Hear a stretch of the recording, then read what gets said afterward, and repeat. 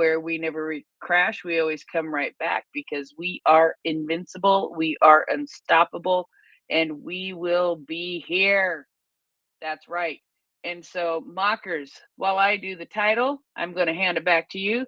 Good morning, mockers. What is booming? Morning, folks. You literally just caught me mid-yawn, by the way. That was ridiculous. Literally, as soon as you said morning mockers, I was like, no, I can't speak. So, anyway, what's been going on? Well, there's been some stuff going on, hasn't there? I don't know if you noticed, but there was a couple of things that exploded yesterday in Crimea. Just one or two. And sorry, I'm just chuckling to myself at some of these things that I'm looking at. So, we know that there was a massive fire at one location last night in Crimea. And, well, let's put it this way. If they took out Russia's space tracking and communication center in occupied Crimea at, it begins with a V, not really sure exactly where it was, somewhere in Pretoria. Sorry.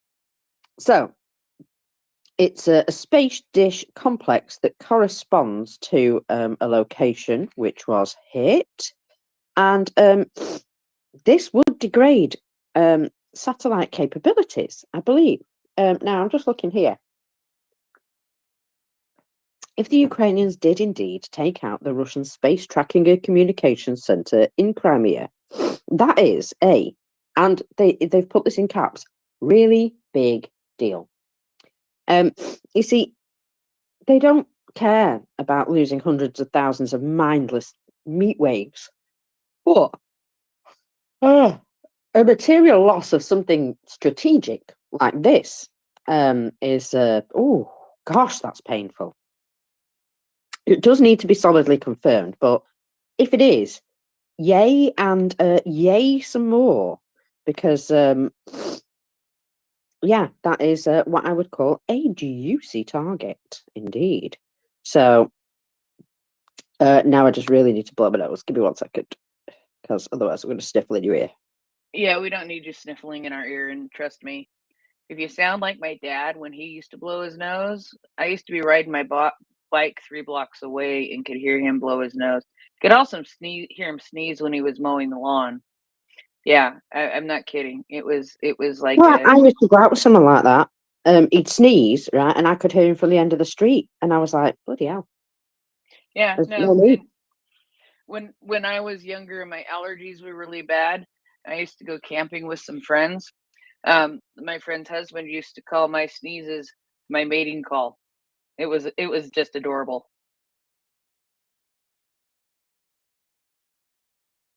Sounds lovely.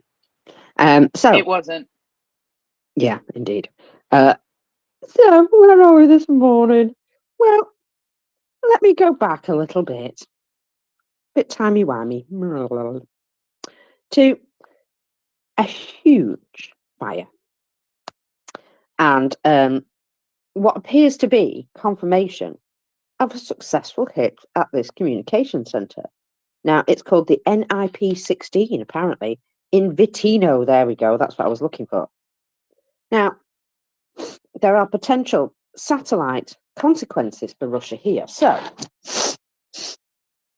excuse me, let's go through a few of them. Disruptions in... Sorry. Disruptions in satellite communications and tracking of space objects. I wonder if they could have a probability of having difficulties controlling and monitoring their own satellite. So, certainly from this station, if it's not currently standing. Difficulties in military operations, you see, targeting,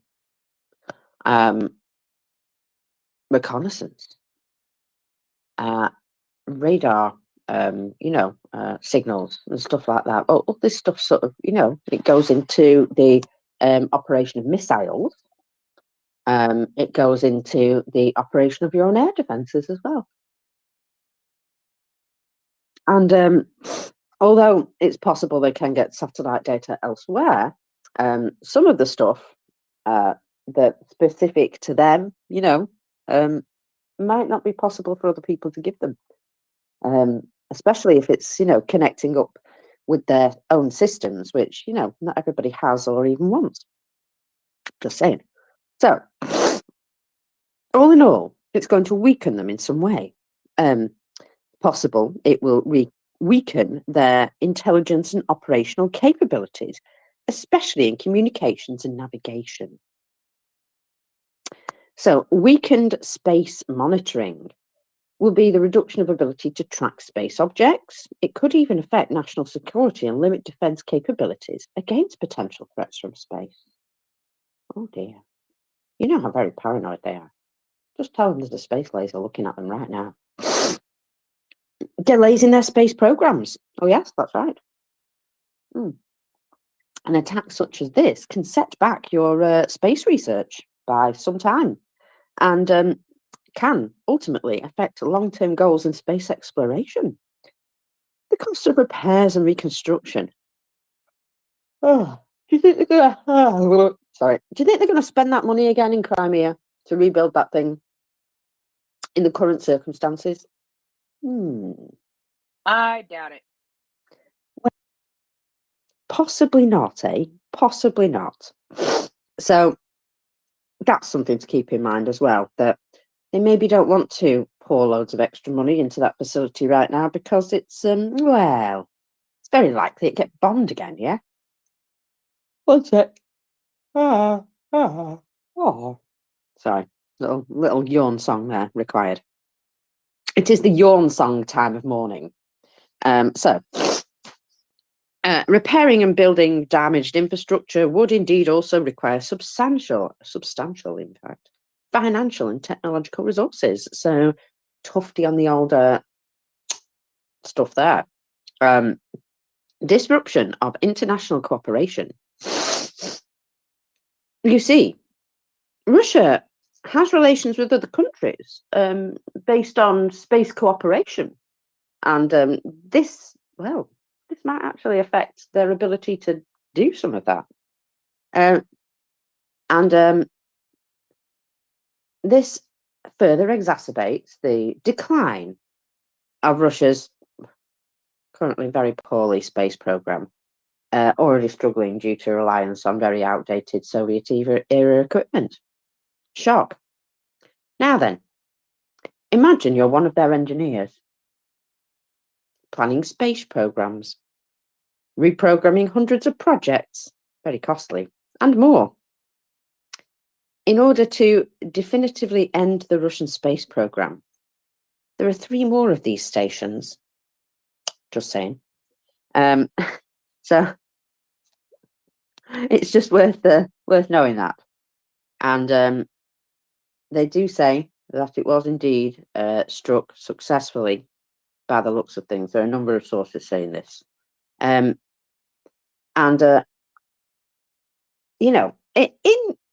in some cases where you had something like this, a facility like this, say it was in the US, facility like this. Well, for starters, it'd be very well protected if it was in the US for, the short. And also, they would have a backup, so if the main was taken down for maintenance or any other reason, there'd be a backup system that did exactly the same job. Because we do that stuff. Contingency, redundancy.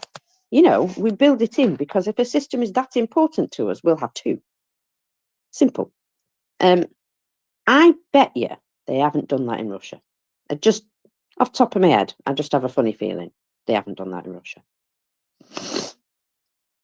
Now, what did I also notice as well? That yesterday there was explosions all over Crimea. In fact, some of which were during the day when all the beachgoers were out.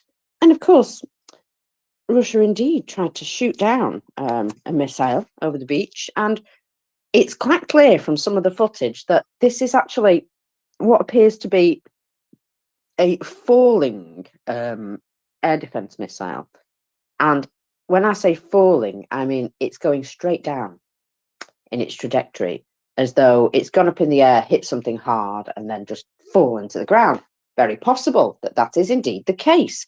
But that's what fell on the beach. So, yeah, of course, it's all, I don't know, the Anglo-Saxons' fault or something. I'm quite happy to take it on. So, there was indeed multiple bavovna all over Crimea yesterday. And guess what? There were some messages that came up on Telegram channels. And you know what, Prince? I noticed something quite distinct. They know where their borders are. They know, after all. You know They how I know know? that? That is amazing. Well, because they said, we need to leave Crimea and go to Russia. Oh, so you know Crimea's not in Russia. Funny that, isn't it? It's amazing how they That's an figure out on the amazing borders are. revelation. Do you think that they should say that? They should say that about we should leave Kherson and go to Russia. Well, yeah, I'm kind of waiting for the rest of them to catch up with this because, yeah, you're absolutely right. They were indeed. Do you remember in the Belgorod region? They're shooting over our border. Oh, I'm sorry. Did you just remember where your border was? Funny that. I thought your borders didn't end anywhere. So you know, it's what do you call it? Ironic. Ironic that they suddenly know where their borders are. Let's go with that. Yeah, we need to get out of Crimea. And the message, you know, we need to go home. Somebody said, "Go home, get out of Crimea," and the answer was, "But they F us there as well in Russia." In other words, they're hitting us with missiles everywhere. What to do? Well, you know, you could always like stop warring against your neighbour, and you know, also stop maybe having family holidays in the middle of a war zone. Here we go. I finally found it. We're leaving for Russia today. We have had enough. So where were you? So there was a couple of these, but this is one in particular where somebody says, "I already doubt that Sevastopol is part of Russia after what we've had to experience." Oh, by the way, there's that victim card. After what we've had to experience here. Oh, we've been put through it. Well, I tell you what, they're not very quick on the uptake, but they finally get to understand that if they, you know, illegally occupy somebody else's land, sooner or later they're coming back for it. And they still don't entirely understand because Crimea was indeed part of the Crimean Republic for the Crimean with Tartars. They had their own parliament and administration at some point, and they worked closely with, you know, as part of Ukraine. They were sort of a, you know, a part of the whole, but they had their own distinct and obvious culture and nature. And that was kind of how it went, you know. They had some autonomy over themselves with regards to local issues and all that sort of stuff, which most governments do anyway, don't they? Most local governments. But yeah, basically, if everybody had their own, Crimean Tatars, believe it or not, are the people who belong in Crimea. So, also, yeah, Ukrainians. So, while the bridge is still standing, I actually think it's a great idea to carry out all these strikes. Let these people go home and understand that coming back into a war zone, and you're hot micing on me, Chuckle, because I can hear you laughing. Sorry. Mm-hmm. Let them understand that coming into a war zone for sunbathing is a bad idea because you might get a little bit more of a tan than you expected, you know, especially with shrapnel falling on the beach. Now, as well as all the excitement in Dagestan, and I'll get to that eventually. It's an internal problem, that, but it's fun to watch, I must say. Putin's a bit sad. We know he's a bit sad, but he's a bit sad as well, with like bottom lip. He brought out his inflatable bottom lip yesterday, and his "don't worry, we can do everything by ourselves" sort of attitude, which I thought was just really funny. We will provide ourselves with everything we need. Now then, considering what we've talked about earlier, labour shortages, shortage of medicine, shortage of food products. I mean, basic food products, logistical issues, things disappearing out of shops. They can provide themselves with everything they need, of course, apart from iPhones and, latest technology and food that doesn't give you botulism, apparently. Yeah, I know. Apart from those things. So, remember December 2023, where they were having a major egg problem, and it was quite funny. Well, it was discovered at that point that they import all of their hatching eggs to make new chickens and roosters in order to lay the eggs.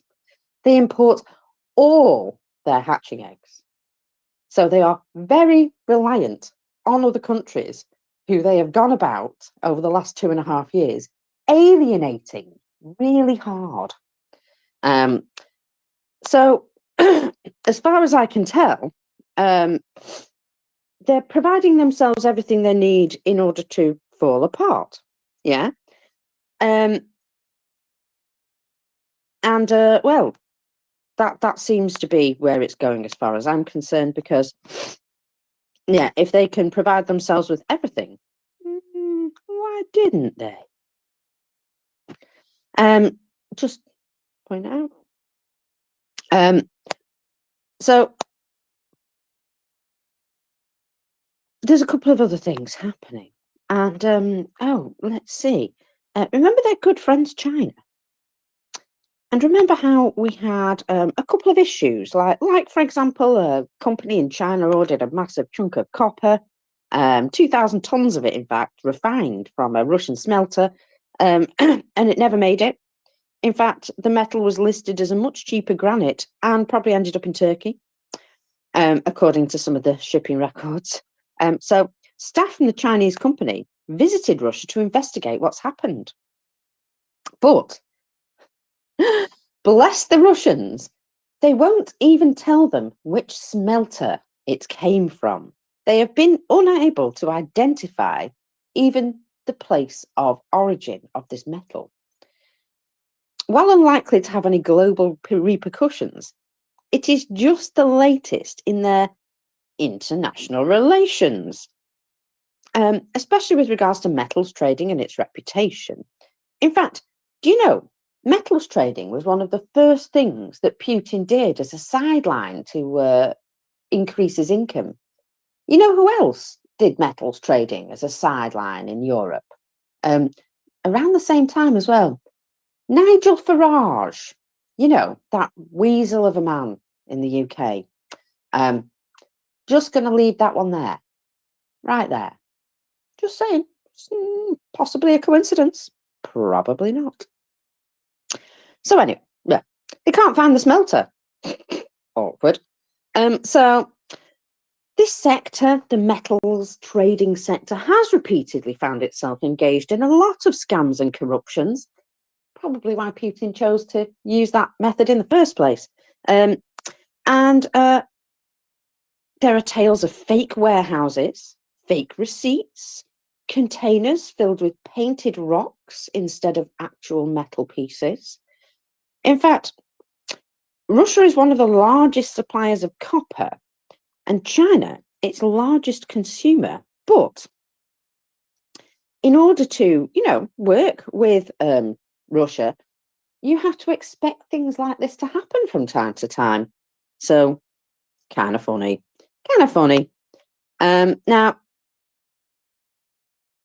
we did say that China are their good friends, aren't they? And this is how they treat one another. Well, oh dear, another bank from China has decided now that they're going to stop trading, and they don't want the yuan to be dragged down. So the Bank of China will stop processing payments in yuan from Russian banks on the US sanctions list as of June the 24th. That's not very long, is it? That's like today. Oh, yes, that's today. So, as you can see, they're not messing about. And it does sound like China could maybe now screw Russia out of a ton of oil, with promises of payment. But how can we pay you? The banks just can't facilitate it. We'll think of something. Meanwhile, thanks for the oil. And somebody said here, Russia must be shitting bricks, as in bricks, as in, yeah, yeah. I just thought that was particularly funny. I was like, ha, you're so amusing. So let's see. Well, maybe Russia can rely on somebody else, yeah? Maybe. Let me see. The Bank of, hang on 1 second, Kyrgyzstan has now refused to do any payments or service MIA cards. This is another bank fearing secondary sanctions of some type. And Kyrgyzstan, well, let's just say this bank, it's called Bakai Bank, have probably been facilitating an awful lot of this under the table trade that's been going through Kyrgyzstan. And suddenly they find themselves in a position where they can't really do that anymore. And I wonder if these sudden massive amounts of additional trade going through Kyrgyzstan might just start to taper off. Because, well, it's almost like the options, all the doors are being closed. Before, there was lots of options to circumvent, and it looks as though one by one, those routes are sort of being blocked off. And this looks like that might be one of them. I don't know about you guys, but bricks, it's working really, really well for the Russians there, isn't it? Yeah? No, absolutely not. Now then, oh my goodness, I have just stuff, because there was a lot went on yesterday, ever so slightly. In fact, so much I could barely keep up at one point. So quite, shall we say, exciting times. They got into a scuff, didn't they? They got into a bit of a scuff in Dagestan, and after this, what appears to be pretty much a local attack by local leaders or something to do with the local leaders' families. They seem to have had a falling out with the powers that be, perhaps. Mainly because they were carrying out some sort of terrorist attack on Christians and Jewish people in the area. That seems to have been sort of part of the crux of the matter. Fun times. I mean, Dagestan is a particularly, shall we say, excitable place for this sort of unhappy race relations. There we go. Have I managed to say that without upsetting anybody? Let's hope. I hope so. Yeah, I know. Please. You've got to be kind of careful how you word these things, but basically, Yeah. they dislike everybody who's not Muslim for some reason. You know what? Okay, so I'm just going to tell you that. Yeah. Yeah. I'm going to tell you this, right? I have a friend who wrote a book, and the title of the book I absolutely love, and that was actually another friend who came up with the title of the book, and it was called "I Hate Everybody and Other Atrocious Lies." Well, indeed, I like that. So, of course, they went ahead and blamed Ukraine. Then they blamed NATO. For some reason, at some point, they blamed the British, and I was like, yes, blame us, because that's even funnier. That one tapered off though, and I was quite upset because I wanted that one to have more legs. To be fair, because Russians don't do anything within their own country. Now, what I found very funny was that narrative was only coming out of Duma people, basically. Oh, it's got to be the Ukrainians. Oh, it's got to be the NATO forces infiltrating us. I'd just like to ask, how bad are your intelligence services if NATO forces are in Dagestan causing trouble? Especially when they appear to be related. Oh, they're the sons of one of your local leaders, or at least two of them were. Were. We say that because two of them are now dead. And the father got himself arrested. But something was definitely going on, because as they came to arrest him, the police were attacked at his location. I was told where they were pushing it from his house. They shot at the car that he was in. So it seems as though they were putting him in a car, and some people come along and tried to rescue him. Now, I don't know all the fallout of that, but I do know that sounds very much like an internal affair to me. So I basically feel as though what kicked that off is that there's local tensions, yes.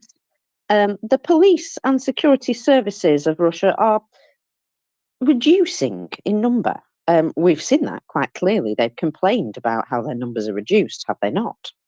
And well, more of these local issues are just going to boil over because there's not the same level of control coming from Russia anymore.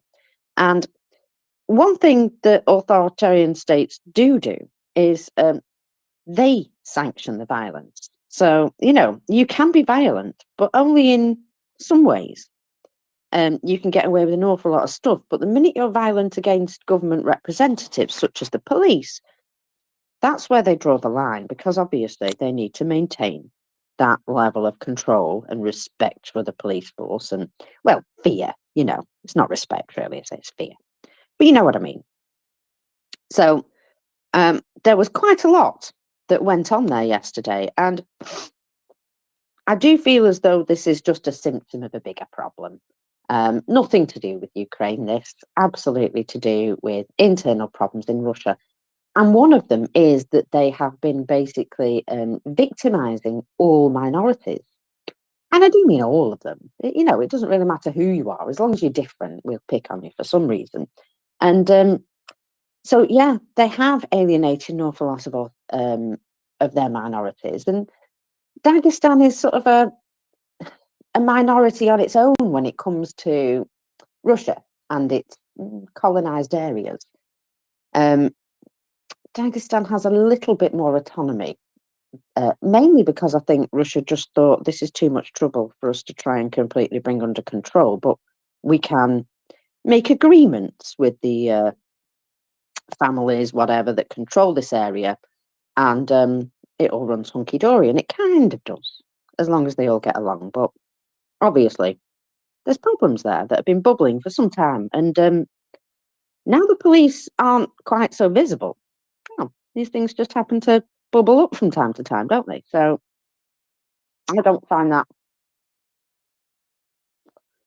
particularly interesting in the context of Ukraine, but certainly interesting that they're having internal strife. And it's not getting any better, is it? If anything, that was quite dramatic yesterday. Seems to have been organised in two quite separate locations. I wonder if they were thinking, along the lines of, if we get the police involved here and here, they can't come and attack us both. You know what I mean? Or they can't protect both. Anyway, all of it appears to be over by the morning. There is something that I never found out if the 40 hostages got out. And that's kind of something that I was like, it seems as though they've just forgotten about those guys, doesn't it? So, no real news as to whether the hostages got out, which suggests to me that perhaps they didn't. So the shooting finally stopped. Now, the police forces announced that 6 of the militants were killed.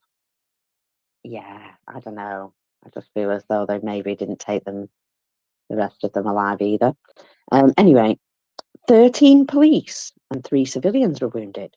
Now, that's different to the 20 odd that were wounded earlier, by the way.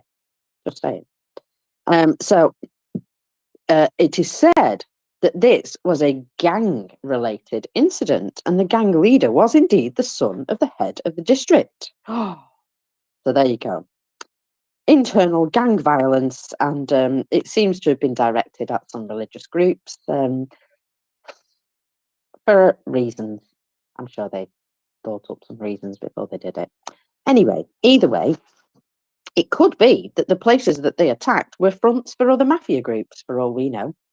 So, let's remember that sometimes not everything is as it seems in Russia. And yeah, so just something to keep in mind. Now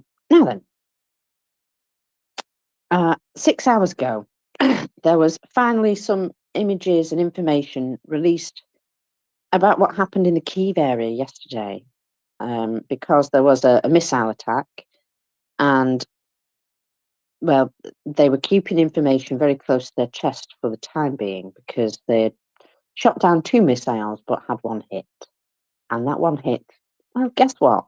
It landed in a residential area. Yes, that's right, a village of Obukiv.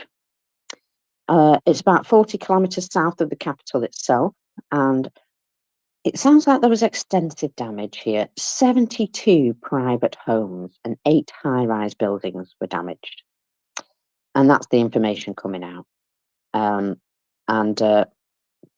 There's a video of somebody walking through their home where basically everything is imploded inwards, through the windows. So there's glass everywhere. The ceiling is all cracked and crumbling as though, the structural damage.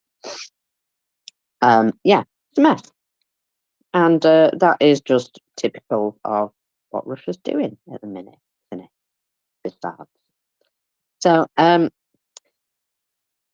satellite images, however, did confirm yesterday that Ukraine might have them back. So, probably attackers were used to hit Vitino, and 2 fires were noted near near Russia's 40th Separate Command and Measuring Complex.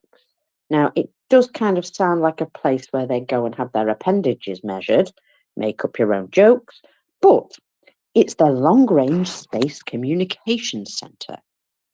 Now, a local Telegram channel said that marine drones were also seen in the area and destroyed. So, I think there's more news to come out of there. I just feel like there might be a bit more news coming. So, in Rostov, industrial enterprise, they like to call them that, don't they, was damaged during a drone attack as well. Now, there is a video recording of air raid sirens, and Russia claims in the Rostov area they stopped 3 UAVs, but guess what? Debris is said to have caused damage. They've not specified the type of damage. They've said there are no injuries.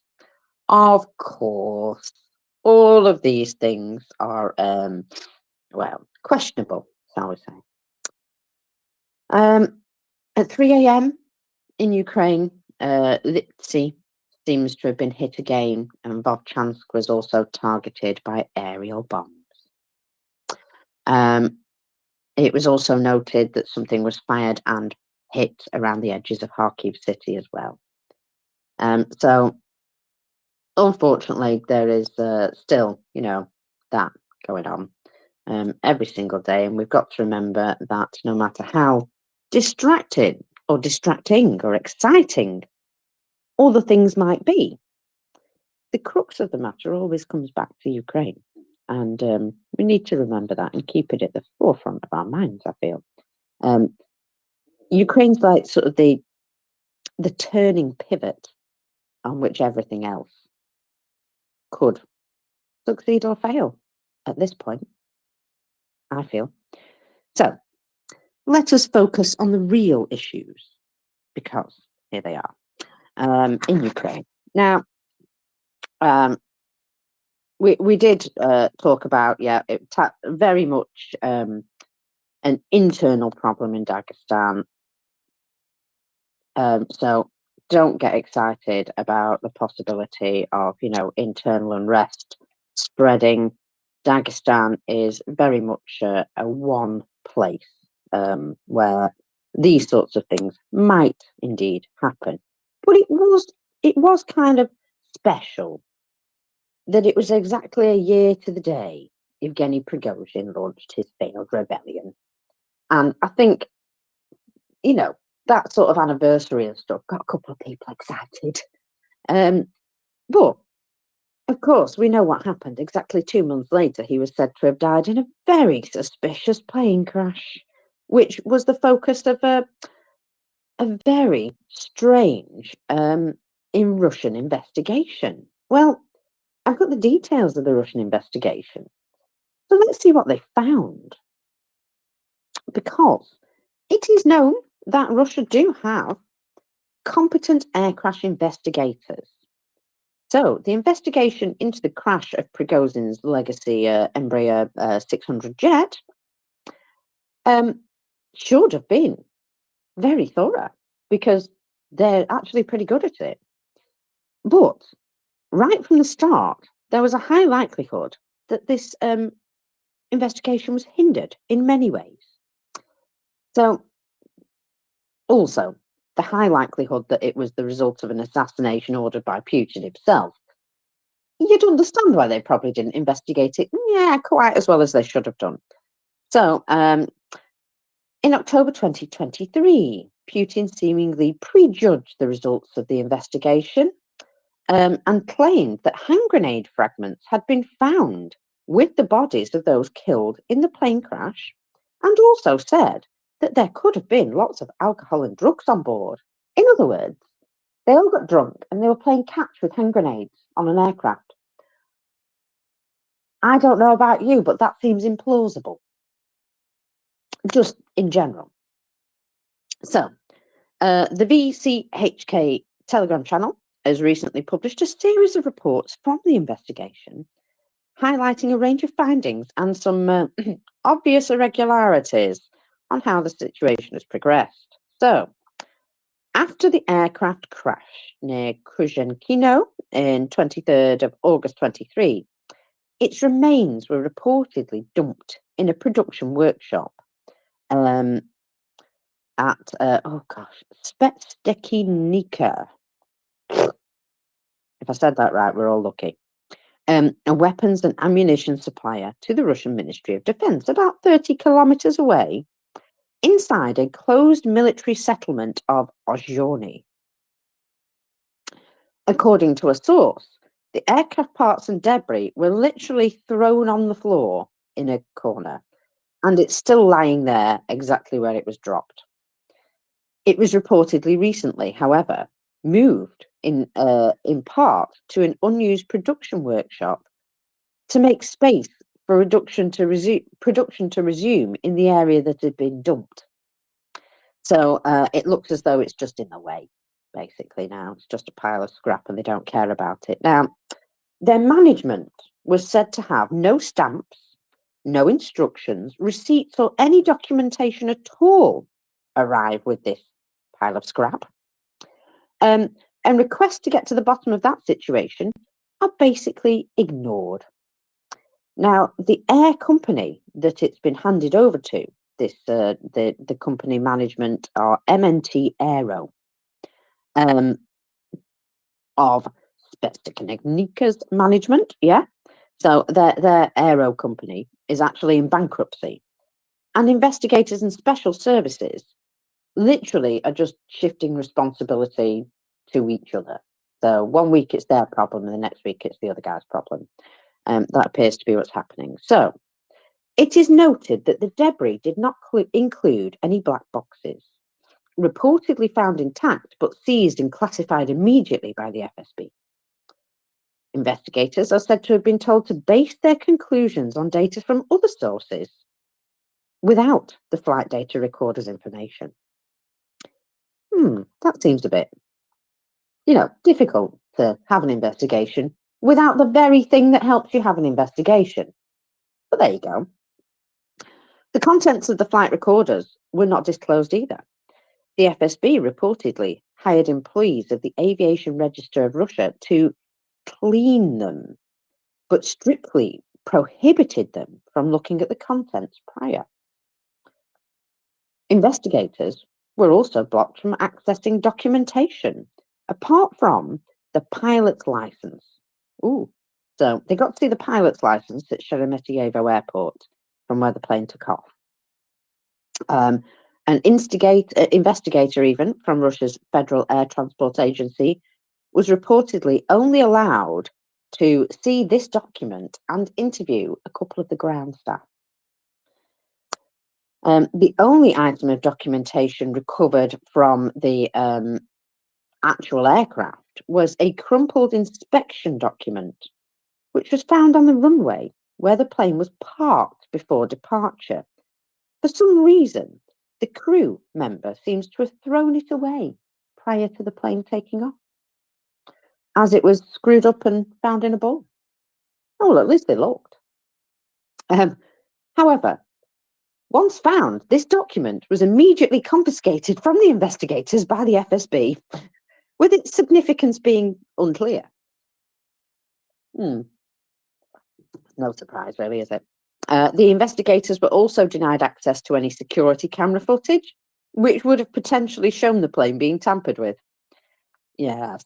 It's also found that a 90% probability that the plane was also subjected to some sort of electronic jamming before and during the crash sequence, as no calls for help were received at all from the pilots before it hit the ground. In other words, somebody blocked their communication, so they wouldn't have been able to shout for help. How rude. The wives of several of the bodyguards on board the plane were talking with their husbands before the crash. They literally were on the phone with them when suddenly their phone connections simultaneously failed prior to the explosion that brought the plane down, some minutes prior as well. The explosion happened well before any footage was recorded showing the plane flying out of the sky. And it wasn't said to be a large explosion, small but powerful enough to cause the aircraft to have a catastrophic failure. And a debris trail of nearly 6 kilometers long was left on the ground as it slowly disintegrated and fell. Now, according to the experts, it continued to fly on for 3.5 kilometers after the explosion, which is why the debris is so widely spread. And then, at that point, the aircraft's overloaded keel beam failed and a wing dropped off, which is a bit of a problem for an aircraft, I would say. Now, it travelled another 2 kilometers just under inertia before striking the ground and bursting into beautiful orange flames. The pilots were still found in their seats, reportedly undamaged by the explosion. They are believed to have remained conscious throughout the entire fall and were doing their best to try and save the aircraft from what can be determined. There was no drugs, no alcohol, or grenade fragments found on any of the passengers' bodies. However, given that Putin specifically stated this theory, no other conclusion will be drawn to contradict it. Notably, the investigative commission is headed by Rossavizia employee Valery Luchinin, who was part of the team that investigated the Malaysia Airline Flight 17 that was shot down over Ukraine in 2014. So he's probably well aware of how these things are investigated or not investigated. So, as VCHK puts it, He is known for his participation in the investigation of many high-profile aircraft accidents and finds a way to fit them into the versions specified from his higher-ups. According to the channel, the investigators were told they had two options. One, on a signal from above, taking into account Putin's statement about drugs and grenades, data will be received about what these results should be. Or, and this is most likely because it's very difficult to explain away Putin's theory. In fact, Putin's theory is a bit laughable. They were playing catch with a grenade, a live grenade, while drunk on an aircraft. Doesn't seem that plausible, does it? But they don't want to contradict him, so the best thing to do is item number 2 on the list. All materials are classified forever. And that seems to work for them because, most of the actual sources of any real information have been classified. So that's how they deal with anything embarrassing or incriminating or anything like that. It just gets immediately classified and then nobody needs to worry about it. Looks like the FSB have pretty much locked it in a box or wiped the information. So, yeah, that's how investigations are done in Russia, apparently. I bet you Genesis Man does investigations slightly differently for his fires and stuff. I now need a drink desperately. Bet he does. What are you, dry as Ganji's flip-flop? Gandhi's flip-flop. Ganji. That was quite the little, A Freudian slip there, my darling. yeah. Oh my goodness. We do have a hand. We do. Go ahead, Nafozizo. Yeah, thank you. This is I yesterday told the same thing. Wait, sorry, I need to open something and then I can talk. Yeah, yesterday I was on actually on VK, the Russian social media website, and I made an account and I got and I told them about the Russian soldier killing each other on the battlefield when the Russian soldier was wounded.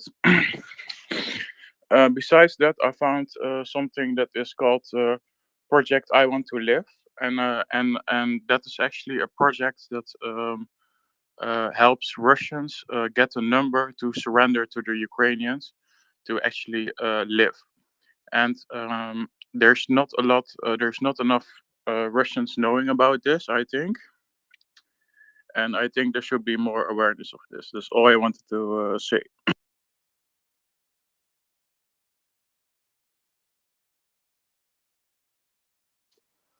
Tell me your main point again, because my brain just left me. Okay, well, there is a project. It's called Project Oh, I the Want I to Want Live. to It's a Live project project. from Yes, yeah. Well, yes, yeah. exactly. They have had quite a number of people surrender to this now. 300, I believe, is the current count, or more. And these are usually people who contact them prior to going to the war, keep in contact while they're sent to war, and then find a way to extricate themselves. It's not often that the contacts are directly from the battle, mainly because those guys have their phones taken off them. So they're still giving them opportunities. They're providing them with leaflets and opportunity to surrender, but they won't probably have the same ability to contact the hotline, as it were. But the website, I believe, and the hotline have been contacted by people asking about surrendering to Ukraine. Approximately 35,000 times, I think, or something like that, which goes to show that it is garnering some attention. Caesar? Yeah. That's true. But I think there's not enough attention to the matter because a lot of Russians didn't know about this. I have the feeling, and also I checked out their YouTube channel. It has only like 14,000 views. And yesterday I watched a video about a YouTube channel I watch. It's an American soldier.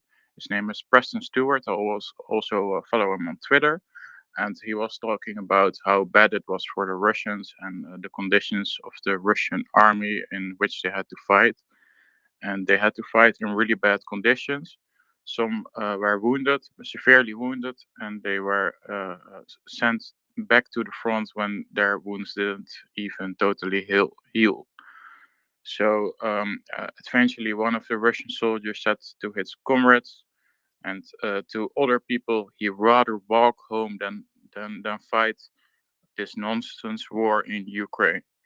And this is showing me that not enough Russians know about this project, because if more Russians know about this project, there would be more people voluntarily surrendering. I'm 100% sure of this. So I think there should be more awareness to this. With that said, yesterday I was on VK, the Russian social media website, and I was actually as I just told, countering their propaganda with real videos they couldn't say was fake. It worked out. I got hundreds of reactions, and after that, I sent them a message with how to surrender and with why they shouldn't go to the battlefield. And it worked for 2 days. Then I got blocked. Then I made a new account, and then I got blocked again.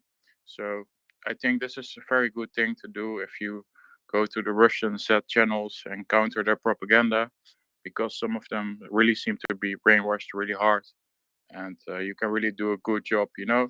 If these people might believe in that evil propaganda still, but when they're sent to the front and everything turns out to be true, what from the opposite side, and they know they can surrender, maybe you can save a life with that. So it's really worth to think about.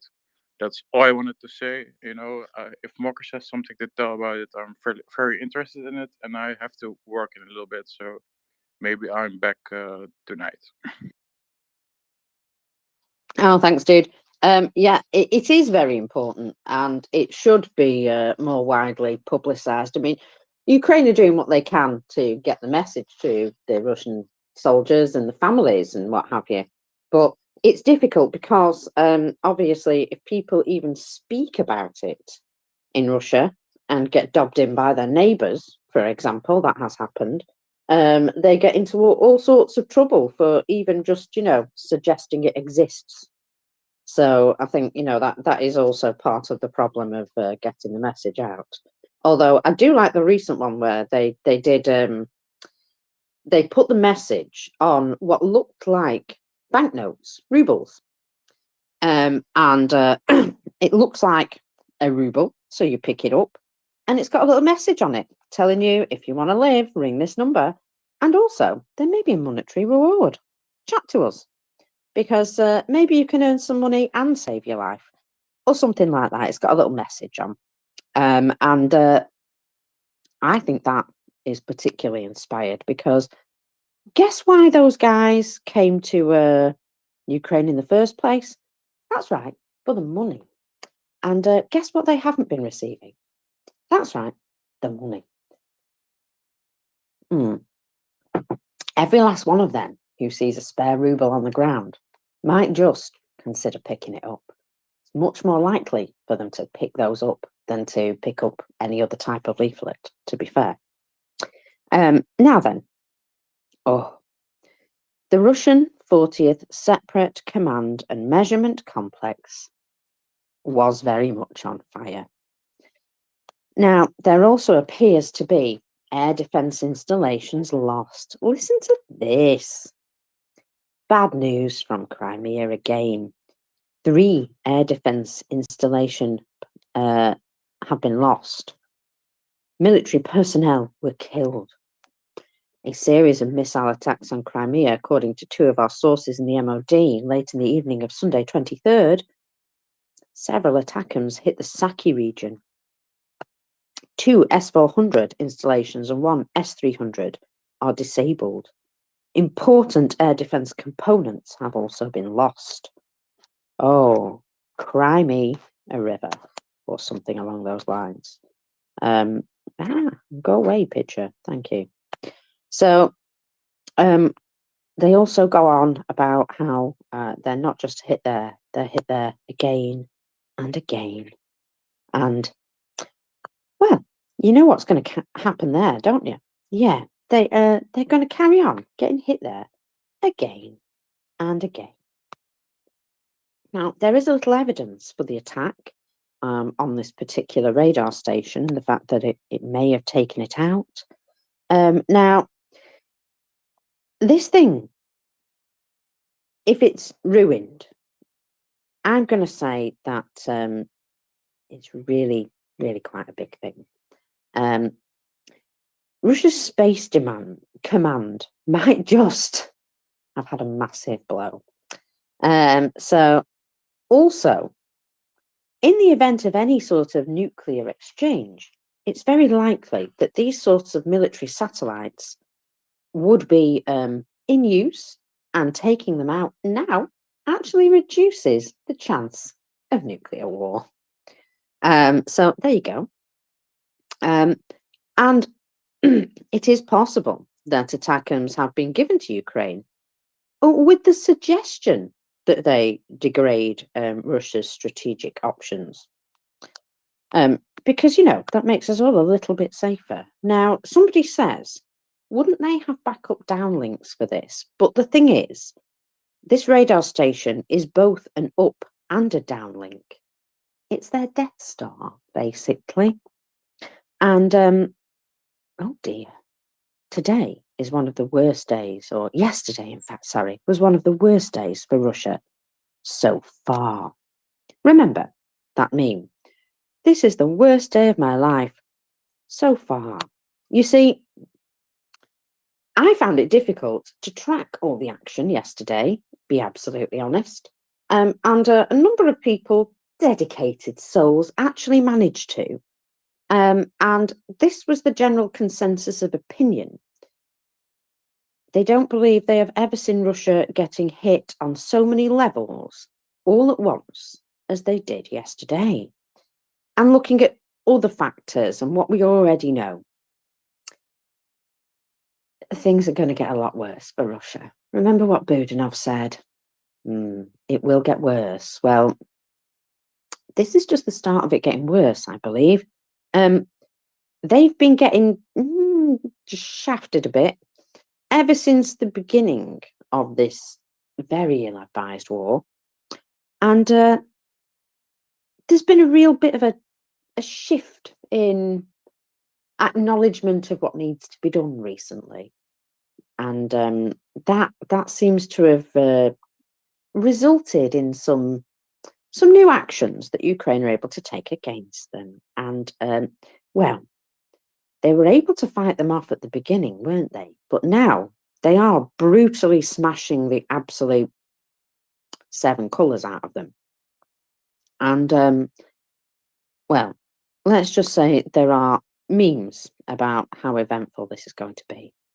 And I'd just say that when he's going to North Korea and China and Vietnam on some sort of little begging mission, and then he comes home and he announces very, confidently that we supply everything we need. We don't need to rely on everybody else. That tells me that none of those meetings went the way he wanted them to. But he did get thoroughly embarrassed for his trouble, didn't he? Just, I kind of love it. Kind of love it that this massive authority, this authoritarian who's been feared and treated with reverence and deference by everybody for years, and he now just looks like a little man with not a lot of power anymore. Now, when I say not a lot of power, I'm not necessarily meaning political, as well as losing all of that, though. The amount of power that they can project on the battlefield, well, let's just say they blew their best stuff a long time ago. And unless they're frantically building something, some sort of wonder wafer, which they keep saying, just wait till we get started. Just wait till we, guys, do you have anything back there that we can work with? What's heading now towards the front are they're called 2S1s. So this is one of the oldest and least wanted artillery pieces of the war, and they are now being shipped to the Northern Front. So the 2S1s have been spotted on a train heading towards the Northern Front, and this is the last system that they have in storage in any real numbers. It came out in 1973. It has 0 modern sights and 0 upgrades. It has a 15-kilometre range, which is well within drone capabilities. Now, versus a 155mm of the Ukrainians, which generally has about a 42-kilometre range, it's going to be a very short life for these particular artillery systems, don't you think? And remember, we've been going through their storage areas, or at least friends have been going through their storage areas and looking at what they have or no longer have, Prince. And it's becoming noticeable that, that they're down to, they're down to the stuff that they don't really want to have to use anymore, as far as I can tell. And, I find that ever so slightly satisfying. This country who had more than everybody else, who were so powerful due to their legacy, they've peed that legacy up the wall. They've frittered away their opportunities and their chances to do anything with it. Thank goodness they have, but it's taken too many Ukrainian lives to get there, I'll be honest. It does show that they only ever really plan short term or massively long term. The bit in the middle gets completely missed out. And that's the bit where consequences of your actions happen. And they never plan for the consequences of their actions because they never plan that anybody else has a say. Isn't it weird that they don't understand that your enemy always has a say at the same time as you? And I think this is part of the problem of their complete underestimation of the Ukrainian fight back. That they just totally thought that in their minds that Ukraine would just come back to them. They'd just ask and it would just come back. But they'd ask with tanks, and massive aerial and artillery bombardments because, well, they never come with good intentions, do they? Amazing how they thought that would make people like them. Weird. So, anyway. So, we have been looking at the Russian arsenal, excuse me, and storage sites, various storage sites. We've been through IFVs, we've been through tanks. What about storage of rockets and missiles and ammunition and explosive materials? Well, we've noticed a few of these sorts of places spontaneously combusting recently. I'm sure there's nothing behind that. I'm sure it's just accidental. One sec.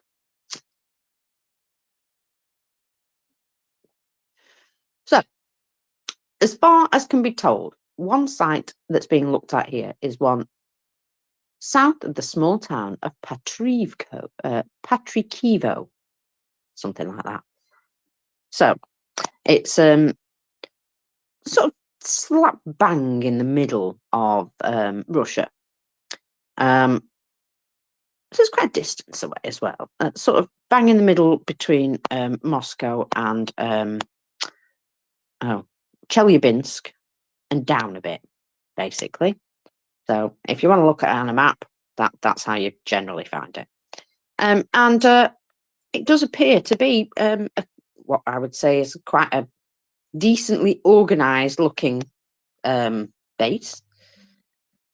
And it doesn't appear to have been depleted or anything like that.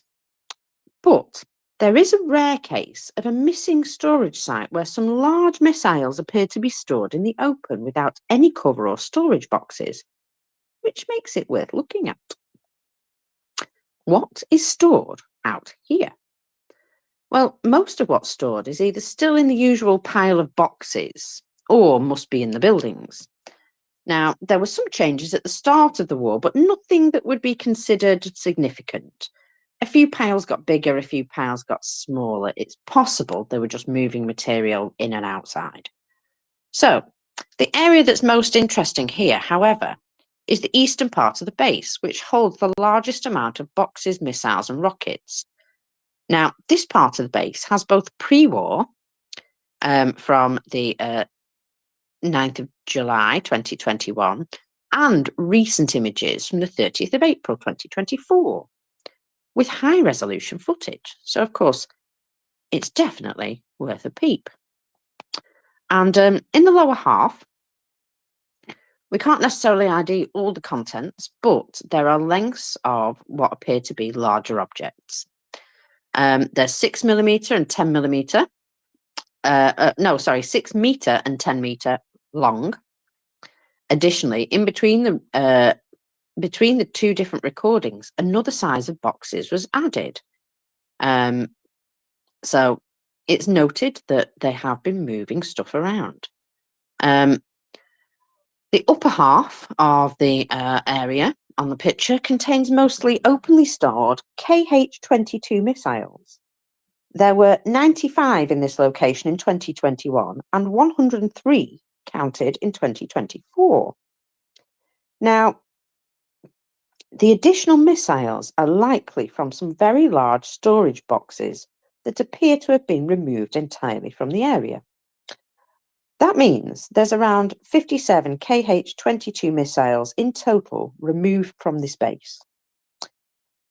The smaller objects on the pictures of around 5 meters long have not been touched. There is also another type of missile clearly identifiable in the 2024 footage, and these appear to be just 2 KSR-2 or AS-5 Kelt missiles. And there is also a KH-22 without wings noted. Now, I'm not sort of,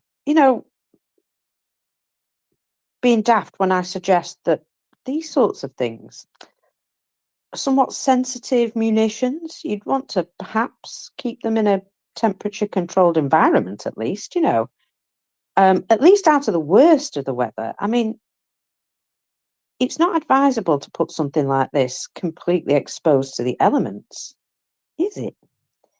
Now, it seems that the Russians understand this too, because that would suggest why they only ever seem to have removed the ones that were in boxes that were stored at this location, because maybe some of them were still okay. All the ones that have been stored in the open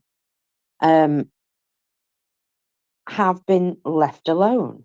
In fact, if anything, they've even had some of them added to. So the storage boxes have gone, and a small amount of what was in the storage boxes appears to have been left behind, and then whatever was good was taken away. So this appears to be a storage site of dodgy stuff that's been left outside for a long time and nobody wants to touch it. And I probably don't blame them either. In fact, for some reason, they think North Korean ammunition is more up to date. So that tells you something, doesn't it? That they'd rather use ammunition from North Korea than rely on their own stuff. And probably just because of how they stored it. So there is still plenty to discover in the depth of Russia's storage sites. So there will be many more threads on this from, the group. I think there's Waffenträger, HIMARS, John P, somebody called Athene, and Hizo J. There you go. Also, there is a special note to a guy called Archer83 Able, posting the files with almost all the Russian military locations on Google Earth Pro. Without this, finding and analysing the storage sites would have been much more difficult for the team here. There are also some pictures of the stored missile types, the KH-22. Now, this is an air-launched cruise missile and usually has a folded wing system, which pops out. And this is how they've been able to identify them, because there's a shadow, obviously, on the missile. Now, this system is quite ancient, but it was developed in the 50s. But KH-22s have continued to be used by Russia, and most likely have been used to hit Ukrainian civilian targets. Even if they had chosen military targets, which is unlikely for the Russians, the design is terribly inaccurate in a land attack role. But the warhead is large, 1,000 kilograms, and the speed of the flight profile makes it hard to intercept. So to use it against Ukraine is, to destroy large residential chunks or large power site plants and stuff like that. Well, that works out for them, because it doesn't really matter if you're accurate when you're hitting something so big. So even using this type of missile, however, has become more scarce. And it's not clear whether this is because they're running out of usable missiles, or because there was a Tu-22M3 doing that mission that was shot down on the 19th of April. There were two other boxes that were noted to be at the missile site, storage site. They were still there in 2023. Again, it's unlikely that anything in this box is usable. So basically, only those that have been left out in the open remain, it would appear.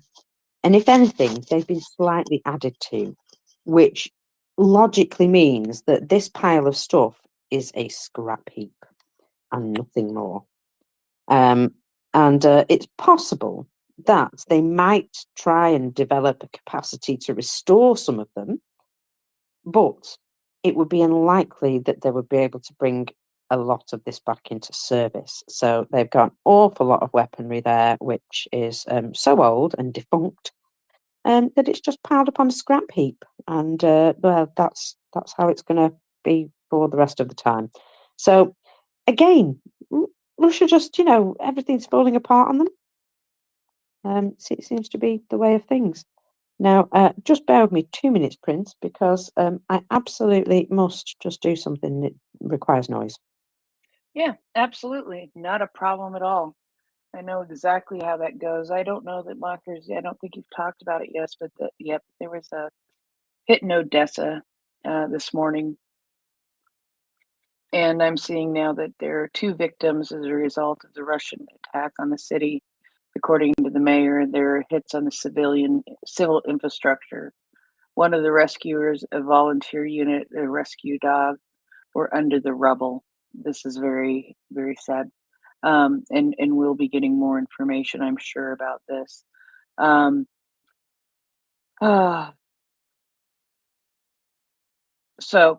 Excuse me. They rescued a dog that was under the rubble. Um, Sorry, I read that wrong. My apologies. But I don't know the condition of those victims at all. But if you are looking around on Twitter at all, you will be able to see that there are some images that have already been put out by the police that have shown some photos already. That there is a building that is sort of blurred out. I can still, tell that it's a building. I suppose if you knew the area well, you'd be able to tell which building it is. But lots of very thick black smoke coming out of that. And so we're waiting to hear more about what happened there. Um, I have seen from people in Crimea that, or excuse me, from people in Odessa that from where they are able to um, see the results of the attack. In the photo, there, then else also I've seen some photos of some damage that was done to an educational institution that was shelled by the Russian Federation yesterday. And fortunately, of course, it was Sunday and there were no kids at school. So yeah, it's the explosions in Odessa definitely do not look good, but we will see. Time will tell. I'm seeing a beautiful, beautiful. I'm going to retweet this again right now. Beautiful, beautiful video of the destruction of a command post of the motorized rifle regiment in Belgorod region yesterday, and this is as a result of combat work, and the explosions recorded, and the target was obviously very successfully hit. Um, so those are some of the things that I'm seeing this morning. As far as the Black Sea is concerned, let's see here. What does it say? There's one enemy ship, which is a carrier of Caliber cruise missiles. Um, Missiles are missing, is what it says. That's a sort of odd one. In the Azov Sea, there are 6 enemy ships, 2 of which are carriers of Caliber cruise missiles, with a total volley of up to 16 missiles. There are no enemy ships in the Mediterranean Sea, so there's your naval update. So, yes, we will continue on here. I have a feeling that when Mocker and Will get to talking, they're going to talk a bunch more about the damage that was done on Crimea yesterday. And the communication that has been taken out there is, I think, absolutely key and absolutely wonderful. And I look forward to hearing about that and how screwed Crimea is going to be for some major communication and even some satellite communication to be able to tell what is happening. And that also is going to, I think, mean that their air defense is going to be rather blind, and I'm not they're going to be rather blind as to what may be coming at them, which I think will only help even more. And as somebody else pointed out earlier tonight, maybe the closer we're getting to F-16s, this may be a bit of a shaping operation where we're seeing that things are being taken out so that they won't be able to see where the F-16s are. Joseph Borrell is due to announce today the first tranche of 1.4 billion in profits from Russian frozen assets to Ukraine, according to Politico. The funds will be sent through Germany, Denmark, and the Czech Republic. Um, they they will already make purchases, so that's a good thing. Um, yeah, so those are some of the headlines that I'm seeing. I'm going to remind everybody that we do have a fundraiser going on. We are currently raising for demining operations, and those for demining Ukraine, and we are raising those funds for demining equipment for the State Emergency Services of Ukraine. There, of course, we are a registered 501c3. The things that they are needing some multi tools and hearing protection. Hearing protection is rather important. Of course, the last war will end when the last mine is destroyed. And as we know, there are thousands of acres in Ukraine that are mined and that have mines still in them, and they're all over the place in the deoccupied areas. And so the being able to get these mines out will make things safer. It's not often a day goes by where I don't see some report of a child, a civilian, a farmer being hit by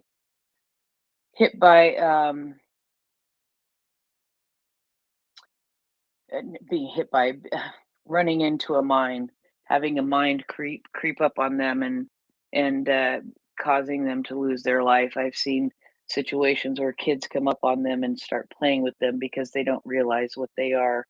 And so that's something that takes lives and it takes limbs and does severe damage to people. So the sooner that we can help to demine Ukraine, the better. One of the things they're asking for, of course, are these multi tools. The multi tool is a Leatherman EOD model, and I have heard from people that they have gone and they have checked these out at stores in their local area, and they are just amazing. They have a lot of specialized tools that they need specifically for EOD, like wire cutters and wire strippers, and a special saw and um, one of those saws I think can be easily replaced. So it's all good stuff. Mockers, go ahead. How are you? Well, I'm good, but what's morale doing? Because well, let me go through some numbers with you first. Let's do this first because I've kept you all waiting long enough, I think. And I've lost them. Oh no, there they are. So, what do we have today? The scores on the doors. Well, we have some high numbers again. We have 1,300 liquidated personnel. That hasn't come down at all, has it? In fact, it's going up. 12 tanks, respectable. 15 armoured personnel vehicles. Again, not unhappy. 51 artillery systems. Get in. That makes me really happy. 51 artillery systems. There were 27 UAVs and 2 cruise missiles shot down yesterday. 56 vehicles and fuel tanks. Again, massive numbers. And another 20 special equipment. Is that again sort of hitting the record? I'm sure 20 is a record, isn't it? So have they hit that again? And yes, it's in the wrong colour, and I'm upset. And well, there's 20 of them, so I'm not that upset actually. But yeah, still bothering me. Still got an eye twitch over it. It's yeah, it's very annoying. So, as you can see, attrition on the battlefield is maintained, and especially those guns. Now, note they have been taking out a lot more artillery systems recently, and there's a reason for that. Remember I said before that they were bringing out these old ones with a shorter range? Well, prior to those ones, they do have some others, but again, they don't have a very long range. In fact, they definitely don't have a 42-kilometer range like the stuff that Ukraine's firing at them. So they're having to move closer and closer in order to throw artillery in the places that they want it. And of course, they come into the arc of Ukrainian fires by doing so. And that's why they're losing so many so fast. Now, also, that can't be doing very much good for the soldiers themselves because they lose the teams that are working on that equipment at the same time. But that doesn't matter, does it? No, because stuff like this is going on. Now, again, remember me saying they're absolutely effing desperate, yeah? As far as I'm concerned, they are in absolute and utter desperation because injured Russian soldiers are reporting they're being sent straight back to fighting without any medical treatment or admission to hospital. Superiors generally respond with the rather unsympathetic, F you and your effing splinters, don't effing pee us off, I'll effing kill you myself. That sounds like a direct quote, obviously with the full swears, and gosh, that's doesn't seem very kind, does it? So, Astra reports on the experience of soldiers from several regiments based in the Nizhny Novgorod region. According to Alexander, a Storm V member This is one of the new Storm battalions, remember? Who is receiving treatment for shrapnel wounds and blast injuries. Commanders have issued a new order banning sick leave. That's just rude. So on Friday, a guy from my company was discharged. I told him, go to the unit and find out. He arrived and he was immediately sent to the Luhansk region. He got to the front line. He is nowhere near combat ready. Everyone has torn ears, shrapnel in their arms and legs. Nobody gets any treatment. People, even with fractures, were sent back. Wow. A leaked order dated the 7th of June 2024 shows instructions on how Storm V, the special contingent, are to be treated. And it states quite clearly, you are to prohibit the sending of personnel from special contingent to the points of permanent deployment to hospitals, with the exception of the frontline zone, as well as on sick leave. So, prohibited from going to hospital or being sent on sick leave. Wow. According to Alexander, although the order only names what they call the special contingent, now even ordinary soldiers are being lumped into Storm V contingents. So they will send you with a plaster cast upon your limb. They say you will undergo rehabilitation within the Luhansk People's Republic. What kind of rehabilitation are we receiving when there are constant arrivals within the area? Astra also published an audio recording published by Alexander of a conversation between a wounded man and what they call a starshina, equivalent to a sergeant major, representing the military command. And the discussion highlights the general tensions between the men and their commanders. So the complaint is, they say we are nobody and there is no way to call us. One man complains, I have received a head wound.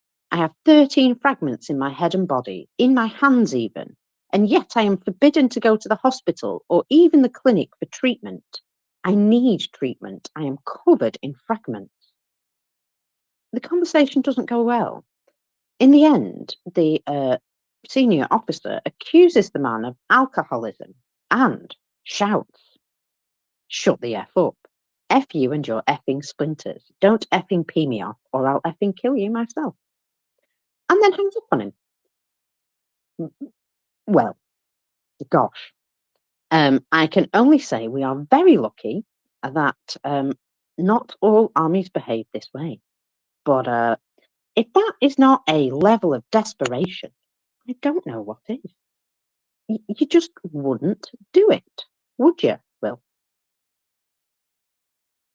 Well, I wouldn't, but I live in a civilized country. That is very true. That's very true. Yeah. So there's just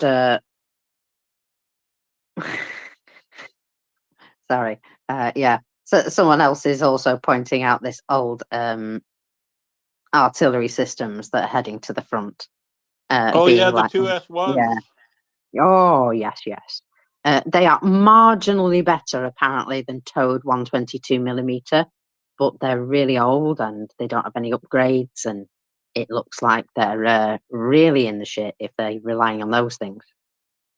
Well, they don't have any guys that know how to probably zero min manually. I think they're used to using the newer electronic kit, so I think they'll probably take some retraining too, or they're not going to have a very fast firing rate. They're going to be, and yeah, those just I don't think those were ever considered good at all, and they're really old, 1970s.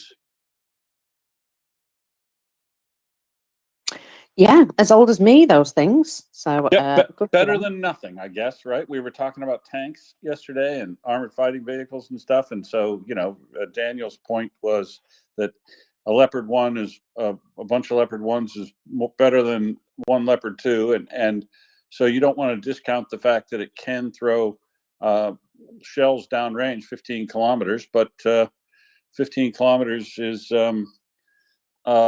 within range of where they normally hunt with drones. So they wouldn't have to. Oftentimes, you see drones getting taken out because they get spotted someplace and they can take a direct line to it, like these, or you catch them hunting targets of opportunity out in the wild. Well, they can hunt these ones down directly because they'll be well within drone range, and yeah, I don't think these won't make a significant difference on the battlefield for Russia, and if they're counting on a whole bunch of these. How many ever they can take out of storage, turning the tide for them. I think they're sadly mistaken.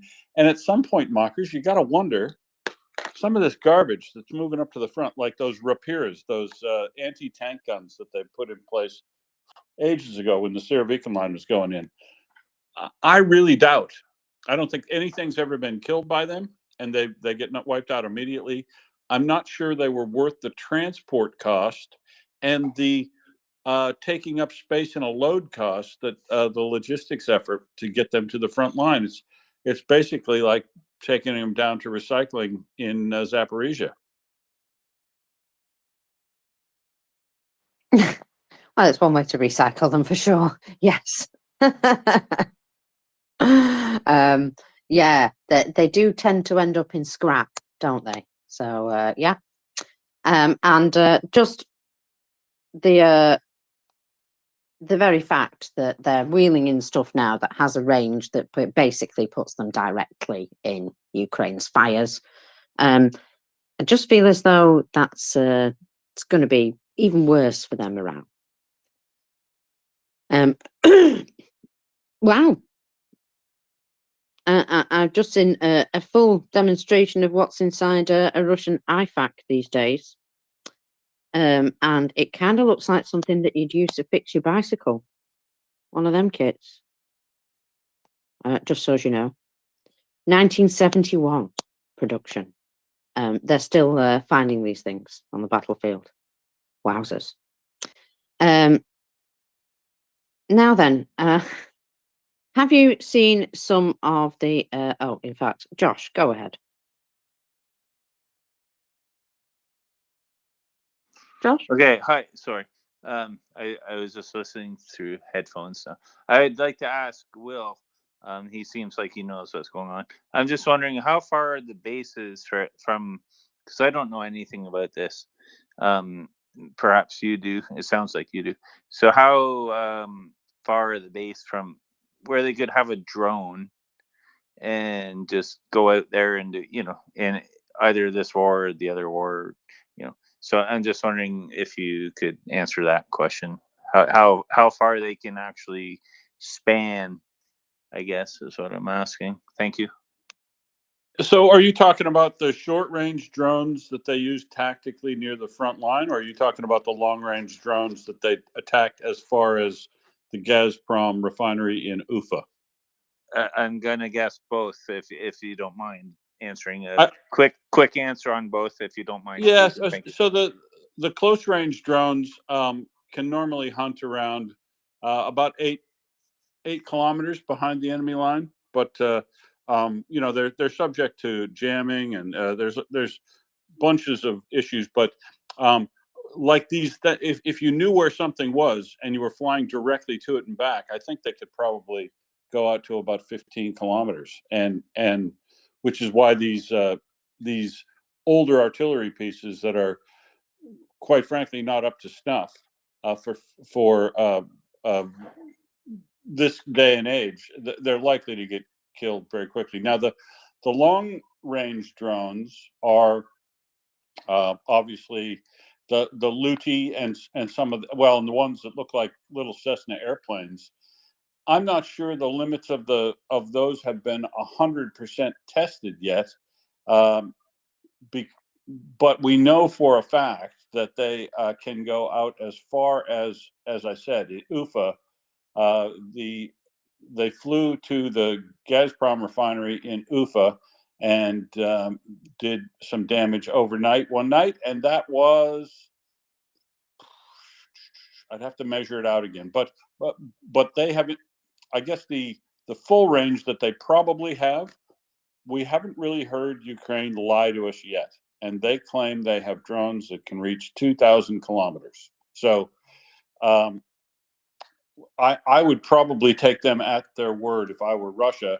But the farthest strike I think we've seen is about 1,200 kilometers out to Ufa. But if you give me a second, I'll measure it out again.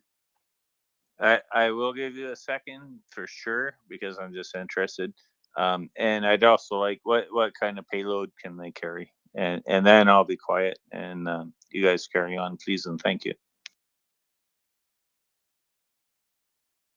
So the size of the payload they can carry in some of the drones really depends on how far they're going. The Luti drones, the V-shaped tail, double boom tail ones carry about a 20 kilogram payload out as far as Ufa, and the really big ones that probably have that same range, maybe 1,200 kilometers, are the ones that are the Cessna plane looking one. They honestly look like a little baby Cessna, and those have flown all the way to the Nevzhnekimsk refinery and Yelabuga drone factory, and those look like they carry probably somewhere in the range of 250 kilograms of explosive and shrapnel forming stuff. So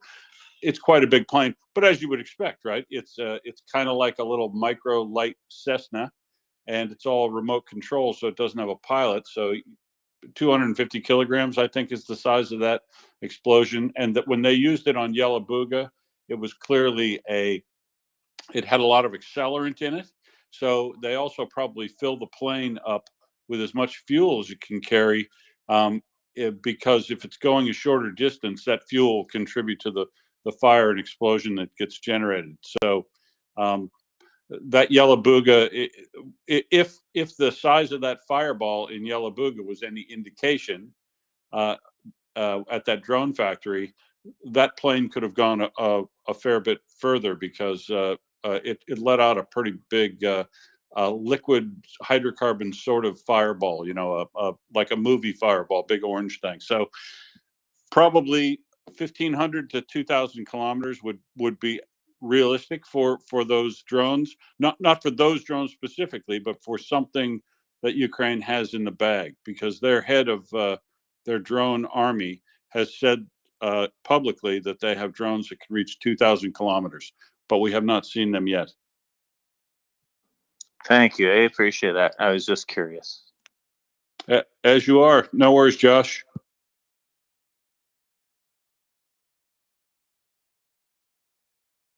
So we've got a few things to go through, Will, because I don't know if you noticed, but quite a few things seemed to happen yesterday.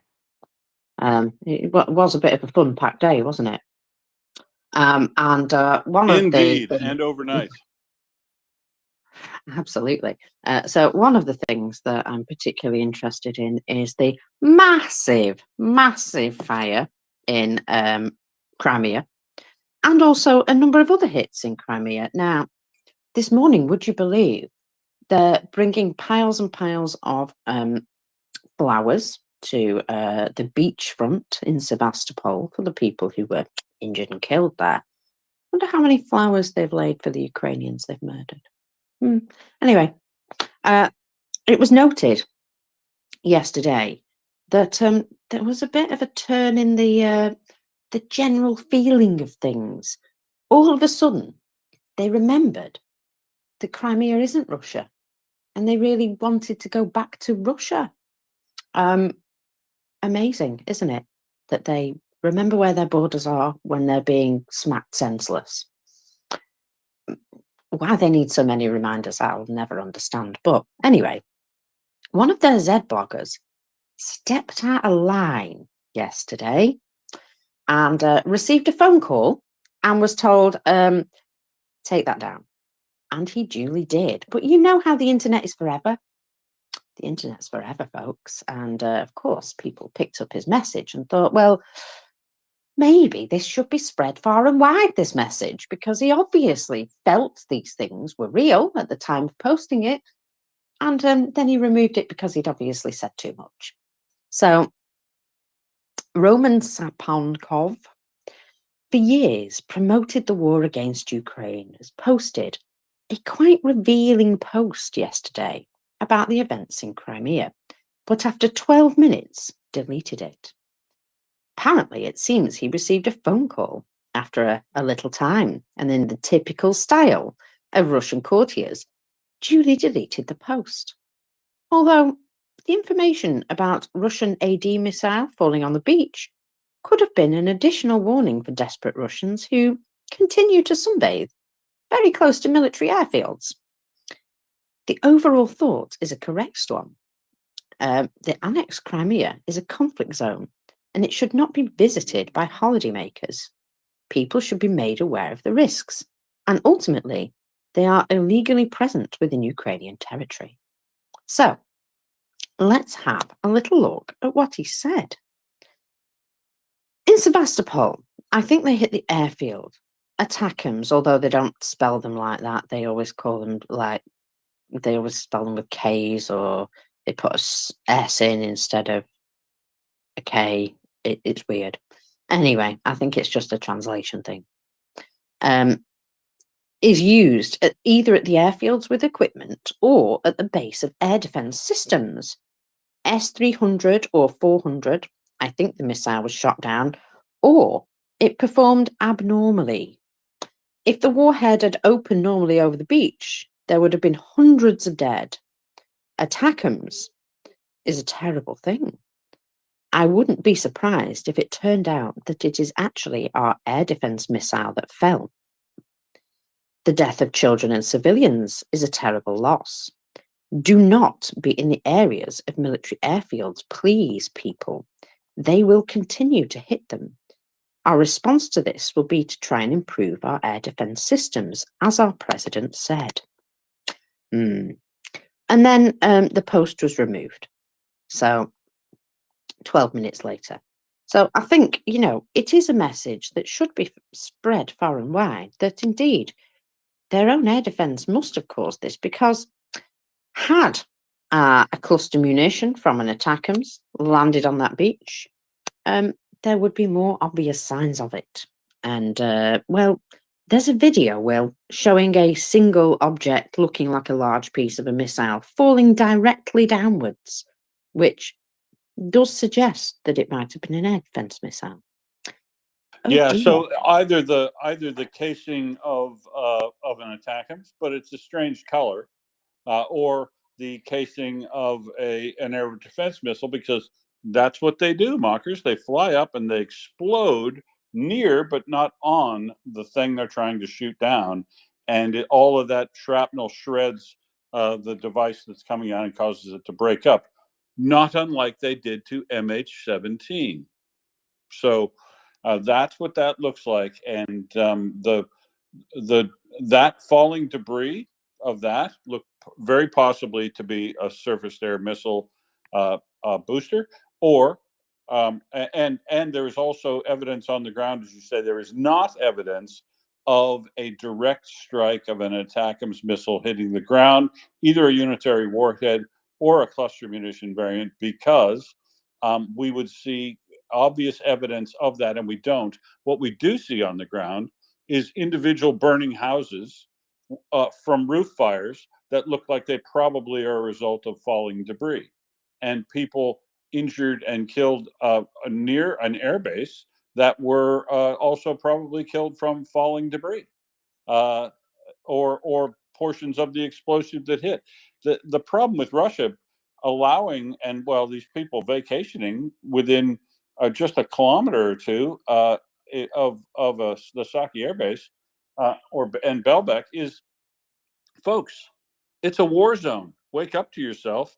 Don't put yourself in danger. And because they can't move the airbase this time. This time, it's not the Russians' fault, frankly, because normally when it is the Russians' fault, when civilian areas get hit from falling debris, it's because they've parked their S-300 missile complexes inside the courtyard of your housing complex, which they do, right? But not this time. This time they keep their air defense systems at the air bases. So every airbase will have planes, of course, unless they're playing the shell game like they did at Belbeck yesterday and moved the planes just before, well, when they thought the attack was coming.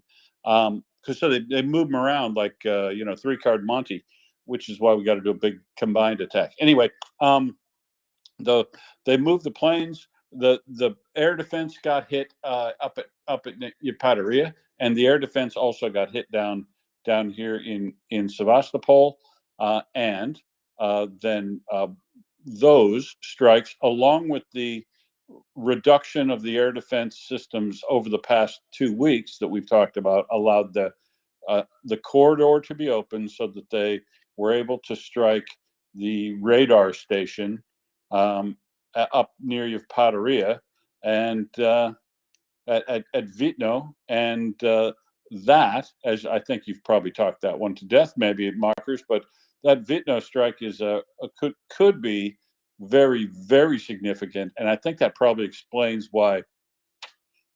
I can't explain the reaction in the last day. It's a serious hose mad issue. I've seen a lot of really, really angsty, bitchy, shouty things on Telegram from the Russian observers, and as you say, some of it was probably a little too honest and ended up having to be taken down by their censors. I think a big day. That was a big day, and the two big lies that are coming out yesterday. Russia is, man, are they playing the dictum, right? Be a complete dick and then act like you're the victim, folks. If you're vacationing next to an airbase, that's on you. It isn't totally on you, but it's on you. It's on you, and it's on the Russian military. Absolutely 0% of it is the responsibility of the Ukrainians to look after folks who are using the beach in a war zone. None of it. So forget about that. Other big lie of the day, of course, that I spent a fair bit of time bonking over was the what is a surrender, and that hunting down individual soldiers to the man after these big assaults by Russia is absolutely totally fair game, and there is a way to surrender, and those folks aren't doing it. So if you want to surrender, it's a war. You don't just get to do an assault and try to kill a bunch of Ukrainians and then call a timeout while you make it back to your lines, folks. That's not the way war works. So the folks, the sideline commentators that haven't bothered to read or look at anything in this war, that are commenting on how horrendous these poor Russian soldiers have it inside Ukraine, need to wake up to themselves. But yeah, the disinformation is hot and heavy on this airbase thing, Mockers, and I think it's because it really hurts. It's like poking a bruise. I think this one does really hurt. Yeah, I mean, the initial reactions of Telegram, from Russian Telegram last night, were lots of effing and jeffing, lots of "F you, how dare you," and all this sort of situation. And yeah, Calls that of is, Nukem. I read that many times. oh yes, yeah, and there's nothing gets them so mad as actually being heard. So yes, it would seem that on the territory of the 40th Command and the measurement complex, whatever you want to call it, big old radar dish, number of them, I think. Yesterday, it was noted on satellite footage prior to the attack, there had been 29 vehicles parked at this location. 16 were placed next to the officers' dormitory, and 13 were in the parking lot. Therefore, the main target of the strike is more likely the specialists living and working there. At least one electronic warfare complex was located at the territory of this facility, intended to cover command posts and other important objects. And I would suspect that has been one of the targets there. So, yes, extremely satisfying situation, what's coming out of Crimea, for sure. I wonder how that's going to affect them in the future, because, well, let's just say that if this is a capability that they've lost, with regards to, talking to satellites, for example, and probably having a more complete air picture, maybe even, part of their actual air defense network. You've got to think that these are things that might just be affected by the ruination of that particular installation there. Yeah, I mean, this is a send and receive satellite communication center. So, for instance, any satellite guided munitions, the most advanced ones, like the Storm Shadow, use 4 different methods of finding its target, so it can't be jammed in all ways. And satellite is one of those. And this system theoretically would have the capability to direct satellite targeting munitions. I'll note that they would communicate with their satellites, their rotating observation satellites from here, as well as their new, killer satellite that they put up there for some, probably a satellite killing satellite that they put up. Might not be able to communicate with that. Wouldn't that be a shame if they couldn't communicate with their killer satellite?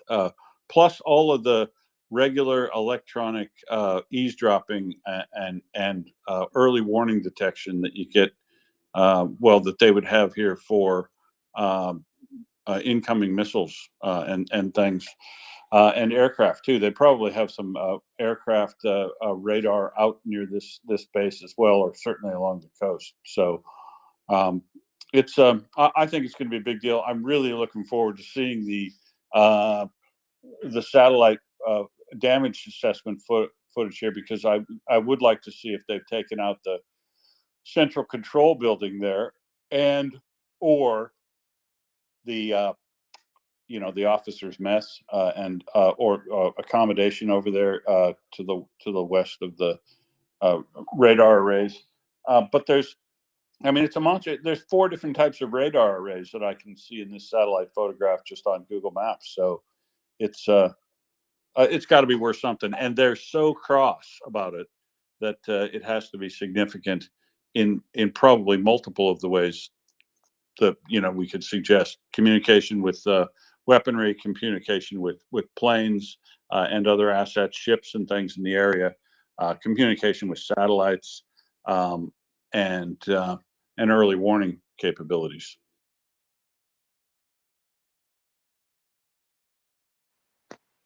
If you can just give me 2 minutes, I will come to you with the story from Sevastopol. No worries. So let's see what else is in my list of news overnight that I thought was interesting. Let's grab this, and we probably, well, if you talk to death about strikes, so the reason Mockers has said it was such a big day was because, in addition to the strikes that have happened most recently, yesterday the AFU hit a command post for the Russian Motorized Infantry Regiment in Belgorod. That will be important. That will end up being important up there on the north axis. We also noted yesterday that Russia has begun to withdraw some of its units from certain fighting positions north of Litsy and outside of Vovchansk, which suggests that maybe they've had enough up there, and or they can't reinforce everything that they wanted. They hit a Shahed warehouse and training buildings. In Belgrade, that they hit a command control center, Shahed warehouse, training buildings, and command posts. There was a sabotage in Rostov of a railway cabinets. And 8 hours ago, Dagestan and Derbent in Dagestan, there were looks like there's some uprisings inside Russia, probably not into, related to the Ukraine war, but clearly showing some unrest and sectarian violence in Dagestan. I don't know if it had any religious motives necessarily, but it very possibly did, because I believe they burned a church and a synagogue, which suggests that it might have had religious bases.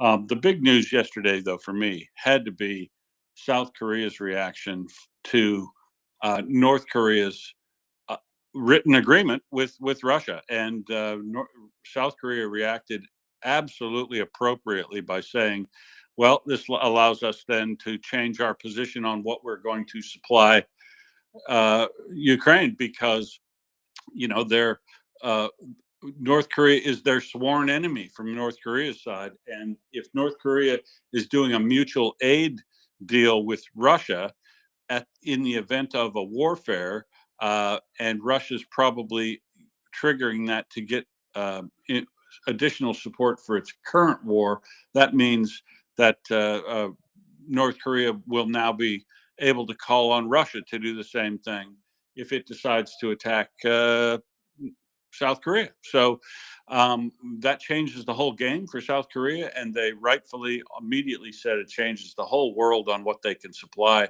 And there's been a lot of speculation about what they can supply.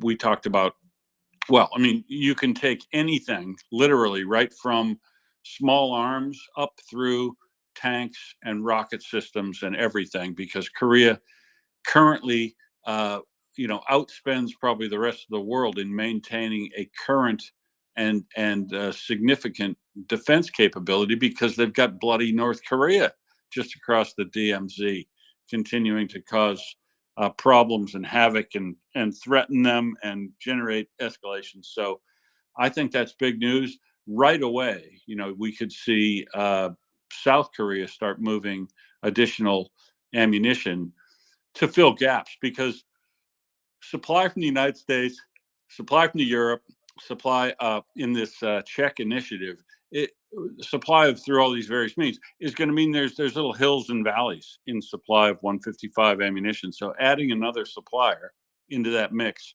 will really, really mean that Russia's in trouble, just from a standard artillery round perspective. And if you add up everything that's now committed to Ukraine and has contracts signed in Germany or America or whatever, we're probably coming close to not needing to worry too much about 155 millimeter ammunition for artillery rounds. So that ticking that box as saying that we could solve that would be a very, very good thing to do. And we'll see. The U.S. has also provided this, I'm going to claim, intellectual property right infringement on them, because, see, this is what's the problem with when Australia doesn't provide its Hawkeye equipment fast enough. The Yanks are in there with a thing they call the Hawkeye, only it's not named after the snake. It's named after the bird, I think. So it's an interesting thing. It's like a Humvee mounted Caesar thing. It's a 105 millimeter, not a 155, a smaller 105 millimeter contraption that comes out of the back of a Humvee and sets itself up like a mortar almost, and then they can fire a bunch of 105 rounds and then pack it up and displace pretty quickly. So we'll see how that goes. I think they tested that in America, and they're now going to try to battlefield test it in Ukraine. No word on how many samples of those vehicles they've provided. That was the big news that I heard yesterday. So I'll go back and talk to Mockers in a minute, but that was the big news around the traps yesterday. And then overnight, of course, we had this attack in Dagestan. We've got the attacks in Crimea here to talk about. And I don't know if you did the numbers or not yet, Mockers. I did, but they are again very heavy on artillery and special equipment. I noticed very high special equipment again today. Nice. we have hands. So, Oyvind, welcome up. Yeah, good morning.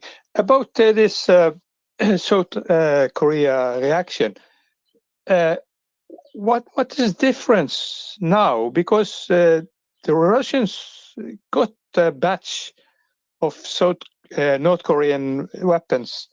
Was it in autumn or in the winter? And South Korea didn't react the same way that. So what is difference now? Thank you. Well, the difference now is Russia has signed a formal agreement to come to North Korea's aid if they get in a war, and they had never signed that before. Oh dear. Yeah, thank you.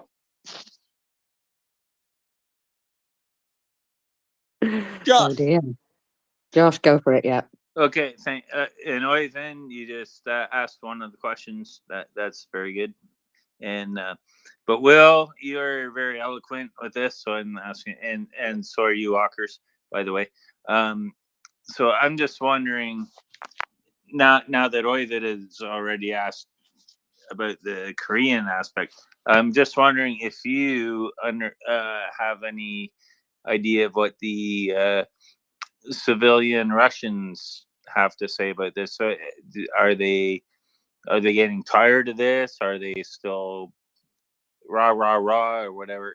I'm not as eloquent as you guys, so that's the question I have, if you don't mind. Thank you. No worries, Josh. Well, Mockers might have a comment. It's very difficult to assess public sentiment inside Russia from internal Russian polling because there is a bias toward avoiding saying anything that's going to get you in trouble. So absolutes are hard to tell, but you can tell trends in polls, even if you don't trust the overall absolute results. And so obviously, polling suggests in Russia that anxiety about the wars is growing. But it's funny. When polled, you'd probably still estimate, even based on the errors given, that 50% or more of the Russians would support the war, or 66% if they they're interested. You have to read it kind of backwards. They said they're quite interested in the war ending, provided they get their goals met. Right. So if you give up the territory that they've already gained inside Ukraine, the Russians would be happy to have the war end. And that's what dear leader on their side says as well. That was his peace ultimatum. That if you give me everything I've taken already, and 3 more major cities that I don't hold already, and I haven't held at all, then I'll be happy to have a ceasefire to talk about the conclusion of the war, but not necessarily end the war. Just not just do a ceasefire. So all you can tell from Russia are the things that you try to read from the internal polls that they publish periodically, and we see those in Kommersant and other places. But a significant portion of the population in Russia still believes they can win the war, in whatever that means to them, and that they support the war continuing until they reach their objectives. But they are becoming upset with the cost to them. I mean, the cost to them, like cost of living increases, the fact that the people are, well, obviously people are getting injured and killed, although they haven't asked any specific questions in internal Russian polls that I've read about the death, and help people categorize themselves about has anybody or in your family been killed in the war, and then ask them a specific set of questions. So we haven't seen any of that sort of polling in Russia yet.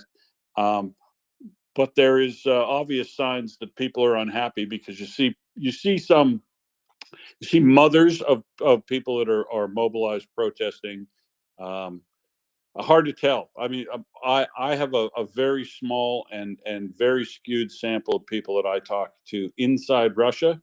They've never liked Putin. They're professionals, and so they're highly biased. But they are have for months felt like the situation is deteriorating, and that they are not comfortable speaking in public. In fact, if you asked any of my friends and acquaintances in Moscow or the other cities, they would not even they would refuse to respond to a poll just because they don't want to put themselves at any risk by answering questions that somebody might not like. And so I don't know. I guess we can't judge people on what they say, though, even in polls, Josh. I think you have to judge people on their actions, and their actions suggest, even though it's becoming harder and harder, and they're having to round them up, Putin still has people to draw on to go to the front, and there have not been any significant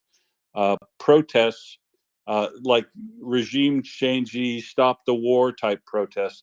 The only violence we've seen break out in Russia has been stuff like this in Dagestan and separatist and the Crocus ISIS attack, and a criminal ram raid at their gold manufacturing facilities. So I don't know.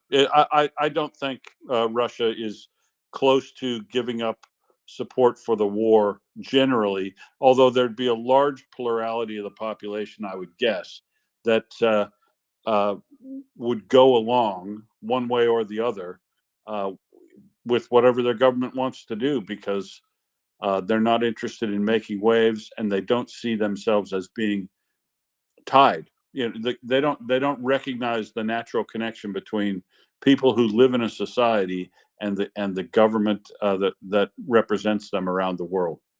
I think there's a lot of people that are trying to duck that ownership and responsibility, which you can't do. If you live in America, you got to own the things that happen from your country. It does internationally. Same thing here in Australia, which is why I'm pretty hard on them, my government, because I don't like the things that we do oftentimes, and I don't like our level of support for Ukraine.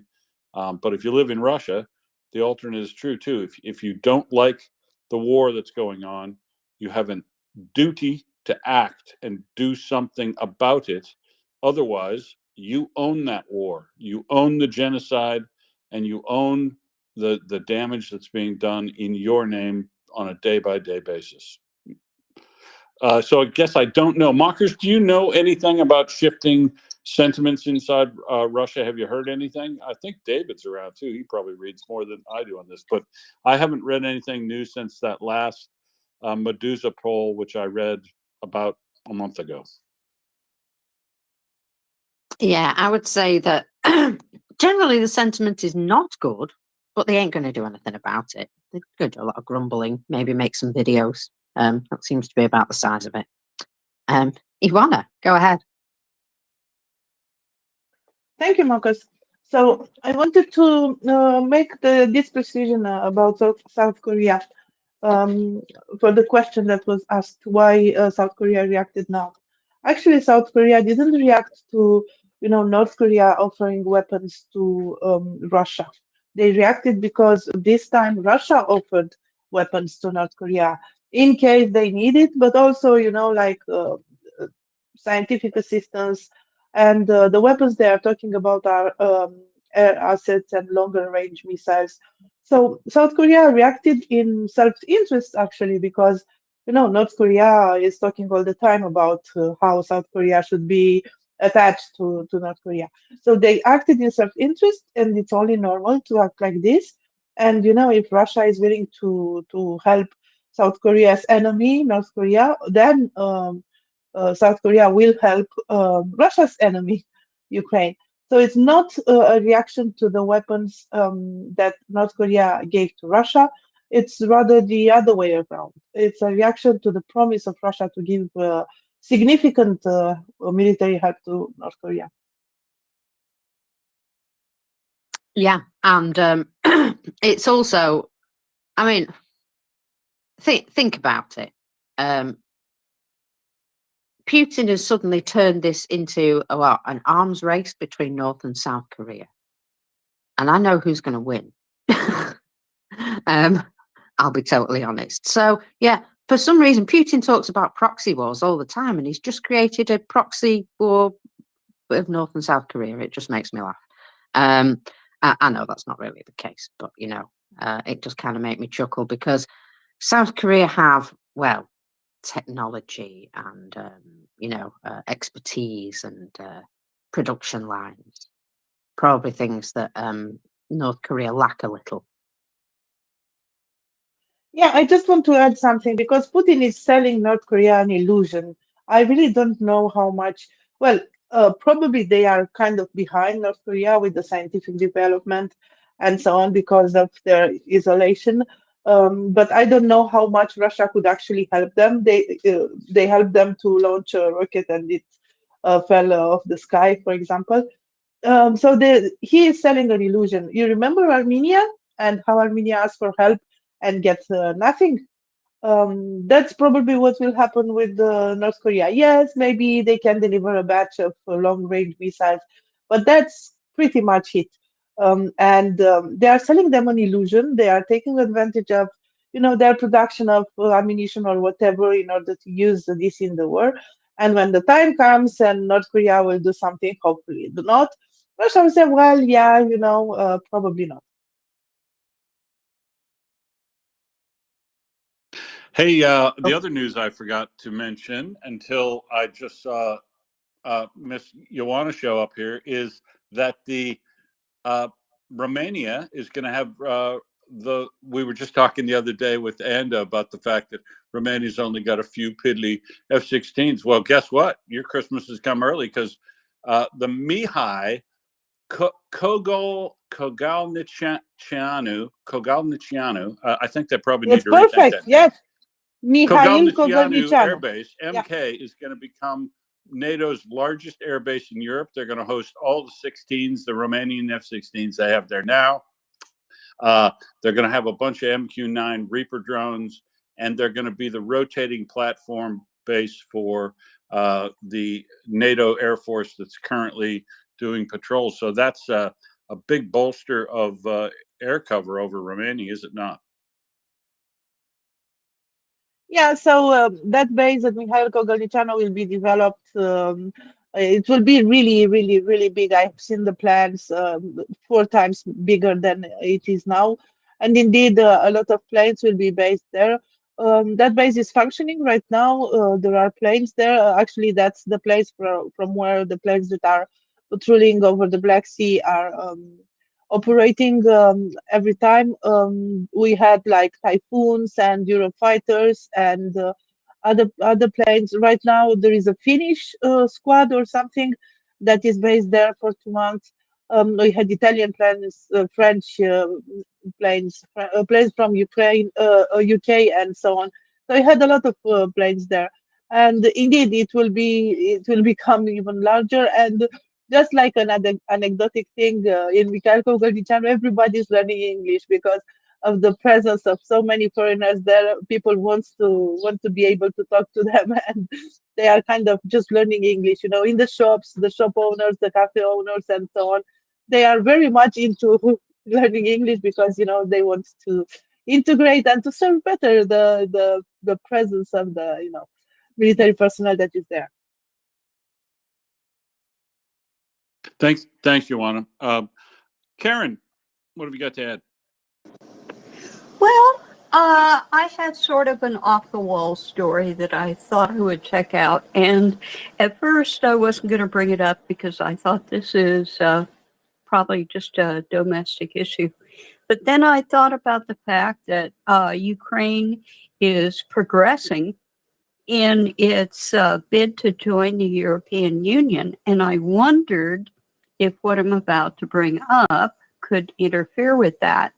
And Yana, I will ask you, because you are very knowledgeable about this, if a country has a lot of black market goods being produced and smuggled over different European borders, is this something that could derail a European Union bid?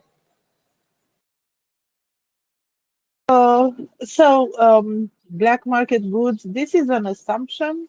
Well, of course, there is black market in every country, but you know the regulations, the European Union regulations are quite strict, and I don't really know if the possibility of smuggling them over the border uh, still exists. So I'm sorry, but either I don't understand the question very well, or I'm not aware of this fact.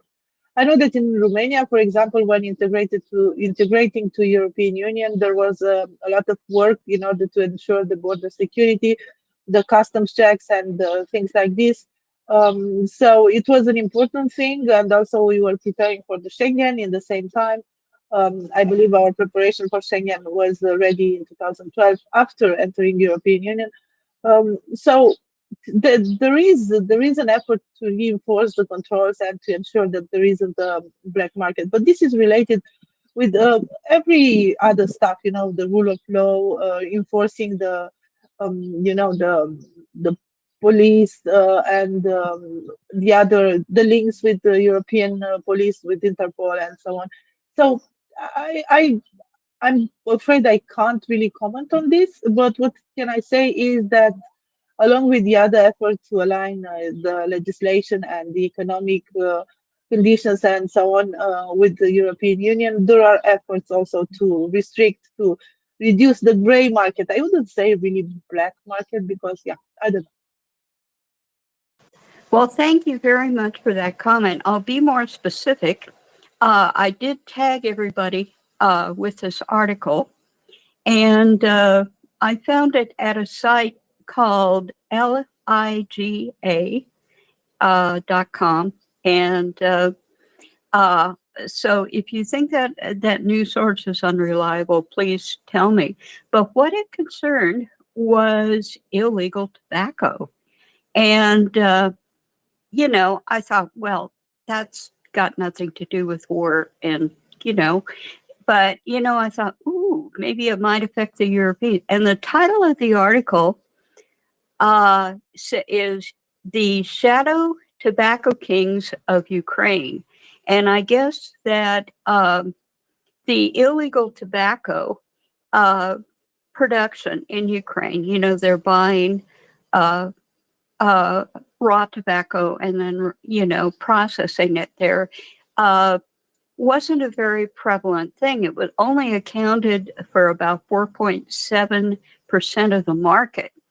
But with the war, it's gone up to nearly 25% of the market. And there have been incidents, according to this article that I read, there have been incidents of them smuggling the illegal cigarettes over the Polish border. And that's asking for trouble. And it's really weird. There must be a lot more money. You see, I'm not a smoker, so this is not something that I understand that well. But there must be some money in it, quite a bit, because one of the gray production sites for this tobacco was located in the Odessa catacombs. You know, the catacombs under Odessa. Well, they had a bunch of equipment that they put underground for the industrial production of tobacco products in the Odessa catacomb. And of course, that got shut down. And there is a local man that has been sanctioned within his own country, a guy by the name of Vadim Alperin. And he's got a nickname. He's called the King of Contraband. This would be a good subject to bring up for SVU, maybe when the next time there's an SVU section. But I'll send you it. It's just, I thought that's not war specific, but I thought, is this EU specific? Thank you.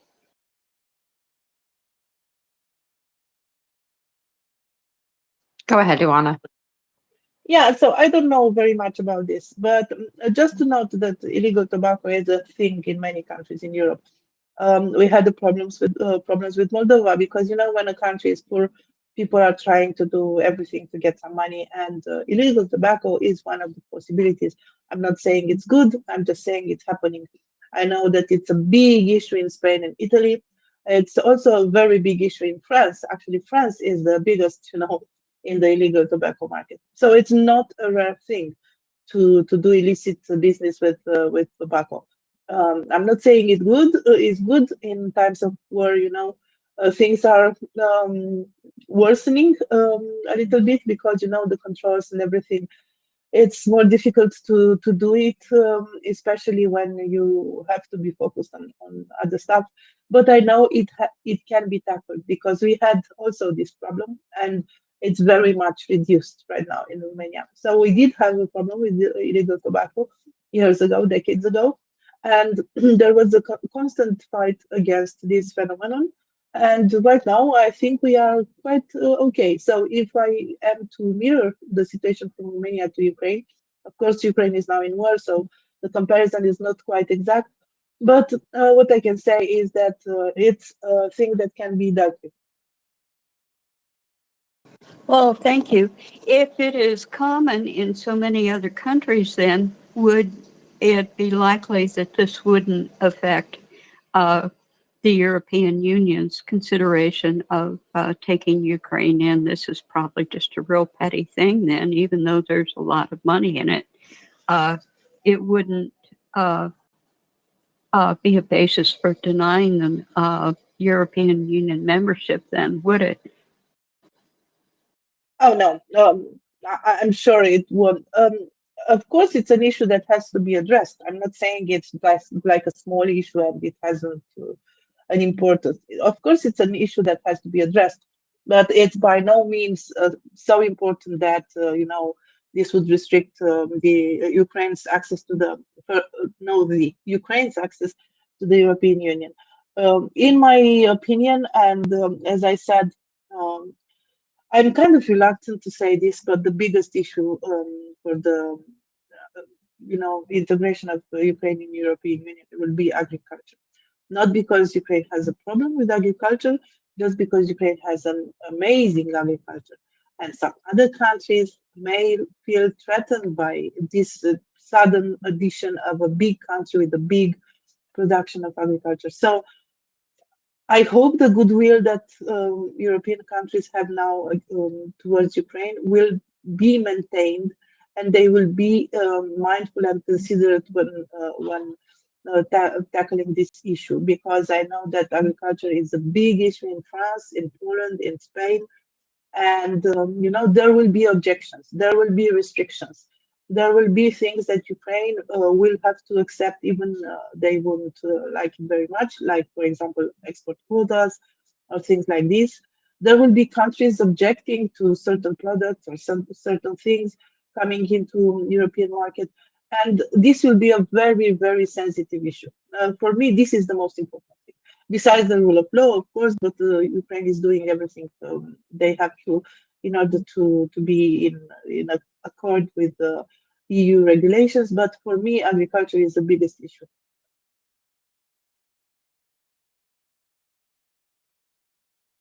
Thanks, Joanna. So the publishing, we talked about these last week, but the European Union's 14th round of sanctions have now been published, and as we talked about when they were looked at in draft form, they mostly have to do with plugging holes in previous sanctions, and trying to address issues related to energy, particularly LNG, is now coming under scrutiny. Transshipments of LNG that could cause some issues logistically for Russia, but in reality will only reduce. Well, not that this is bad, but it will end up reducing their about 1.5 billion euros a year in revenue to Russia, which is significant, but given the overall trade of about 8.6, it's only a portion because they can only get their hands around the portion that has to do with transshipping. So they've announced all that, and Joseph Borrell, who's in the EU Foreign Affairs and Security Vice President, is supposed to announce the first tranche of cash out of the profits and interest from the Russian assets that are frozen are going to be provided to Ukraine soon, like in July, basically within well, maybe even before July, but essentially in July, that cash flow will start going to Ukraine, which is really great because it's going to be backed up by a $50 billion loan guarantee, and as the money comes in, it'll refill the coffer of $50 billion that they can take out of that in a loan guarantee, and every month money will be rolling in from interest on Russian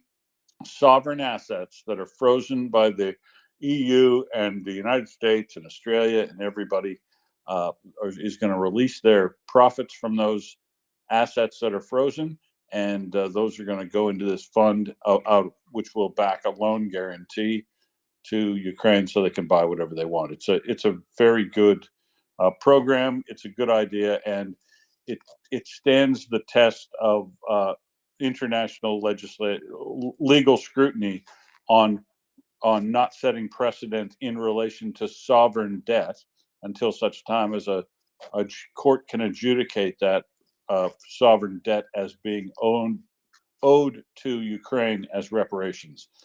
So I think it's a good program. It's getting started now, and the Europeans weren't kidding a couple of months ago when they said they were already working on the agreements, because looks like the first tranche of that money will flow now-ish. Hello, Oyvind.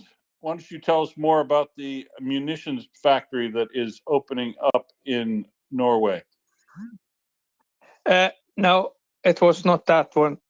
It was just a comment to the cigarette smuggling, and I didn't pay full attention to what she said, but I have a comment, and that is petty crime and people who are were bad before this full-scale invasion. Those people will not turn 360 or 180 degrees around because it is a war. These people will continue to what they're doing, to what they're living off, and it's the same with people who doing all kind of violence, beating their wives and whatever they do. They will continue. They will not change because of the war. So when we get this in the news, oh, it's because of the war. It's because of Zelensky. It's because of this and that. It's not like that. People who acted bad before the war, they will continue to act bad now. Well, what's your opinion about it? Well, Joanna might have an opinion. Karen might too. Yeah, I totally agree. People don't change their form much. Their past behavior will be the best predictor of their future behavior. And if they are cheaters or bullies or whatever, they're likely to be cheaters or bullies or whatever as the war commences. Karen, you want to comment? I had a mouthful of burger. Yeah, let me swallow quickly. A mouthful of fur. What are you eating? A live rabbit? No, a burger. I'm eating a cheeseburger. Oh, burger. Nice. Yeah. Yeah. Okay. And I completely agree with you, and that makes sense. And so if people were doing underhanded things before the war, yes, they're always going to be around. Thank you. Now, in other economic news, showing a characteristic level of conservatism, which they have done in the past and they will continue to do, Russia moved to the yuan, the Chinese yuan, so that they could do settlements in their exchanges when the United States backed out and caused their exchanges to Well, have a big. Sorry. how's that going for them? Well, it's they're going to need a new currency already, mockers, because the yuan has the Chinese banks that manage that have said that they are going to stop trading and doing settlements with Russian entities, essentially out of a sense of an over sense of caution, or because they suspect maybe that the U.S. Senate is going to be successful in naming Russia as a state sponsor of terror, because precautionarily, either due to they might just be worried about Janet Yellen, who's an OG, and she's a serious OG.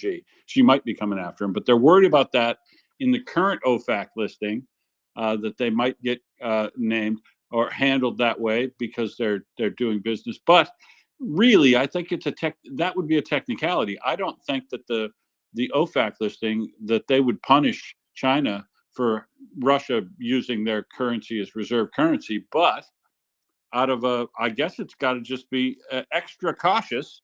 The Bank of China and other big banks in China aren't, but the Bank of China in particular, the subsidiaries of it will not be doing any settlement payments between Russia and any other. They won't be serving as the intermediary for yuan payments because they're worried about the U.S. sanctions list. And that sanctions list right now only applies to secondary sanction folks. So I think technically they could probably get out of this, but out of a level of caution in being locked out of the U.S. market, the Chinese banks are saying, yeah, no, we're not going to be doing those settlements either. So you have to look for somebody else, and they're really running out of options. They're going to have to do weird. I don't know. They have to go crypto or something. That they're going to have to use non-bank intermediaries, like I guess insurance companies and people that hold large amounts of cash to be willing to set it up and do it for them on a ad hoc. It sounds very complicated and difficult, mockers. Rather than using traditional banks, costs will go up, difficulty will go up, and who knows? Whoever they move to might also say, yeah, not us either. If they have any serious exposure to the U.S. financial markets, they'll also want to be careful. So it's interesting that this is that the Chinese banks are not willing to expose themselves to any significant level of risk. These are the banks that are back, they're not exactly risk averse. These are the banks that are funding and all this massive amount of housing debt that they have. That's a huge bubble that could explode at any time. But they're willing to do they're willing to do that, but not handle Russian exchanges or settlements. Mockers, it's too bad.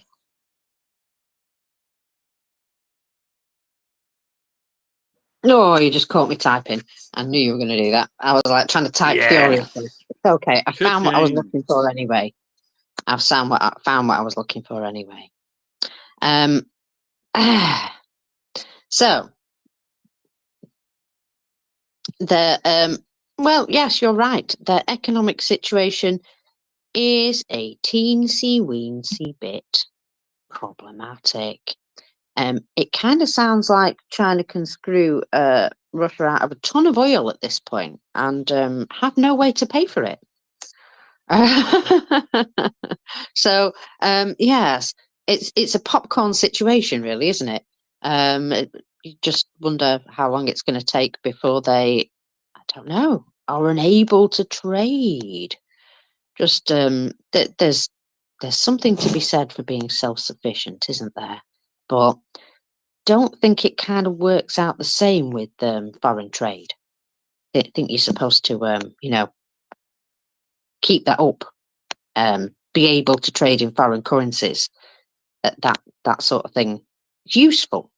especially when you buy in, you know, you're a massive importer of pretty much everything. They really have cut off their own arms at this point, haven't they? And of course, China are going to protect themselves, because that's what they do. They're not going to, you know, work in Russia's interests, are they? They're just going to do what's best for them. And right now, for some reason, they seem to be getting an awful lot of very cheap stuff out of Russia, and also a bit of territory, which I think is also hilarious. Our borders are, you know, over there, everywhere. Oh, that guy's stealing some of our land back there. Yeah, don't look at that. Yeah, just ignore that. I kind of think this is very funny, and also I'd like to add that Putin sent a lovely telegram to Kim Jong-un, expressing his gratitude for the wonderful reception and cordial hospitality, with the words, "New horizons for fruitful cooperation are opening up for the Russian Federation and the DPRK." I don't know. These dictators, normally they're you know, not necessarily so cordially creeping up each other's backsides. You know what I mean?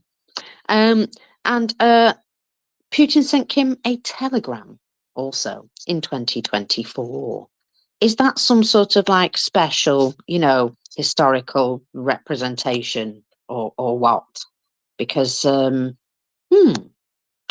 don't know. I still feel like he's living in another century. And settling payments in yuan for or any BRICS currency for that matter isn't going to protect you against getting sanctions by the US. It helps you maybe mitigate some of the consequences, but it would appear that China doesn't just want to open themselves to that much risk.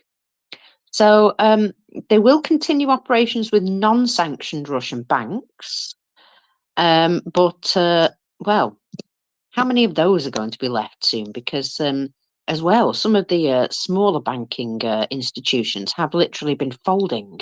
Well, so they're going to have to leave some of those alive in order to be able to even do that trade. I think it's kind of funny.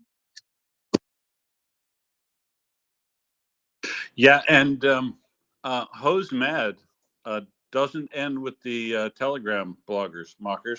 The ambassador to the United States, I got the conversation covered an article about the Russian ambassador to the United States comments on this ATACMS strike on the airbase at Sevastopol, and essentially they talk about in the issue they talk about the facts of the matter is that missiles were interdicted in the airspace over this airbase, but debris and missile fragments, or you know, part of the payload fell on and killed some people and injured a bunch more.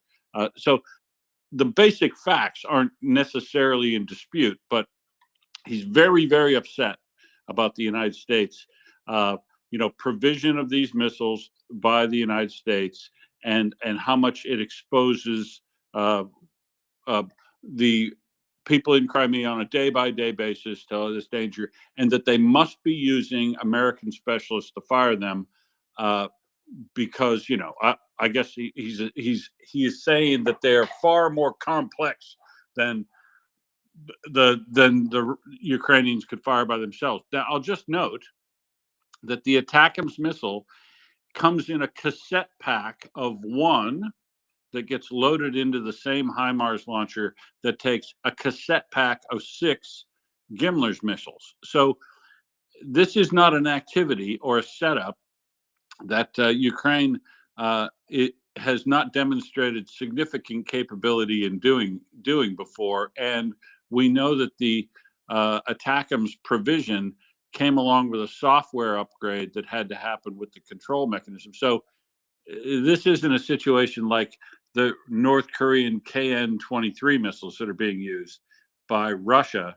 Probably with North Korean operators because they sent the whole systems over there, not just a cassette pack that fits or ammunition that fits in Russia's existing systems. So it's these two situations are not comparable, but them trying to say that here again, they're saying Western United States participants are in country firing these things. The ATACMS couldn't be done by the Ukrainians themselves. Because why? Because they are doing this themselves already. Chuck Fair, as long as January this year, said he would bet his house on the fact that North Korea didn't send these whole systems and manuals and translated into Russian from North Korean. They would have certainly sent technicians along with them. So they're just accusing Ukraine of what they are already doing. But the thing that he is really pissed off about, that the Telegram people are also really, really, really pissed off about, is Forte, the global hawk that has been flying around the Black Sea in different areas and will tend to stay on station out there for the better part of a whole 24-hour period, marking time, doing look down analysis on whatever they want to see down there, intelligence wise. And of course, the United States passes some of that information on to Ukraine, and that would not be a surprise at all. And it's completely satisfactorily acceptable for America to do so. Russia is very indignant that anybody could be allowed at all to support Ukraine, whilst they are getting a significant amount of support from China, from North Korea, from Iran, and somehow it's unfair. I think basically they're bitching about the fact they don't have quality friends, mockers. If you want quality friends, be a good person, I think, is probably the lesson needs to be learned here. But they're very upset about that. And the Russian diplomat said that the Biden administration defiantly supports the crimes of the Kiev regime and sided with international terrorism. In his opinion, all this indicates is the death of America's pseudo-humane foreign policy. So let me just unpack that a little bit. America defiantly supports the crimes of the Kiev regime. There is no evidence of Ukraine committing any war crimes at all so far. And it's just pertinent. It's like a 3-year-old child claiming that the United States defiantly supports. Defiantly who? Defying Russia is now somehow against the law? Too bad if it is. But boy, they are very, very upset about the fact that the United States is providing intelligence with this spy drone that flies around regularly there, and the fact that they have attackers. I think what he's trying to do here really is he's trying to show a lot of heavy, high-handed indignation about this attack, which very well did injure and kill some civilians adjacent to an air base where they were holidaying near an air base. If that happened, as I said before, that's on Russia, and that's on the people who decided to party in a war zone. Much like if they're picking out holiday accommodation in Avdiivka right now, that's kind of on you, right? If you're a war tourist, because that's essentially what they are. They're war tourists in a war zone, and so that, as if that situation is at all comparable to an attack on Odessa again today, and an attack with cluster munitions directly on the waterfront in Odessa that happened about 8 weeks ago. So this false equivalency that the Russian ambassador to America is providing, I don't know. It probably doesn't really show anything, but here again, it shows the attempt to set up for Russia to spew some disinformation based on things not going their way. They seem to be. It's a very hose mad situation all over the place. Hey, Peter Henry. Good morning, Will. Yeah, interesting point you say here about Russia's basically bitching about not having quality friends. If you know your history, the Crimean War of 1853 to 1856, where Russia basically picked a fight with Turkey, or the Ottoman Empire rather, they lost that basically for similar reasons, because the Turks had better friends, namely the British and the French, and the Russians didn't factor that into the equation. And basically the same thing is happening again, and the same thing, this will be the outcome of this war, for basically the same reasons. The Ukrainians have better friends than the Russians do. Interesting, isn't it? Yeah, and they seem very indignant about it, right? As if you're not allowed to have good friends, Peter. Yeah, that's just the Russian way of doing things, trying to bully and trying to sort of bluster and you know, draw attention to the fact they've made a huge miscalculation. And they were warned. The British Foreign Secretary, I think, went to Moscow a couple of weeks before this mad special military operation, and warned them explicitly that the Ukrainians would fight and that it would not be Kiev in 3 days. And they chose not to listen to that. Indeed. So, but on attackums or not attackums, but missile strikes into Russia, or generally these attacks in Crimea, and then now we're seeing reports just now that the gloves are off in Sudja, near Sumy. We have been talking about concentrations of troops up there that were threatening to move into Sumy, along lines of a few 10 to 20 kilometers away from where they're making the entrance into down toward Kiev, into Lipsy, and also Vovchansk. Well, we noticed that there was a large accumulation of forces up in Suja that looked like it was going to come across the border, and so under the modified rules, the AFU has now used HIMARS to HIMARS attack in Kursk region in Suja, and I hit the FSB building there. We don't have reports yet of damage, but it's good to see they're finding and attacking troop concentrations relatively close to the border that could come across any time, because that's where the damage ought to be done to those troops inside Russia before they ever enter the country. Oyvind? Yeah, you when I came up last time, you asked if I was going to talk about a new factory from Kongsberg, and that opened 4 days ago. They're going to produce NSM and JSM. There's a naval strike missile and joint strike missile. The joint strike missile is interesting for Ukraine because it's an air-launched cruise missiles that can take out the rest of the Russian fleet now in Azov Sea. Previously, they were in Black Sea. Yeah, that's an AGM 158 joint strike missile that will fit directly onto the F-16. No modification required, right?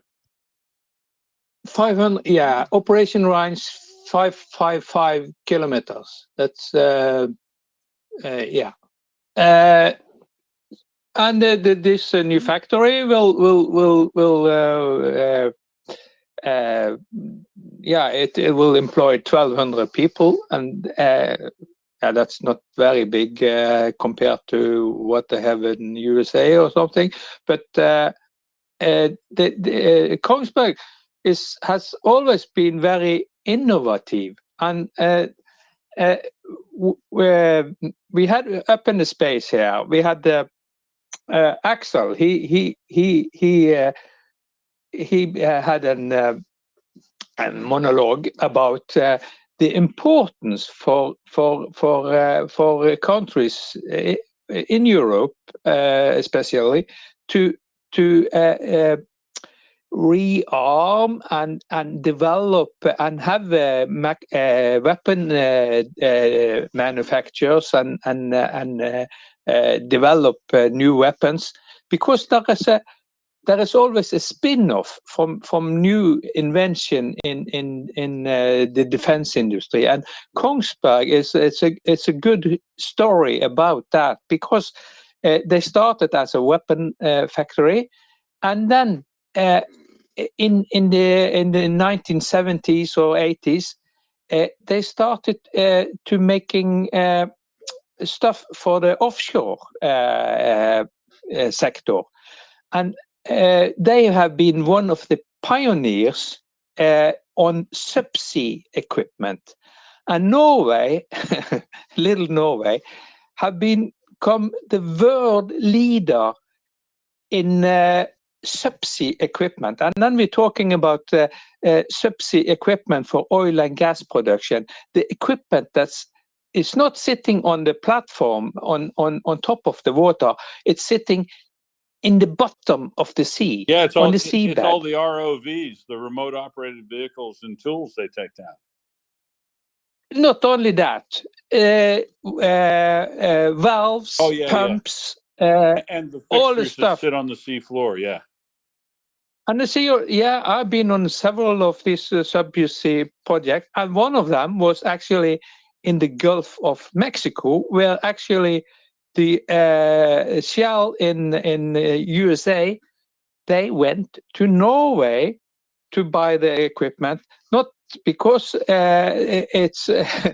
it's cheaper, because it's not. The price is probably double from what you can get from others, but when you have something, and this is a world record, when you have something on 3,000 meter water depth, it has to work. It has to work all the time. It's not that easy to bring it back up and repair it.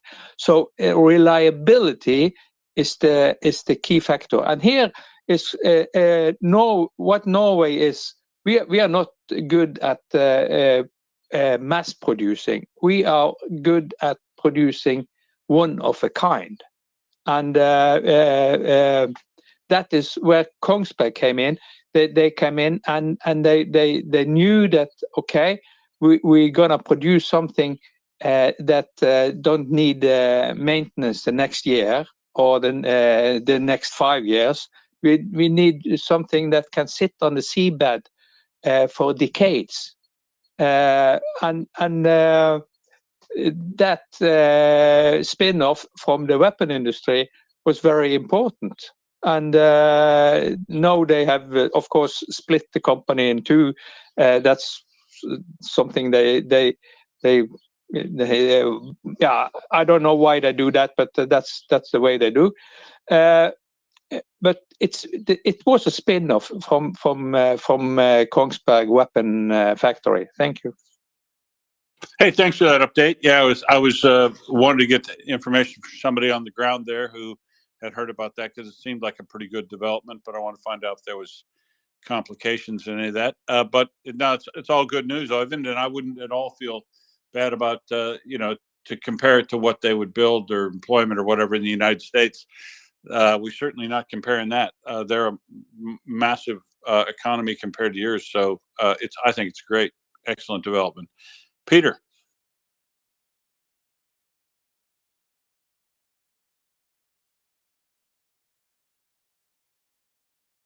Mr. Heatherly?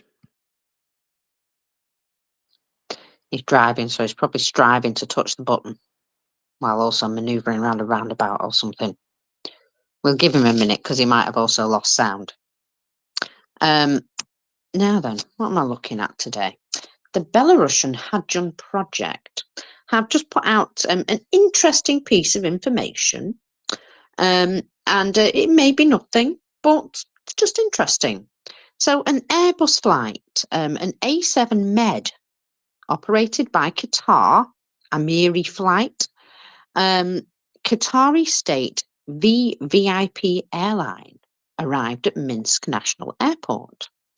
Now, it's arrived on the territory and parked at the Aviation Business Centre at the west part of the airport complex and is engaged in servicing VIP guests only. Now, Ramzan Kadyrov's plane was also parked in the same location on May the 29th, it is noted. So, you know, this is a posh place. Now, the A7 Med is interesting in the fact that it is an air ambulance that provides emergency aid during flights. Previously, this plane has been used to transport former Pakistani Prime Minister Nawaz Sharif. So it was originally from Lithuania, built in Lithuania, Airbus. It now belongs to an Iranian sanctioned company and is actively flying. So it may or may not be being used as a medical transport. It may be that it's just a handy aircraft. Anyway, it was noted that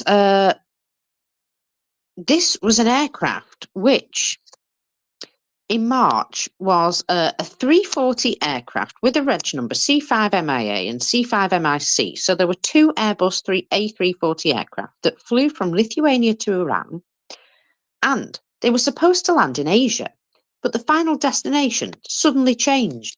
I remember that.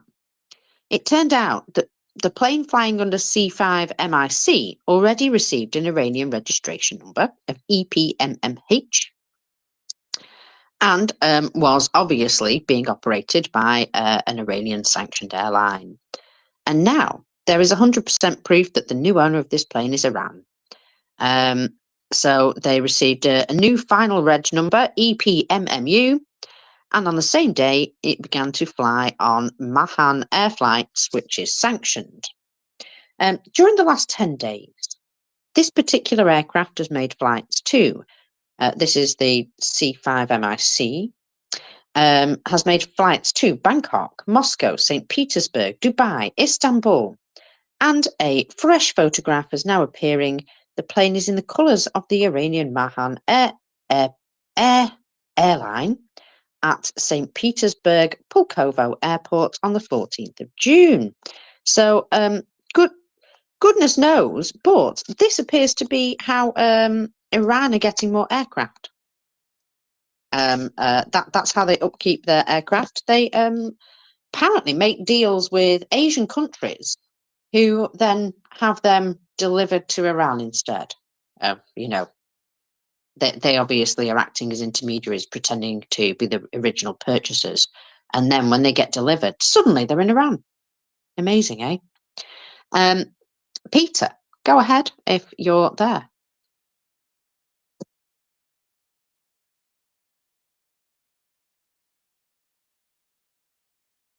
He's not, is he? He's not there. Never mind. Right, okay. I think we've lost him at some point. Somewhere on the motorway there.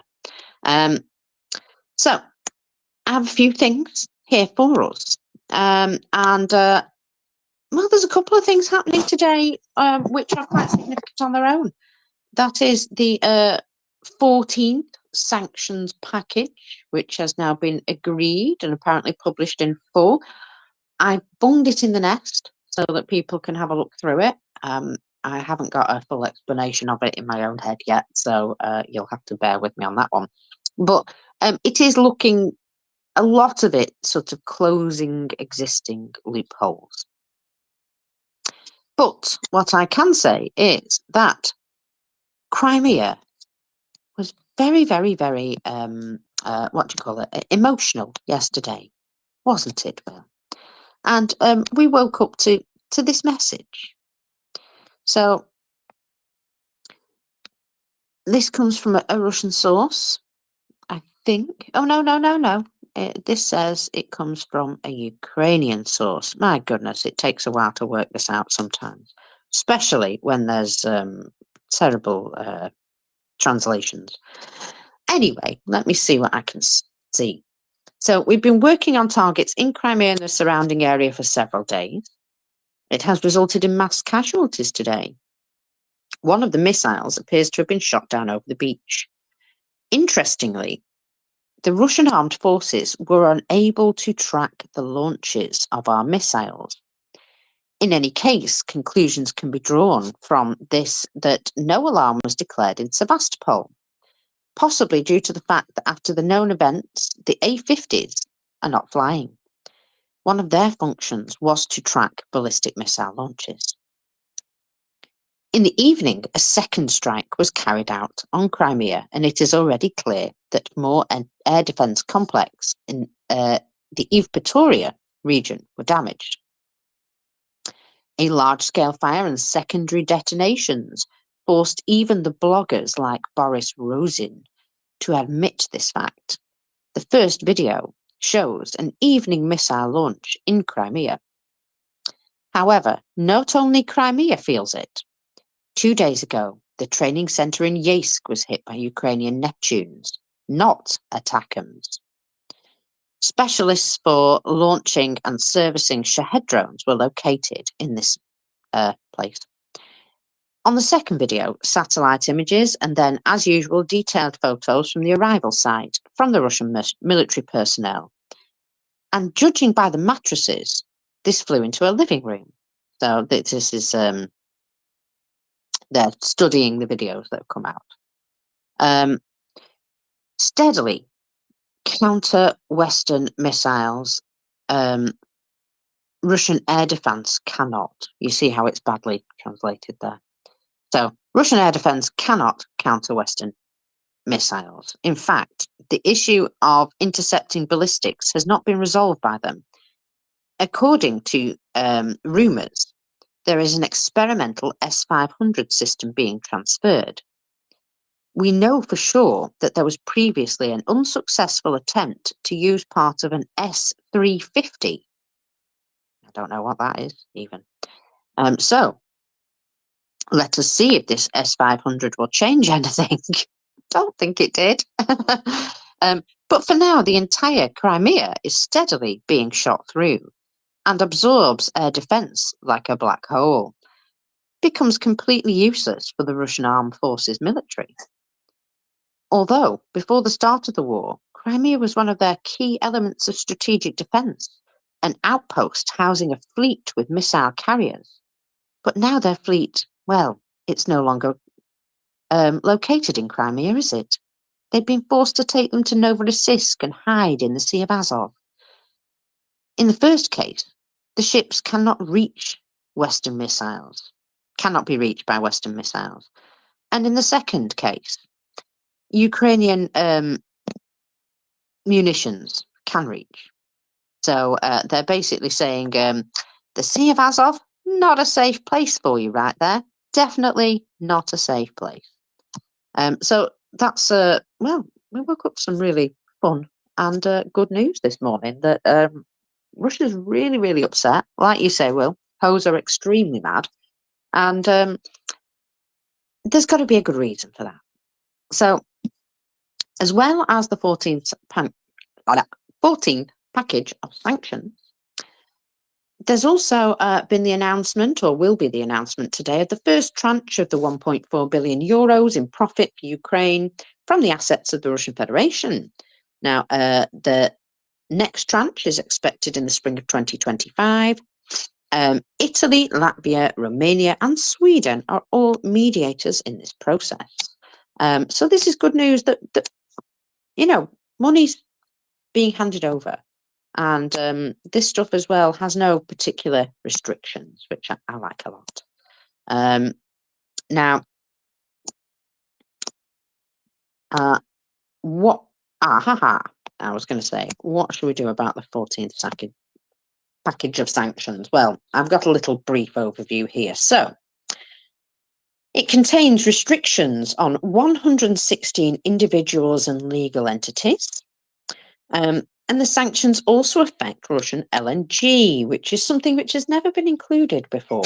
So I'm kind of glad that we're finally getting there with this because, well, they've already got problems with it, but let's help them have faster, worse problems, eh?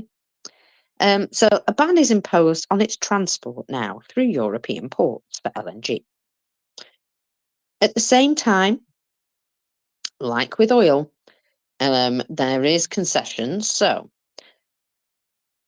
EU can continue to buy LNG from Russia, but are not able to re-export it. So if you buy it, it must be for your own needs.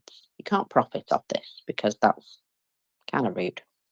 The EU has also banned EU companies from using the Bank of Russia financial messaging systems and from making transactions with other companies that use it. It's going to make trade very difficult anyway. So, in addition, EU media, political parties, and think tank organisations are banned from accepting any financial assistance from Russian sources. That, I think, is a nice one because, yes, we've seen an awful lot of that happening, and greedy beggars everywhere, for some reason, are very happy to push the Kremlin line, no matter how stupid it sounds. Restrictions have also been imposed against Russia's shadow fleet. Interesting. So 27 new vessels have fallen under the Russian, the new sanctions package. As part of the European sanctions against LNG, investments in any new Russian LNG projects are banned. Companies from China, Kazakhstan, Kyrgyzstan, Turkey, and the UAE have also now fallen under own restrictions for circumventing the sanctions imposed on Russia. It's about time these sorts of things started to catch up, isn't it? So, the EU also required European companies to ensure that their subsidiaries in third companies, any like daughter companies, basically, also are not circumventing sanctions against Russia, because this has been one of their main ways of doing it. I'm sure this is exactly how they ended up with Taiwanese, machining machines by going through all sorts of third parties and step companies rather than the companies themselves. So the EU Council has also banned transactions with financial institutions and crypto asset providers established outside the EU if these entities facilitate any transactions in favour of Russia's defence industry, which you could basically say anything that's coming out of Russia with regards to making money at this point is financing or in favour of the Russian defence industry, because, well, everything is, isn't it? There is only war and only war matters, apparently. I put Will to sleep. Karen, maybe you can talk to me, considering neither Peter nor Will is speaking to me today. Well, Peter has his hand up. So, is he ahead of me, or do you want me to go ahead? I'll go ahead because what I have to say is real quick. I just wondered if you had seen this Crimean Wind telegram that I saw. Oh my gosh. Did I lose it? No, I didn't. Anyways, this Crimean Wind telegram channel published elements of a rocket that fell on the heads of beachgoers.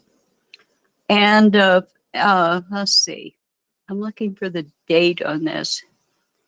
I'm assuming it's coming from earlier today. And then they're saying it's too early to rush to conclusions, but it says they are certainly not ATACMS, but more similar to 9M330 missile defense system of the Tor M2 air defense system. Okay, using the Tor M2 air defense system to intercept a ballistic missile is stupid and pointless. In return, the rocket fails to cope with the task. Its self-destruct system is triggered, and it is possible that that missile, which failed to intercept an airborne object, self-destructed right above the heads of the beachgoers. And then there was another one from, and I don't know if this guy is dependable or not. I'll let you be the judge of that. There were photos of rocket debris from a beach leaked online. And this guy swears that it is a 9M330 missile defense system for the Tor M2 air defense. Okay. And he says that's it. It's got to be it. And I've run into a couple others like that. So does that match up with what you found? Now, I was dealing with a crisis in the background there. So, Will, were you listening? I'm so sorry.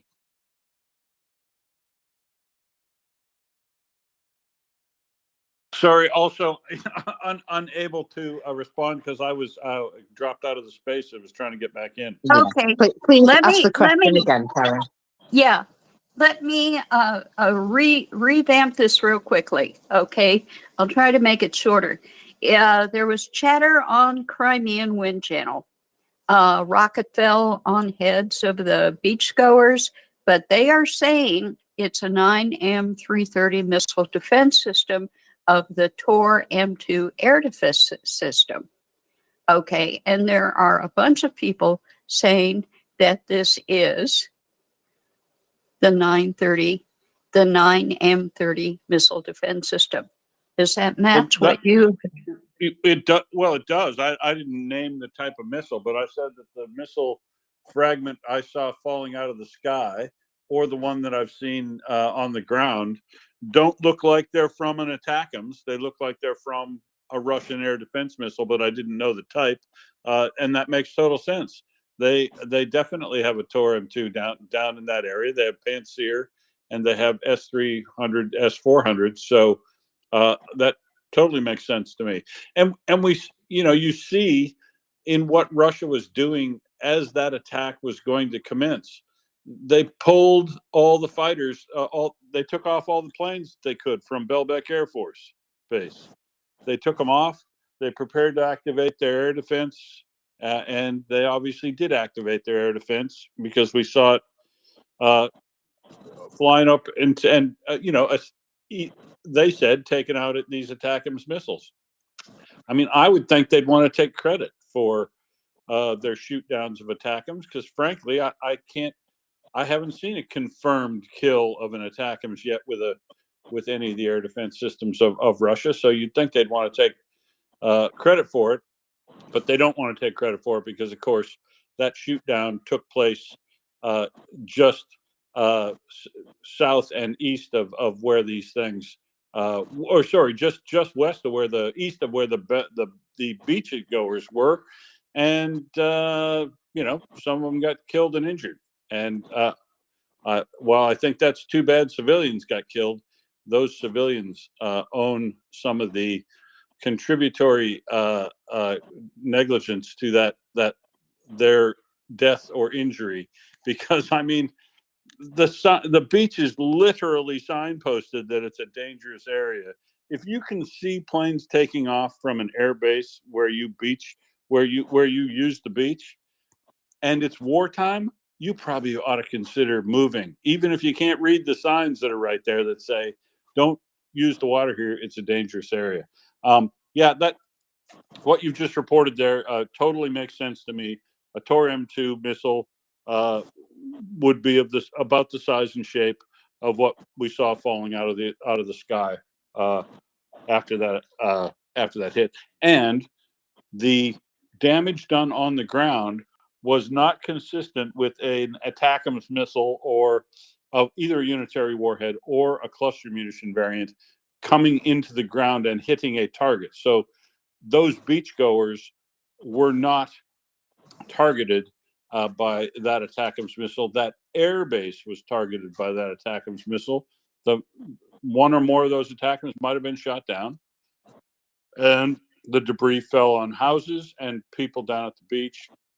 And the evidence we see on the ground of one house on fire, clearly a roof fire up near the peak, is consistent with hot flaming debris landing on it from above. So yeah, that all fits, Karen.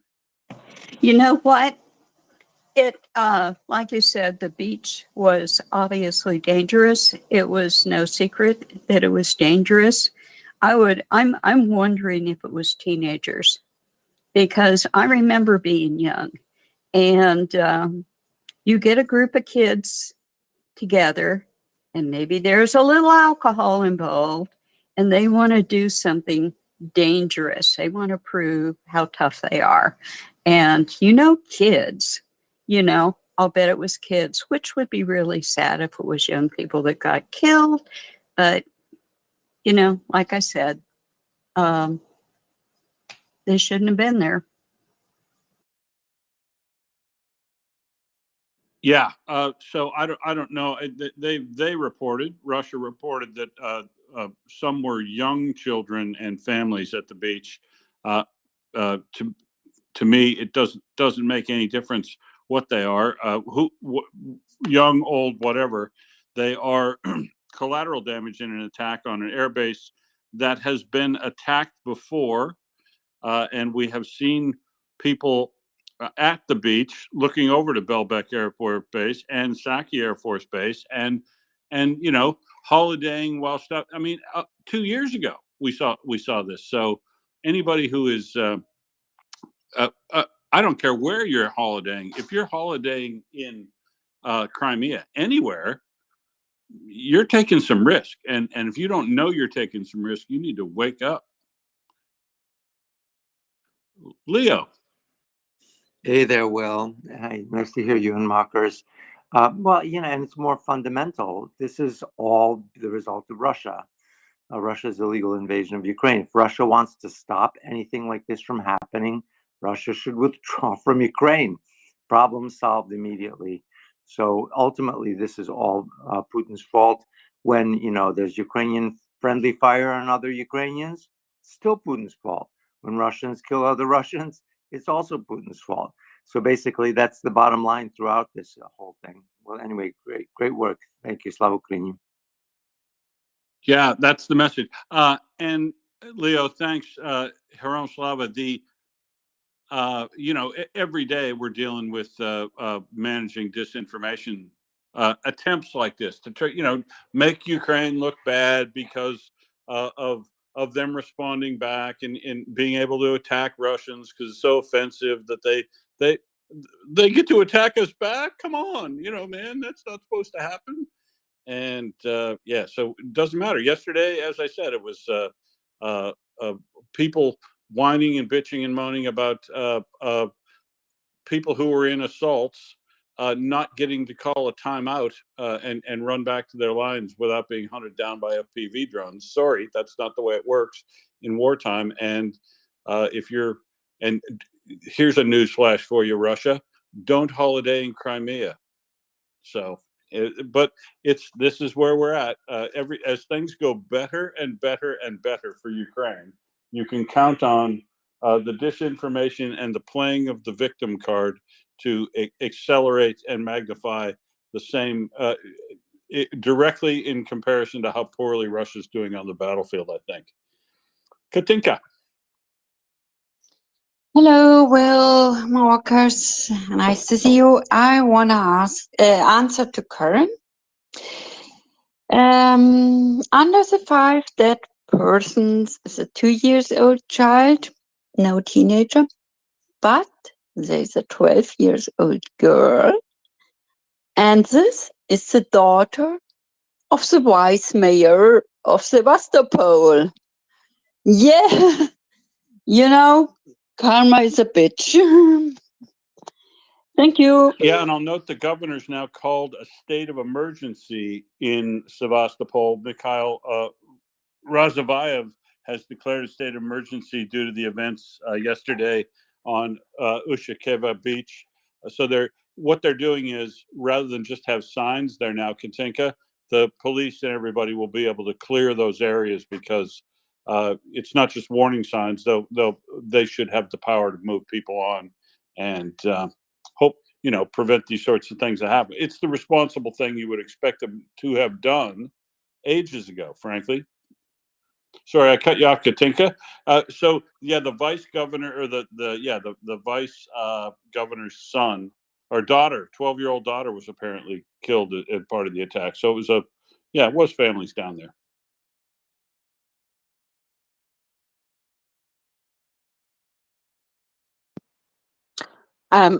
Oh, sorry. I'm back in the room. Sorry, Will. She's back in the room. Oh, I was just loading up Randy. Oh, right. Okay. Oh, cheeky. Lucky Randy. Lock and load one Randy. Go ahead, Randy. Yeah, one of the things that's really important about Russian air defense. Remember those giant craters the S-300s were causing when they were used to hit civilian targets? Massive explosions.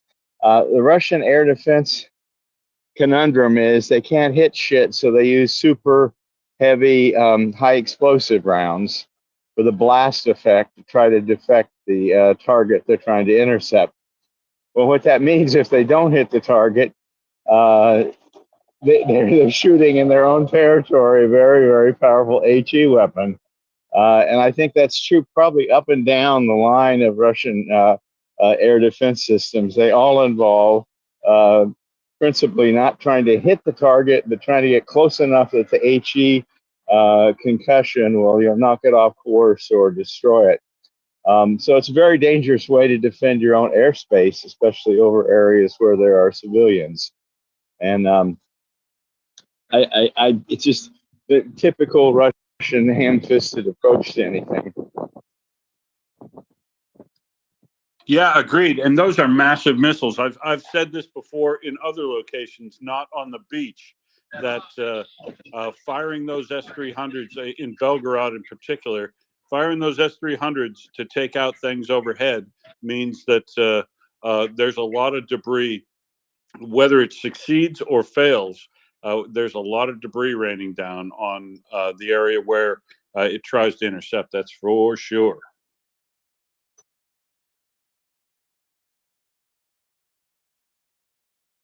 So, Mockers, what have you? Where would you like to go next?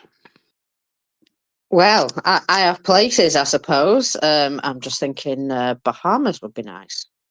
Oh no, sorry, you were meaning about this, right? Okay, so this FSB building that was hit in the Kursk region, by the way, Russia have now issued a statement about it. They say they shot down 2 missiles in the area, but fragments and debris destroyed the FSB border office.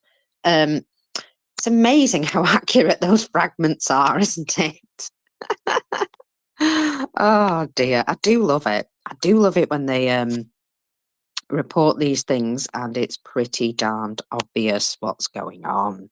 Now, in Sevastopol, there was some messages this morning that, well, people were taking pictures of or sending images of emergency shelters, you know, like the ones, the concrete sort of block ones that you like drop in the street and, you know, Russians use them as a public toilet, those ones.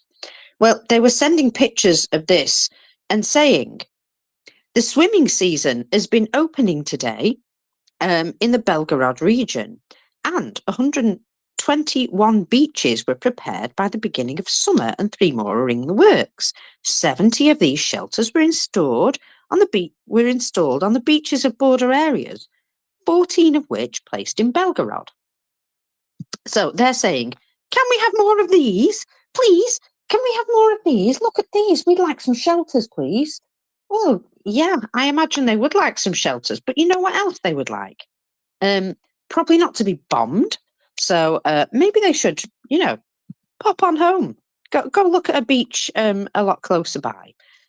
Anyway, if they were to pop up to Evpatoria or Tarkanhut, all the beaches there are already covered in some sort of defensive structures. So maybe they should just go on holiday up there. It's not quite the same because there's all them triangle things all lying all over the beach. So it'd be a bit difficult to place your towels out the same way. But there are some defensive structures there. And well, they built them. They may as well use them, yeah? No? I'm just May thinking, as well. I'm just thinking that if you're going to go on a beach holiday, you probably don't want to go to a beach where there's currently a war on. But, you know, also, you can't make this up, can you? 827 children from the Belgorod region are currently vacationing in Crimea. That's right. On vacation in Crimea, because, you know, what's better for your kids than exposing them to a war zone? Apparently, the Governor Gladkov came out and said, I'm sure they'll like it. They will gain positive emotions, good moods, grow up and come back and tell us all about the good times they've had there. Sleepless nights, running in the streets for shelters. Yeah, I'm sure it's an experience, put it that way. Now, earlier it was noted that Prime Minister Mikhail Mishustin allocated more than 7 million rubles to organise vacations for the children from border municipalities in Crimea. So taking them, away from the border areas where they might be a possibility of them being affected by the war, to Crimea where there's absolutely the chance of them being affected by the war. Almost like they're doing it for the purpose of using them as human shields, which is pretty darn disgusting, isn't it? But, you know, I wouldn't put that past them. Just it comes to mind. Totally invited them all there as human shields, as far as I can tell. Nice, hey? Would you like the final results, the final tally of what happened in Dagestan? Sure, yeah. So final tally is thus. There's a whole row of portraits of 20 dead. 17 of them were from the police forces, it would seem, and 3 other civilian who were caught in the crossfire. Now, that's a shame, but the other guys were all part of the security services, and 17, so it was a bit more of a thing than previously stated, because they were saying, oh, you know, there's, what was it, six, I think they said, and 6 of the other guys. So yeah, they killed a number of, well, they killed all these guys who were obviously they're causing the bother by the looks of things, maybe.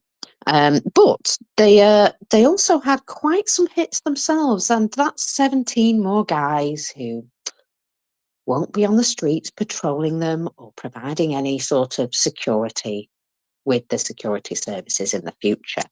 They're just sort of thinning these guys out. 14 officers killed, an Orthodox priest, the guard, a security guard in the prison, and one other standby, huh? Yeah, it seems that it was all quite the thing. So we know that these sorts of things are going to probably keep happening, because would you believe it? There's a lot of different separate groups within Russia who are not friends with one another. You could almost call them separatists. Weird, isn't it? Anyway, while we're at it, shall we have sorry, I just, I like to just put these digs in. Poor my knees. Right. So, Andrew Perpetua put his losses out today, and he's put out a bit of additional information, because yesterday there was a message that he thought he was finally broken. He was like, oh my God, this has got totally out of hand. It's completely got out of control. There's too much, and I can't possibly keep up. And the system may indeed be broken. And then today he's put this out with a message of what he's actually had to go through, because I think at one point they just sort of gave up identifying what had caused these destruction, because there was just so much of it. So it comes with a lot of unknown cause, but the amount of vehicles, oh my goodness, and an incredible amount of civilian vehicles. Now, I know both armed forces are using types of civilian vehicles on the battlefront, but at least when Ukraine has sent civilian vehicles, most of the time they do try and put some armor and stuff on them, don't they, before they send them out? I kind of feel like low fans don't get such treatment. Not really. So yes, let's just have a little look at what's down this list, because wow, there's just vehicles. So there was an obvious Murom M surveillance comms taken out.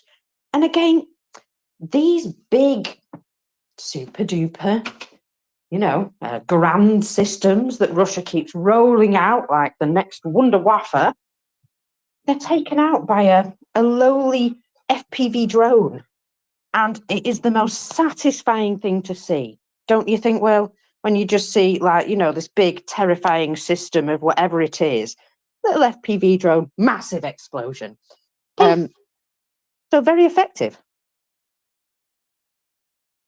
Yeah, I love it when it's very effective. The only thing better is if the drone were to drop a grenade and live. Oh yeah, well, obviously, yeah. Multi-use drone is always good. Now, apparently, talking of dropping drones, by the way, the Baba Yaga is being specifically hunted now by the Russians. But don't worry, there's another one waiting in the wings, a sort of mini Baba Yaga that has been now perfected to also be able to drop anti-tank mines. And apparently it's quieter. It's a little bit smaller, so it's a harder target. And it's coming very soon to a battlefield near you. So if you see the Baba Yaga coming under attack, being shot down, we are aware that these things are being very actively hunted by the Russians now because they cause them so much distress. It's about time, really, that they started looking into these things. So, yeah, you probably see less use of those in particular, but more use of the slightly smaller one, which I've forgotten the name of, but you'll know what I mean when you see it. Now then, more numbers. Artillery. Now, these D20s, D30s, tell me, Will, do you know the range on those things? The D20, I think about 30 kilometers. Oh, so definitely within the range of anything that the Ukrainians have got in the way of Western artillery, then. Yes, the maybe not the M109, but the Caesar and the Archer can certainly outrange the D20, D30. And that'll be why they're losing them in chunks then, because keep seeing these things cropping up and thinking, well, that I can only say they keep leaving them in the wrong places and Ukraine keep finding them. And that would be one of the reasons why, I suppose, because, they're being outranged very easily. Because guess what? They're old and defunct.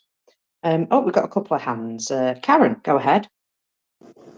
Well, I just saw the most amazing video, and I DM'd it if you guys want to take a close look at it, because I would love to know more about this. I have seen people take drones down with all kinds of things. I've seen people throw sticks at drones. But in this case, it was a Ukrainian Mavic drone that was equipped with a stick, and it had a Russian Mavic drone. Careful, equipped with a bonking stick. A bonking stick. And it had a Russian Mavic drone attempt to attack it, and the Ukrainian drone bonked it, whacked it real hard, and it showed it falling down. I have never seen anything like it. It's like sky jousting, or sky fencing. I just thought it was unbelievably cool, and I want to, my hat's off to whoever is the operator, because they've got some serious skills. Didn't I Indeed, say something about commented on that move myself. silently and carry a big stick? Will, move silently, carry a big stick. I like that. Exactly. I'm just so disappointed that they didn't write bonker 2000 on the shaft of that bonking stick to hanging underneath that drone, because you know, we've seen them do drone to drone warfare and essentially suicide on the other drone, ram into it so that you can knock it out of the air. But it's really nice when you can see your drone live and theirs die, and that's Well, why you should carry a bonking stick. Yeah, I was going to ask. The original tweet came from Special Curse on Cats, but yeah, if you think this is worthy to be put in the nest, it's pretty amazing to watch. And I can, I would hope that you would choose to put this in the nest because it's pretty cool. Thank you. Well, I haven't I seen will that. do that So right I'll now. check that out. I'll check that out while you do that. And Leo, welcome up, Leo. Go ahead. Hey, Marcus, thank you, and Will, for everything you do. I was gonna change the subject if that's okay. You're allowed. Okay, awesome. I see that Randy is on, and I haven't seen Randy. I haven't seen you on too much. I was sort of like going to vote for Nikki Haley, just as I understand you were. And now that she dropped out, obviously Pence was the most pro-Ukrainian of all the candidates. But now we're left with just Trump and Biden, and it seems to me that Trump is much worse on Ukraine than Biden is, even though we all have our reservations, with Jake Sullivan trying to manage escalation and everything. But now Trump has come out with saying no more money for Ukraine at all from day one. So it's obvious that this is going to lead to potential, genocide on a mass scale, turning half of Ukraine into a giant bucha. Because Ukrainians are going to keep fighting, and they just won't have the tools to do it if the U.S. backs out. So I just, without putting you on the spot, I mean, I apologize. I just wanted to hear your views on that. Thanks so much, Slavokrini. Unfortunately, Leo, he disconnected virtually as soon as you started talking, which I was kind of like thinking, oh, he might come back, but he may have got a phone call actually. No, I think he's there. He came back, I think, but sometimes there's connectivity problems. Yeah, I've had terrible connectivity problems today. Obviously, you've seen me had to recycle it once already. Well, either way, I was going to say, we already know, don't we, the outcome of that anyway. I don't think you need to worry about a particular person getting into power because he's effed himself, a little bit like Putin has, by showing his true face. And, well, it's not just about Ukraine. There's a lot of domestic issues which have really put him in a bad place, shall we say. So, yeah, I don't want to discuss this any further because I know what it devolves into and my DMs will go ballistic. So I will just say that I don't actually think you need to worry about it, Leo. Just, do what you need to do to protect your own democracy and the rest of it will fall in place. That's how I feel about it. Well, thanks for that advice. I just interact with a lot of U.S. voters, and some of them I look for a way to convince them, how to change their votes. So it's just an interesting conundrum. People that have often voted Republican or usually voted Republican, but now are faced with this, catastrophe in Europe on the horizon. And definitely, we need to think of a strategy of how to get people to cross over, because people are kind of foolish sometimes. They're so loyal to their party as if it was like a religion or part of their family or something like that. And it's like you really ought to vote on issues, not basically on a party line. Anyway, thank you, Slavokrini. You're right, Leo. But internal polling since the conviction on the 34 felony counts would suggest that a large number of people who would have voted Republican or conservative before have changed their vote, changed their mind, because it's people are very tied to their party, but they're also fundamentally believe that the systems in America work. And a unanimous conviction by 34 people that of a jury of his peers that was selected in his attorneys. I believe people believe the system generally works, and this is why you're seeing softening of or people Trump losing support after the convictions, which would make sense, right? You don't have to believe the other party, the other spin on it, but once the uh, government speaks, a government-appointed prosecutor wins a case like that. I think it's only reasonable. I wouldn't overly worry, but I would keep working is what I would do. I would keep doing what you're doing to work to make people understand that there are, there's clearly now, through the candidate's own words, a candidate that is in favor of support for Ukraine and one that is not. And do your own research. Mockers. Yeah, I honestly think domestic issues are his downfall anyway. If you want to convince people, Leo, ask them if they like women. And your daughter was in a particular situation. Feel free to go into graphic detail about how horrendous that situation could be as well. And then ask them if that's what they'd like to see happen to their beloved family members. Perfectly legally. And I think I honestly feel that anyone who has a biological woman parts or even likes women, even a little bit, even just as friends, must be completely and utterly horrified by some of the directions things have taken. You see, the thing is, I have an awful lot of respect for Republicans. I'm not a right old lefty, I am not. But their party doesn't really exist anymore. Unfortunately, it's been hijacked by something very much not what the party of law and order and, less government regulation of your lives is all about. In fact, it's almost completely the opposite. And I think that's why there will be enough people who will vote with their conscience and not just their party line this time. Leo, do you want to come back on that? Oh, yeah, just to say, I mean, we saw on the supplemental vote, that 80 senators, I believe it was, voted in support of the $60 billion for Ukraine. So that's a majority of Republicans as well as a majority of Democrats. So definitely there's lots of sensible Republicans to be. None of them are running for president. That's all.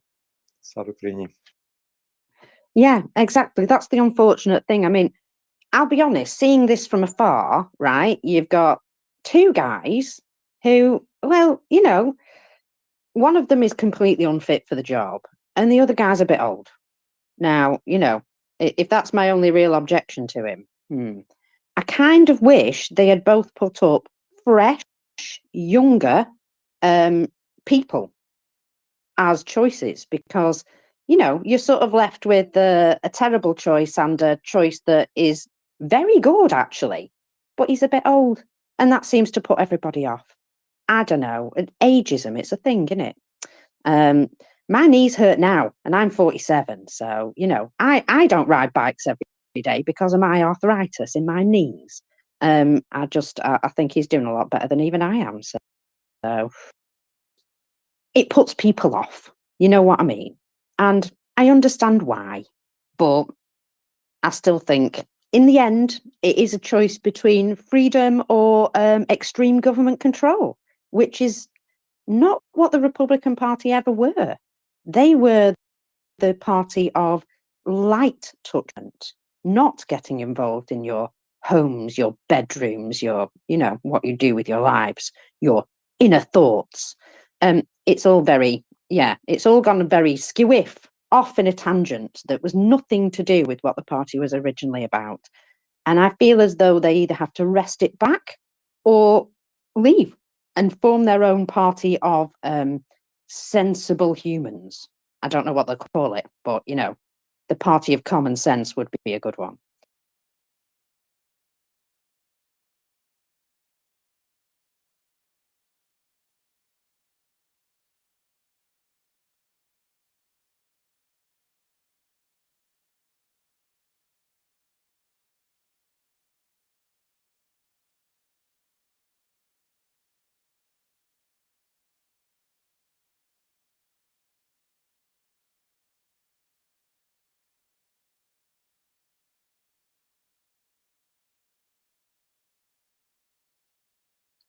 Yeah, there's a lot of twists and turns, but I think domestic issues will sort the situation in the long term.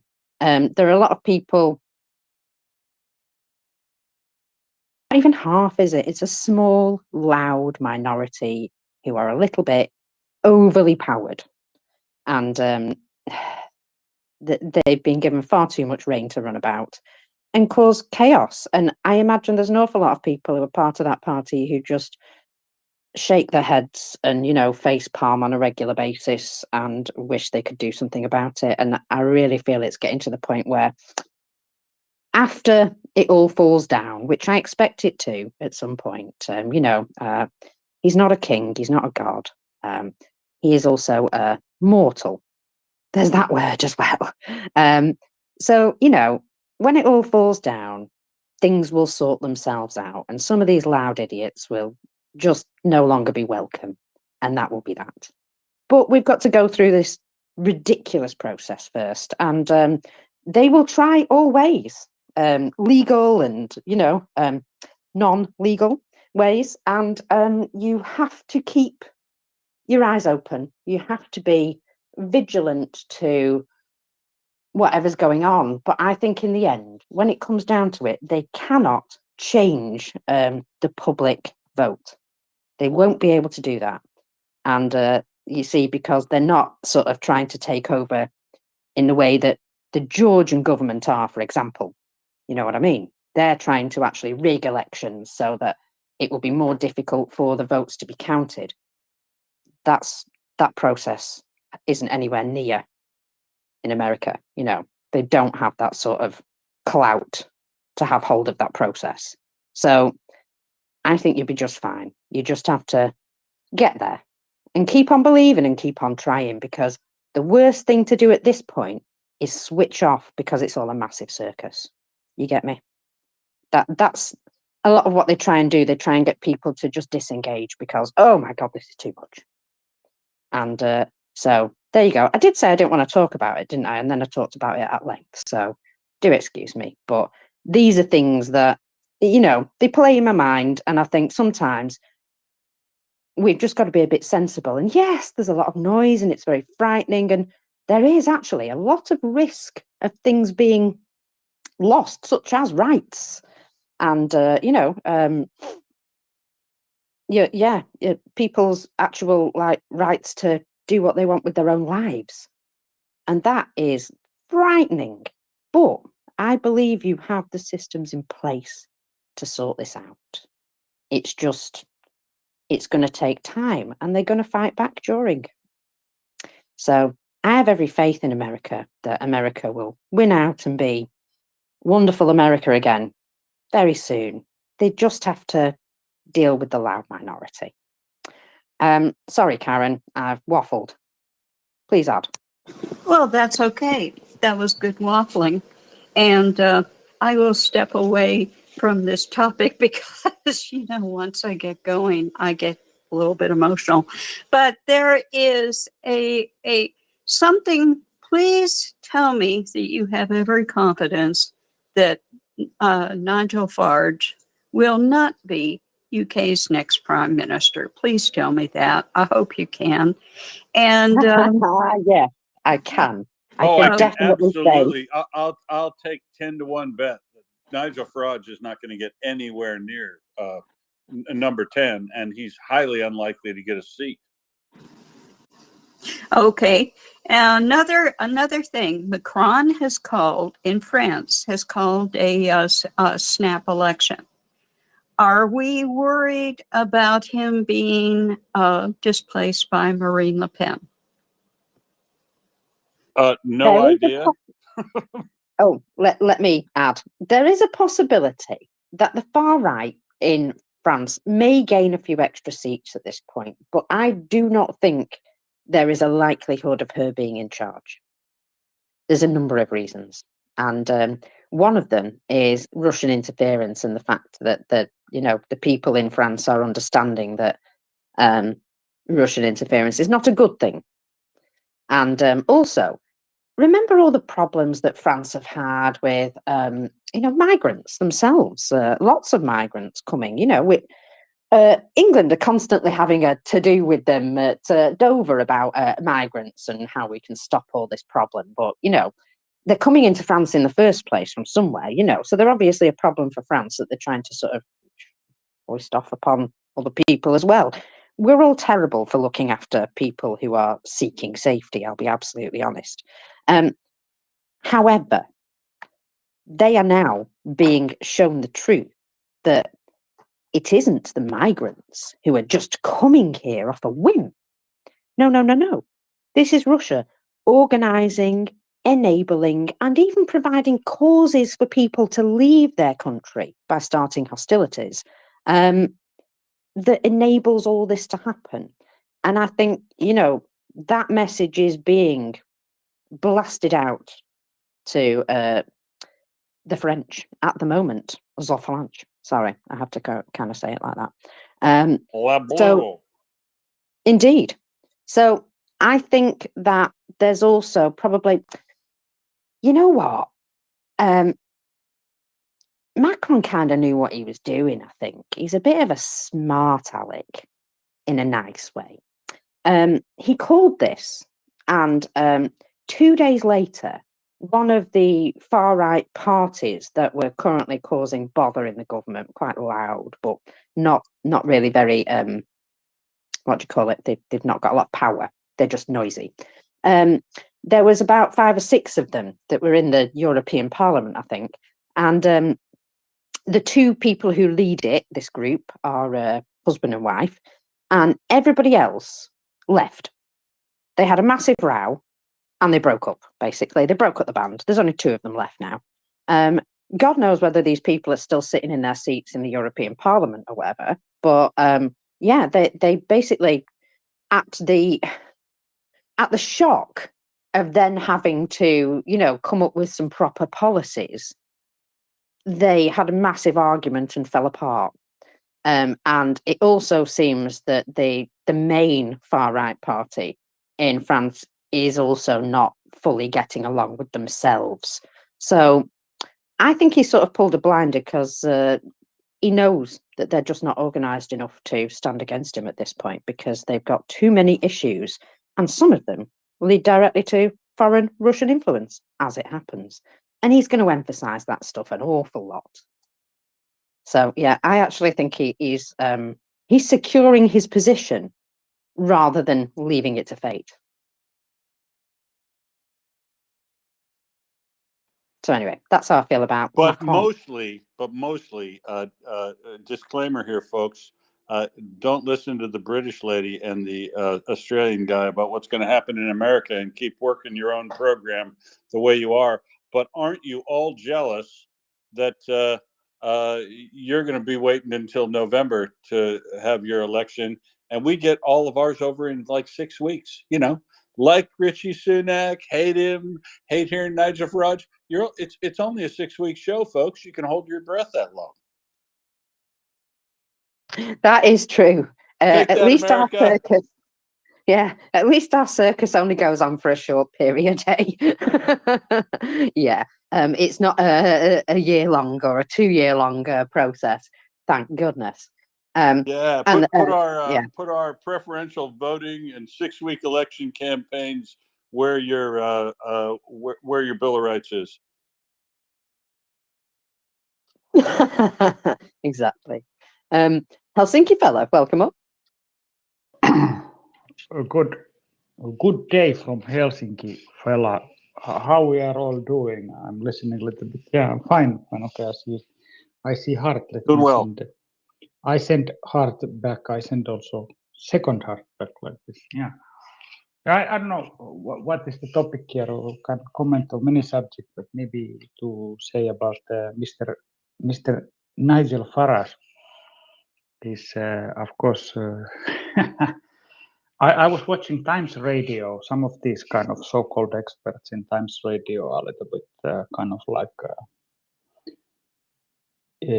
pontificating, or there is some retired diplomats or generals who by themselves they certainly have amassed huge amount of knowledge about Russia and Russians, and they give predictions to how these things will go. So I'm a little bit kind of like gobsmacked about all this kind of sudden influx of knowledge to these people's brains. And one of these individuals was there was yesterday, I think, Bill Browder and the previous ambassador to Moscow from UK government was there, and he was particularly unimpressive person. He had some kind of knowledge of Russia, but then he was like starting to say in this world situation, he was talking about compromises may have to be made to Russia, and then he was like analyzing wrongly the situation, like saying that Ukraine situation is desperate, and it's like this is the problem with this so-called experts who have been in the system, and he's been in a unfortunately whispering to the ear of real decision makers this kind of thing. So this is troubling for me, and this person was kind of like how do I say? He should have been. I was hoping that Browder would have called him out more strongly, but they were talking about Farage, and then he went on to say how Farage has been kind of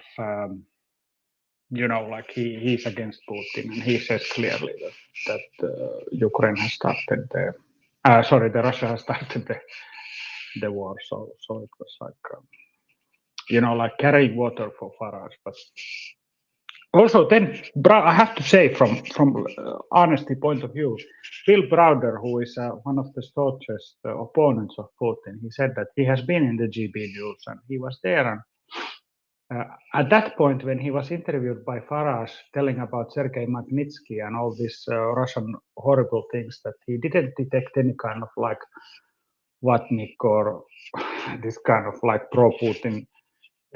Farage was completely sympathetic. So let's also be kind of honest about it, that there is an election season in United Kingdom, and I'm not a member. I'm not the subject of United Kingdom, of course. I am EU citizen. I'm a Finnish citizen from Republic of Finland, but just observing these things for some time, I just see that all kind of tricks are being played, and I think it's like all kind. I remember this when this what was the brother of one of the these labor guys who look like the same. He was like there is all kind of like very kind of like Alistair Campbell kind of tricks to defeat the political opponent. So you just might lose an election in UK because your party leader is eating the sandwich in a wrong way and you take a funny picture. So this is kind of like it's the same circus here everywhere, but I'm just saying.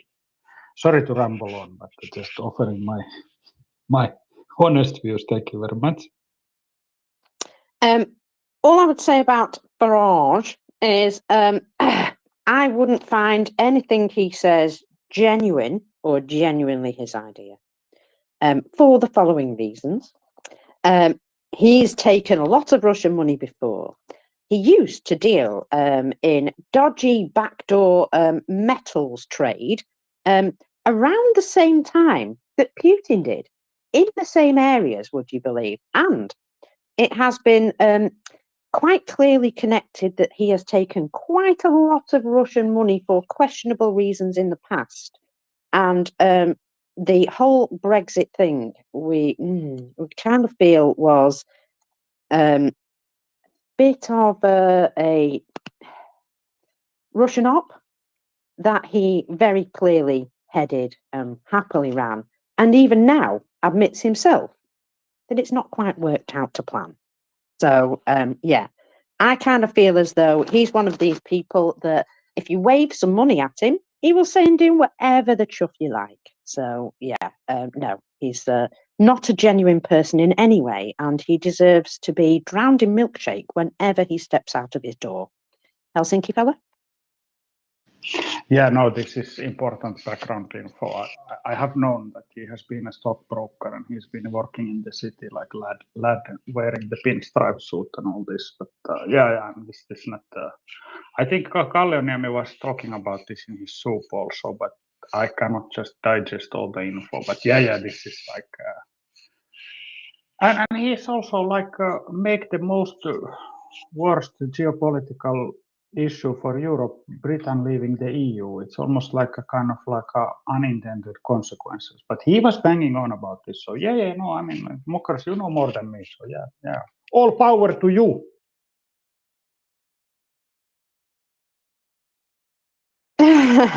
Well, yes, indeed.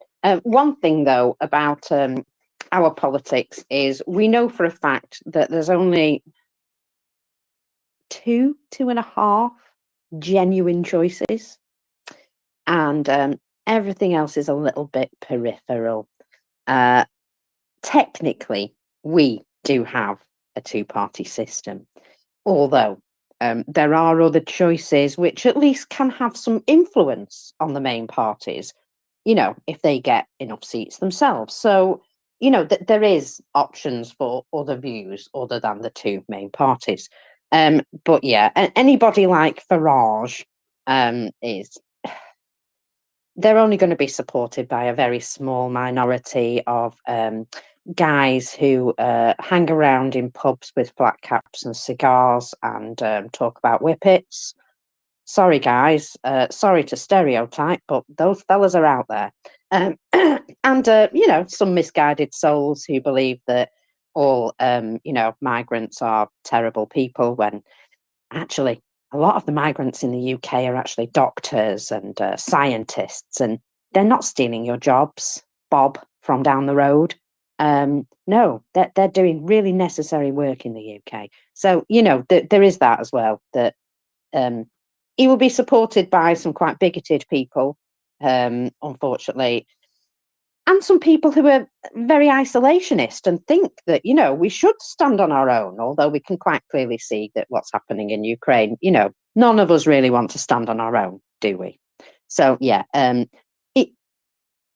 it's really largely ignored, but because of that, every now and again, they do get a seat somewhere and get to show their face, such as the European Parliament, where somebody like Guy Verhofstadt steps up and literally calls him a waste of skin, which I thought was amazing.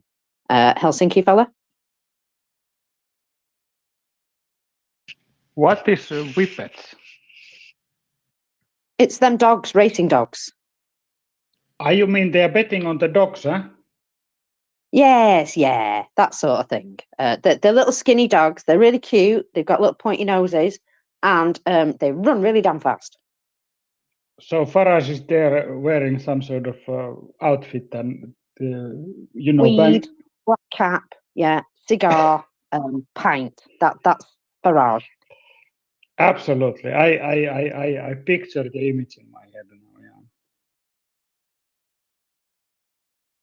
now, yeah. I'm glad you enjoyed the mental image there, but yeah, that's kind of how I see him. Stood in the pub beer garden right now, chomping on his cigar with a little whippet sat next to him. I don't know why. Don't know why. It's just my romantic thought. So, let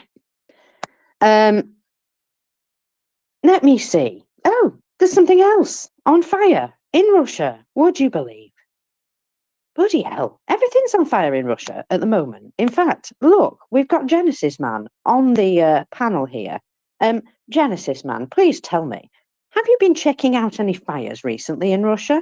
And did you perchance spot a few things that you might wanted to mention?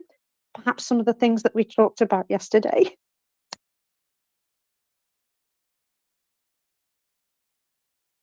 Oh, I've got no sound. Son of a. Genesis man, please recycle because I'll cry if I can't hear you talk to me and laugh about fires. In the meantime, I've got a forest of hands appeared. So, Nale, I think you were first. Yeah, thanks, and hello, friends. And I just have a question about the Russian space antenna in Crimea. Have we had a confirmation that they are destroyed or even damaged yet? I hope they are destroyed because of the usual reasons.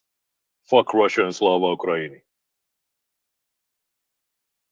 I am being told that this was confirmed, that this location has indeed been hit, and that there was a lot of people there at the time. The night before, there was loads of vehicles parked outside, and it would appear they've gone after the operators as well. Basically, they've made a point of hitting it when it was full of folks. So I'm also hearing there has been quite a high casualty toll as well. Nale? Yeah, that's great. So, me being Finnish, I laugh silently at their misery. I imagine quite a lot of Finland will be doing that little silent chuckle today. What say you, Helsinki fella? Yeah, we are. Yes. I agree with him. We are just kind of like. I don't want to say bad words, but I agree with Nella. Yes. Good. Nafo Zizo, go ahead.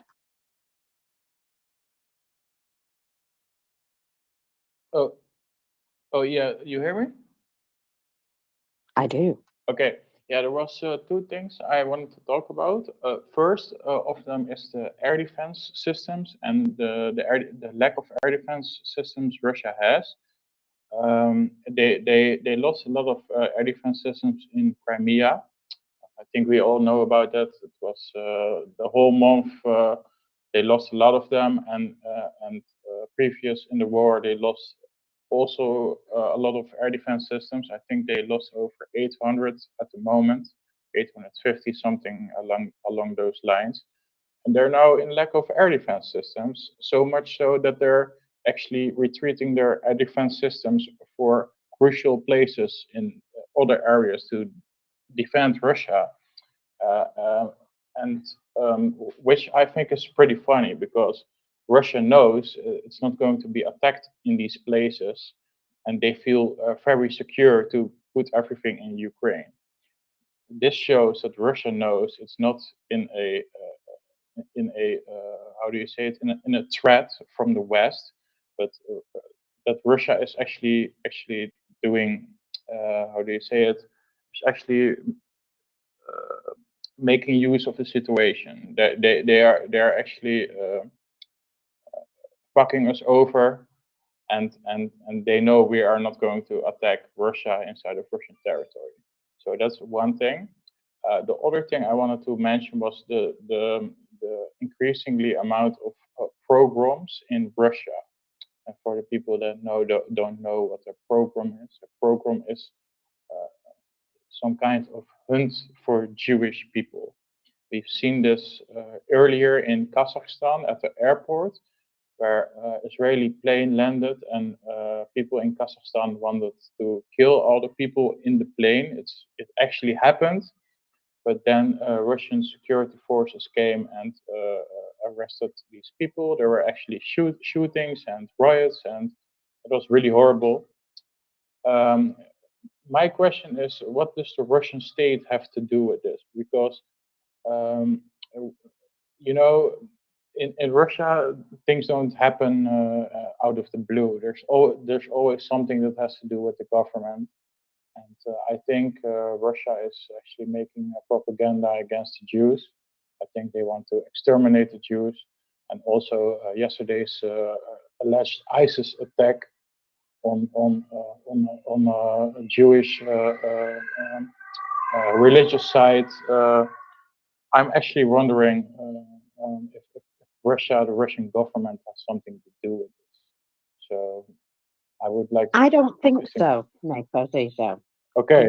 The Russian government have upped the rhetoric and upped the hatred and made sure that everybody knows that each other ethnic group is their worst enemy, basically.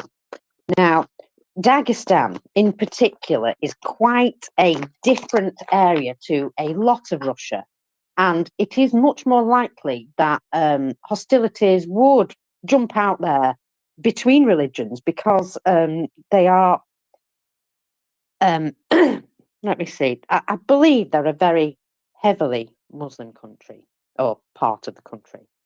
And as a result, in some cases where, this rhetoric has been constantly pushed by Russia that other religions are bad, well, they're talking about Orthodox Christianity is the good religion there. Well, look, the people in Dagestan also attacked an Orthodox Christian church, as well as a synagogue.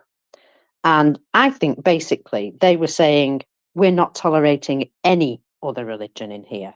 I think they're specifically saying this is our area, and this is what goes on in our area. We don't want any of this anymore.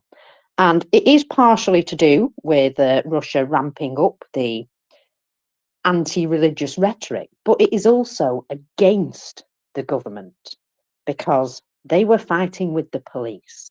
Now, Dagestan is an anomaly by itself. It's sort of governed by three families, a bit like three mafia families that get on very well. Tribes, if you will. Or at least at one time they probably were, something like that. And so it is kind of tribal.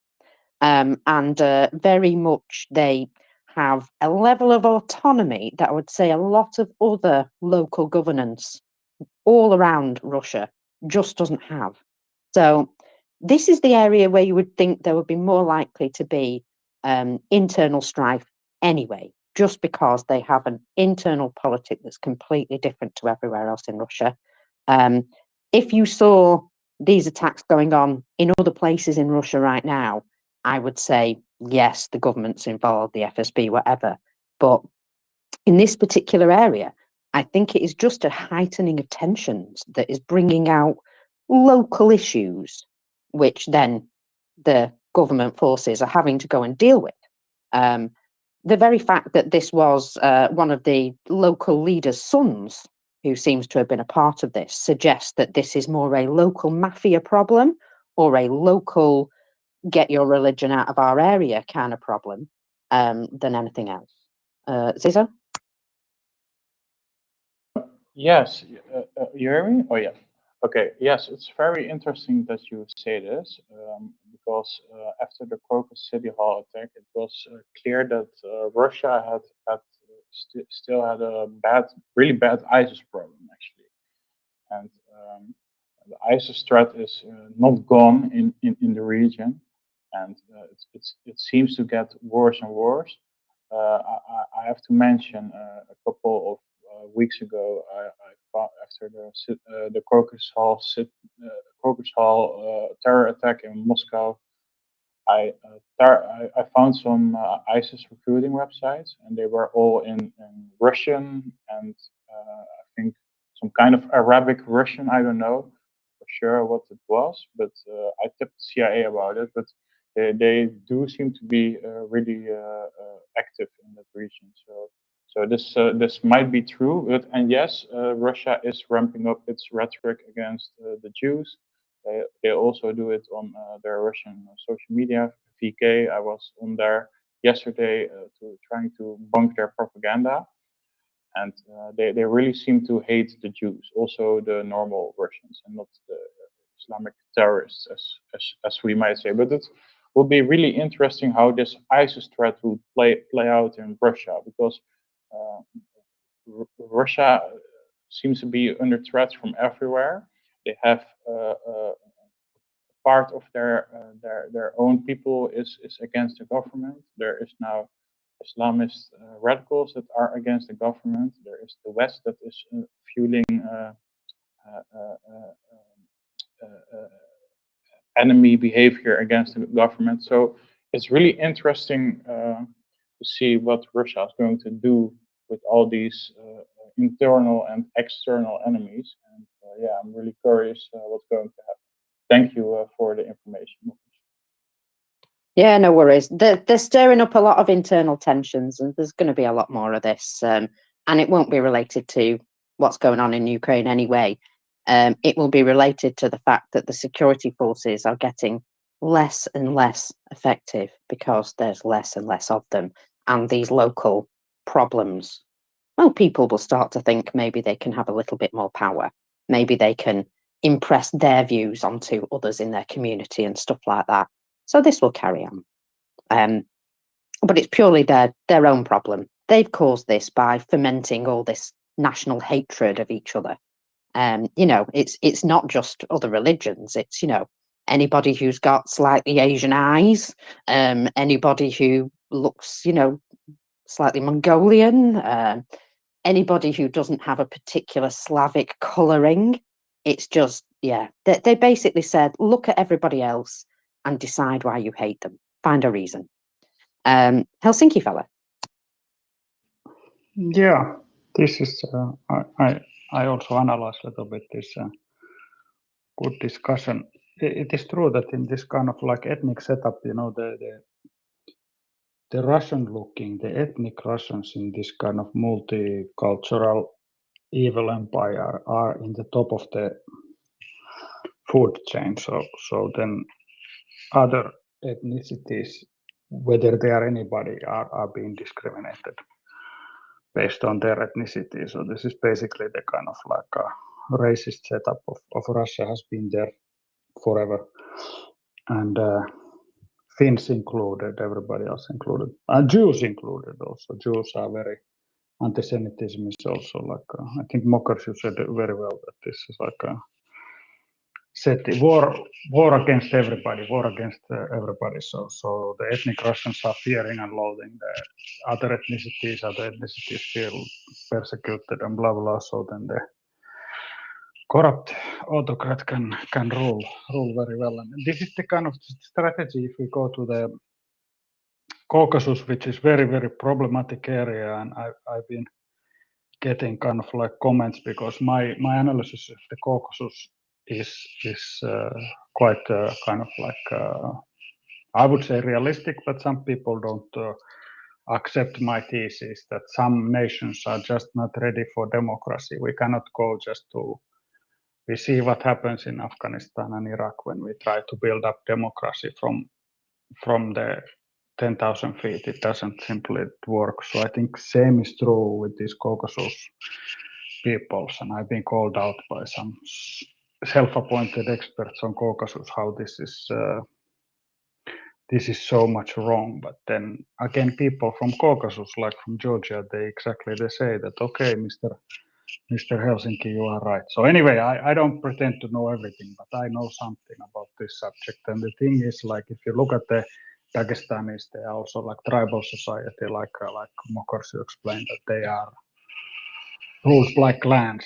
And when there is like a power struggle for resources, the clans will go who is on top, who is superior, and so forth. So the same is true with, if you look at Kadyrov also. Kadyrov's father was fighting against Moscow, but at some point, the Moscow bought him, and he was assassinated, and then Ramzan became the kind of like viceroy of Moscow in Grozny.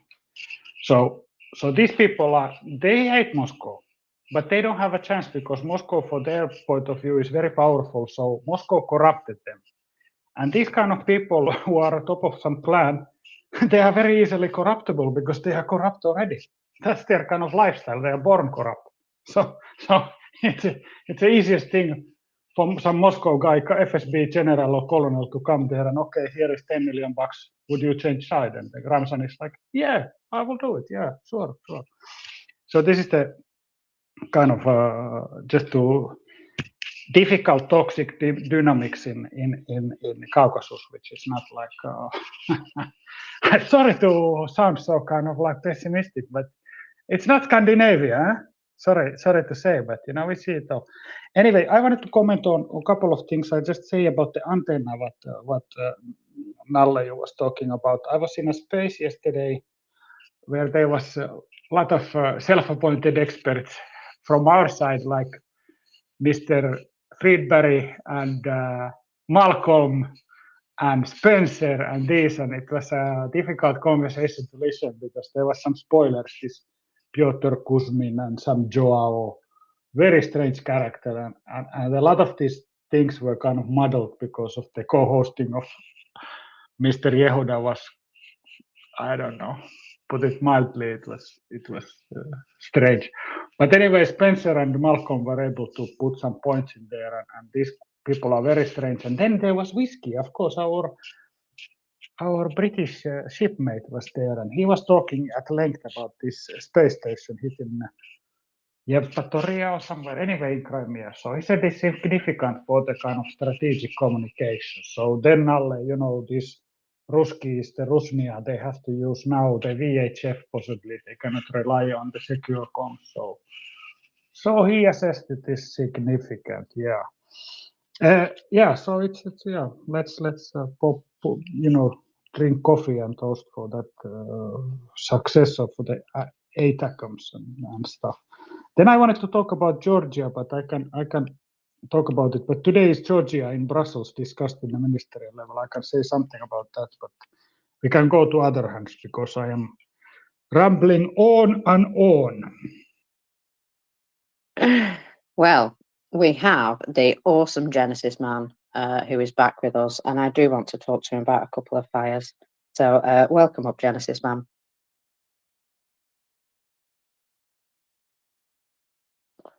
Do we have no audio again? I can hear you. Yeah. No, but you can't hear Genesis man, can you? Niet. Yeah. I imagine he's probably swearing right now. Sorry, Genesis man, still can't hear you. Not very helpful, is it? Genesis, you can send some smoke signals. We will see it here in Helsinki. No worries. Just make a fire. He's too busy watching fires and laughing with me about them. So let me just go through the last couple of fires because, yes, there was something in particular that he pointed out yesterday. Now, remember the massive fire in Rostov that was burning? Well, we concluded that there was definitely secondary explosions there. So that looks very much Exploding garbage. Yeah, that looks very much like it was indeed ammunition of some kind. And we also had to comment on the fact that large production facilities, a number of them, appear to have been on fire recently. And what surprised him was there was absolutely no firefighting going on. And he said it was interesting to note that there was nobody attending and this fire was huge. And that was in Moscow. So what does that tell you about the MJS? Is that what they're called, Will? Yes, they are the MJS, and it speaks much like I was talking to NAFO Dave earlier today, much like the denouement of the health service. The public servants in the health department and the fire department, they don't actually make that much money. And if you're offered $2,000 a month to go fight in Ukraine, back before the horrors became common knowledge in the cities in Russia, I think it probably looked pretty attractive if you were part of the health department. So, the botulism and the salmonella outbreaks they've had are due to the fact that people have probably left those jobs and not been refilled because they are skilled jobs. It's just not they're just not highly prized skilled jobs. I mean, think of the local health inspector in the UK. They probably have a hard time getting very good salaries in some cases, and firefighters are usually paid more, but sometimes not. They definitely aren't in Russia. So, yeah, I think that they have lost a lot of people, and the people that they're left with, the dregs or the new people they get in, don't even have the skills to start thinking about attacking these fires. Which is why, if you do see people show up, they're usually leaning on shovels and watching the show.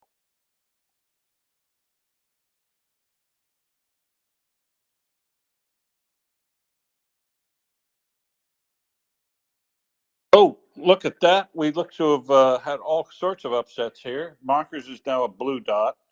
Tim is here speaking, but probably coming up to co-host, I think. Going to probably give me a taste of the elbow. And there's Jenny, too. So it looks like it's just about time for the North Sea Empire, folks, which is why I will then probably get ready to vacate the scene. So Tim can have the con and let everybody know that we have a week left in our fundraiser for demining Ukraine, and it's very important that we meet our target. Very, very important, folks, that we meet this target of helping them get ear protection and multi-tools and the stuff for the state emergency service of Ukraine to be able to demine these areas that they've got.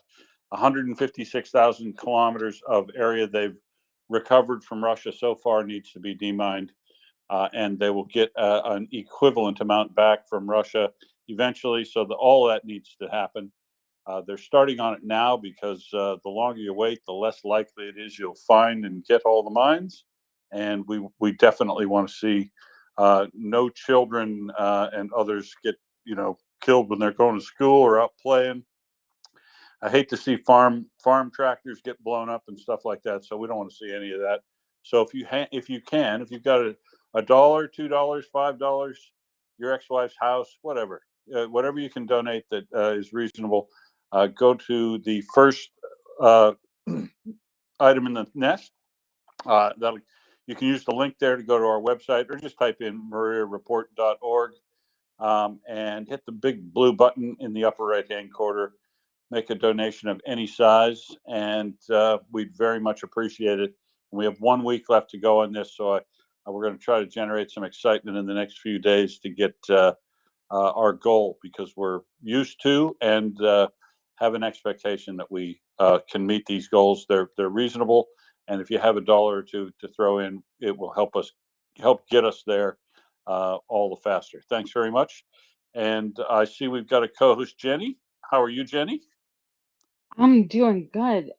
So just for clarification, are we selling the exes or their houses? Because I don't think you're gonna get a whole lot for my ex. Sorry. No, but if you're like me, you tend to buy your ex a house as a lovely parting gift, and if she's not careful or he's not careful, and that you sell their house underneath them, and then have some leftover money in your hand to donate, pass it on, help out somebody in Ukraine. I don't think that he owns a house. I think he's living off of his new wife. Did you not get a lovely parting gift, Jenny? No, I did not. Wow. You should have married Yeah. me. So when's the wedding?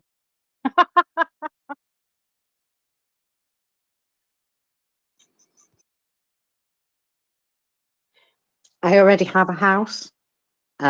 So I don't need you, Will. It's okay. I'm a strong, independent woman. But I also wanted to just say, ta-ra, everybody. I'm going to pop off for a little bit. I may be back later, though, because there's an awful lot of stuff happening. And I have so many stories in my bookmarks, I can't decide which ones to talk about first. So I'll probably see you all in a bit.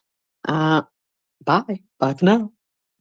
Bye, Mockers. Thanks, Mockers. I'll see you tomorrow, and I'm assuming by that wave that Tim is ready for me to hit the pavement too and take over as well. So I will say good evening to you, Jenny, and we will talk about this pesky house issue tomorrow. That sounds amazing.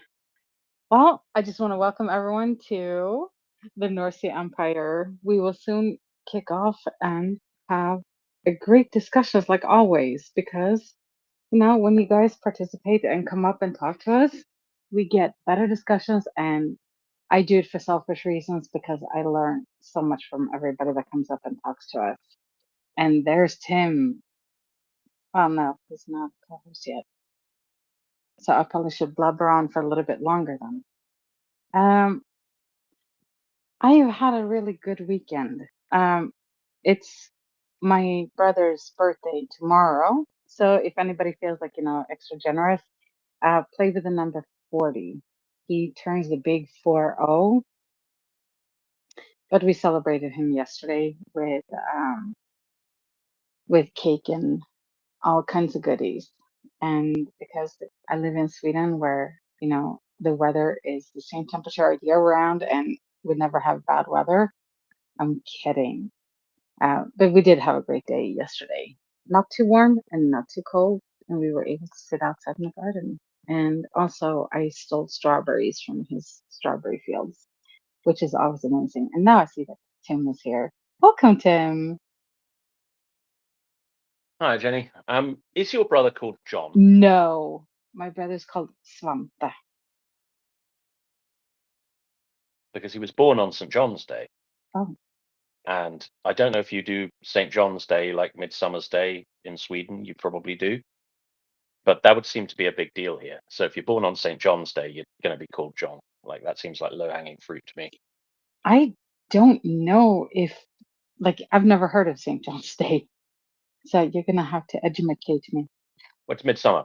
Same in midsummer, summer solstice. Same Oh, thing.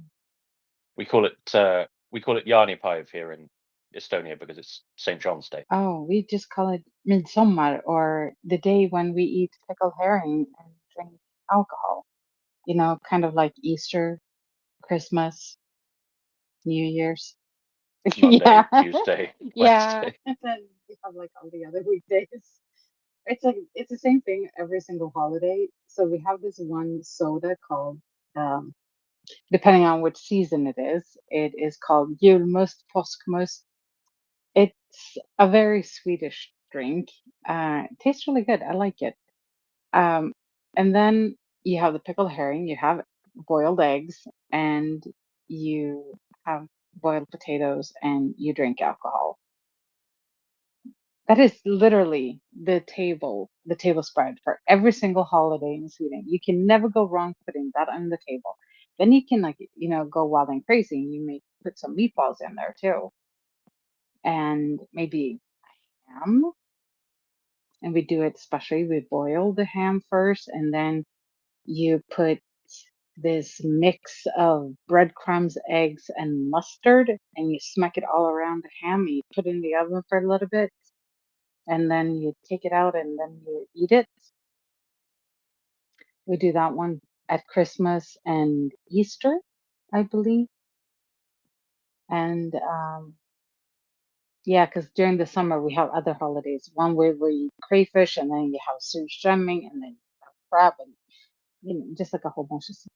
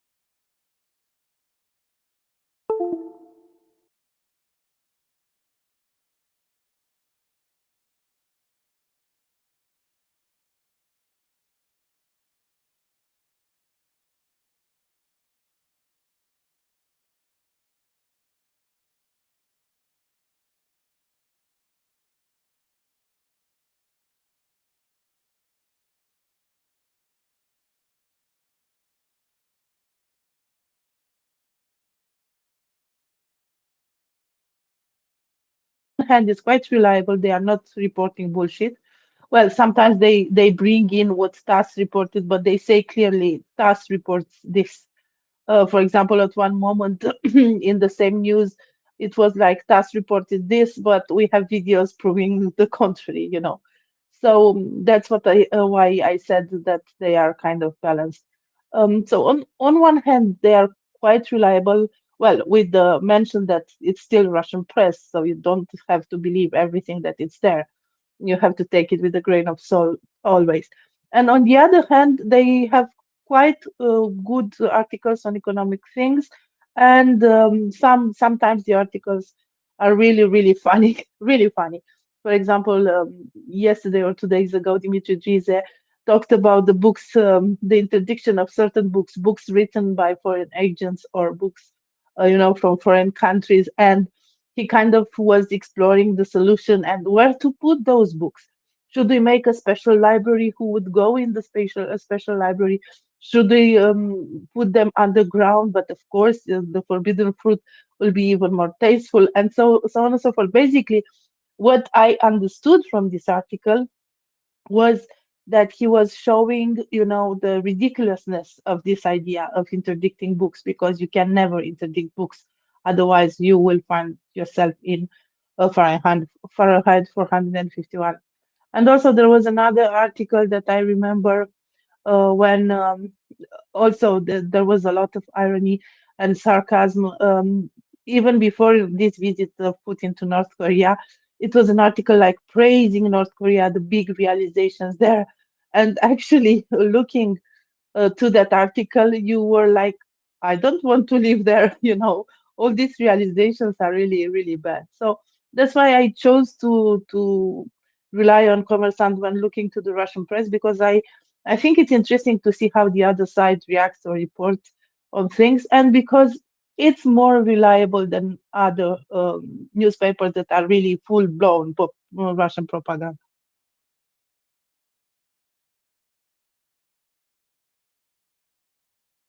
Thank you very much for that primer, Joanna. I know you you use that publication a lot, so I have to start keeping an eye on it myself. Okay, let's go to ATV, please. ATV, welcome. Thank you very much, Tim. I guess from my perspective, this is profoundly unmysterious. And if you just took it from the government's perspective, I feel like it's kind of win-win, right? Either they have a lot of vacationers in Crimea, they make a few extra rubles, and they show that they have control over the peninsula, or the more likely event is something that like happened over the weekend or yesterday, which is then they generate outrage and talk about America and NATO and the evil Ukrainians and the evil West, etc. I mean, they win on other fronts from the government's perspective. And as for the people, I mean, I think to me it's equally simple to explain. I mean, this is a nation that had serfdom, I think, up until the start of the 20th century.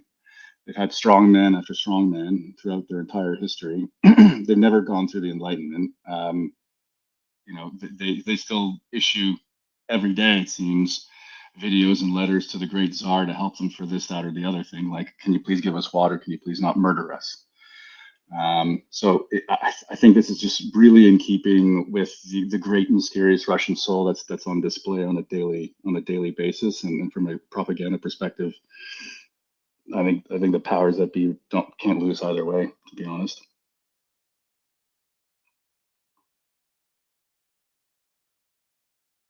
That is true. Also, if somebody happens to die, you know, there's less Russians complaining about not having running water in their homes or not food.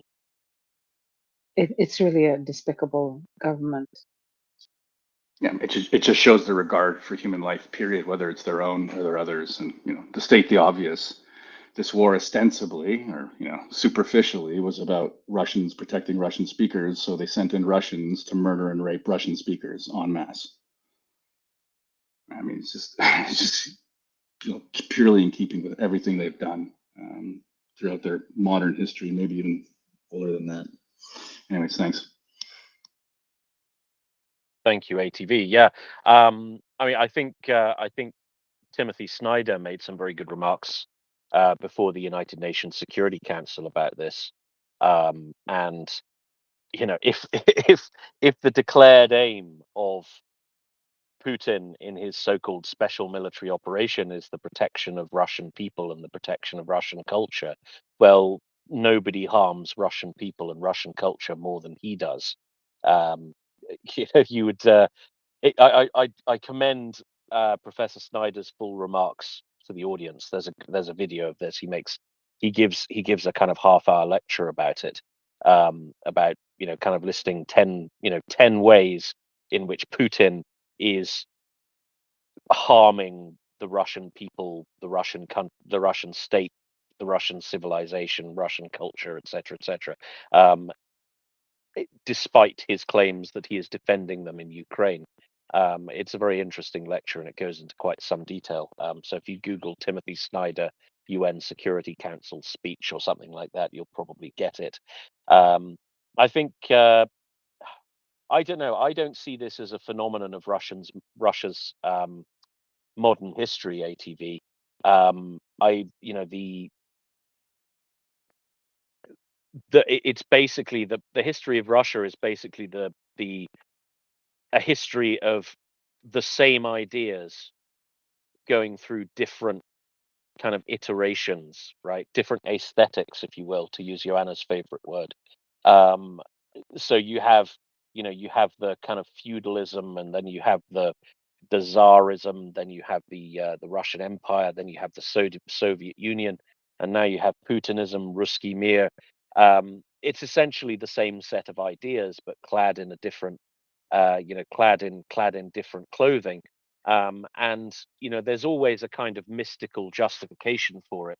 Yeah, you know, this is something that Decoding Trolls talks about very well. You know, the kind of myth making around around the power of the Russian government. So you go back and you have, you know, the Tsar rules by divine right. You know, you have what was the tripartite phrase? Orthodoxy, autocracy, and something else. I can't remember the third one, but they had a little slogan, and it was all about the you know, it was all about the, you know, the divine right of the people to rule, which was in the rest of Europe was already past its sell-by date by the mid 17th century. But you know, they took it and ran with it, and then you got communism, right, where the justification for this peculiarly Russian form of autocracy was, yeah, but we're building something, you know. We're doing, you know, we're building this better future. Sacrifices will be necessary now, but we definitely will achieve full communism by 1976. And you know, and this was kind of more readily exportable, right? I mean, it was totally bullshit, but it was, you know, they could capture imaginations, particularly intellectual imaginations, with this set of ideas. And of course, it was a very successful export for them. And the sorry, I've lost my train of thought a bit here. You know, it was kind of this pursuit of a greater goal, and that justified this kind of peculiar form of autocracy that they've always practiced. They've just clad it in slightly different clothing.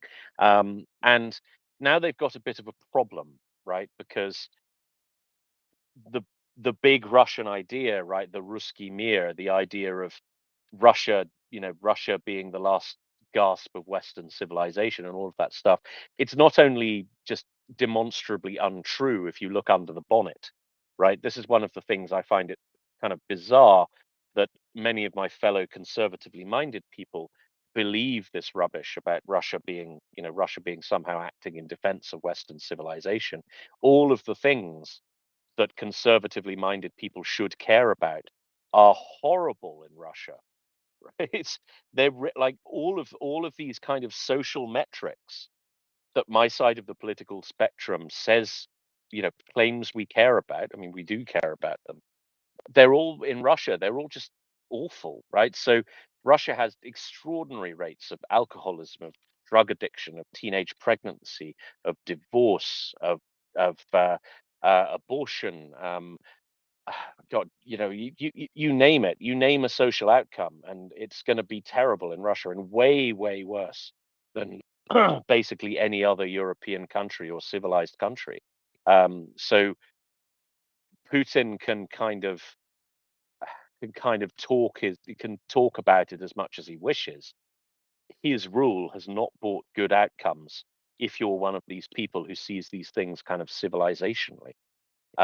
So I don't know why that's working. I guess the disinformation funnel is making it work. But nevertheless, like the Ruski Mir idea, right?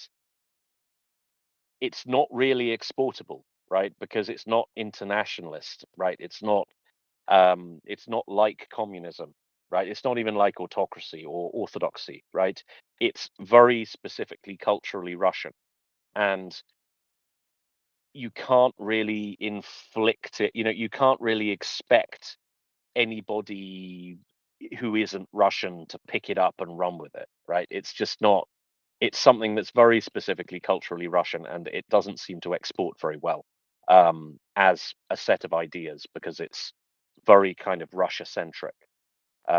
So the latest clothing of Russian imperialism, I would say, is probably the weakest one, right? The emperor looks at his most naked right now. But yeah, I don't know. My point in a roundabout way is that yeah, this is a lot older than modern Russia. It's a very, very ancient. I mean, I would trace it back to Ivan the Terrible and the creation of the Russian state.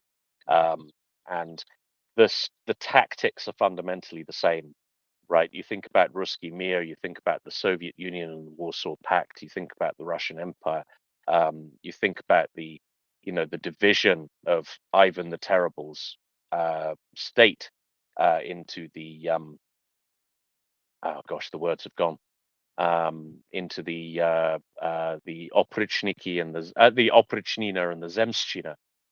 So his kind of bipartite division of the Russian aristocracy. That's really no different from the creation of the KGB, right? And the terrorization of the Communist Party. Like that's basically the same thing. It's the same tactic. It has the same goal. It has the same result. Lots and lots of people getting shot. So no, I don't know. I don't think it's new ATV. And I don't think it's I don't think it's any different today than it was 500 years ago, really.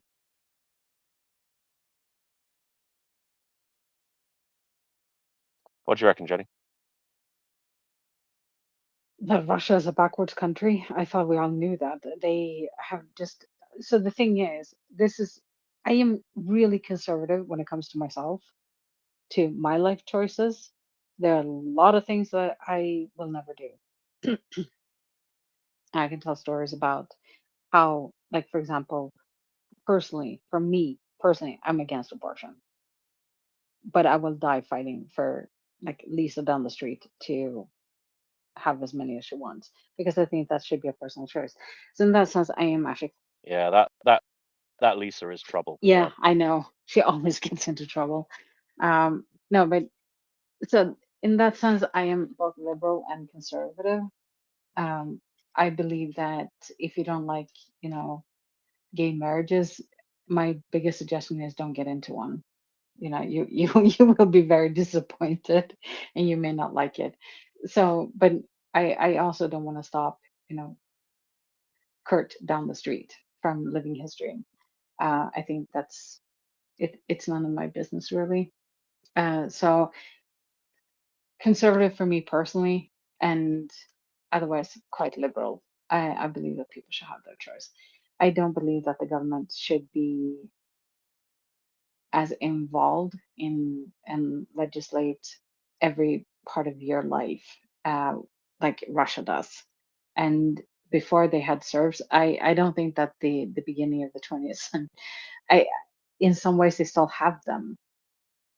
And unfortunately, they just call them by different name because you know, serf calling them slaves or serfs would not do in today's society, and people would frown upon that. But the fact is that you have people working there for pittance, and they have to complement their income so that they have food on the table by growing their own vegetables. This is one of the few countries, like if you're doing it because you want to, that's fine. I grow tomato. Well, my stepmom, she grows these beautiful tomato plants and then she gives them to me for the first year this year. And I'm going to grow tomatoes. But I do it for fun, not because I don't have enough money so that I have to grow, you know, my basic food, because the government actually cannot supply it. The fact that they still have areas where they have no electricity. The last place in Sweden to get electricity was, I think, the 60s or 70s, and it was this remote, out of in the middle of nowhere village, like the end of Sweden village kind of place. But it is a lot more common. Or indoor plumbing. The only place where you find a place without indoor plumbing or without electricity today is a summer house. And it's because the owner of this house they just don't want to pay the money to have the lines go to their summer house, because they're only there for like 3 weeks out of the year, and it's not worth 10,000 Swedish crowns or however much it costs. And so then it becomes like a choice. Over there, it's not really a choice. And so you have it, and communism is such a failure. You literally had that joke about the one guy digging and one guy filling in because the guy that was supposed to plant the tree was sick. And in some regards, that wasn't really a joke. You had people stamping papers and putting them in a certain order so that the next guy could put his stamp on them. There were so many redundant jobs in old Soviet Union. It's scary. And one of the most Soviet things I've ever heard, it was a serial killer that was, I think he started killing in the 70s. I want to say the 70s. His name was Andrei Chikatilo. Andrei Chikatilo. He murdered mainly children because they were easier to overpower, and he got off on the kids screaming in fear. That this Wasn't he Ukrainian though? Awkwardly. I don't know. From what I don't. I mean, he was called the Vampire of Rostov or something. Yeah, but I think he was active in Rostov, yeah. but I think he might have been Ukrainian. I'm not sure though. No, I don't think that he was Ukraine. I think that but he might have, because he was a teacher. And so instead of like arresting him, because frankly, Russia or the Soviet Union had no serial killers, this was the thing. So they just moved him from one place to another. So I think that he was active in Ukraine and he was active in Georgia. I know that part.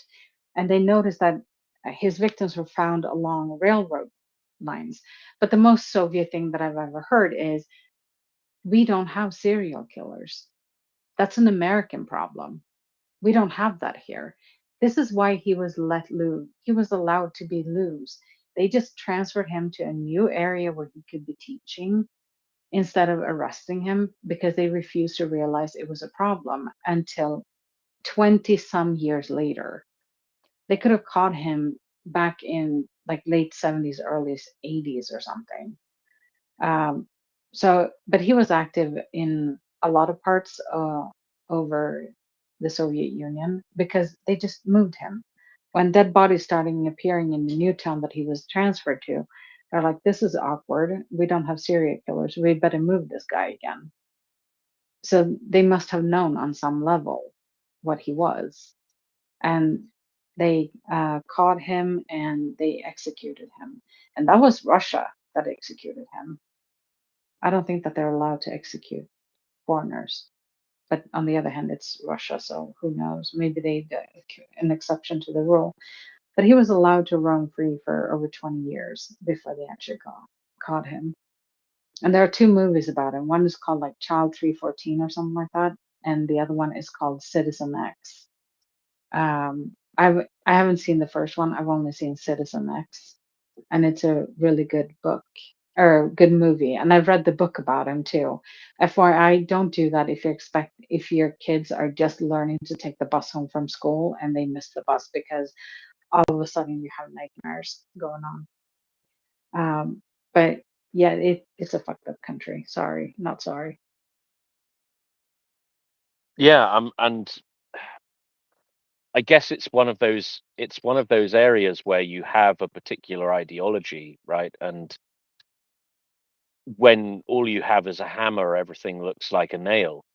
So there was a kind of Soviet version of every, of every social and hard science, and it had to accord with kind of Marxist Leninist principles.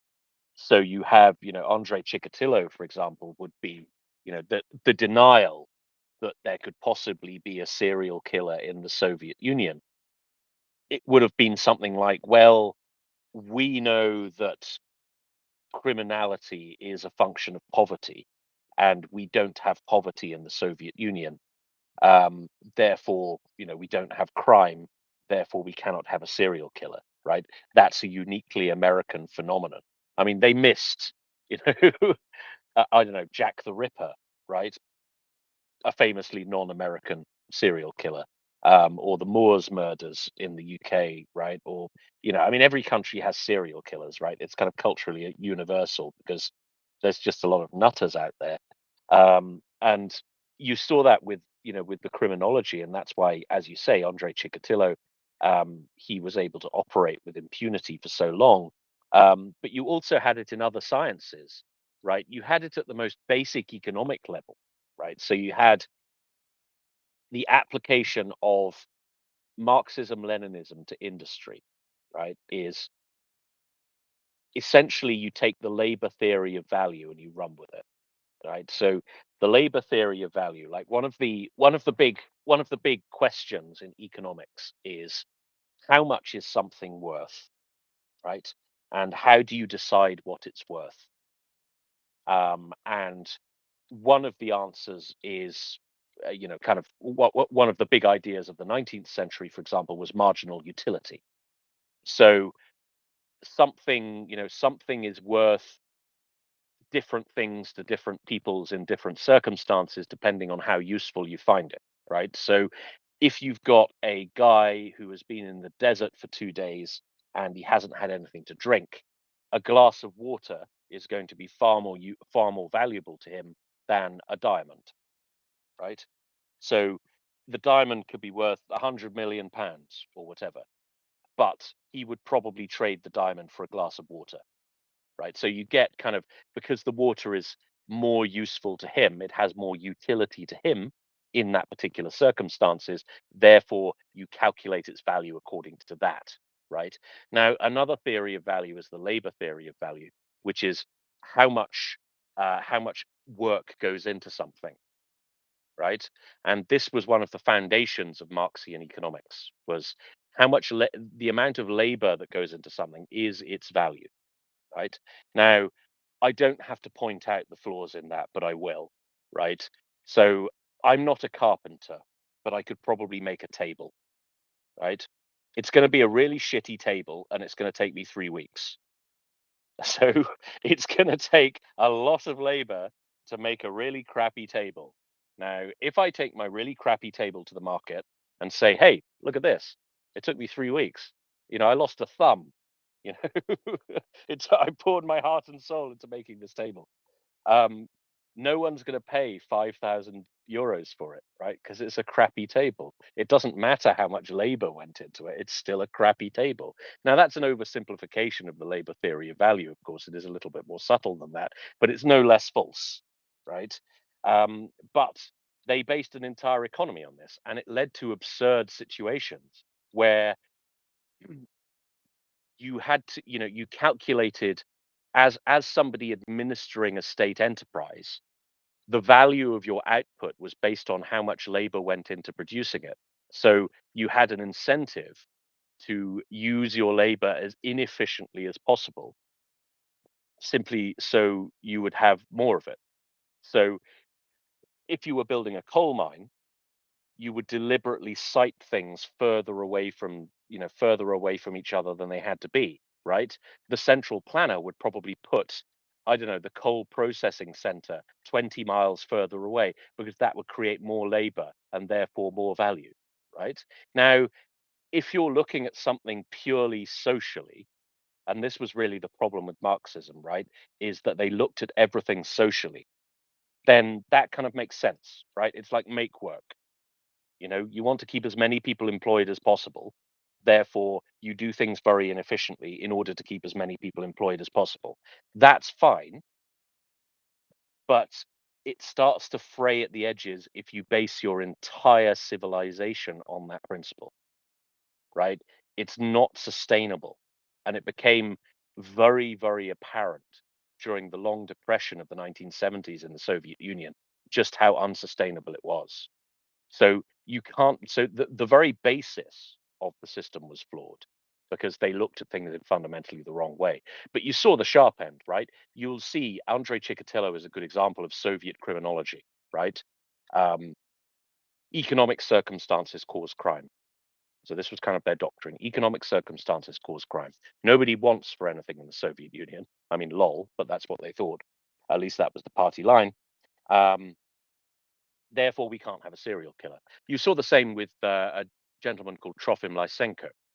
Now, Lysenko was an agronomist, and he was a favorite of Stalin.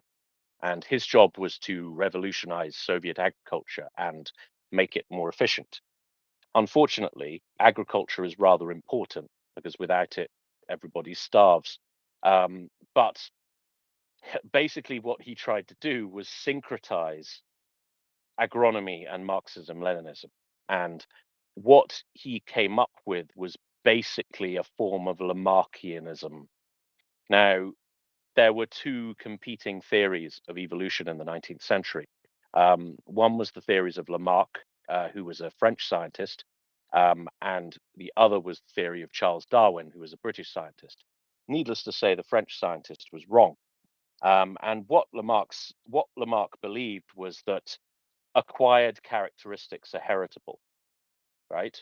So if I go to the gym every day and become really big and hench, and then I sire a child, that child will be really big and hench, right? So a characteristic I have acquired during my lifetime is heritable by my procreation. Now, it's total rubbish, but it was widely debated in the 19th century. Problem is, it's a lot more socialist, right?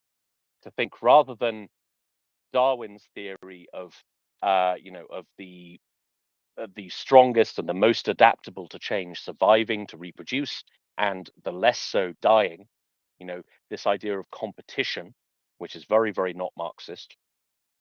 Instead, the idea that what we do in life echoes through our genes, right? So if we are good Soviet men, if we achieve, if we are hardworking, if we apply ourselves in titanic feats of will, then our children will be more perfect as a result. So the genetic heritability of acquired characteristics. And Trofim Lysenko built Soviet agricultural policy on that. So it was an extraordinary, enormous experiment in pseudoscience. And of course, it destroyed Soviet agriculture for 20 years because it was total bollocks. And so there you had the application of socialist principles into a science in which they don't belong, because science doesn't care about socialist principles. It's just science. Yeah, so it was really bizarre. And the more you look into it, you'll see this misuse of science, this perversion of science. Snevnevsky was another one. So he was the psychologist he was I suppose he was contemporaneous with Stalin for a bit, but he survived Stalin. And he was responsible for designing Marxist-Leninist mental health policy. And of course, the conclusion he reached was that anybody who doesn't believe in Marxism-Leninism is somehow psychologically defective. And so you ended up with hundreds of people confined, well, thousands of people confined to mental institutions whose only crime was thinking it was all a load of bollocks. His idea was, well, it's so obviously trivially true, Marxism, Leninism, that anybody who doubts it surely must be insane. And you look at any area of science, you will see these kind of little, you will see there's always this great perverter of them in the service of this silly communist idea. And they're really quite shameful people. And I think there's a special place in hell for them, Jenny, if I'm perfectly honest. But there we go. That's my little rant over. Let's go to Helsinki fella. Yeah, the Soviet times, I remember also I was very young, maybe 6 years old. It was after the Moscow Olympics. You remember there was Olympics in Moscow, I think in 1980. Anyway, I think Americans boycotted these Olympics because of Afghanistan war. Quite rightly so, no problem. But anyway, I took a trip at that tender age to Moscow with my parents, and I remember we were touring Moscow without official in-tourist tour guides, because the in-tourist was supposed to shepherd you if you are a suspicious person coming from a bourgeoisie country. So we were unescorted. We went to the Detsky Mir, which is still, I think, existing in Moscow. It's a children's department store. I think it still exists because Ruskies like this Soviet nostalgia too much still. And the millennial generation, they don't know anything about their supporting, but they have this weird nostalgia of Soviet. And indeed, if you look at Russia today, I have to say cynically that some things were better in Soviet Union than nowadays Russia, but anyway, it was a terrible system. And even believe, we discussed this with Pauli, how it was like, how we were influenced by this. I think we discussed this, Tim, also about Finlandization. And there was no unemployment in Soviet Union. This was one of the myths. And our Vatniks, our communists and social democrats and people even believe this thing that, oh, it's an example, workers' paradise. Can you imagine people believe? It's like same like what these woke people nowadays believe. They're supporting terrorists and I think they make world better. It's the same kind of like ideological subversion that's going on in the new generation. Anyway, we went to the Detsky Mir and there was the Soviet toys. Of course, the Soviet toys, even a 6-year-old can see that what kind of shit they are compared to the Star Wars toys or Lego, which the Soviet system is unable and unwilling to produce to its children. It's supposed to love so much. So this is all nonsense. So if you want to buy something like a Cheburashka or something, which was the official toy of the Olympics, and then in Detsky Mir in the Soviet shops, first you have to queue for the toy to get the receipt. Then you get the receipt that you're going to buy it. Then with that receipt you go and queue to pay the toy, and then you go to the third effing queue to receive the item that you have just bought. This is Soviet Union for you in a nutshell. And I remember this as a 6-year-old. It's like, what the hell is going on? Why don't you just go like in a Finnish department store? You just go and pay it and off you go. So it's like that, It's like has been shit always there in the East. I am sorry to say. Yeah. Bye. Thank you very much. And hello, everybody. Good day. Excuse me. Nefo Zizo, please go ahead. Yeah, hello. I'm sorry that can I change the subject here? Helsinki fella, is there anything that you'd like to follow up there before we change the subject? Not really. I just this Soviet times is something that the people nowadays, these millennials and whatever generation, they don't know anything about. So that's what's the thing. But yeah, absolutely, Zezo. Okay. Okay, yeah, we were talking about Georgia and Turkey and how Turkey kind of plays both sides of the conflict, and I totally agree here. But if we go back in time a little bit, the Kurds have always been the enemies of the Turks. We always have known this, and this is why the Kurds are kind of fucked up in this fucked up situation, because Turkey is a too important ally to us.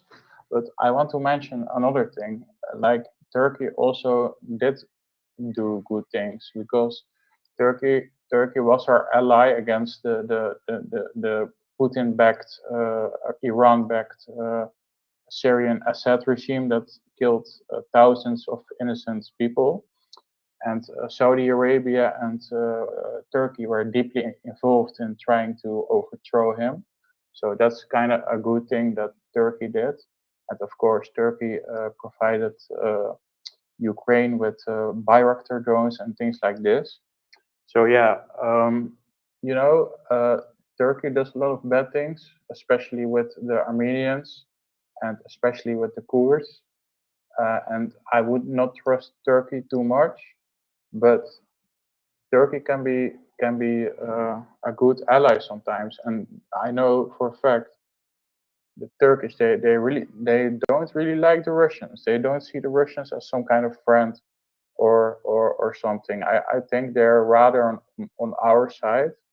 So this is why I think the Turkish are some kind of frenemy of us, and maybe they can help us in the situation with Georgia. Because if Russia is going to invade Georgia, if Georgia is going to get democratic, probably Russia will invade, and we can only supply Georgia with weapons if Turkey is willing to help us. So that would be a very good thing if Turkey is willing to help us with that. It means we have another front open against Russia. So, but I want to know what you guys think about it. Maybe you guys know something about the situation with what Turkey thinks about Georgia. If Turkey is maybe willing to provide weapons to them against Russian influence. So yeah, I would like to hear you guys. Well, that's a lot of complicated things to analyze, I guess. At the moment, I will say, though, good afternoon, good morning, should I say, Alan. Hello, how are you today? Good morning, Tracy. I'm doing well. Pleased to be here with you for a Monday morning session. Thank you, Alan. I'm pleased you are here as well. So, do you have some replies for Nefo Zizo? You know, I'm going to say, Nefo, it's too early in the day for me to reply in any intelligent way, and that's a fact. I'm still on my first cup of coffee. All I can say is it's very complicated. I think the most interesting part of the question is how and will Turkey help with the situation in Georgia? And I think you're exactly right in your description of Turkey as a frenemy. Especially Erdogan seems to like playing both sides of the road, and he does it rather successfully. He's poked his finger in the eyes of the Russians, shooting down that Russian jet that that violated Turkish airspace. Absolutely no repercussions from that. But Turkey also has become a primary middleman in illicit trade that delivers high-tech goods to Russia for military purposes. It's you'd like Turkey to clean its act up, pick a side, and move forward. But I don't see them doing that. How's that for a 1/2 cup of coffee, non-intelligent answer, Nefo Zizo? Yeah, it's totally another problem. I hoped you knew more about it. I hoped you had some more deep intelligence about it. but unfortunately, you don't really know more than most of us do. Yeah, the situation with Turkey is very interesting. I think it's also very interesting that Turkey was supporting the rebels in Syria, the quote-unquote moderate rebels, also the jihadists in Idlib. They were fighting really hard with the Iranian-backed people, with Hezbollah, with the Syrian government, and with Russia in the Idlib and in other provinces of Syria. But they've stopped doing this, and I think it was in 2018, 2019, something like this. The Syrian government took back a real important highway over there. So they kind of stopped pushing back on the Syrian government there. So this is not really a good thing, because the Syrian government is a huge enemy of us. They're against Israel, they're with Iran, and they're with Russia.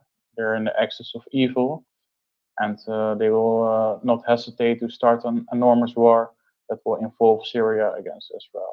So yeah, that's kind of a bad thing. And yeah, of course, we know Turkey is against Israel, probably because of Islamic reasons.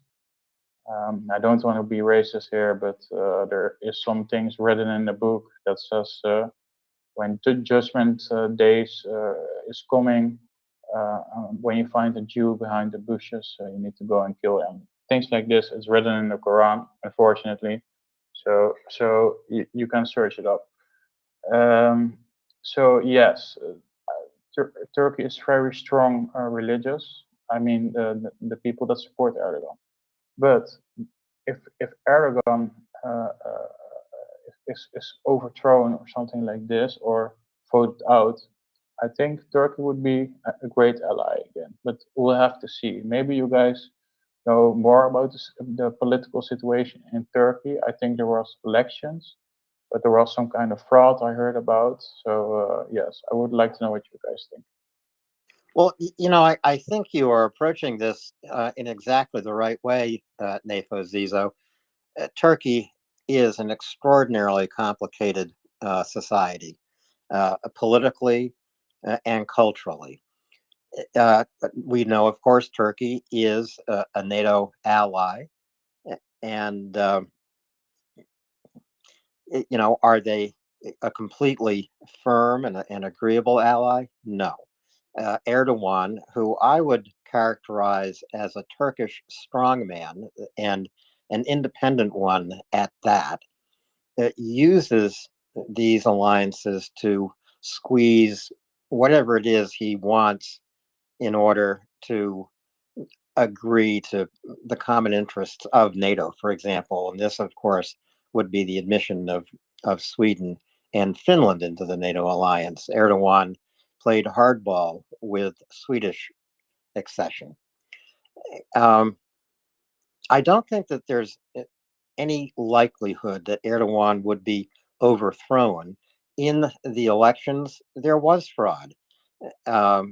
It was the rural Turkish voter, mostly in support of Erdogan, the urban areas of Turkey in support of the opposing candidate.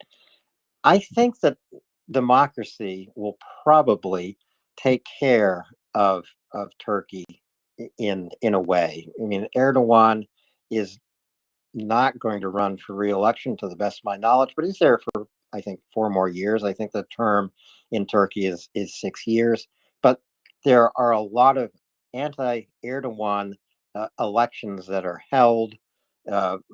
Mayoral elections are regarded as a kind of a barometer of feeling towards Erdogan, and opposing parties, opposing candidates to Erdogan generally win those large city mayoral elections. It's that's about as far as I can take it. I'm doing all that from memory. I bet Yenny has more information about it. I bet Chris Windley has more information about it. And I bet Helsinki fella has some insight. So let's go to Helsinki, to Chris, and then to Yenny. Helsinki.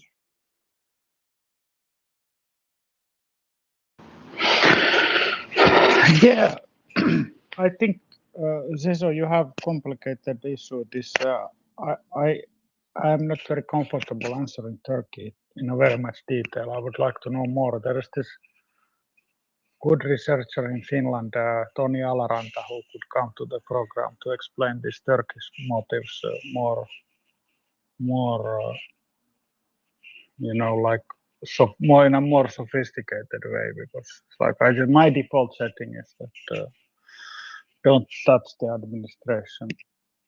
Don't trust the administration of Erdogan. Erdogan is not a guy we should go buy a used car from. So that's the basic tenet, and they are regional power. But still, I think this appeasement of Turkish regime has hurt us and it continues to hurt us. And like with this kind of ally, what we get out of it, like we want to keep it, and I think Washington wants to keep Turkey in the fold of NATO. But Bolton was saying, I remember John Bolton was saying that why do we need this kind of ally? And he's just trying to take everything useful from us, but he doesn't share our values. And I don't know if the Turkish how ready they are for democracy. So that's my I can see Toni Alaranta should be invited to the program. I can try to get him to explain all things Turkey. I'll send you his Twitter feed to you, Zezo, if you're interested. Yeah, thanks. That would be very helpful, Helsinki fella. I would certainly appreciate that. To Chris Windley and on to Yenny, please. Chris. Oh, woo. Woo! Sorry, I had to go and do something, but then I was managed to come back quickly, so hence the hand down, hand up thing. I was just going to say probably two things on Turkey. One is don't forget they supported us in the Crimean War against the Russians, helped us kick out the Russians from Crimea. Number one. Number two is, as I understand it, the Turks were very unhappy at the Russian, as what they saw the Russian dominance of the Black Sea, and consequently they're very happy about the lack of dominance of the Russians in the Black Sea, and also, of course, we know that with the Black Sea Security Act, the USA is working with all of the littoral countries, all of the countries that border the Black Sea, including Turkey, but basically all of them, to make sure that there is freedom of passage in the Black Sea. So just those couple of things. Thanks, Chris. That Crimean War, let's see. That was a long, long time ago. It seems there's another one coming. Yenny, go ahead, please. So Erdogan can't run for re-election. The reason why because the election was actually supposed to have been, like, I think it was in September of last year, in 2022 or something like that. No, 2023. But it was July, I think. But then he changed the date for the election to May. And that was because if the election is before a certain date, then he could run again for re-election. And the only reason why he was re-elected was because of the diaspora. The diaspora actually voted him in. Inside Turkey, he's not that popular of a leader. He had a good opposition, but the people, the Turks that are not living in Turkey, they kind of like going to Turkey because it's really cheap. When your currency in the country that you live in is really strong and the Turkish lira is horrible. At one point, I think they had like 100% in, like, their inflation has been through the roof. He got it down in time for the election from, I think it was like in the 90% or something, down to about 70, 70% I don't know what he did, but he managed to get it down, and therefore he managed to secure his re-election.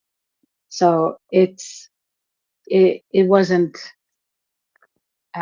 but he will not be able to run next time. Thank goodness. Thank you.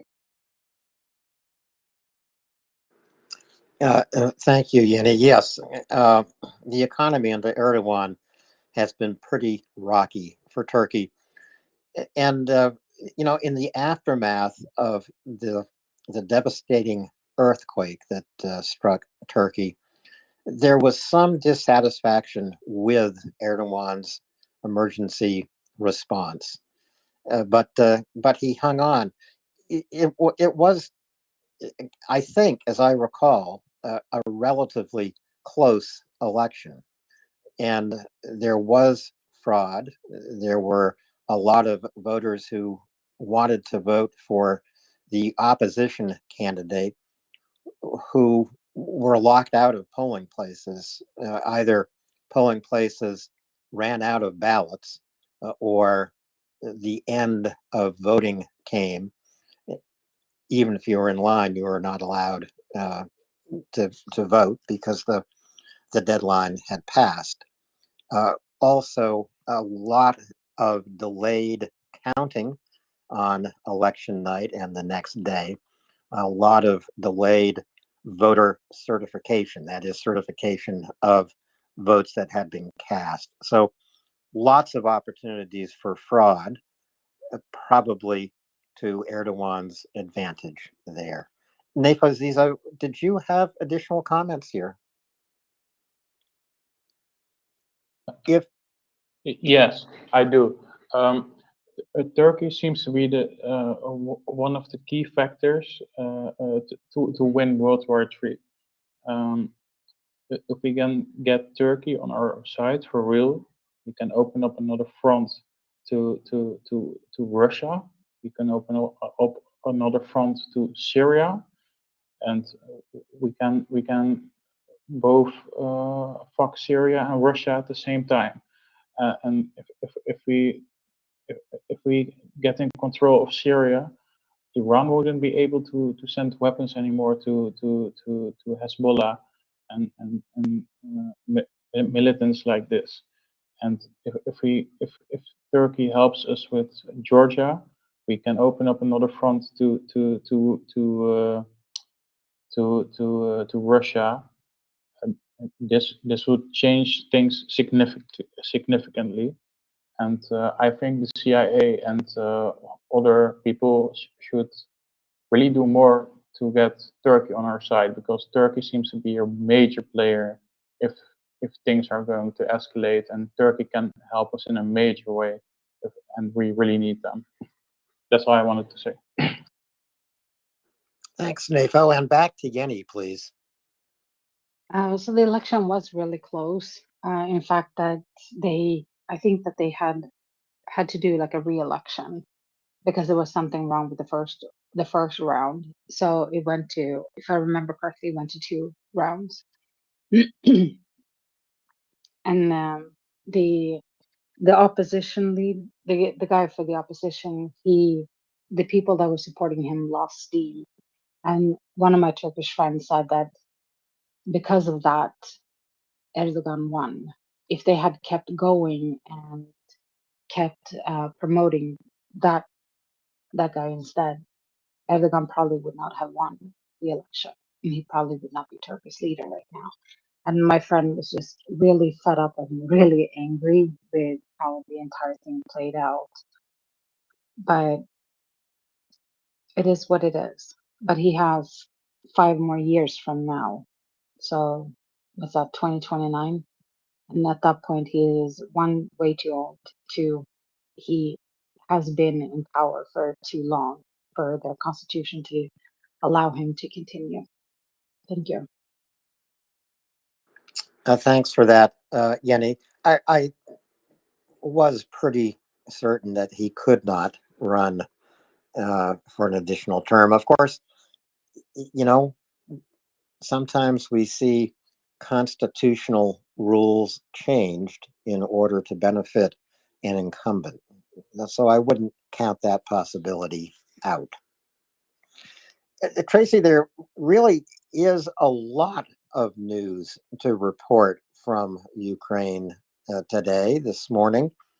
to review the very successful Ukrainian attacks on Crimea, not on beachgoers, by the way. I don't know if people saw that video of Russian tourists fleeing the beach they were vacationing on, but an extremely important attack on a significant Russian communication, radar, command, and control facility in Crimea.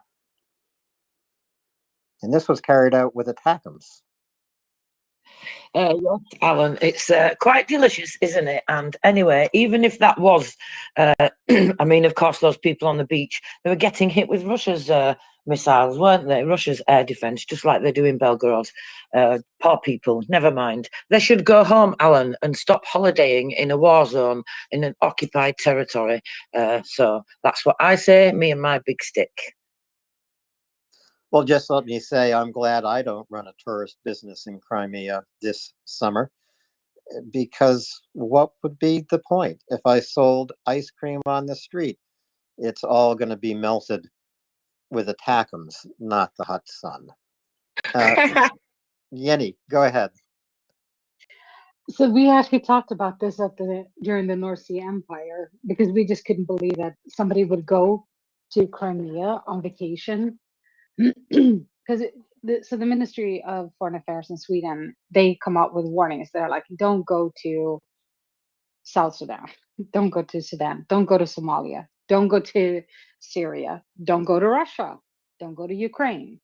These are dangerous places to be. So our government warns us. They're like, do not, it's like kind of like TripAdvisor, and it says, do not recommend at the moment. There's an active war. You may not want to go there. And apparently Russia does not do that for their citizens. And then Ioana read us an ad in the Kommersant that was an hour old. So now it is like 2 hours old, maybe 2.5 hours old. And it said, go to Crimea, beautiful beaches. Look at this hotel. It is wonderful. It is waiting for you to stay in one of the rooms. So they're actually, the Russian government is doing the opposite of the normal governments do.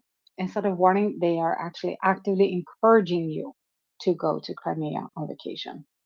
Beach Party 2024, which no sane person attends. So, there's that. So I don't know.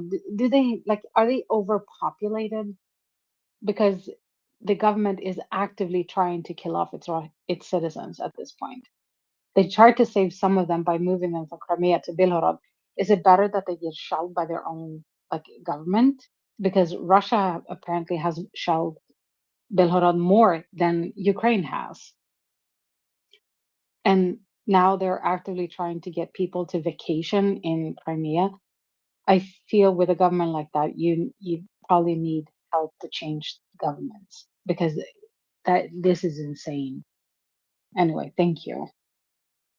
It's completely insane, Yenny, and I'm not surprised about the ad in Kommersant that Ioana read out.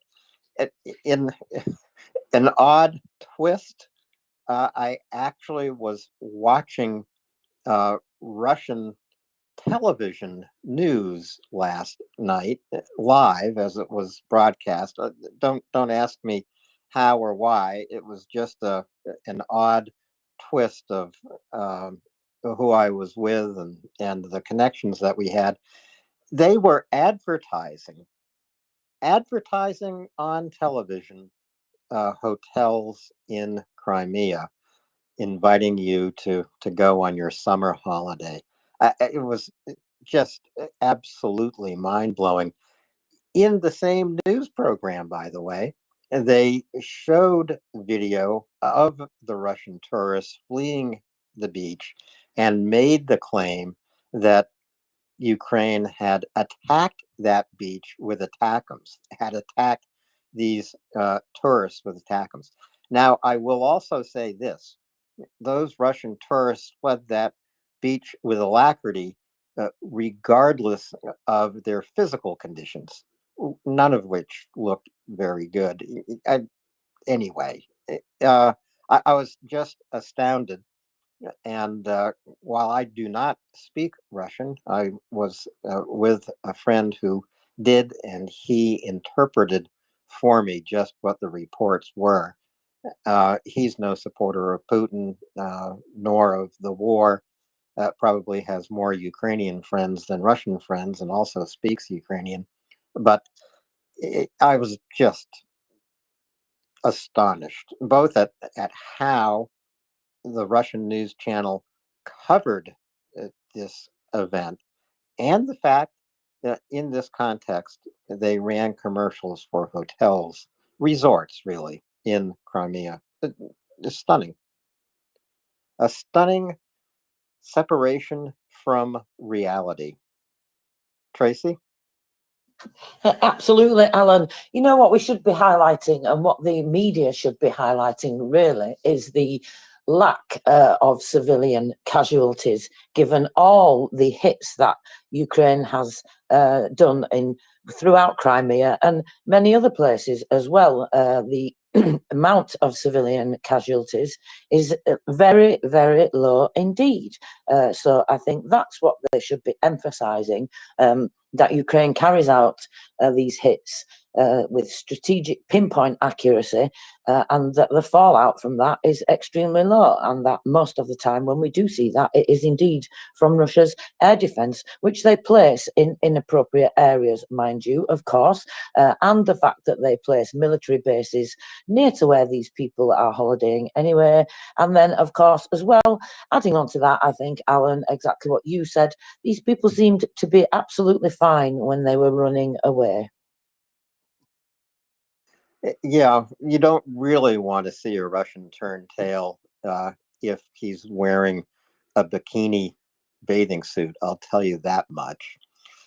But, you know, the other thing, the important thing here to contrast, Tracy, as you point out, when Ukraine selects a target in occupied Ukraine or inside Russia, it's a military target. It makes a difference in how Ukraine conducts the war and how successful it is on the zero line and on the wider war. And Ukraine has been very successful in opening the wider war by striking Russian oil refineries, fuel depots, fuel ports, Russian rail lines, and of course, Russian radar communication and air defense facilities, wherever they are found in occupied Ukraine or in Belgorod or Kursk oblasts. Now, contrast that with the targets that we see Russia choosing. In no order of priority, but these are the targets just over the last few days: schools, hospitals, housing, infrastructure, electrical, gas, and water.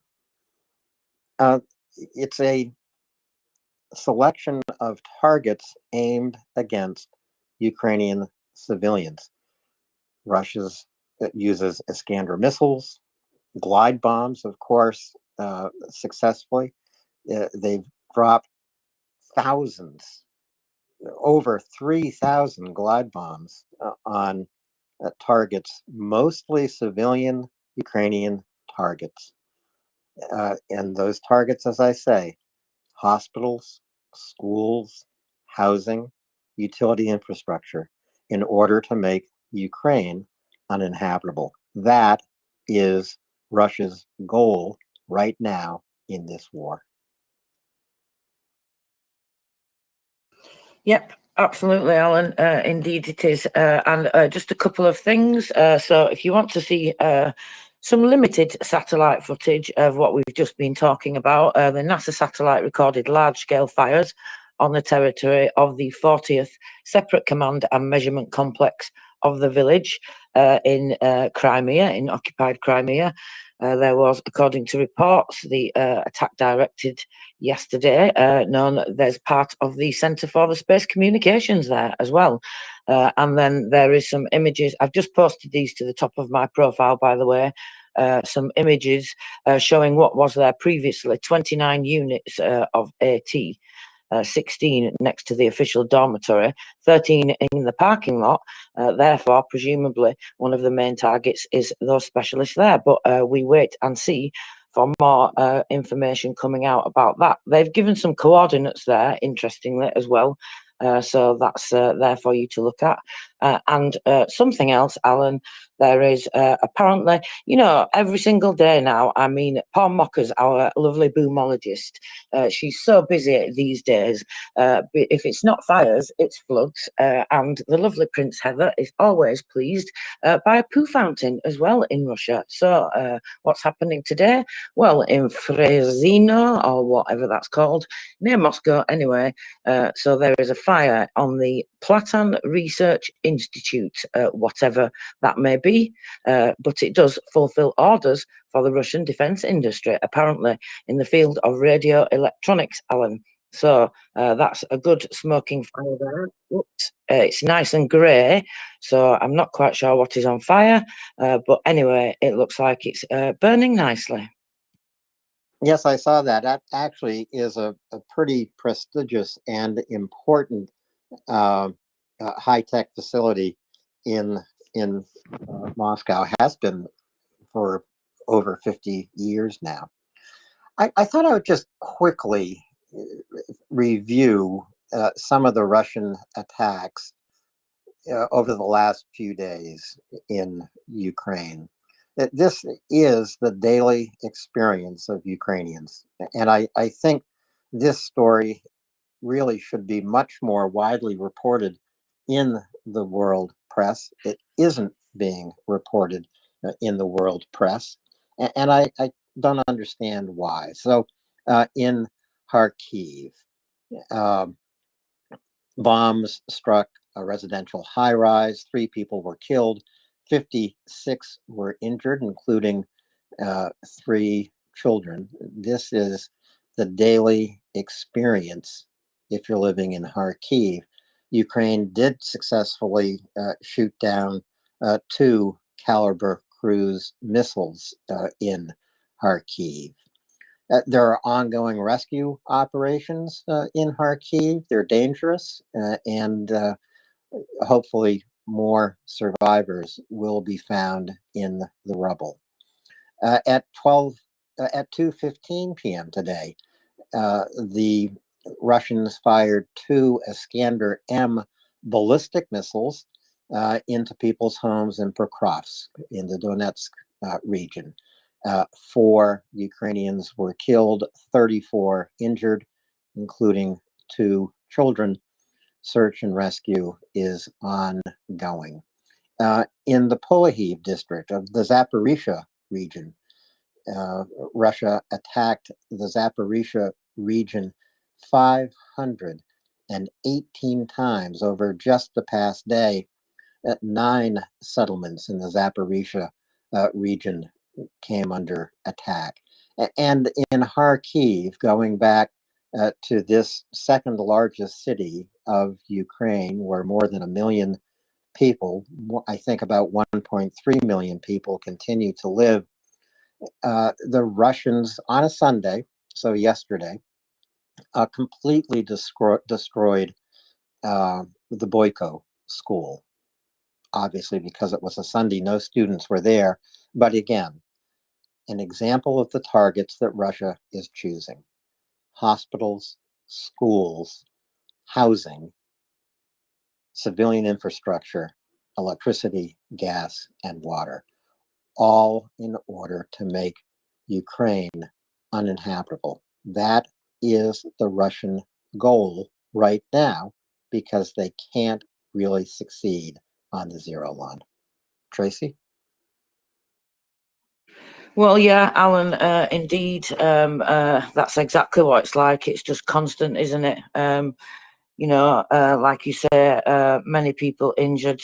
many people killed, and it is just always schools, hospitals, youth centres, all sorts of different kinds of things like that. It's just civilian infrastructure all the time. You know, Russia is just at war with civilian infrastructure because, well, Russia be a terrorist. In the meantime, incredible Ukrainians are doing things like this, Alan. In Kharkiv, they are reconstructing 5 shelters in medical institutions of the region. The presence of the shelter on the territory of a medical facility in the event of a missile threat is obviously, you know, seriously needed, critically needed. And the Cabinet of Ministers has allocated an extra 218 million hryvnias for the needs of those 5 shelters in Kharkiv in particular. So this is, of course, there's right. They're naming the areas, and there's various different areas, of course, that they go through, which I'm not going to go into that detail for obvious reason, Alan. We don't want to help the enemy. They can go and find that detail if they really need to. And if they don't know where to look, well, that's their problem, isn't it?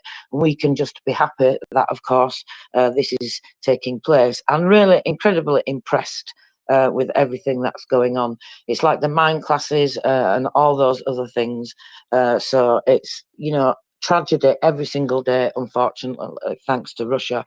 But incredible Ukrainians, so inspiringly, are just getting on with normal life every single day, just doing normal everyday things in the face of this. And actually, that's something that JP Lindsley, I think he mentions, and I really like it when I hear him say things like this, because I think we should always highlight this. I'm not sure that I would be able to live like this constantly for 2.5 years more, you know, the 2 years of the full-scale invasion. For some people in some areas, of course, for many, many more years even than that. So what else is going on in Zaporizhia? So they are looking at the restoration of safe and high-quality educational processes and for school children. So we spoke about that before with the shelters that they were looking at.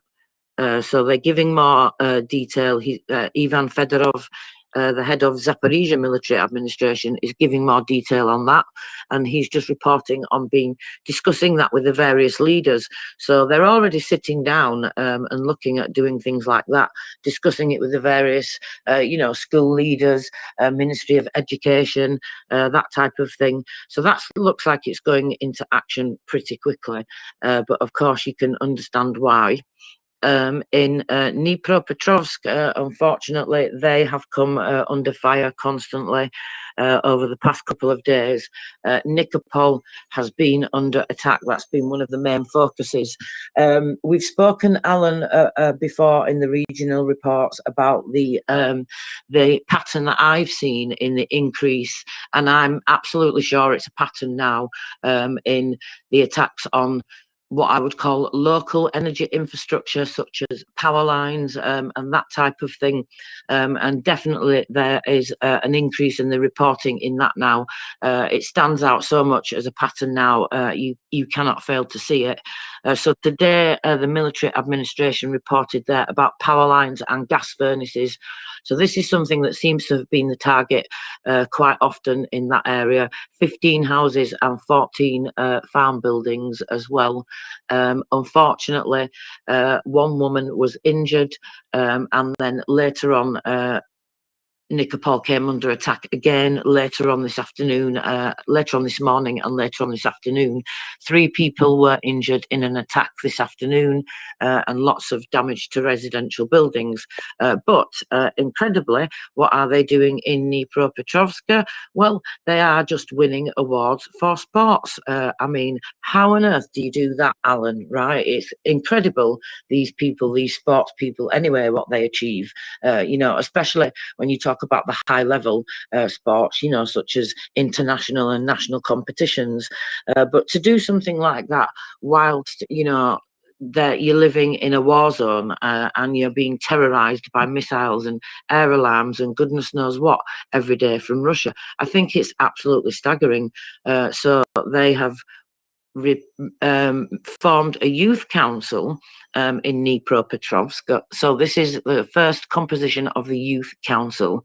There are 30 members at the moment, and these are boys and girls from organisations such as universities, schools and lyceums, and they are going to get financial, organisational support from international partners. Doesn't give any more detail about who those partners will be and what that will entail. So I will be interested to see what support they're going to get. And from the first qualifying competitions, there's 4 stages of the all Ukrainian leagues side by side at home, and they've been winning awards in that competition in Dnipropetrovsk. So young boys and girls doing things like that whilst under constant missile drone attack, goodness knows what, especially in Dnipropetrovsk, Alan. I think that is absolutely staggering. Oh, it is, Tracy. It demonstrates, as you say, every single day while Ukraine is under attack, and you are talking about hundreds, if not more than 1,000 Russian attacks of one kind or another on hundreds of settlements all across Ukraine, but especially in the area you're talking about. Some of these places are under Russian artillery fire, not only missile fire and glide bombs. So some of these settlements are that close to the zero line that they become targets of Russian artillery. But what do the Ukrainians do? They respond with resilience. They respond with ways to reinforce somewhat normal everyday life. And that shows just what a resilient community Ukraine is, both nationally and wherever you look in Ukraine today. Ukrainians coming together to make life as normal as it possibly can be in the midst of this war, and to provide opportunities, especially to young people. Tracy? Yeah, absolutely. On that note, I saw some interesting on providing opportunities. I was looking at some interesting information and statistics from the Minister of Digital Transformation.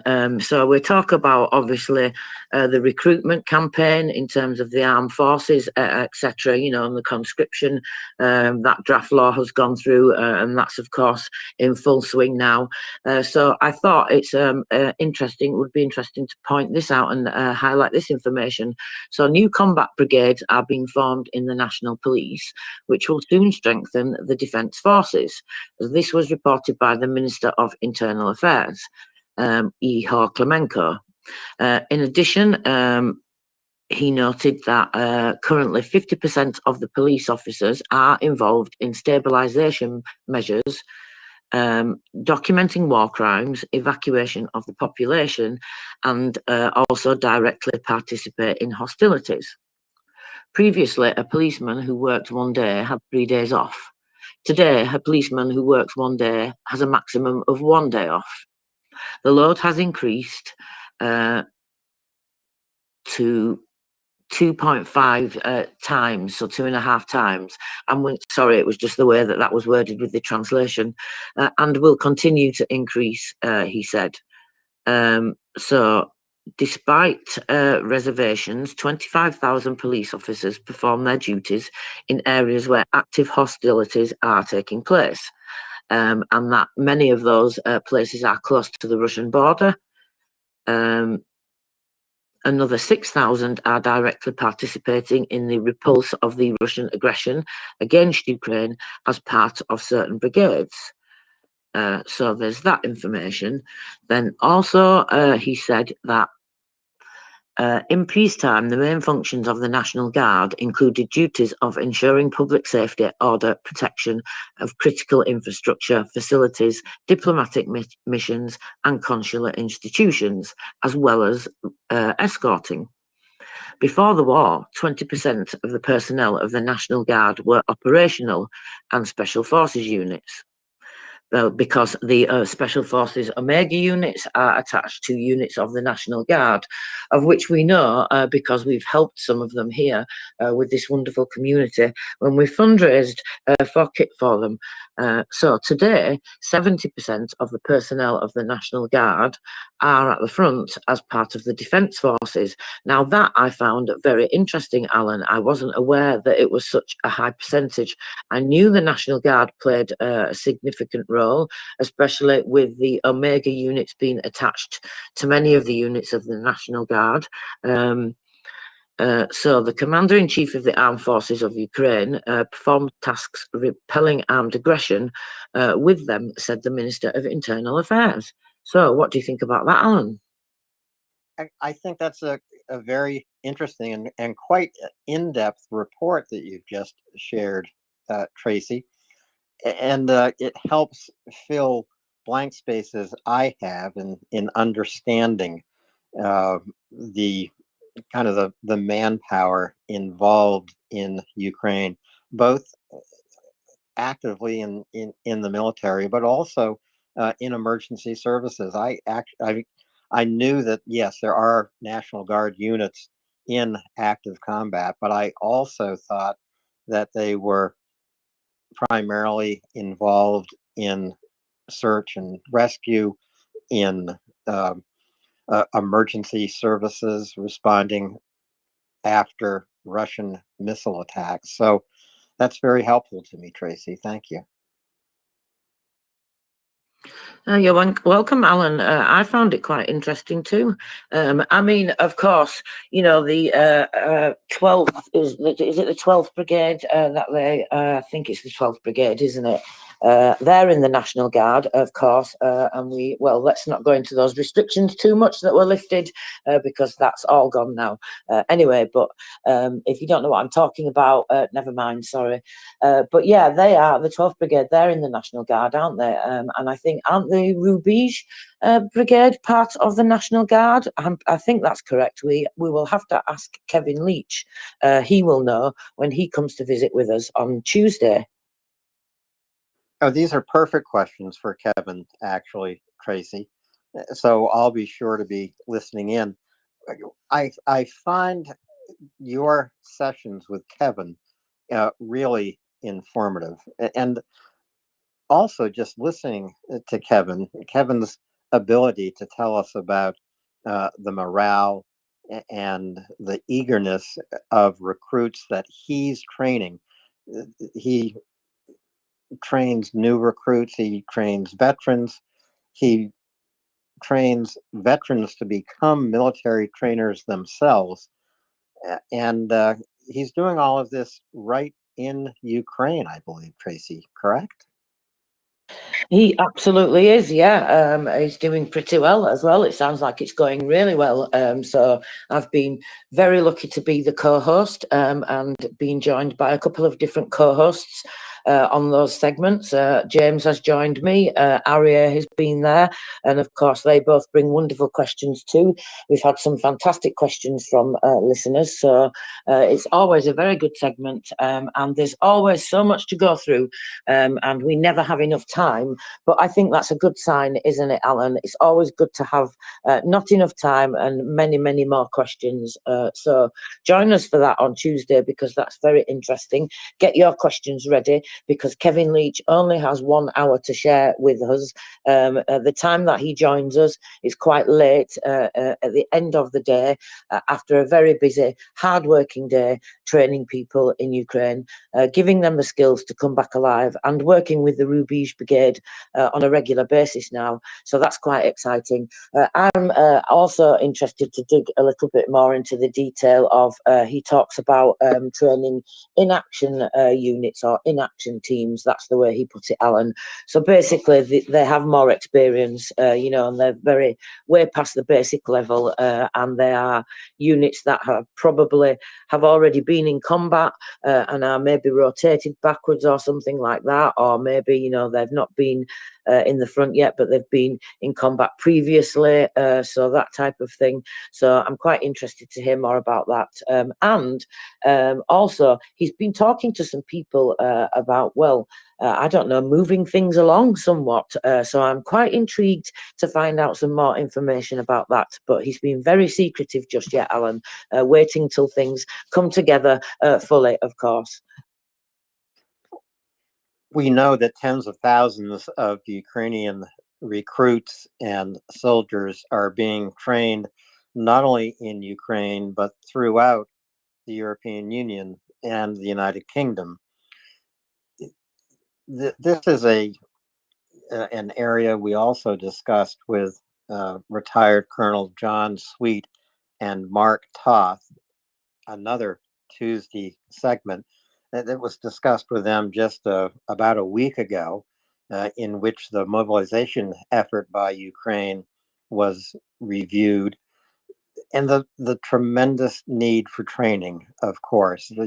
Training new Ukrainian soldiers doesn't take place in 2 weeks' time, might not even take place in 3 months' time, because many of these new recruits are free to select areas of specialization that they're interested in.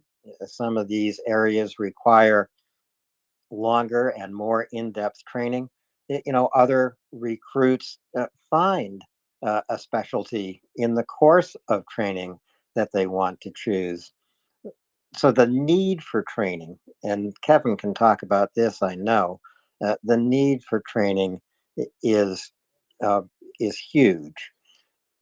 The time it takes to get new recruits to training centers elsewhere in Europe, or as far away as the United Kingdom, or for that matter, as far away as Canada and the United States, this actually slows down the deployment of these newly trained troops to the zero line. So one of the things that Ukraine is forced to look at is how to ramp up training of new recruits inside Ukraine, not in France, not in the UK, not in Romania, not in the Netherlands, but in the UK. This is also one reason why the French apparently will deploy French soldiers as military trainers to Ukraine itself in order to bolster the in-country training that will speed up deployment to the zero line, which is where Ukraine needs more force. Yeah, Will and I were talking about this the other night, Alan, in the SBU segment. It just ended up going that way, the conversation. We were talking about cases for, evading conscription and things like that. And of course, Will talks about this topic a lot, which is absolutely fantastic. We can't talk about it enough. There's been, psychological operations out there by Russia, of course, trying to make out, like, as we've said on many occasions, that Ukraine behaves the same way Russia does in terms of pushing people to the front, which of course they don't. We know that. We talked about it on many occasions. And, the recruitment campaign is going absolutely fantastically. And there are many, many things that we can point to, evidence now to show that, the response of people signing up to the app that they needed to do way before the deadline. So much so that they considered extending the deadline because that many people signed up that quickly in the first few days, and not only signed up, also then hundreds of thousands of those, more than 1.6 million that signed up, then went on to do various things like update further documents, etc. So that was a really great response. 210,000 of those were women. So that's absolutely fantastic news as well. More than 230,000 329 citizens have now updated their credentials through the Reserve Plus application. So that's out of those 1.6 million that signed up previously. So it's in fact even sped up more because the latest notification today, as of the 23rd of June, 2024, the number of updates has now reached almost 2.3 million. Wow, it's only the other day I was talking about it with Will Allen, and it was still, pretty well. I wouldn't say low because obviously it was a massive increase, but given that increase there, that's pretty good, right? And there's all sorts of other campaigns going on, 23 recruitment centres now, and the thing is, NATO have trained, they've done fantastically, but with this Operation Orbital that they've been having in the UK, and with the support, of course, of all the other partners sending people from their forces, trainers, to help in the UK as well. Even with that going on, they've trained now since the beginning of 2022. would have to check the exact amount. I want to say 54,000. It could be 55,000, but it's somewhere around there. So I'll just scroll back and verify that exact amount. But it's not a great amount, is it really, when you consider the length of time that's taken? I apologise, it's 52,000 Ukrainian soldiers, sergeants and officers have been trained within the framework of the EU mission. So it sounds a lot, doesn't it? But like I say, when you consider the scale of everything, and then we talked about just the amount of National Guard, then, for example, 70% that are in those roles, it does show you that you definitely need to do that faster. And of course, that the way that happens is doing that in country. And actually, Kevin Leach talked a little bit about that himself. So we could maybe ask him questions about that as well. See if he's got anything else that he's willing to express about it. He was very, very keen to hear that France had said that they were considering sending trainers. The last time we spoke to him about that. So Kevin Leach is with us every Tuesday, by the way, and that is at 6 p.m. UK, and that's 8 p.m. Kyiv. But definitely we need lots of trainers in country. How do we get this to happen faster, Alan? Contact our representatives, put pressure on them like we do with everything else. That's definitely one way that we can maybe try. It could be, Tracy. I'm not sure if that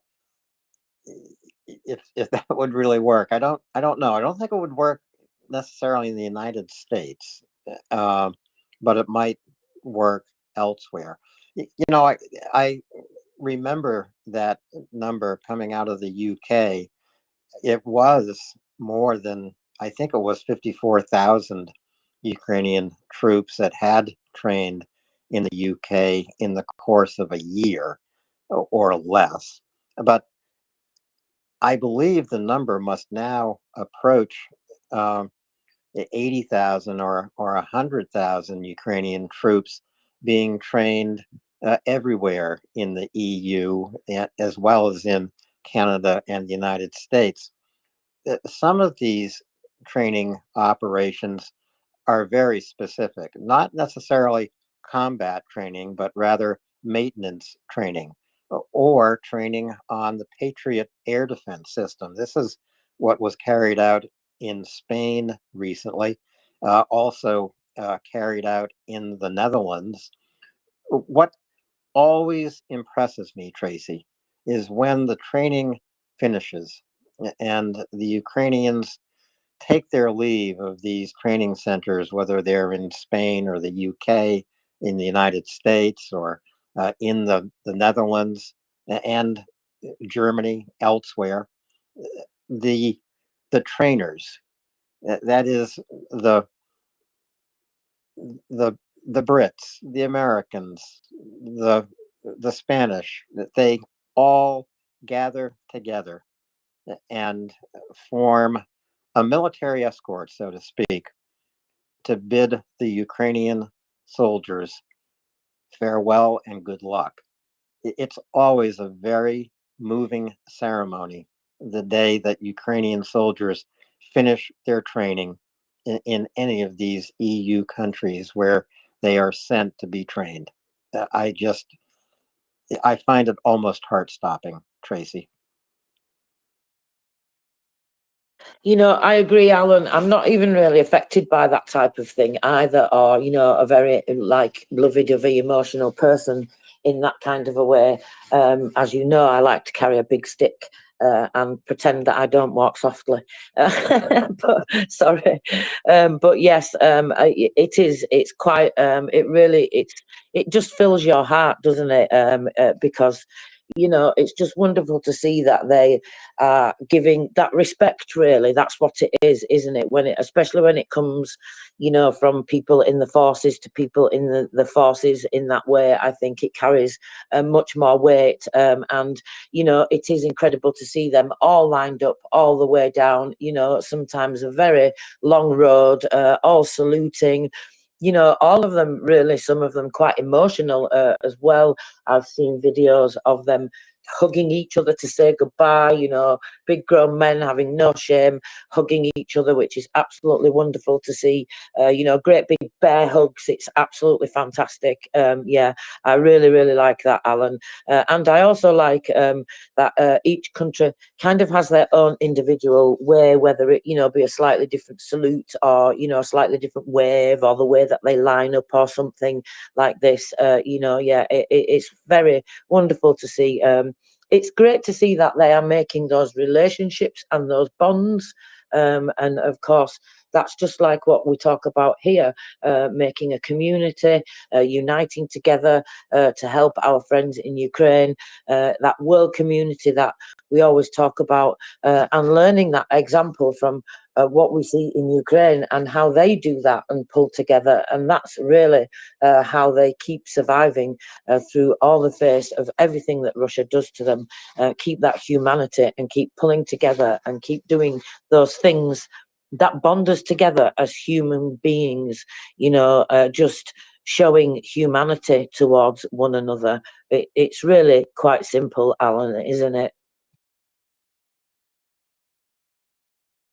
Well, it is quite simple.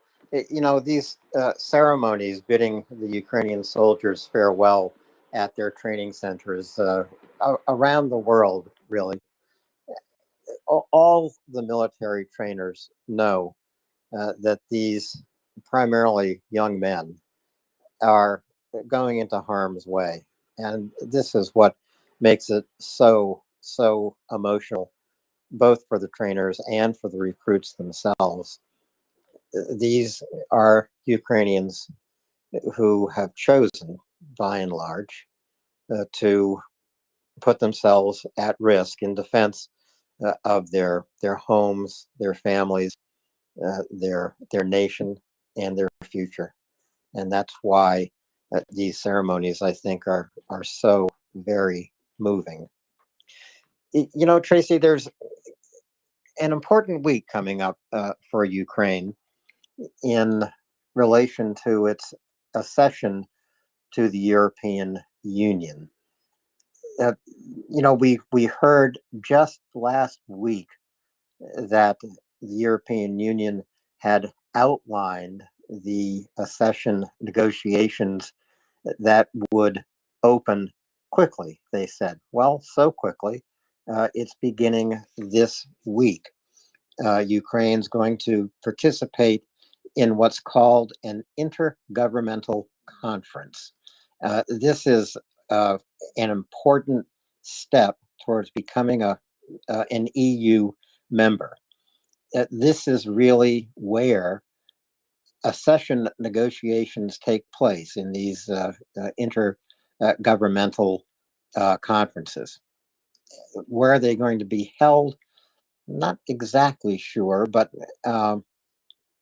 they involve high level government officials, both from Ukraine and from the EU itself. So this is how accession negotiations are formally initiated. This is all going to be happening this week.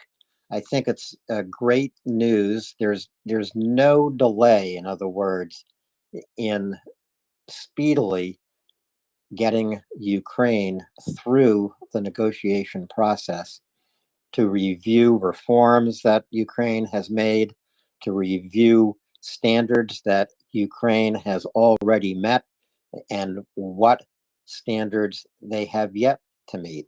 So this is going to be a pretty important week for Ukraine.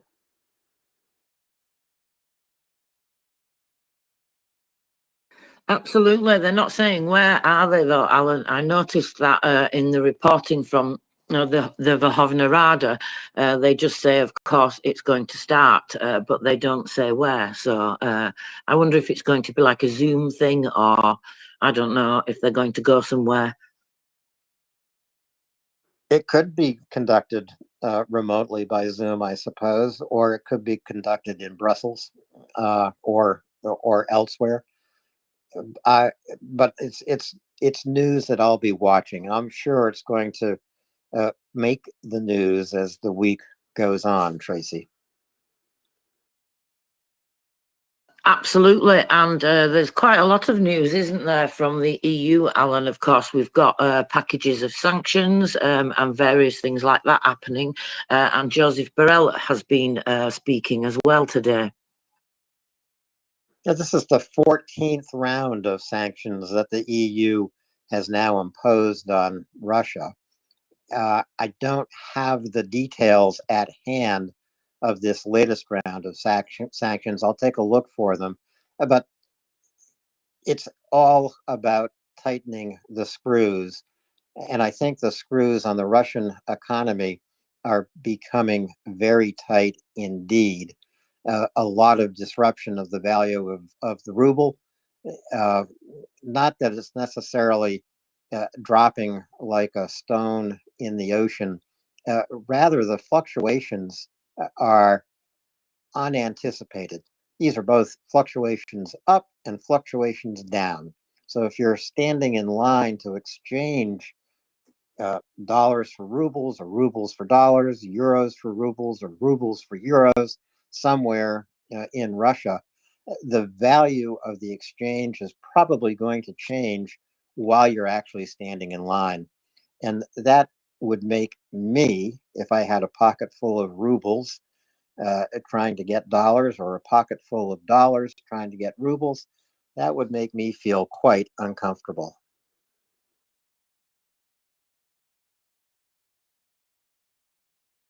That's so sorry, I was sneezing then, Alan. I apologise. That's so funny, Alan. I was just imagining that then as you were explaining it, and yeah, that would stress me out somewhat as well. You get to the front of the line, and suddenly you have less money. Oh dear, what a shame. That's what happens when you have rubles. So a little bit more detail about the EU sanctions. Today, the package includes restrictive measures on an additional 116 individuals and entities responsible for actions undermining or threatening the territorial integrity of Ukraine, of course. So energy, they're targeting LNG, it looks like, Alan, which is quite good.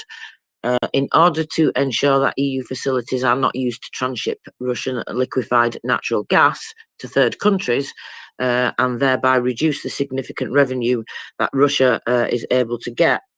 So they're looking at secondary sanctions as well, which is good because, of course, that's how we see Russia get through many of those loopholes. The EU will forbid reloading services of Russian LNG in EU territory for the purpose of transshipment operations to third countries.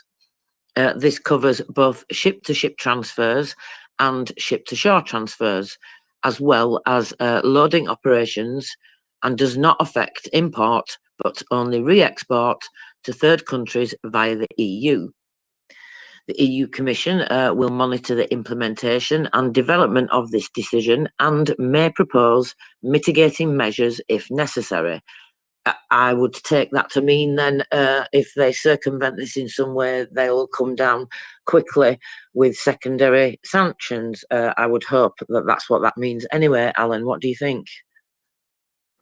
Secondary sanctions are so important and so slow to be imposed. So I would hope that the speed of imposing secondary sanctions on individuals, companies, and it can go all the way up to the nation state itself.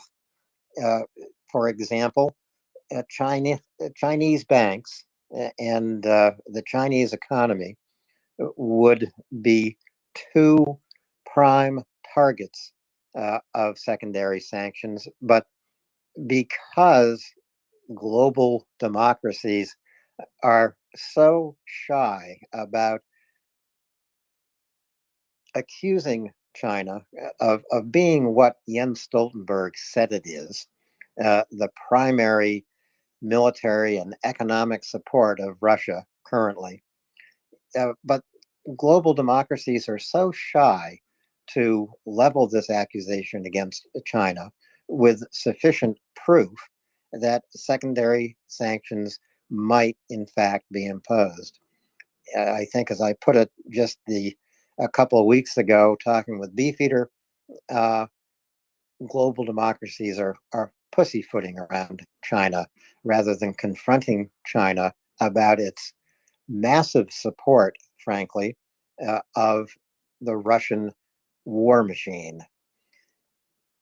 It's also a tacit support through North Korea. I don't think that we know enough about how China and North Korea are working together to deliver critical military supplies to Russia. Nor do we know exactly what the results of Putin's trip to North Korea last week will be. Apparently, he was there begging not only for munitions, but for multi-launch rocket systems, which have become somewhat scarce in the Russian military, Tracy. So he has to go to North Korea and beg for MLRS. Oh, poor little indicted child snatcher and war criminal has to go begging to his terrorist and tyrant and dictator friends. What a shame. Well, I am enjoying it, Alan, because it's reminding me of a saying that we have here in the north of the UK. They are fighting like rats in a sack. So the more this happens, the more I'm going to get my popcorn out. I've never seen rats fight in a sack, Tracy. Now I'm trying to imagine it. I've never seen it either, Alan, but it's an image that I like to think of when I think of them all arguing amongst themselves about who's got enough left to supply each other with. Well, I stole your regional news earlier, Tracy, unintentionally. I apologize for that. But I do want to look at the numbers, the battlefield numbers, continuing to be impressive. And I'm not about to steal that news from you. Thank you, Alan. I love that you think that the regional news is just as important as I do. So anyway, we do this together, so no problem at all, Alan. It's kind of amusing, but it's fantastic because we have a great time co-hosting together, you and I. So it doesn't matter if you read it or I read it. What is important, of course, is that we get the information out there to listeners. So let's go to the numbers. This morning, not really an Air Force report to cover as such, but there was a little bit of a report from the Southern Defence Forces. Air Command South reported that they had destroyed the invaders attacked Odessa with cruise missiles, probably Iskanders, they say, due to the active countermeasures of the Southern Defence Forces of Ukraine. One of the missiles did not reach its target. Now, that's interesting when they say that. I take that to mean it was taken down by electronic warfare, but they don't actually specify that, as the Air Force commander does when he gives the overnight report. So at dawn, the enemy carried out airstrikes with the use of air defence systems in the Kherson region. That was taken down. So that was one drone and one missile. So Not too much of an overnight report there from the Air Force, but I am seeing lots of images just to be distracted now of that building you were talking about, Alan. I never heard of it. I had no idea of the importance of it. But yeah, so manufactures electronic parts and radio components, and that is well ablaze now in Moscow. So it seems more things are happening in Moscow all the time. So let's go on to the enemy losses for today. That is, of course, the 24th, Monday, the 24th of June. Goodness me, where do the days go, Alan, when they are all the same? So very high enemy attrition again today in terms of invaders, 1,300 eliminated invaders. So that takes your mind-boggling total to 535,660. We have 12 tanks today, 15 APCs, 51 artillery systems. That's just absolutely fantastic. Sorry, I got a little carried away then because I'm just imagining all those lives saved by that. You know, you see those big artillery guns, Alan. I can picture it now. You know, these self-propelled things, and you've seen them firing, and then you imagine those firing at civilians and at houses and things like that, because they don't, of course, just fire at the armed forces, as we know from the regional reports every day. So 51 artillery systems taken out is an incredible amount of lives saved. 27 UAVs, 2 cruise missiles, 56 vehicles and fuel tanks, and an absolutely staggering 20 special equipment.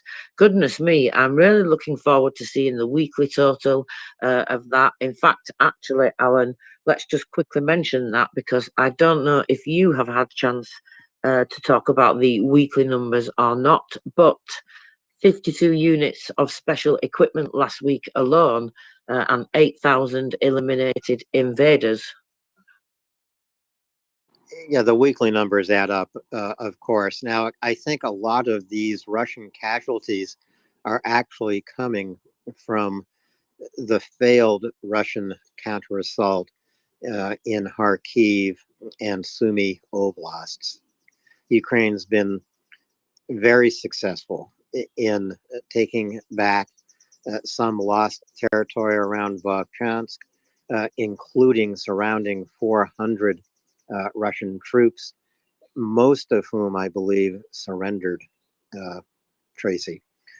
And Ukraine is successful up around Lipsky and elsewhere in Sumy Oblast. So they are basically kicking the Russians' butts.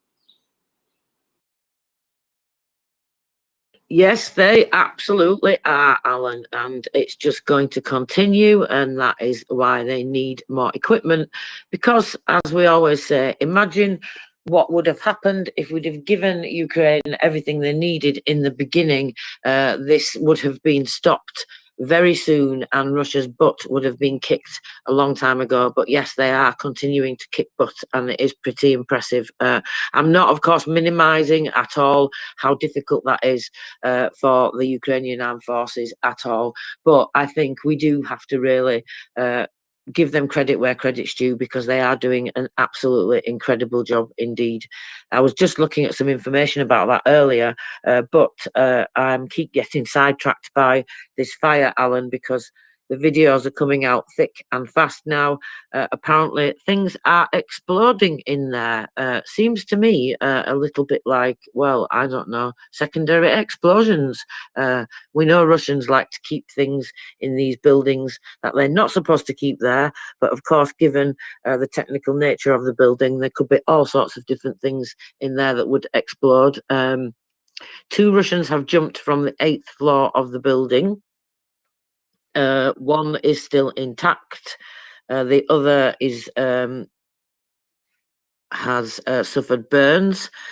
2 more people have died. Meanwhile, the area of the fire is more than 4,000 square meters. So They claim, apparently, locals claim that this building is no longer the Platon Research Institute. Well, we shall see what happens there. Unfortunately, we have an update from Pokrovsk. The regional prosecutor's office has reported an update there.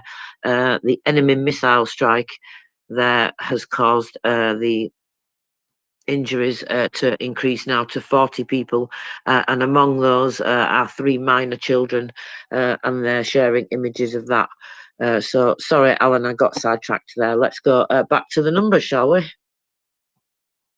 It's easy to get sidetracked by a fire like that at such an important plant inside Russia and in Moscow, of all places. You know, what's the cause of the fire? I don't think anyone knows. Obviously, some of these manufacturing facilities are risky, dangerous places to work and to carry out your manufacturing. But you know, fires like this, however they occur at such an important place as the Platon Center in Moscow, it's just good news, Tracy. Yes, I almost started singing a song that we have in the UK then, talking about London Bridge, but I contained myself. So let's get to the numbers of the day, shall we? Finish those off. So we'll go to the naval forces first, and then we will cover my favourite numbers of the day. So the Navy reported today that there is 1 enemy ship in the Black Sea, and that is a carrier of caliber cruise missiles. That's a mouthful to me, that, Alan, every time. Oh no, sorry, it's not a caliber cruise missile carrier. In the Sea of Azov, there are 6 enemy ships, 2 of which are carrying caliber cruise missiles.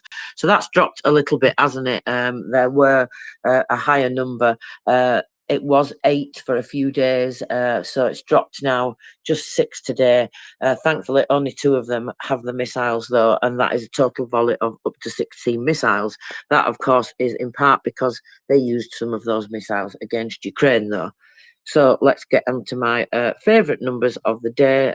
We will see how many lives have been saved by the incredible sappers in Ukraine. 176 explosive items removed today. That's 176 precious lives saved because, well, yes, 1 mine may kill 1 person, 1 mine may not.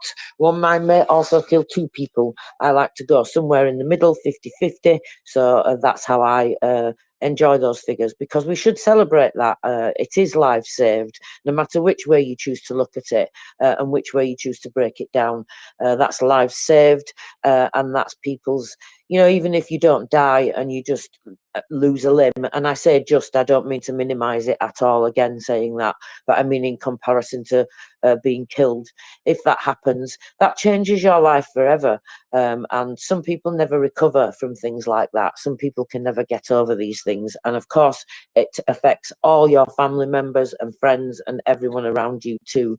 So that's the incredible amount of work that the sappers do every day, saving those lives, stopping those things happening on a daily basis. 135 hectares of land have been examined and cleared, and that is, of course, in the last 24 hours. And on that note, I'm going to say, let's remember our fundraiser, because you know what, guys, we don't have long left to close this fundraiser. And, you know, we're really asking everybody to dig as deep as they can now. We're not asking you to make sacrifices that you can't make. We don't want you to be doing without what you need, what's necessities for your survival, your food, your electricity, all these types of things. But if you are able to, well, I don't know, give up 1 or 2 luxuries, 3 or 4 luxuries, even if you're in that position, then we would really ask you to consider doing so and making a donation, because we have to get the State Emergency Services of Ukraine 100 sets of multi-tools, 100 sets of hearing protection and communication equipment. They've put their trust in us, in this community, you know, and it is an honour and a privilege for all of us, really, to be able to just, help give our money to save a life. I mean, I was thinking today, right, what I ask you to do. I tell you what, let's do this. I ask you all to put your hands in your pocket now, in your purse, in your bag, wherever you are, and just, if you have change in your pocket, just get that change and take it out and have a look at that change. Can you afford to make that change save a life today? Can you afford to give that money to save a life? If you can, then please consider going across to MriyaReport.org and making a donation, or clicking on that first post in the nest and using that link there. Because the other thing I was thinking yesterday, Alan, and many of us may do this walking down the street, do you give money to people that really are, well, begging, we call it here in the UK, but some unfortunate people do this. Do you do this type of thing, even if it's just now and again? If you don't give money to people like that, do you give money to charities in streets and this type of thing? It's exactly the same thing. So I'm asking you to put your hand in your pocket or your purse or your bag now and see if you have a handful of change that you can spare. Think of it as the metaphorical change jar that Christopher James used to talk about, that he had in his doorway. Many of us have. We take that change out, we chuck it in a jar, and we very often do not do anything else with it. It doesn't go back in your pocket, and it very often doesn't get spent. Some of us may donate it to our children and things like this, grandchildren and such like, but really, can you donate it to save a life? If you can, please consider doing so, because I'm asking all of us to do this together, and we cannot do it without you. This community works because we all work together. And if you cannot share any money and you don't have any change in your pocket, then what you can do is retweet and reshare and tell as many people as possible about this campaign, not just because of the fundraising campaign, but also to raise awareness for what Ukraine is dealing with. So let's get the State Emergency Services of Ukraine 100 sets of multi-tools, hearing protection and communication equipment, so that they can do their jobs better. They can make your donation save more lives, and your donation can also help to protect their lives and their hearing as well. So thank you very much, everybody. As Tracy says, these fundraisers are only successful because of your generosity. So please do go to the first tweet in the nest, follow the links to the donation page at MriyaReport.org, and understand exactly what Tracy is saying here. Your donations do save lives.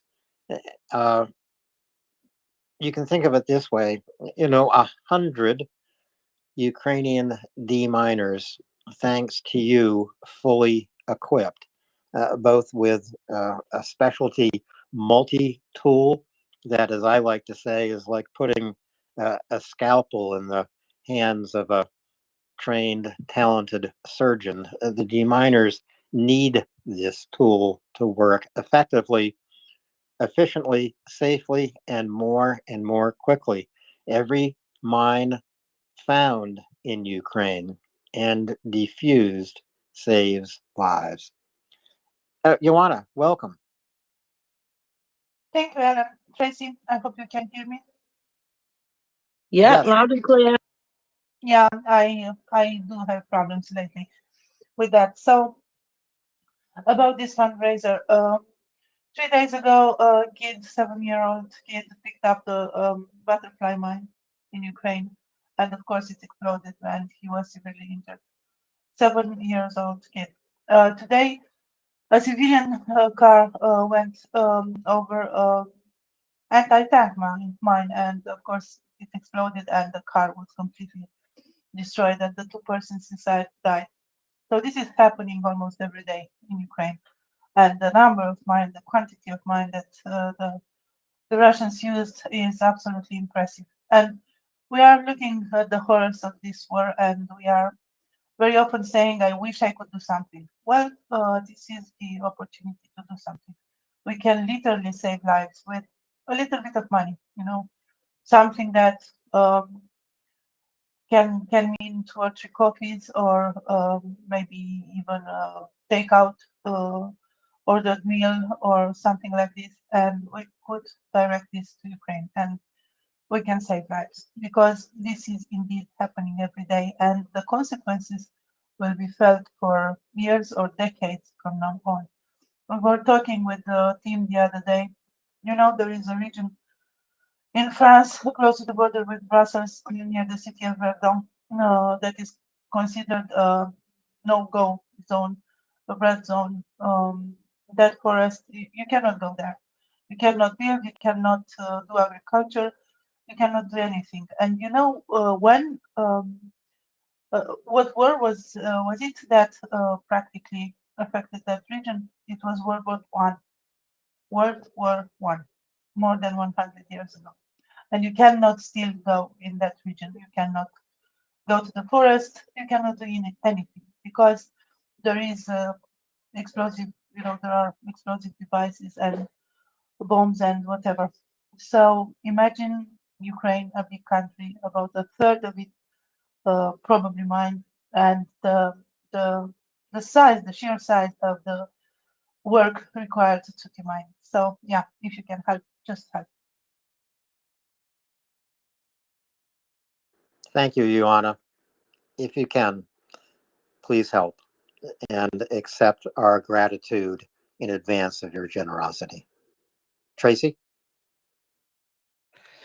Thank you very much, Joanna. Much appreciated. And yeah, this is, you're absolutely right. Your donations can be saving lives every single day, repeatedly. And that is something, that you don't normally get to know about or see or experience when you donate to a charity. But in this instance, you do, because on many occasions, we are privileged enough to be visited by people from these units as well. And there are many Spotify episodes where you can hear previous episodes for previous segments, where we were visited by somebody when we had the fundraising campaign for mine detecting devices previously. And you can hear that interview, and you can hear the direct impact that it has when people have these tools in Ukraine, when they are able to use these tools to save more lives. And that's something that you don't normally get to experience, and you can even get to ask these people questions. So this is exactly the same thing. Your donation is going to be saving lives every single day, and there's well, I think there's no greater honour really than being able to have the privilege to do something like that. So let's do it together as a community, as we always do around here. So, Alan, where are we to go now? There is lots of news coming out, as you were talking about. So I was just looking at some information talking about this attack in Crimea. Some interesting information coming out about that. So I shared the NASA images earlier. Now, according to Defence Express, there's a number of images being shared. They're saying, I'm not sure if this is the location that I heard Will talking about very briefly this morning. I wasn't really listening that much. It was extremely early for me, and so I was only half listening. But he was talking about that he didn't think that it was Attackums, but I'm not sure if this is the location that he meant specifically, because there were a number of locations that were said to be hit in Crimea last night. So it could be drones, missiles, or even sea babies, said Defence Express. I don't know, it could be sea babies, but that's interesting. Well, they've got Grads on them, haven't they? But Grad rockets, actually. And I saw some more information, interestingly, from Vasil Maliuk about sea babies. So we'll go to that in a moment, because that he released a little bit more information than previously. So this Defence Express, they're saying, the distance of the Space Communication Centre is only 2 kilometres from the coastline, making it possible that the Sea Baby with the Grad could have been used even that. So I don't think they're saying that that's it. I think what they're saying there is that there's not enough evidence to say what it was, or that's what I take from what they're saying. Anyway, do you want to add anything there, Alan, before I carry on? No, carry on, please, Tracy. Thank you very much. So let me see. They note that the Center of the Long Distance Space Communication is a rather unique object for Russia. It's also known as the 40th Separate Command and Measurement Complex, MP-16 and Military Unit 81415. Before the occupation of Crimea, the National Center for the Control and Testing of Space Vehicles was located there. Since 2014, Russia transferred the complex to the Air and Space Defense Forces and began its so-called modernization. In 2017, it was reported that the centre received 10 new complexes and modernization continued, while it was planned to spend a further 1.8 billion rubles on the reconstruction of one of the radio telescopes alone, which at the rate of the time was about $28 million. So this object, in addition to providing communication with space vehicles, including military satellites, was also actively used for the placement of other radio equipment. In particular, on the territory of this facility, a Krasuka EU electronic warfare complex was placed, which was designed to cover it from such attacks. So, as I said, there were a number of explosions, about 8 as far as I saw reported, in Zarazhene, Yevpatoria, Donuzalov, Sevastopol. So, just a bit more information on that. I thought it was quite interesting, Alan. Yep, Joanna is coming back to us, and that is very interesting information, Tracy. And then just to hopscotch a bit here, and I apologize for doing that, but I do have a little bit more information about the accession negotiations that will begin tomorrow. This is the next step of Ukraine's becoming a new EU member. So the negotiations are starting tomorrow in Luxembourg. And the Ukrainian delegation that has been appointed to carry out these negotiations, President Zelensky just appointed these members a few days ago. June 22nd, I think is the date here. But it's a high-level delegation from Ukraine. It includes Andrei Yermak of the president's office itself, includes members of the Rada, other members of the government. The delegation will be led by Vice Prime Minister Olga Stefanishyna. As I said, it includes Andrei Yermak, also the Deputy Speaker of the Rada, Alexander Kornienko. So it's really good news to see these intergovernmental conferences taking place so quickly. Of course, it's not only Ukraine that is participating in this EU negotiation round. Moldova also, Tracy. Yeah, absolutely, Alan, and that's really important as well, isn't it? Let's never forget that. Yeah, indeed. And anyway, thank you for finding that information, Alan. That's just fantastic. So also, Andrei Yermak has published the list of those who are included in the latest package of EU sanctions. So it's a long list. I'm not sure people want to hear me read out and butcher all these different names, but it's worth noting that some of them got here because of their inadequately Russian views and justification of an aggressive war against Ukraine. That's interesting because that makes me think of the propaganda cases that the SBU has brought against various people for that type of thing. So there are a few singers and actors on this list here, Alan, that's quite interesting.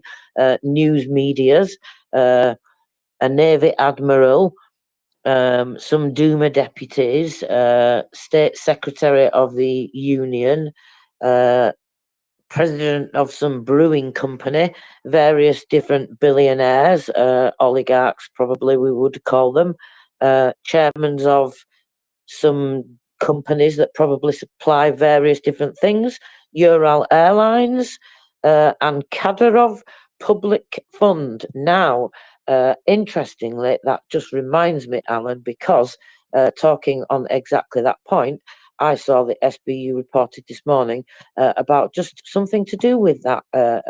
Exactly. The SBU reported suspicion to the head of the Russian Special Forces university named after the indicted child snatcher. They collected evidence of another high-ranking official who is involved in the war against Ukraine. So they're talking about the head of the Chechen University of Special Forces. This is an extra member of Kadyrov's inner circle on whose instructions he organizes the training of fighters for the occupation groups of the Russian Federation. Since the beginning of the full-scale invasion, more than 40,000 Russian military personnel and mercenaries have been trained in the enemy educational institution. So they've brought a case against him. So that's definitely good news. Sorry, I just had to bring that bit in there because that was a perfect segue, Alan. But yeah, so we're getting more and more detail about these various different sanctions and things that are being applied. So that's definitely good news. Something I noticed earlier while looking at the EU page where they have the sanctions listed, and I sent that to you in the background as well, Alan. I don't know if you noticed, but something that I found interesting is that they were talking about tools, implementing certain tools to be able to crack down on secondary sanctions and things like that much quicker. I'm going to take a look at that, Tracy, and thank you for passing it along to me, because secondary sanctions are so important. When secondary sanctions are triggered, and this is through participation in already sanctioned activities, these secondary sanctions can't happen too quickly. It is the way the screws of sanctions are tightened, not only on individuals, but on banks and other national assets. Yeah, absolutely. And I like the wording as well, which is kind of unusual because I like action and not words. But although I don't mind the words as long as they're backed up by action pretty quickly, that's kind of good. Nice, strong words and then some action. But the EU is equipping itself with additional tools to crack down on circumvention. I think that's an important word, isn't it? Circumvention, wherever it happens. First of all, EU parent companies will be required to undertake their best efforts to ensure that third country subsidiaries do not take part in any activities.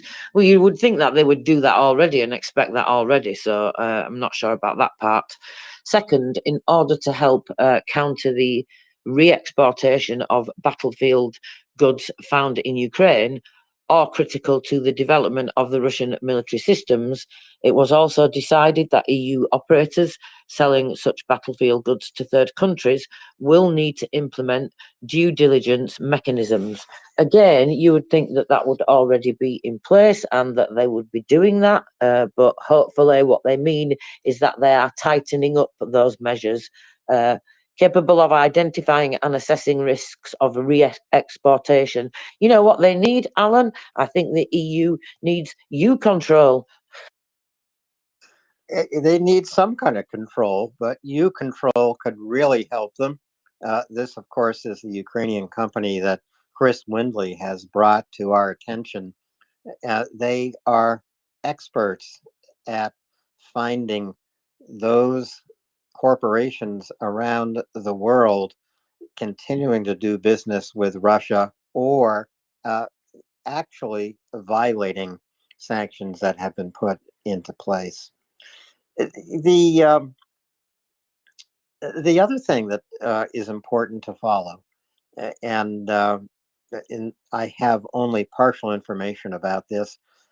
Listeners can dig around on their own, or Tracy and I will dig around a bit more. And I know that other co-hosts here at MriyaReport are going to cover this as well. This is the highly anticipated first release of profit to Ukraine from $300 billion of frozen Russian assets. This was a plan pushed by the United States at the G7. Janet Yellen, I think the U.S. Treasury Secretary, was especially influential in convincing G7 and EU leaders to get on board this plan. Some compromises were made in order to get everyone's agreement.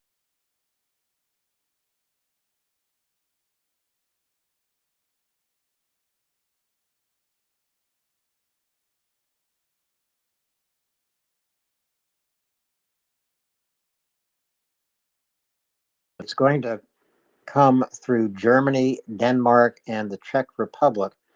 And these nations will make purchases of military equipment specifically to transfer to Ukraine. But the purchase is being provided by the profit from frozen Russian assets. Now, I'm a little disappointed to see that the next delivery of profit from these frozen Russian assets is not due until the spring of 2025. Italy, Latvia, and Romania and Sweden will act as mediators in that second distribution, but spring 2025 is a long way off.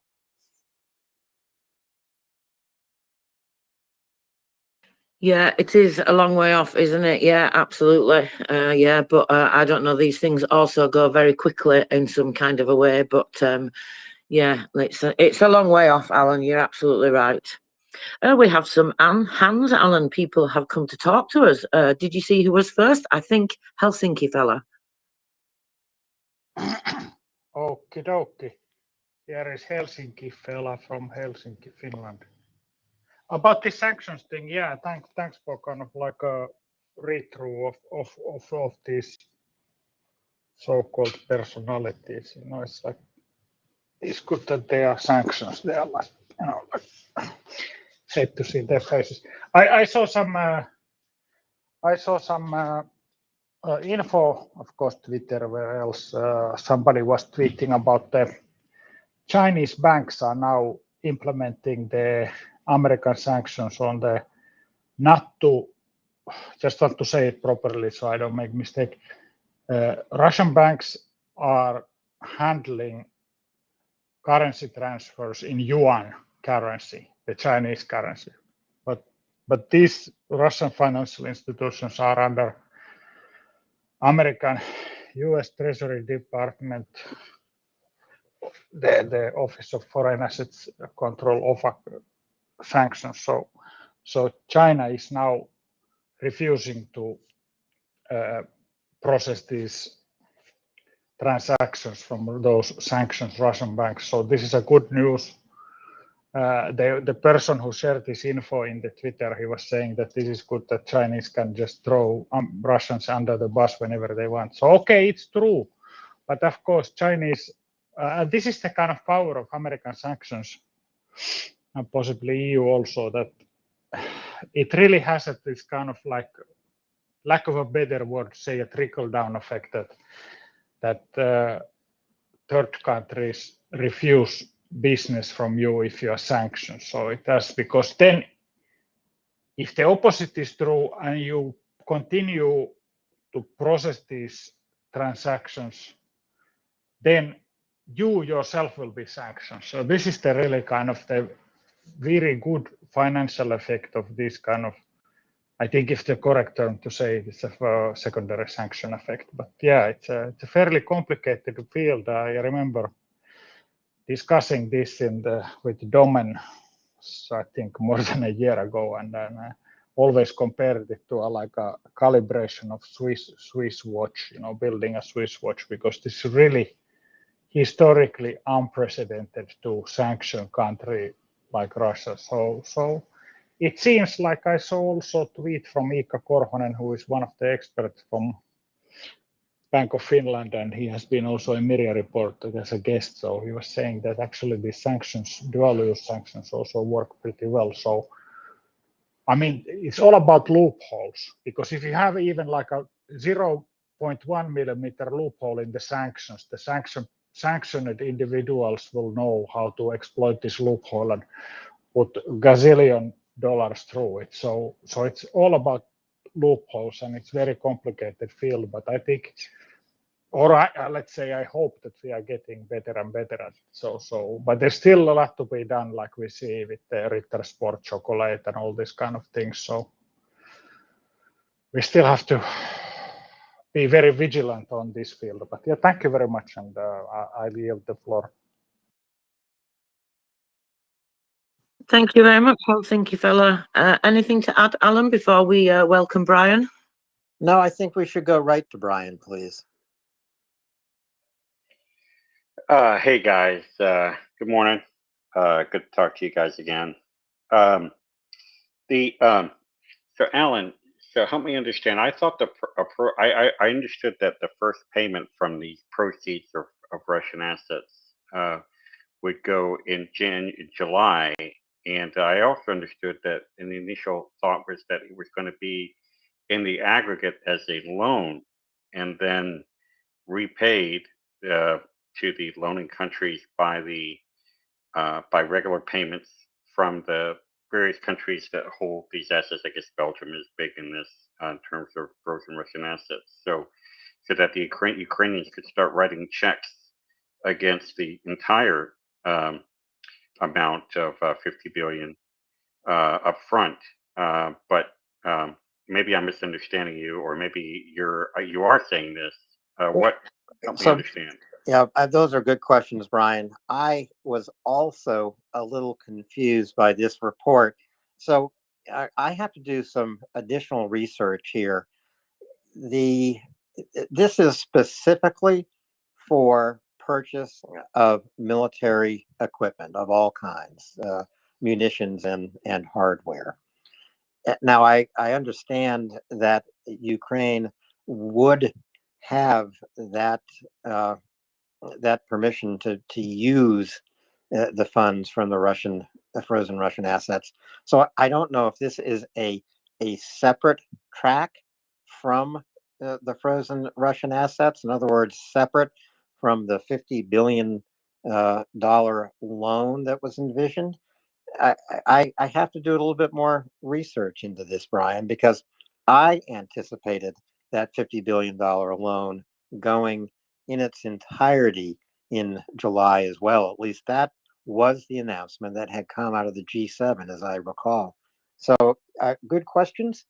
And from you, bad reporting from me. No, it's not.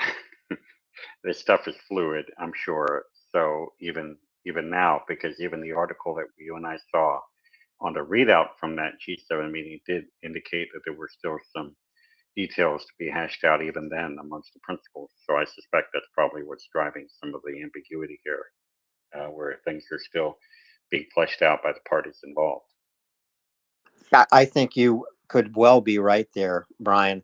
You know, there's nothing worse than a major announcement like using frozen Russian assets to help Ukraine than seeing the last sentence in the communique or press release. Further details are yet to be agreed to. It's never what you want to see. Brian, Tracy, Helsinki fella, and James Healy, I'm going to take my leave now. We'll be back this evening And by the way, Robin Schwartz and I will be co-hosting from right around 7 o'clock Eastern time tonight until 10 o'clock Eastern time. It's something of a bon voyage party for Robin. She will, in just a few days, be leaving for Lviv, Ukraine.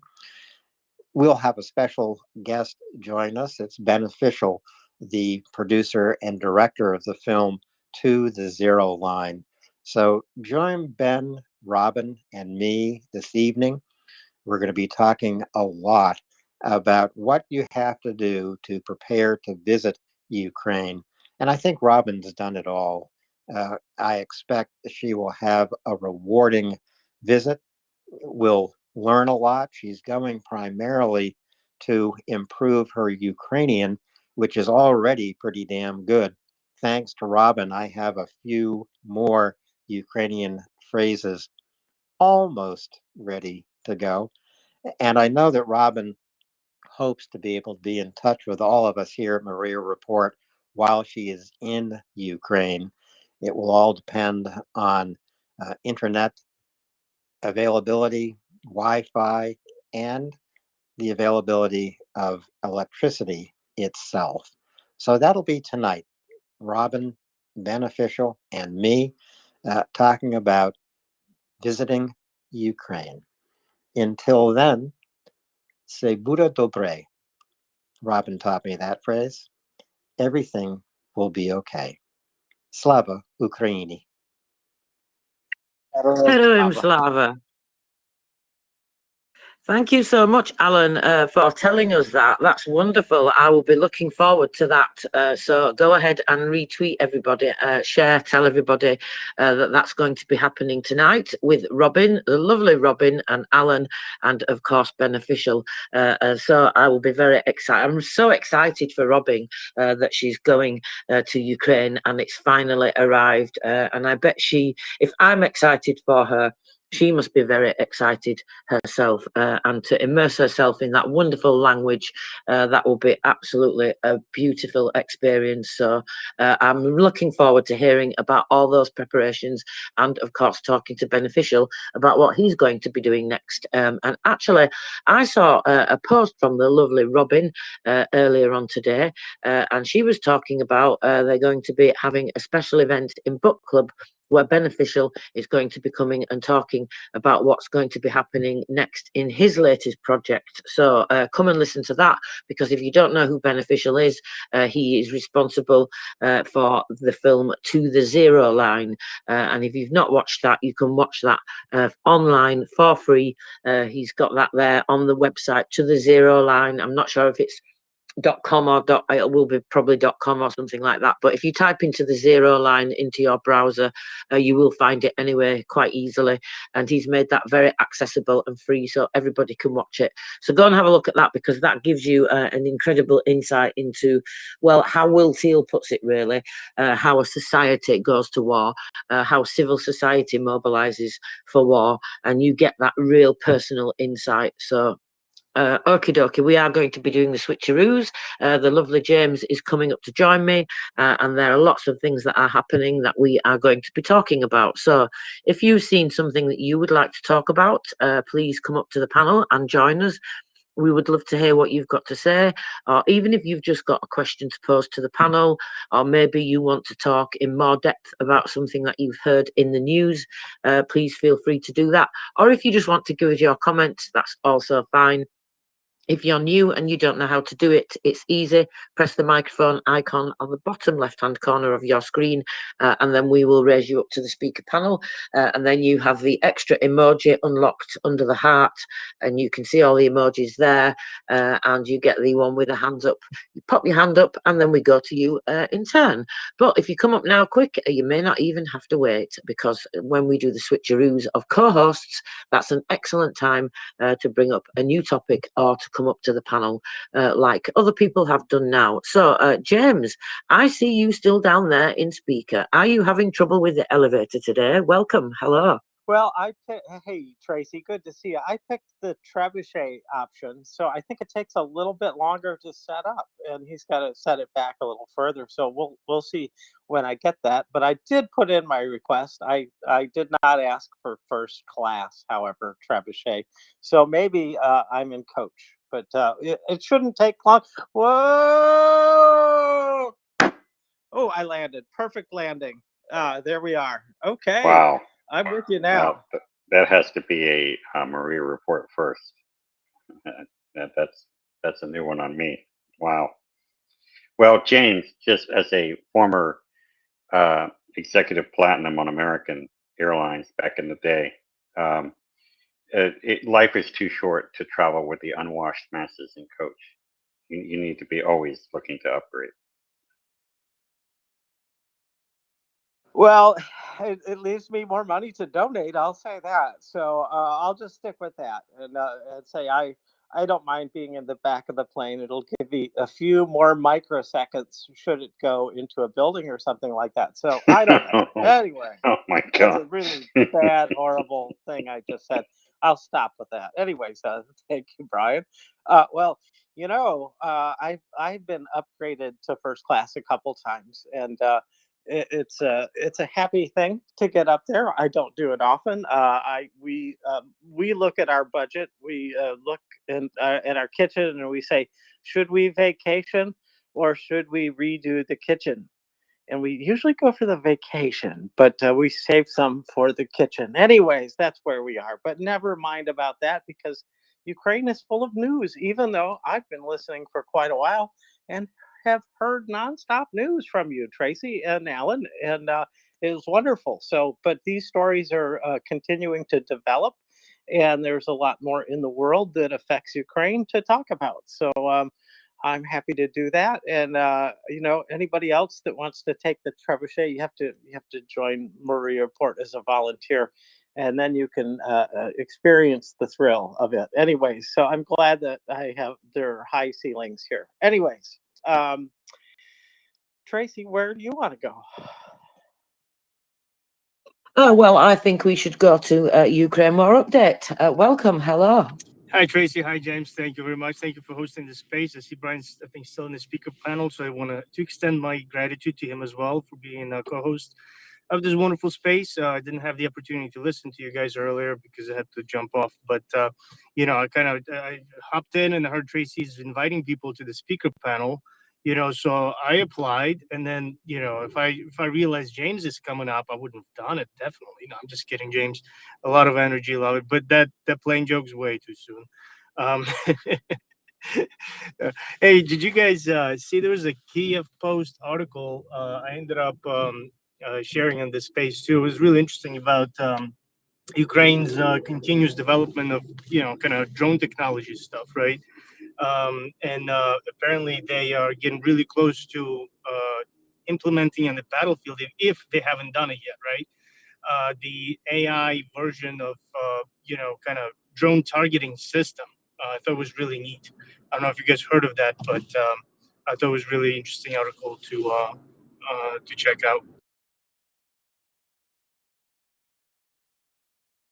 Oh, thank you, Ukraine War Update. No, I've not seen that specific one, actually. I would be really interested to look at that, absolutely.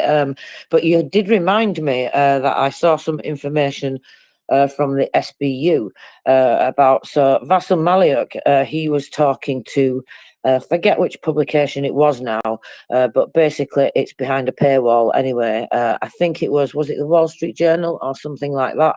But he was talking about different things with the drones. I'm just trying to actually locate the link now.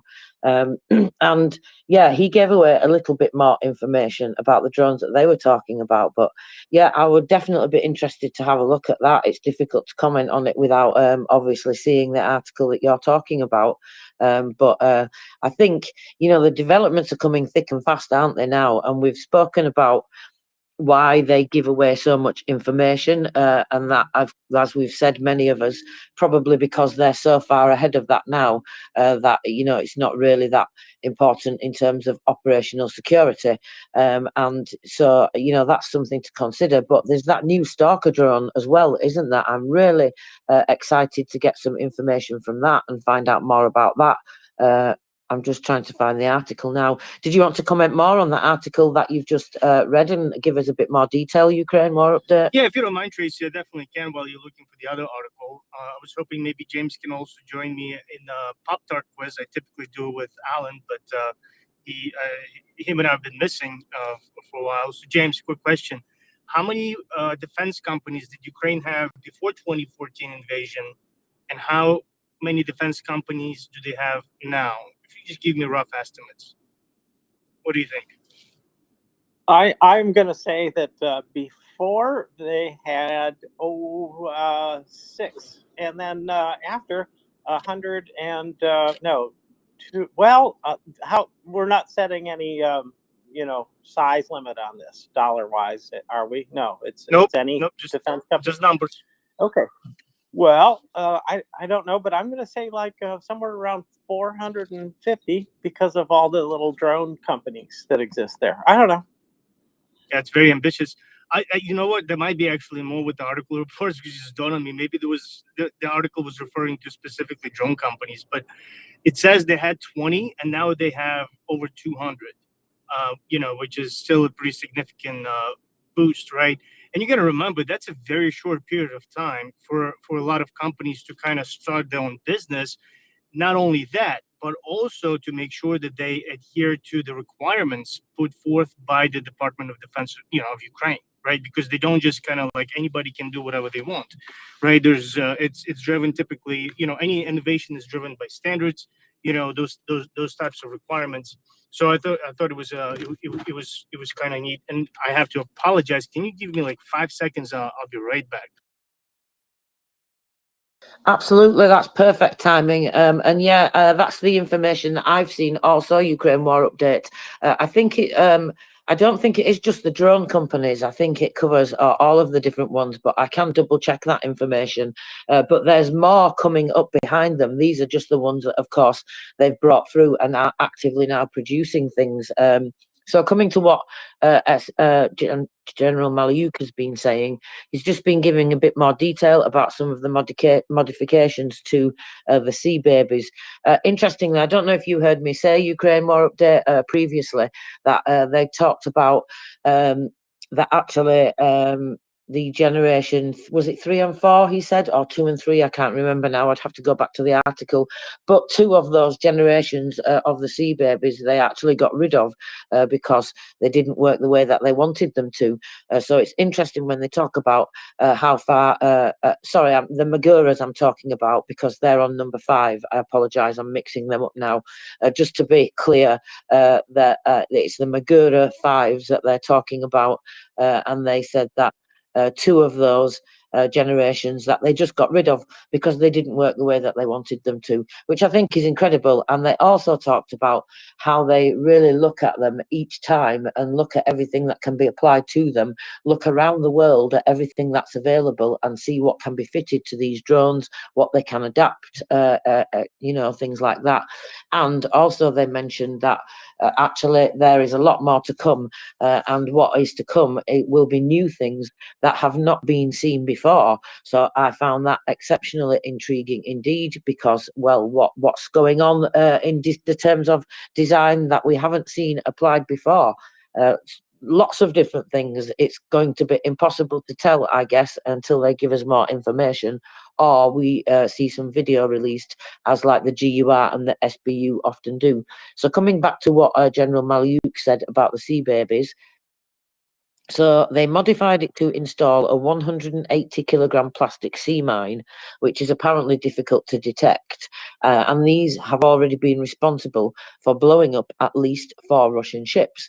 Now, I think about these things when they've explained previously the way they hunt in packs with these drones.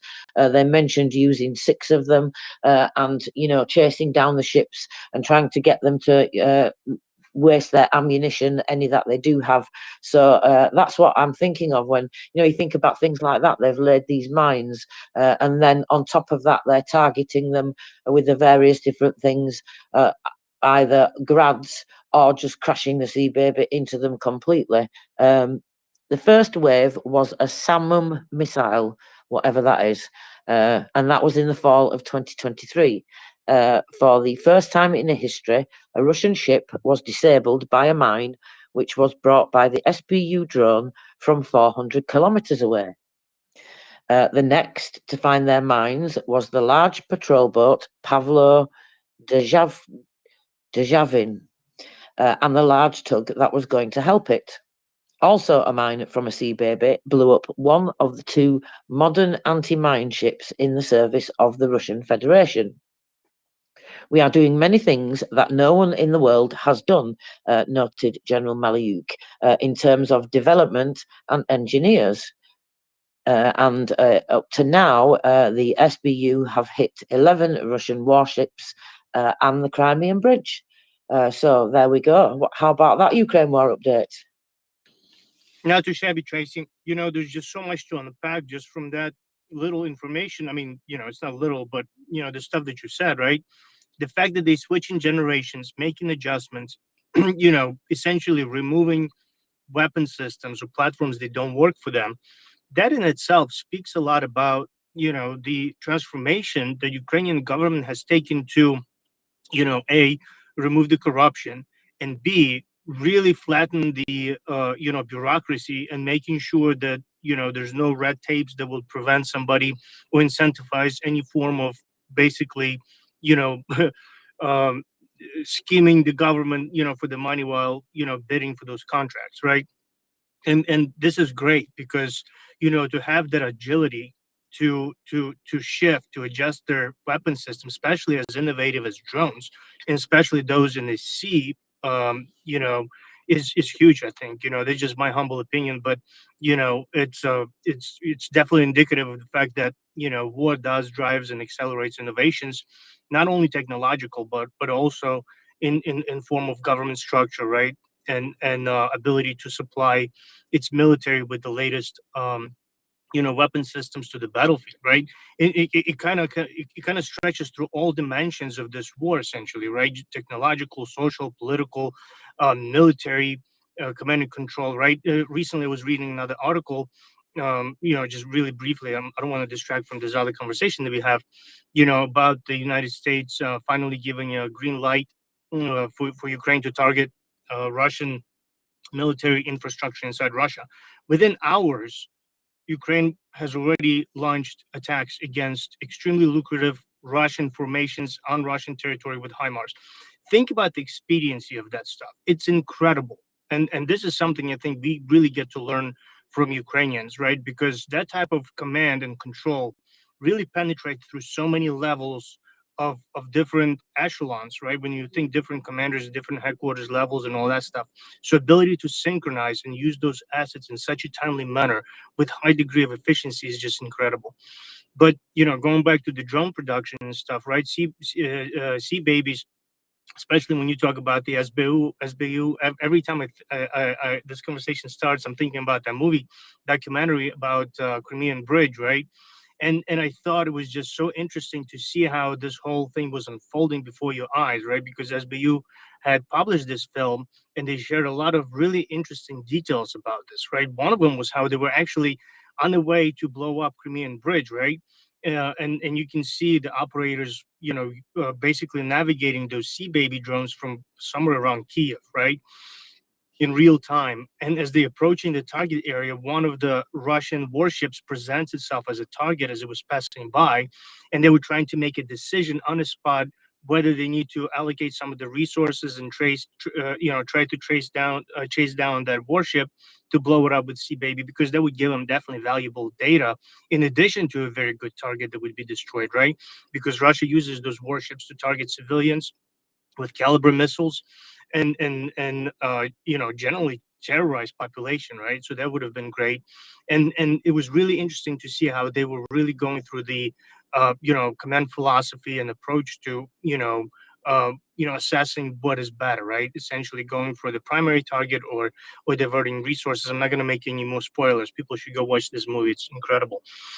But one of the other things that stood out to me is how confident those leaders were in that movie when they were given an interview and saying, look, SBU, and especially when we're talking about special operations and all that stuff, we will never use the same technology essentially more than once, right? We want to keep Russian terrorists essentially constantly guessing, constantly wondering what is going to be the next weapon, what is going to be the next platform that's going to target them.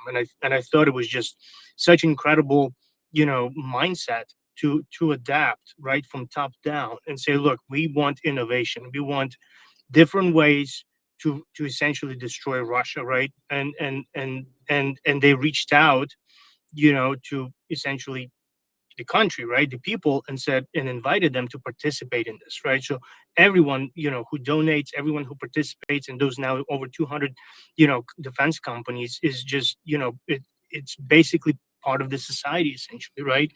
And that's what's driving innovation. People taking ownership of that idea of the defense of the homeland, and they have practical applications to it where they can see results of their hard work in an extremely, a tight time frame essentially, right?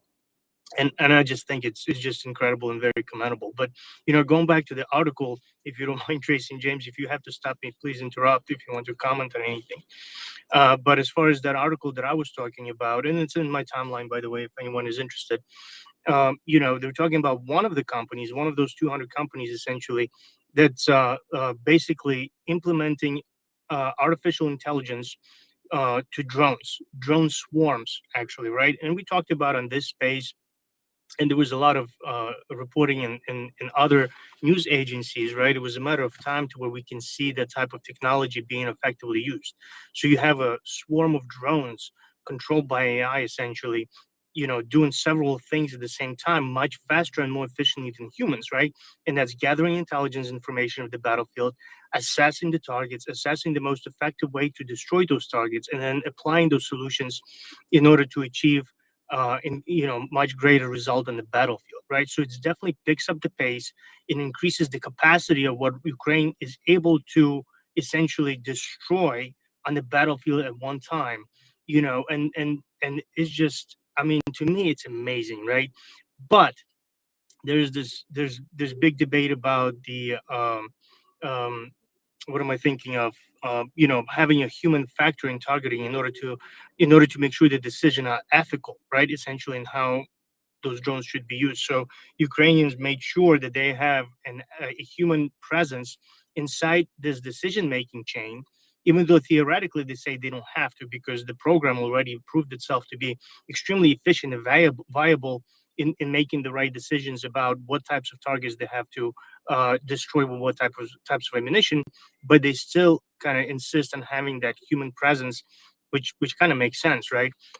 But apparently, the AI technology in this drone targeting already has the ability to identify friendly from foe using various different systems, right? They can actually visually recognize even uniform patterns. One of the other things, and this is me kind of a little bit stretching my imagination based on the information that I have from some of the previous news reporting and articles. I know Ukrainians use different types of essentially charges on those suicide drones, right? So if they have to, if they know that there's a Russian armor present, they will use armor piercing ammunition. If there's infantry that's moving around in a target area, they will try to bring around the drone that carries some kind of fragmentational anti-infantry right device. Also incinerate device in order to degrade some of the defense structures the Russians put up. And lately they were actually talking about implementing a air defense anti-drone charges on loitering munition, very similar to what Russia used Lancelot, which unfortunately has been pretty effective. This is something that we do need to acknowledge as well. But Ukrainians also adapted that. So now I'm thinking all of that, right? And you apply AI element behind this, and to where you have this computer essentially that's getting all kinds of sensors out from the swarm drones and assessing what type of targets are available anywhere, has the awareness of what kind of resources it has, whether which drones carry anti-personnel, which drones carry anti-armor, incendiary, or anti-drone technology, and basically sending those, you know, drones to appropriate target in order to maximize the effectiveness on the battlefield, right? Again, this is something that just, you know, I remember watching a long time ago in Terminator movies, essentially, right? And now we see this stuff on the battlefield, and Ukraine is going to continue to invest and improve that type of technology. Tracy, James, if you can invest, if you're looking for some kind of long-term investments, that's got to be Ukraine, because, you know, unfortunately, I really don't think we'll be able as humanity to remove the presence of war on this planet anytime soon, right? But Ukraine is developing the weapons of peace, essentially, right? That will guarantee this type of, you know, that any type of aggression in the future will be crushed, right? And they driving this innovation, and I think that's going to have a huge market later down the road as well. So anyway, hopefully it wasn't too boring for me to talk about some of these really interesting innovations that I was reading about. Again, as always, I enjoy being in this space. Thank you so much for everything that you guys do. Thank you. Thank you so much. That was. Sorry, go ahead, James. Oh, thank you, Ukraine War Update. Very interesting, interesting stock recommendations. Very interesting about the drone swarm technology. This really does follow a number of systems that are like this, and the one that is clearest in my head, though not the most recently developed, is the Aegis system, which is still available, I believe, and it is able to automatically pick and then shoot down or shoot at ships or incoming missiles or other objects. And so, yeah, this is not new, but new implementation of it, and really quick implementation, I must say. So kudos, and it reminds me of the platoons of naval drones that divide up the workload, and so another similar pattern. So thank you very much for bringing all this to our attention. It's fascinating to watch, and I'm cheering them on because this is where the future is. Thank you, James, and thank you, Ukraine War Update. That was absolutely fascinating. And, you know, I'm thinking of, and I did think of it actually when we had the recent reports of, I'm thinking of that Morozov airfield, is that what it's called, where we heard of those 70 drones? And I was thinking there, you know, just exactly how much is that a swarm, and how much is it all connected and all the rest of that. So I'm waiting for more information about that. I was expecting actually that possibly the Stalker may involve some types of AI. And then something interesting, actually, recently the Minister of Digital Transformation, the ministry, reported on a study that they've been doing on AI. So first of all, Ukraine ranks second in the number of AI companies in Central and Eastern Europe.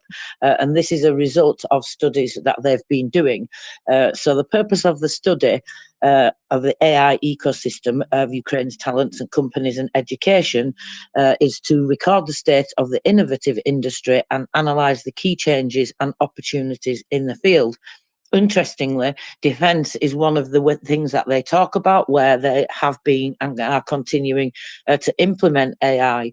Thanks to this data, companies can better understand their weaknesses and strengths, and the state can better formulate policies for the development of AI.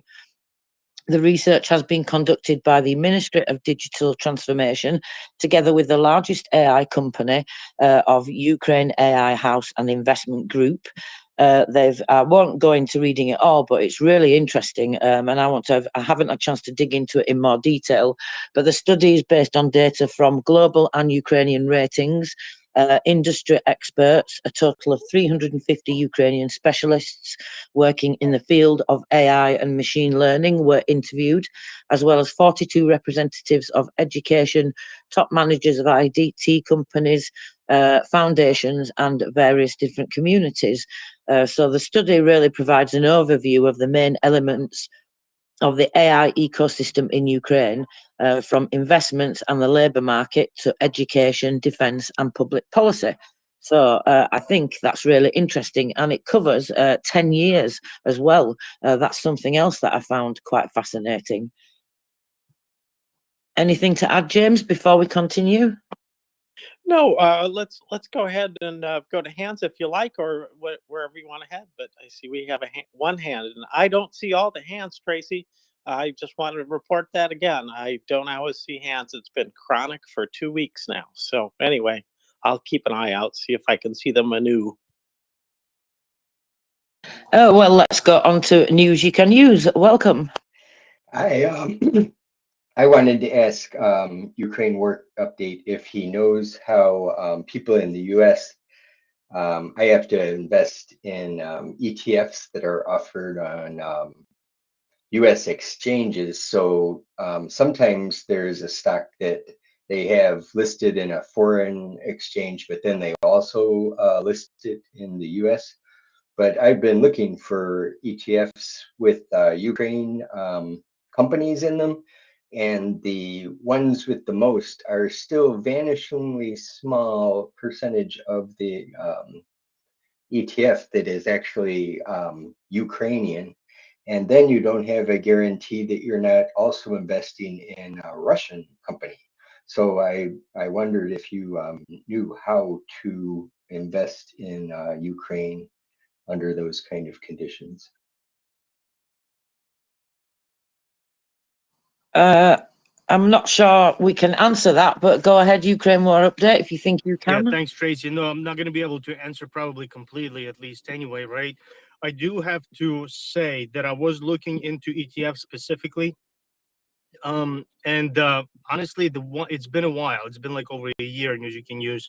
But basically, my answer is going to have to do some research, right? You really need to look for it, and it's not going to be obvious. This is one of the reasons I always try to canvass the news, because that sometimes you can extrapolate some useful information about company names, right, that are involved. And when you feel strong about certain things, right, you can do a little bit deeper dive and see which other companies in the West, like United States companies, for example, who work closely with some of those Ukrainian companies, right? And I remember coming across one of those companies that I actually wanted to invest. Now you reminded me, I'm going to go back, I'm going to find it, because they were leading a drone technology research firm, and they did have a really solid ETF and investment options with some really good historical data, and pretty transparent about who they really work with as far as what companies. And I remember them having certain connections to Ukrainian firms that were kind of standing up their research again a while back. I'm sure the landscape has changed, but it really boils down of doing some little bit of research, preliminary research, and then once you start narrowing down some of the interesting topics, some of the interesting companies to further kind of exploit, that's unfortunately what you have to do, right? Because you're right, there's just some companies that they continue to do business in Russia, right?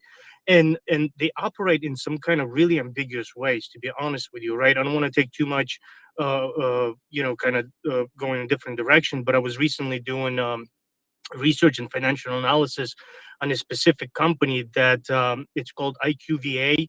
They their portfolio is based on medical research, I think, right? And data analysis. And I was surprised. So they were reported by the Yale Institute as one of the companies who continue to do business, and they are also publicly traded company on the New York Stock Exchange, right? So to me, those two correlation points were really interesting to see. And I was honestly a little bit displeased with what I found. I'm not going to get into details, but basically, because they work with the WHO, the World Health Organization, it kind of gives them allows them to do business in other countries that are even sanctioned, right? And they don't really provide enough data that's publicly available because it's a holding company, right? You really have to do some serious digging if you want to get more information on this. As far as what percentage of that revenue that they are claiming is part of that business to do with Russia, right? And I'm not happy with something like this. This is something I will continue to kind of research and try to get more information to really understand some of these dynamics, because just like you, I don't want to invest into something, especially like ETFs, that has connection with Russia, right? Because some of that financial market stuff is just either too ambiguous, or people are just simply don't have enough information, or don't know how to get this information, and end up doing some essentially investing, thinking that they're helping Ukraine, but doing actually helping Russia. Good, but it's a really good question. Thank you.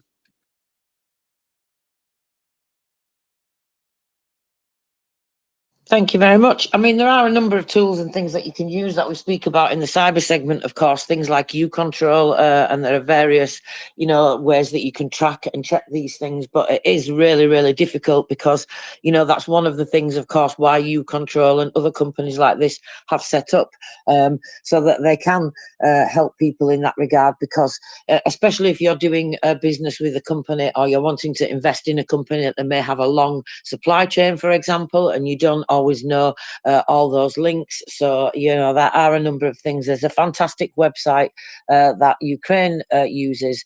I forget the name of it now, but I will find it and post it. I think it's run by the National Security and Defence Council, but they have a really detailed website where you can do lots of checks. So I think the best answer probably is, without knowing too much about it, is to say use as many of those different tools as you can to make those various checks, and then you can cross-reference, I guess, and see, because it's got to be incredibly difficult, I think, working out who you can invest in nowadays, James, especially as we know many companies pretend that they have left Russia, for example, and things like that, when really they haven't. It is a sad truth, a very sad truth. I'm seeing that the search on terms about stocks in Ukraine does deliver a lot, and there is a stock market index there, and I think that's a good thing to get connected with. So I see a number of ways you can get into this, but this is far from my expertise. I have investments, but more at the kind of mixed index fund level. So you do have to be careful about what are in different indices out there. Some of them are really dangerous. We've done some things in the United States to protect us from exposure to Chinese companies being in index funds. So that's very interesting. And I think that there are a lot of possibilities, and I just have to very strongly agree that these are excellent opportunities if you've got the money to invest, because in the long run, I think we all agree about the outcome of the war. And come that day, they are going to be popular for many reasons, particularly the defense industries, where what people around the world are going to be looking at our results, and Ukraine will be able to demonstrate those results. So I could see even a surge in their value before the end of the war. So I strongly agree that this is a great investment opportunity, not without risks, but that's everything in life.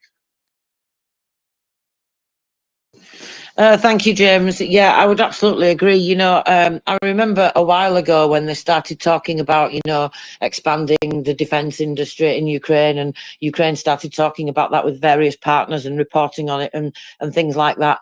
I remember being really quite excited about it. It's obviously a tragedy why this has had to happen, but at the same time, as it has, just looking at the ingenuity that they show in Ukraine and how, they've innovated, not just in the defense industry, but in many other places as well. I'm really excited because I could see the vision, and I was hoping that it would be correct and come true, that actually after, Ukraine has dealt with Russia and kicked them out, and they're finally able to start, properly rebuilding their economy and everything, it's going to be absolutely booming in Ukraine. Ukraine is going to become the center of Europe, and it's about time that Ukraine was able to shine like that. And I just think it's absolutely fantastic. People are going to be buying Ukrainian things, not just because they want to, but because they make incredibly innovative things, and they are really developing their defense industry at incredible pace. And the things that they're doing, I mean, just look at that in terms of AI. Who knew, right, that they had 10 years of AI data to look over? I certainly didn't, and I think that just shows how far ahead of time they really were, really far ahead of time. The ecosystem of the Ukrainian companies, the AI ecosystem, has been there for a considerable amount of time. So I'm really excited for Ukraine's future in terms of its economy, not just in the defense industry, but like I said, in many other sectors as well. But we have to help them get there first. That's the main thing, because they cannot do it unless we help them get there. And that's going to take all of us, because you know what? Ukraine is protecting us from the rest of that horde. You know, they are really saving the world. They are saving peace and security in Europe and in the world right now, and they are going to continue to do that, and they are going to win, because we are going to all stand behind them and make sure that we give them as much help as we possibly can. Anyway, I'm going to stop getting all philosophical and go back to news you can use. Yeah, the problem I was having with the Kiev Stock Exchange is that from the US, it's hard to invest in those foreign companies unless they are also listed on the US exchanges. So I've talked to our stockbroker and things and tried to get her to work on it. So I can bug her again, but I think my nephews are into investing in things. They're kind of financial guys, so I can talk to them and see if they could even work on creating an ETF, because there should be some way of getting this stuff listed in the US and allow us to invest properly. Well, I think, yeah, that's the problem, isn't it? It's because there, of course, there is a war on, or a genocidal invasion, to be more correct. But yeah, I think that's the problem, isn't it? Because it brings up problems even with payment systems, doesn't it? When certain people, you know, we've had people report in the space that they've not been able to make donations. Their bank has questioned that because it's going to Ukraine. But yeah, something like that would be really useful news you can use. So if you can put that together, we would appreciate that. No pressure, no Go ahead. pressure news you can use, but it would be wonderful to hear about development like that. Pardon me, Tracy. Ukraine war. No problem, James.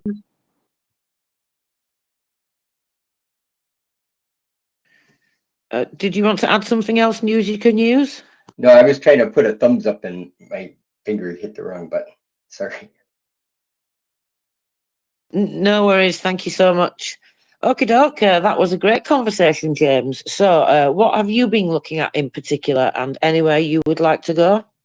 Well, just a couple things. I did see, of course, and you guys reported on it. You and Alan reported on the strikes in Crimea by Russia on Russian tourists, and that got played in the USA quite a different way by Marjorie Taylor Greene, one of Russia's most supportive representatives, and she spun it so that just imagine that Miami was aimed at by Russians and doing this, and of course completely failed the obvious test, which was to report accurately about the fact that it was Russia's own missiles and not U.S. ATACMS that struck. So, and nor again did she report on the fact that they have a tendency, actually, yeah, more than a tendency to place weapons near civilian targets. So,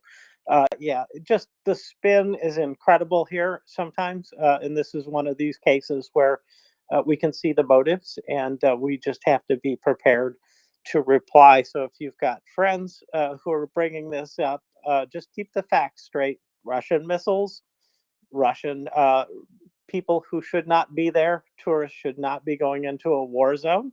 Or if they do, then don't complain about what happens, right? That's my good advice is if you're going to go somewhere that is, what do they call that? That there's a high risk of alarm on that country, then you're taking your chances. And I look forward to taking my chances in Ukraine. But Russians, just remember that Russia is happy to have Russians die, because that plays like the Hamas card, if you will, if you know what I mean, Tracy.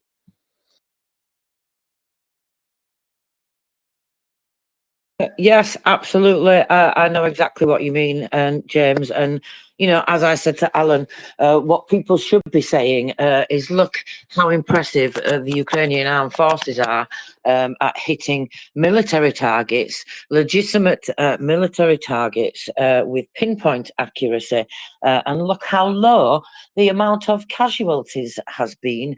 Even with the massive amount of hits that Ukraine has carried out, whether in Russia or temporarily occupied territories of Ukraine.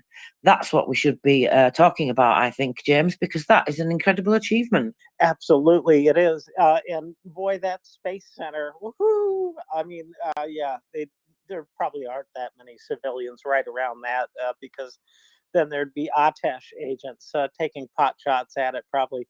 But nonetheless, they hit that. Didn't have any problems. We usually don't attack them, by the way. Uh, Seems to have overwhelmed the A500 system, by the way. I'm just saying, that's how it looks. Well, Tracy, I think we should go talk to Jenny, or should I say, Emperor of yeah. What are you Empress of, Jenny? North Sea Empire. Ah, that one. Okay. Does that mean you are my Empress, Jenny? Yeah, I guess. It's but I'm really not a part of the North Sea Empire because those were the Danish ones, not the Swedish ones. So I guess I am the Empress of the Svea. They're the ones that eventually became Svea Rike that we know as Sweden today. So it was like started in the middle of Sweden, and they were called Svea. But I raised my hand to talk about like how normal nations, they warn their citizens from going to, I don't know, active war zones. Like, don't vacation there. It's really not a brilliant idea. And Russia is literally doing the opposite.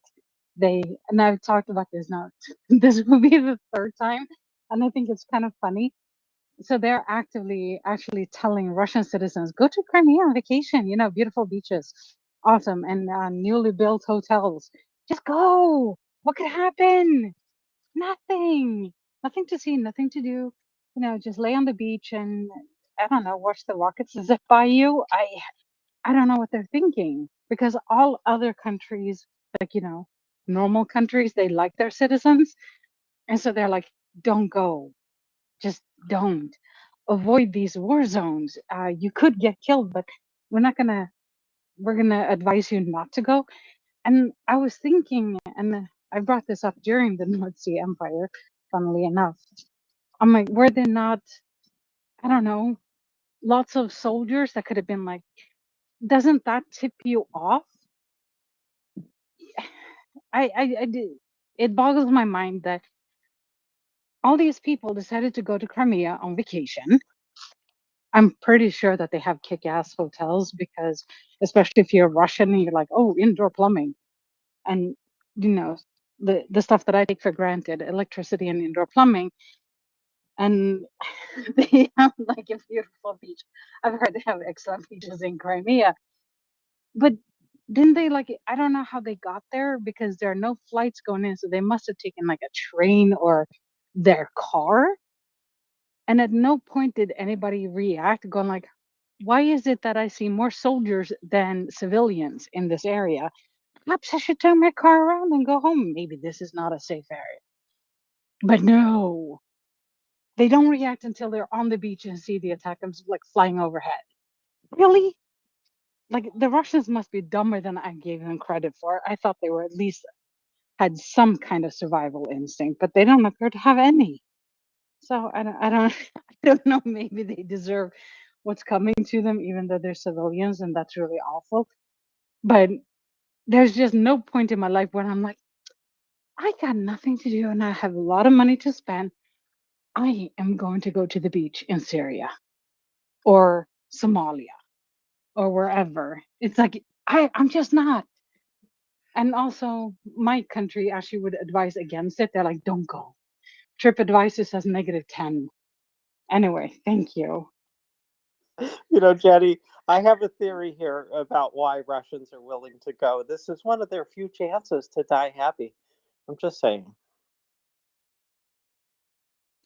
Thank you so much, Jenny. I completely agree. You know, it adds new meaning to getting sunburn, I guess. And I think of the term we use here, more money than sense. Ukraine war update. Jenny is right, guys. I was just laughing when you're dying, basically. That was funny. Yeah, thank you, Jenny. So I guess I have to return those plane tickets to Somalia. We're not going anymore. I mean, okay.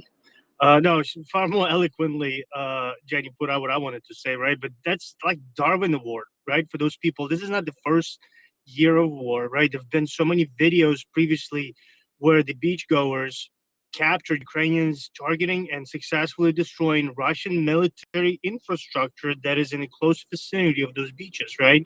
So if you, you know, if that didn't register with any of those people, right, that it's dangerous to go there. I mean, Darwin Award winners. That's all I can say, right? So I do not feel bad for them at all. So, yeah. Anyway, thanks, guys. Thank you very much.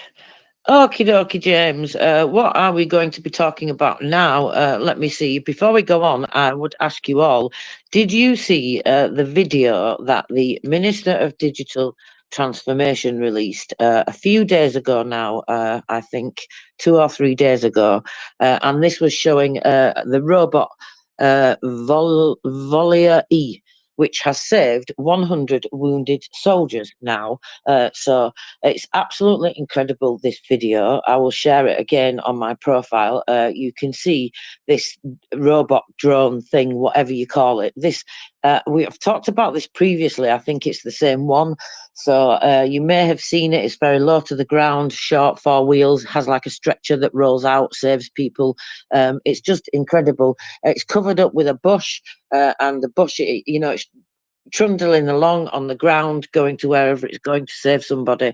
And of course, so the bush is moving along.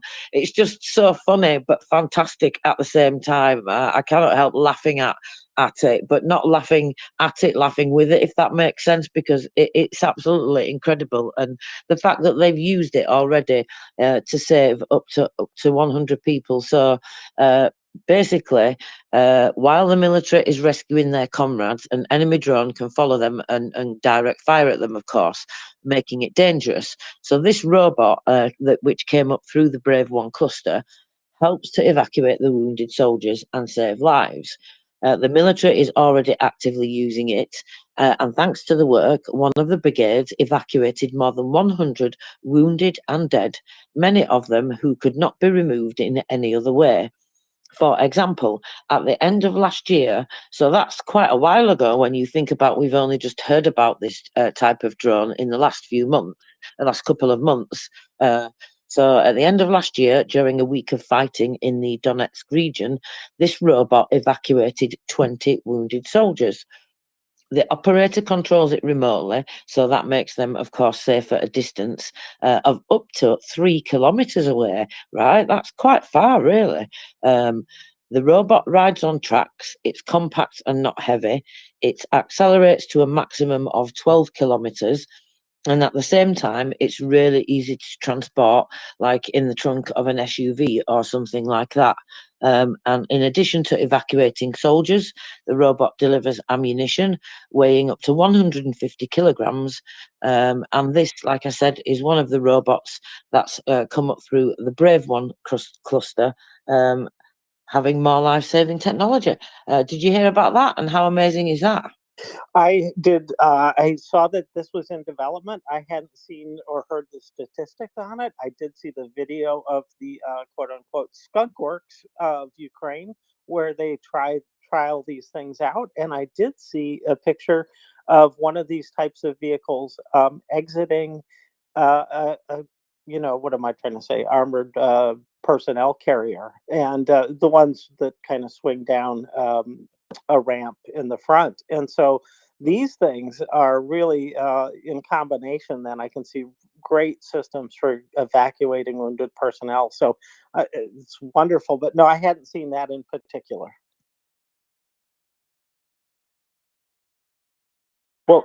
Well, if you want to talk just a little longer, James, do. I will post the video. Great, that'd be great. Well, I want to tell you about an interview that I think is going to be wonderful, and it is from Gina Christensen. She's the one who's posted the interview, and it's Budinoff, and it looks to be great. And the quote that she chose to accentuate here is, "In the end, I believe in the USA and that we will reach victory together." This is Budinoff on Ukraine as it battles Russia's war of genocide.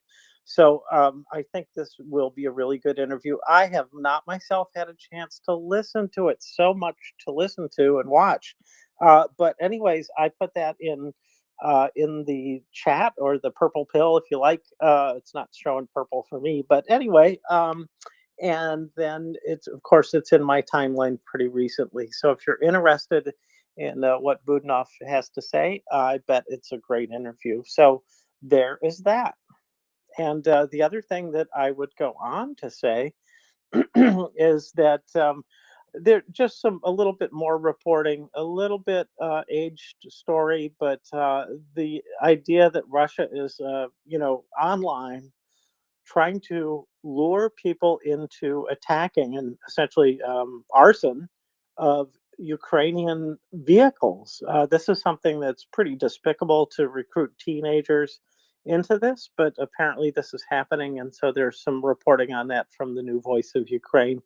It was not the first time that I'd heard about this, but this was not a bad story.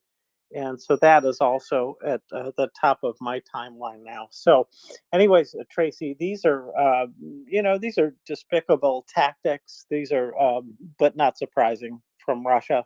And I just hope that these kids will learn the easy way rather than the hard way, that what this could bring them. Because if you're going to set fire to a Ukrainian military vehicle, well, you might be shot. So anyways, Tracy, back to you.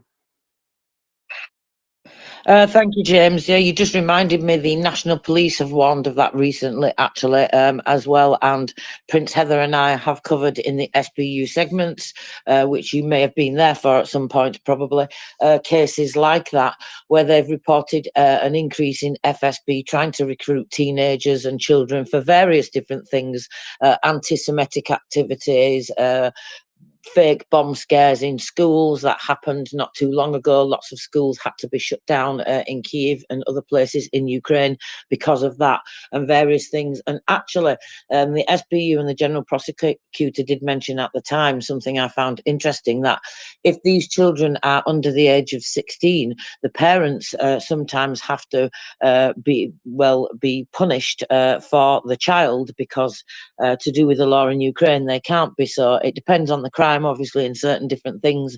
So it's not exactly that black and white, of course, just to be to emphasize that. But yeah, the parents have to pay the responsibility for the crimes of the children in certain cases, which actually, I don't really wholly disagree with that, because I think if that happened more, then some parents would be a little more cautious and careful. Of course, not all parents are being uncautious or uncareful. It's important to point that out as well, because this corruption and this infiltration by the FSB and this brainwashing can happen very easily to children, no matter how careful parents can be. So it's important to point that out as well.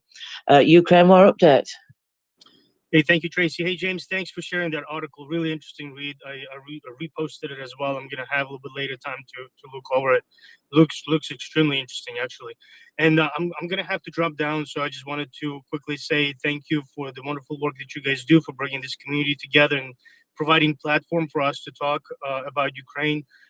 Also, Tracy, quick question. Do you have any documentaries in mind that I would ask Pickled Flicker Fellow to update his Flicker of the Week thing. I was thinking about to see if he can do it today. Sorry, it's so weird for me to talk about myself in third person. But I thought we'd do for another one for this week. So anyway, yeah, if you have any recommendations, you can mention it now, I guess, or you can DM me, whichever. Thanks. Thank you very much. I actually do have 2 or 3 that I think you will find very interesting, and I bet you cannot resist all of them. We shall see, but I will DM you with those. Thank you very much. And if you don't know what we're talking about, you need to go to @Flickerfella, to that profile, Pickled Flickerfella. At the top there, you will find his NAFO-Club TV, I think it is, right at the top of his profile. Check that out, because there are many incredibly important things that we should all be highlighting and sharing with as many people as possible. Winter on Fire is on there, lots of different documentaries from various first-person accounts of all sorts of different things, different battles, different experiences that people have gone through.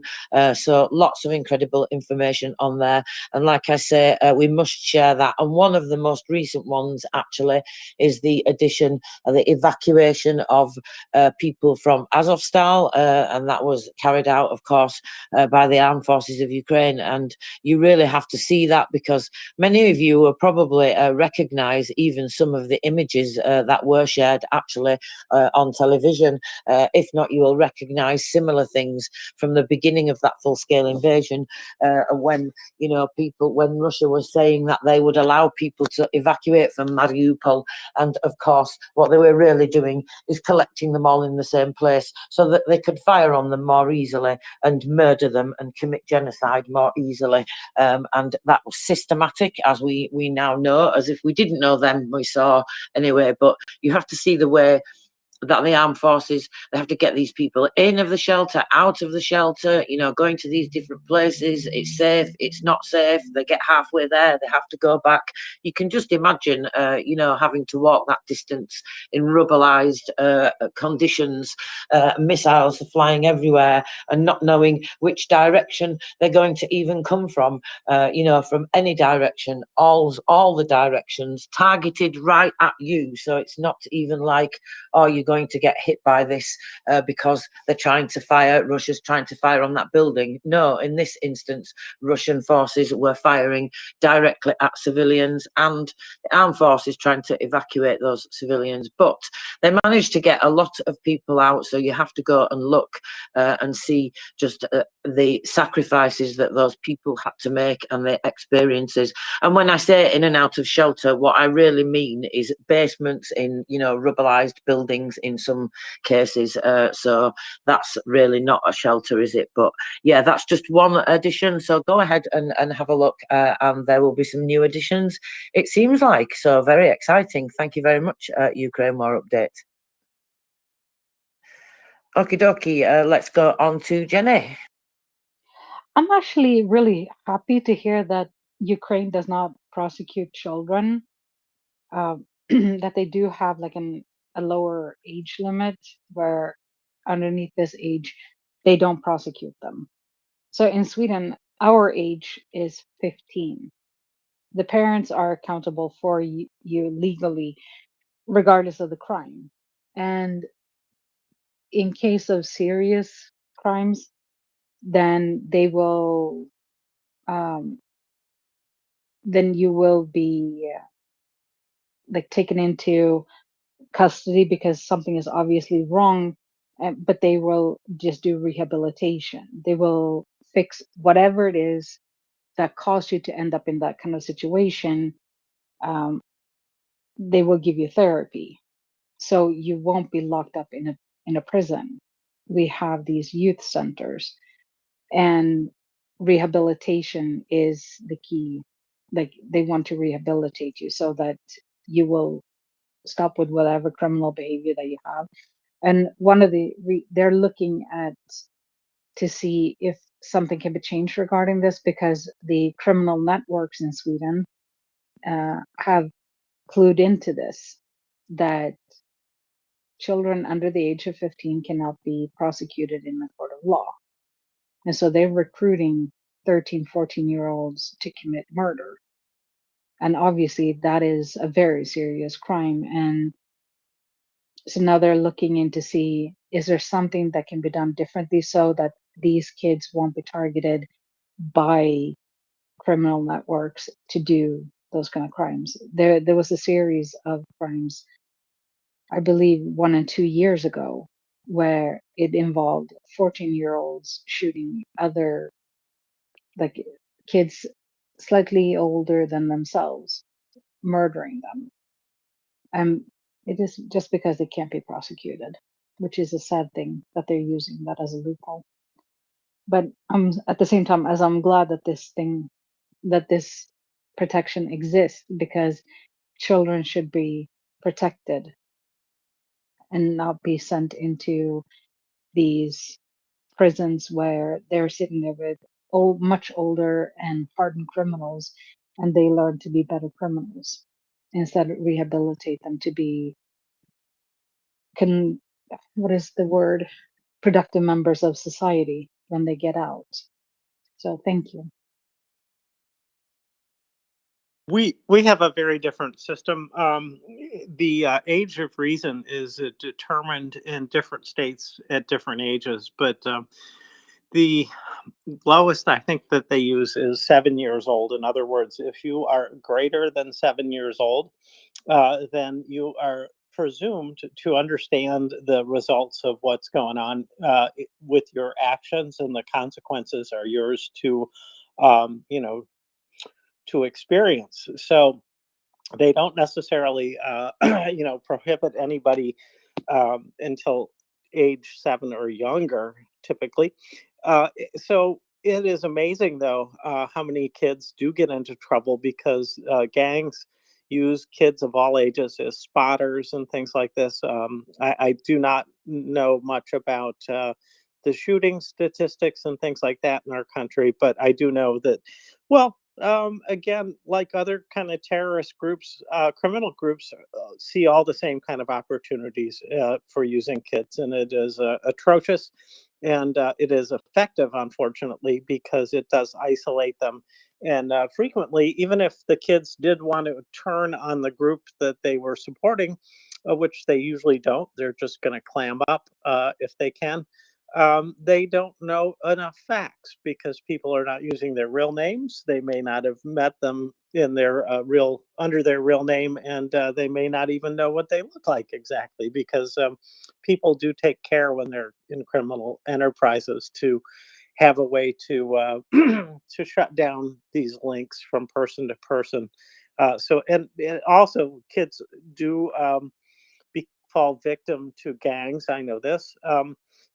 Because they are a potential witness, they are often snuffed out because they could testify. So, all in all, it's a great thing when we can keep kids away from this. And in this case, these are really despicable acts. And boy, Jenny, that's a good system that you've got. But boy, doesn't it really expose parents to a lot of things that would just be awful. So and boy, that would also mean you've got to be a tough parent.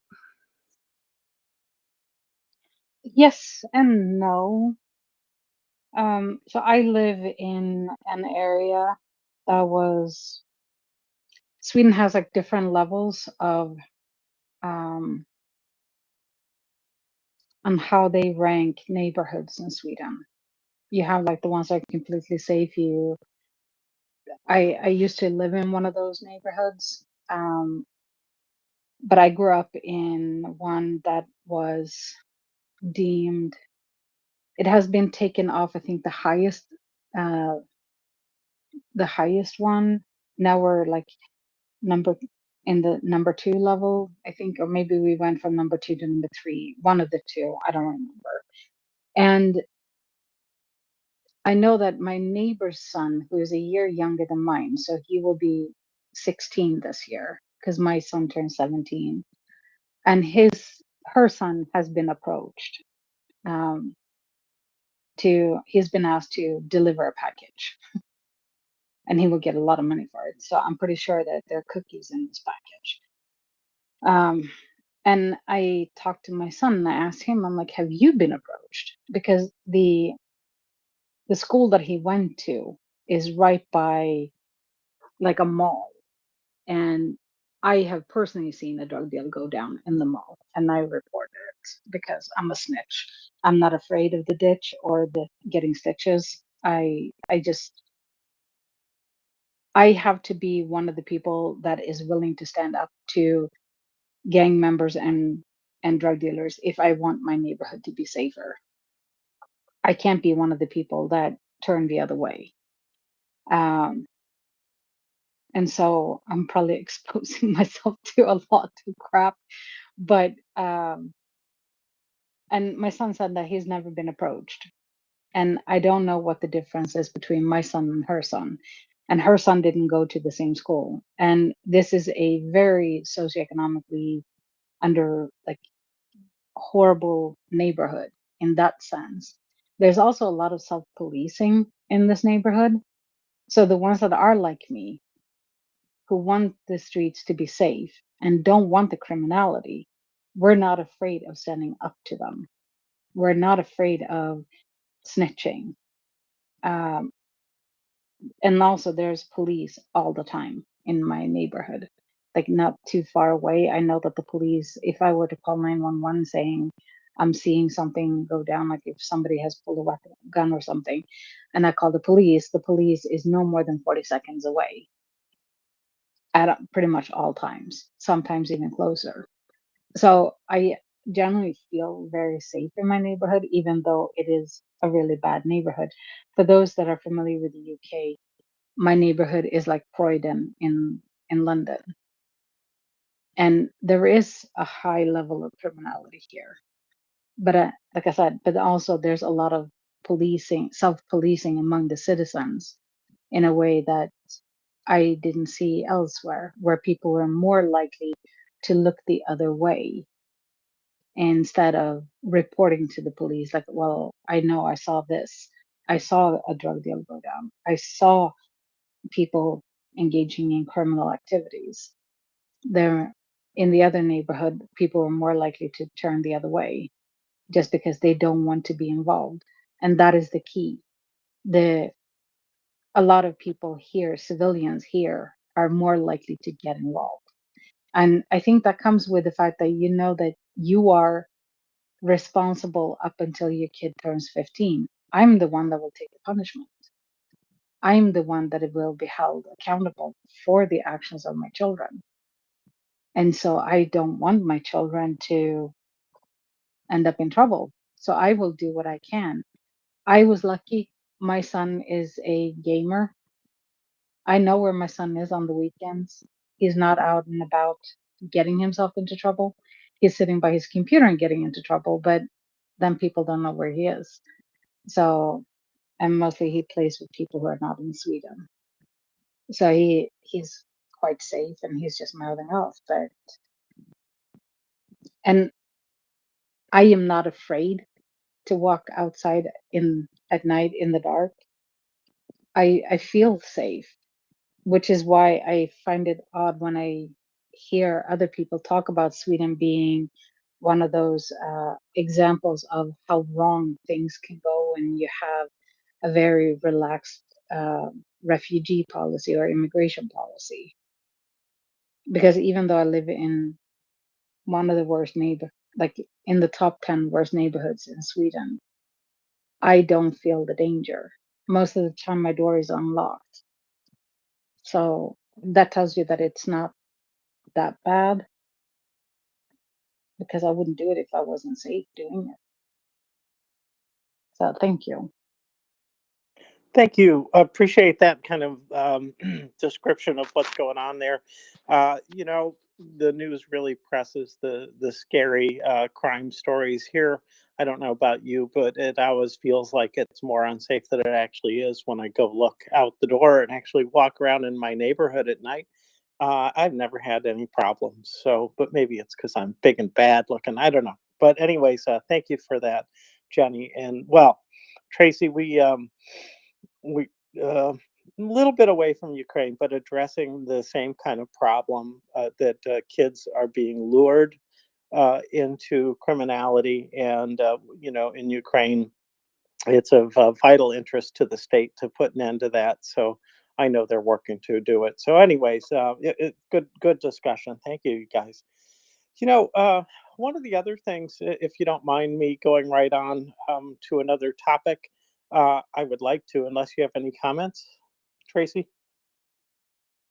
No, carry on, James. Thank you. Okay. And thank you. And so one of the things that I saw out there was United 24 Media reported on this, and that was the ongoing destruction of churches in Ukraine that Russia is destroying. And so that's at the top. And what you'll see are before and after pictures of various churches that have been hit by Russia, uh, and beautiful old buildings, usually, that are getting completely knocked down in most cases. And it's very disturbing that this is what they do. So I know it's not a really big news story in the sense that there isn't a lot of depth of words in it, but I don't think you need a lot of words to understand what they're doing. They are trying to destroy not just the physical, existence of Ukrainians. They're trying to destroy their spirituality, their happiness, and give them fewer resources that give them comfort. So, indeed, it is a genocidal war against Ukraine. And indeed, Russia knows how to fight these. They know how to take away hope. They know how to subjugate peoples. They've been at it for hundreds of years. So, yeah, not a lot of words, but I don't think you need to see many words or hear many words to understand what they're doing. Tracy, what do you think? No, I agree, James. Thank you very much. That's really important. I know that Russia has destroyed 100 churches in Donetsk alone. That was some information I saw coming from the Ukrainian government not long ago. But like any of these figures that we talk about, it's always going to be much, much lower than is actually the fact, because not all of it can be quantified, of course. Some areas can't get to, some areas they can't assess the damage. UNESCO published a list of cultural sites that have been destroyed in Ukraine. It's a little bit a couple of months ago now, about February, I think. But again, I've got to point out before I read this information that these figures are very low, especially when you consider what James has just said. So I'll be really interested to look at that, James, and see, the updated data from where UNESCO have reported here. They have highlighted 343 cultural sites specifically. And that was, like I say, 31 museums, 127 religious sites. Well, as I said, for a fact, I know there's at least 100 in Donetsk alone, so that is going to be a very low figure there. 151 buildings of historical and or artistic interest, and 19 monuments, 14 libraries and 1 archive. The list has grown by nearly 100 at least since UNESCO published this assessment in spring. The damage is worse in some regions, of course, such as Donetsk and places like that.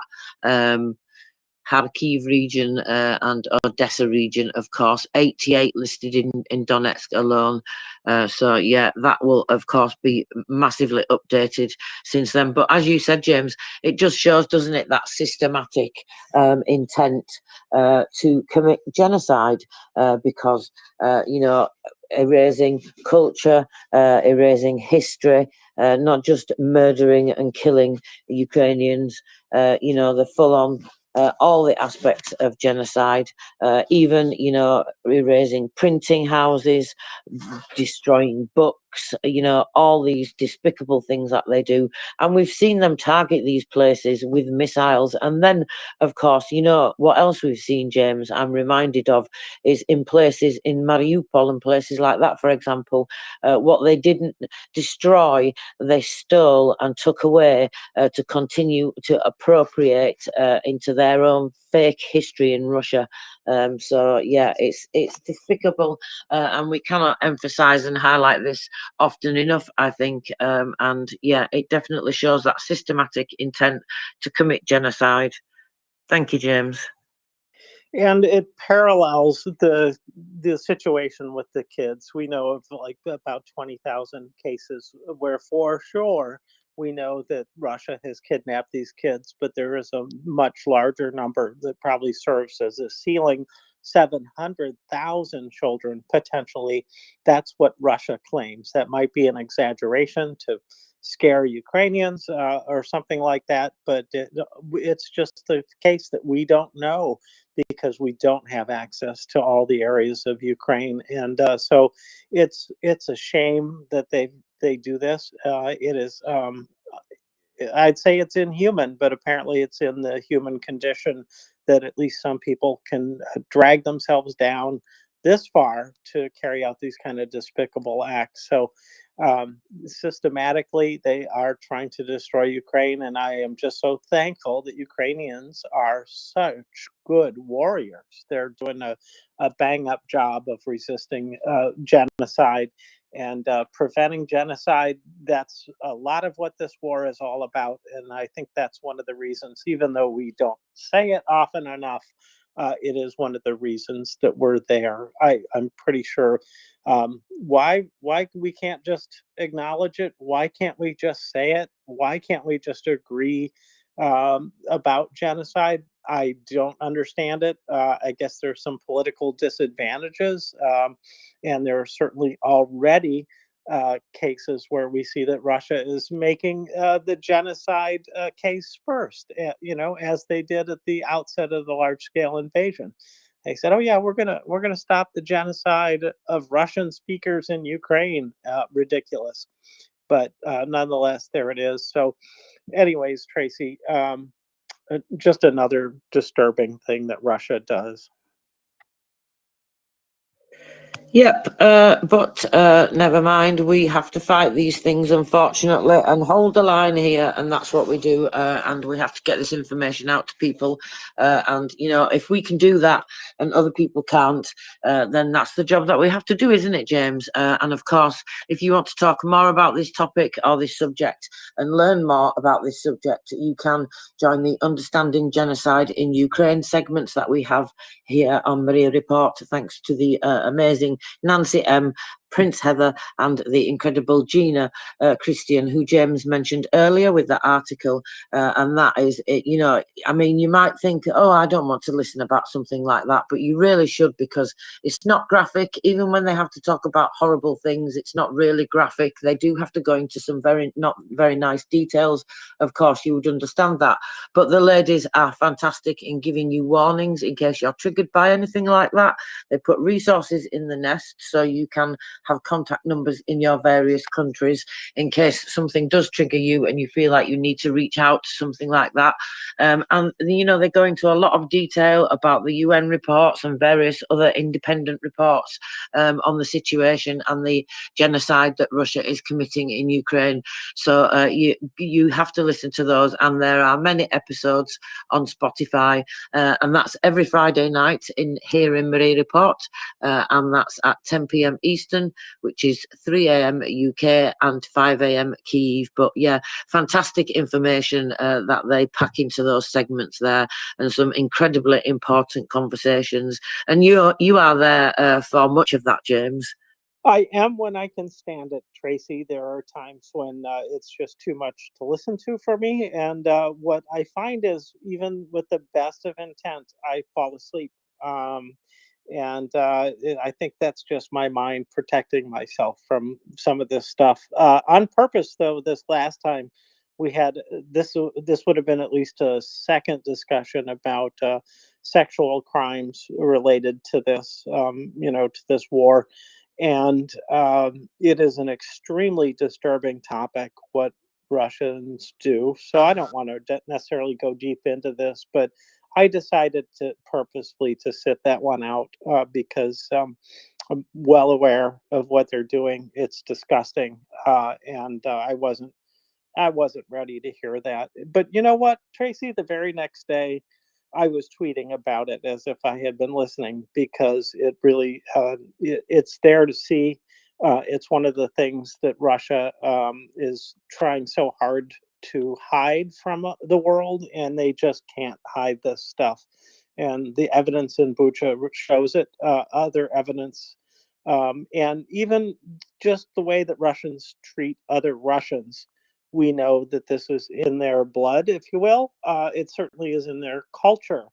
And as several Ukrainians have pointed out, genocide is near the core of Russia's character. It just is a part of what they do, and people accept it, and they accept being forced into doing it. And it is a life or death decision, because if you don't accept it and take part in it, then things will not go well for you in Russia. So, anyways, let's switch topics if you're ready to. I'm ready to talk about a little bit of the positive news about destroying things of Russians. And I like it when we get to destroy Russian things. And so I don't know if you had seen the graphic of the AFVs, the all fighting vehicles.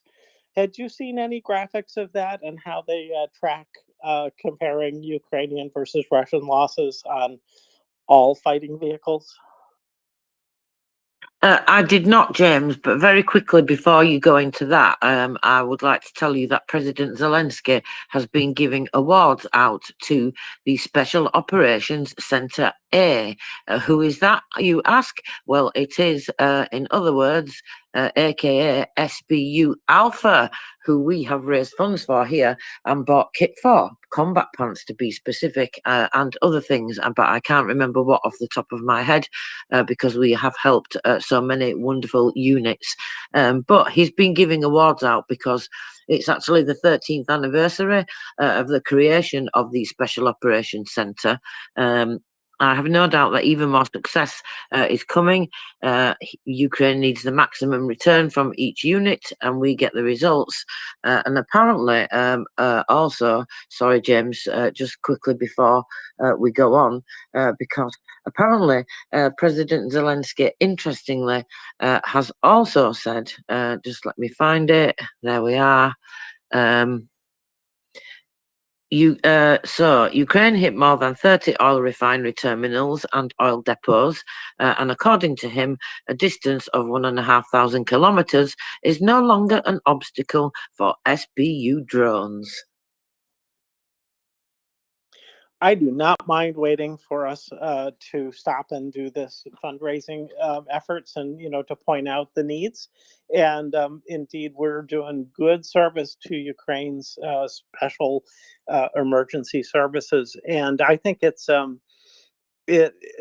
the best, one of the best things we do here. I don't know what's the most important. Is it the advocacy we've done? Is it the constant news sourcing that we do, or is it the donations that we give? I don't know, but in any case, it's one of the great things that we do here. So I was happy to wait to talk about that. Yeah, absolutely, James. It is one of the important things that we do here. And, I think they're all equally as important. I mean, countering Russian propaganda, for one, is the way that we are managing, or that I've certainly managed to be able to, cut through that using all sorts of different things, just showing the humanity of Ukrainians, showing the culture, the warmth, the beauty, the history, and everything that Russia has been doing in one form or another in that country to commit genocide against Ukraine for centuries, and I think we cannot forget about the fundraising, because that is incredibly important. It does save lives, but everything has to work together. Like I say, I've used those things that Ukraine have shown us, that we've been privileged and honoured to get to know and get to come to see and learn and love about Ukraine and Ukrainians, and then be able to use that to share, to be able to cut through those propaganda narratives and bring that to the world. And then, of course, then you can share information once you make those breakthroughs with people. So it's all really important, I think, because it's multifaceted what we do here. And, like every single person in this community that plays a part, no matter how small you think your part may be, every single part is needed and works together like a big machine. Like I often say, those cogs in the machine, if you take one out, it's not going to work, is it? I mean, look at Russia. They can't get ball bearings to make things, James. So things are falling apart. That's just one example. But, you get what I'm saying. So I think everything is incredibly important. But the fundraiser, of course, has a direct impact on saving lives. So I think that's why that holds a particular importance of its own, should we say. Maybe I can put it like that, James. And if you want to help save lives, or should I say, help give Ukrainians more tools to save their lives, to protect them, whilst they save other lives, then you can do that by donating to our fundraising campaign. We are trying to get 100 sets of multi-tools. That's and hearing and protection equipment as well. And this is for the state emergency services. Now, these are the people that go into newly liberated areas. So they have to clear a number of different devices, a number of different booby traps, all sorts of things like that. And these tools, these multi-tools, do a number of jobs, as you can probably imagine from the name. So let's help them, because these tools make it easy for them to do their job, much easier than without. In fact, it's almost impossible for them to do some things. And, these basic tools are needed before they can go into the field and start to use other things like mine detecting devices, for example. And of course, they're not going to be able to do that if they get their hearing damaged, or it gets, well, completely eliminated and they have hearing loss because of the loud noises, and they're not going to be able to communicate with their colleagues. So let's give them the tools to save more lives. Your donation has that lasting impact on saving lives, and really it's like an exponential increase, I think, James. When you think about, they're going to use that tool in the field, they're going to diffuse those devices. How many lives are they going to save again and again and again? That it's an exponential way of saving lives, I think. So that's a rare experience to be able for your donation to have. So go ahead and donate if you can. If you've donated already and you can donate again, please consider doing so. And we haven't got long to get to the end of this donation, so please think about it if you can, because we have to help them. We cannot let them down, and they've put their trust in us. And this incredible community does so many wonderful things together. So let's continue to keep on doing that. And don't forget, if you don't have the money to donate, you can share, retweet, and talk about it. Talk about it with as many people as you possibly can. Coming back to what James was saying, one of the important responsibilities that we all have as a community is to share that information with the world and with as many people as possible. And that starts on a small scale within your circle and pushing that out. So click on that link in the first post in the nest to make a donation, or go across to MriyaReport.org and you can make a donation that way. And thank you so much, because, well, every single one of you is wonderful, because we really do have a community here, James, right? We're not just like a space where people come to talk like some other places, should we say. We are unique in certainly inside of Twitter, or X, as they now have named it. It's 24/7. Of course, everybody here knows that already. So we'll be here when the other ones are gone. It is unique in that sense. In another sense, we're just like others when it comes to fundraising. And I think, I have no proof, but this is the most crowd-funded, project ever, collectively speaking. When you think about the funding of Ukraine from non-governmental entities, there is nothing like it. It's in, at least the high hundreds of millions. It's probably surpassed a billion, if not more than 1 billion. I really don't know exactly how much it is. I don't think anybody's ever counted it all up, but we are little drops, and the money that we add are drops, but it adds up potentially to a flood. But you know what? As quickly as the money goes in, the products come out that Ukraine needs, and then they are expended quickly quite often, especially I'm thinking like drones. So there is no end to need in war until the war ends. And right now, that's still a ways off. So what we're doing is helping Ukraine continue on their path to victory. And the demining effort is absolutely essential to victory, I believe, because it releases more space for Ukraine to expand its economy. And it is, by the way, trade measures. The exports from Ukraine really show that they are getting near to the pre-war economy again in that regard. And all these things are possible because, they're protecting their space, and demining protects their space as well. And they can get on with living their lives. So the more we donate, pardon me, the faster this all gets over. It's immeasurable what good we do. We don't know how many kids will be born because a parent doesn't die, and many things like that. We just don't know what the impact will be, except that it will be great. Even a life saved, think about your own life and how precious it is to you. And I hope it is. I hope you value your own life. That, this is what it comes down to, is life or not life, or limb or no limb. For example, Tracy, you pointed that out earlier this morning. So, anyways, do give what you can, and we understand if you can't, but do the other things. Advocate for Ukraine as you can. Share and retweet the space. Talk with your friends about the need for Ukraine's victory. And indeed, the world needs Ukraine's victory, not just for Ukraine, but for all of us, because the loss of Ukraine to a lawless empire is a very bad sign for the world. And indeed, Russia and it seems China are very, intent on destroying the rule of law everywhere in the world so that they can expand. So let's not forget that it's not just Ukraine who's at risk here.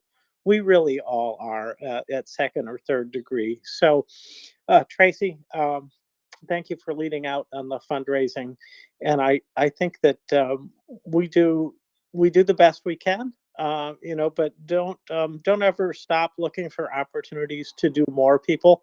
And I ask not for myself or for our space, but for Ukraine and those people who may die because there just isn't quite enough effort. And if that makes you feel guilty, I don't want that. If it makes you feel like you can do a little bit more, then I'm glad of that. And we do have to take some responsibility for the world. Otherwise, we're not able to change the world. No, that's right, James. And we're in a very dangerous position right now in the world for many, many reasons in terms of peace and security. And it's only thanks to Ukraine we're not in a much worse position, as you just pointed out. So yeah, I just consider myself, I will just speak for myself, because as James said, we don't ever want any of you to feel guilty, but we do want you to feel inspired and feel like you maybe want to take some responsibility for helping out. If that's how you feel, then we're happy for that. But we don't ever want anybody to feel guilty, especially, like we say, if you can't afford to donate, because, we completely understand that. And there are many other important things that we can all do and do together.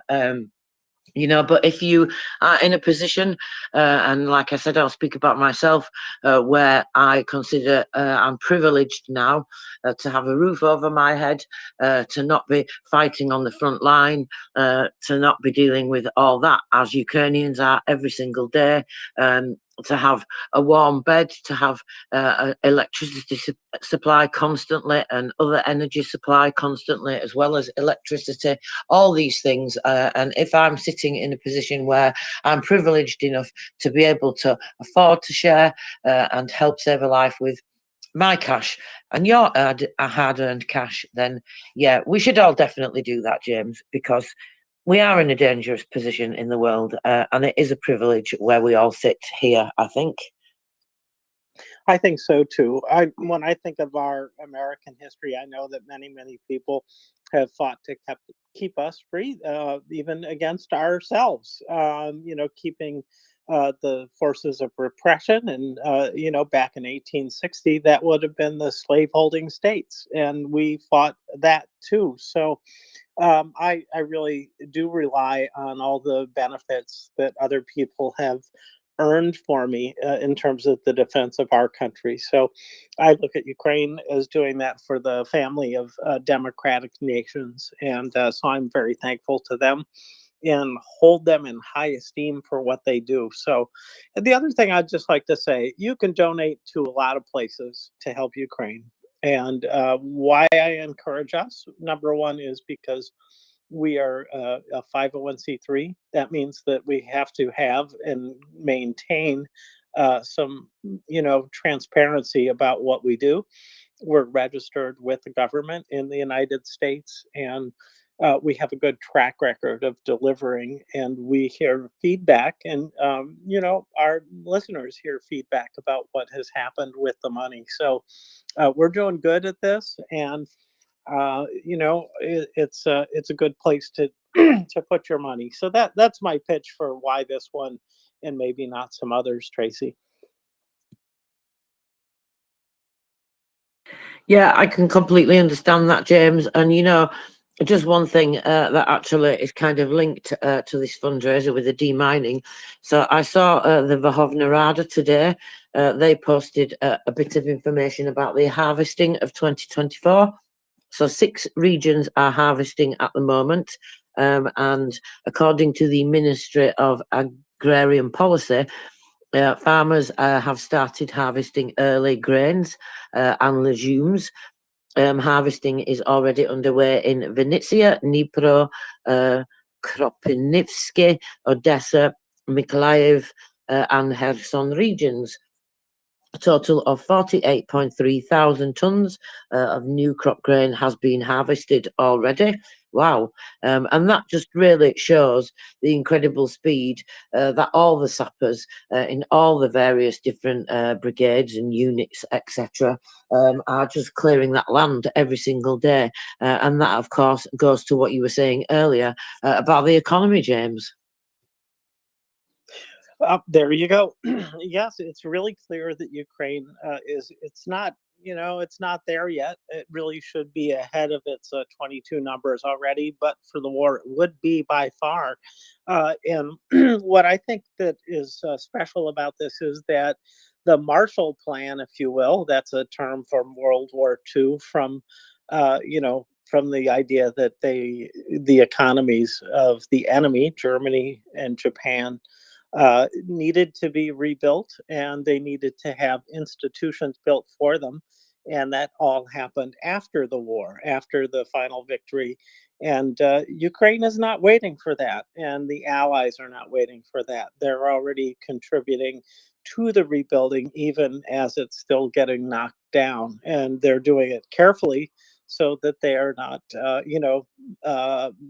not letting the damage happen to the new investments that are being made. So it's amazing how this is happening, and the economy of Ukraine when it does emerge from the war, I think it's going to surge, and I think there'll be much expanded interest, as we talked about earlier, in terms of investing. And also, I think people will be interested in visiting. I think it has so many wonderful attractions, and of course, stay on the marked roads, folks. But I just see this as, a great country that's going to improve its conditions tremendously in the future. So it do help us out now, and it has a payback that we cannot know what the impact will be, but we know there will be a huge impact. Back to you, Tracy. Yeah, absolutely, James. You're completely right. It is a huge impact, and it makes a big difference. But incredibly, I mean, they're doing amazingly in terms of, like I say, clearing the land.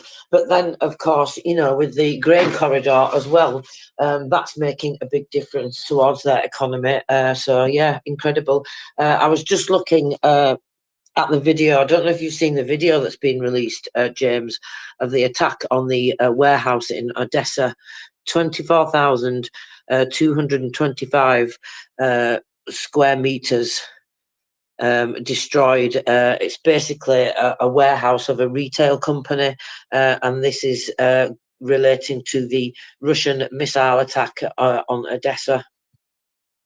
I did see that. It's a very sad thing. They showed some of the content. It's clearly not military equipment that was in there. So it's typical of Russia. It's it's what they can do because they're not winning the military battle. That's for sure. And I don't know. I don't know how we can illustrate in any more ways than Russia has already illustrated that they are being really monstrous.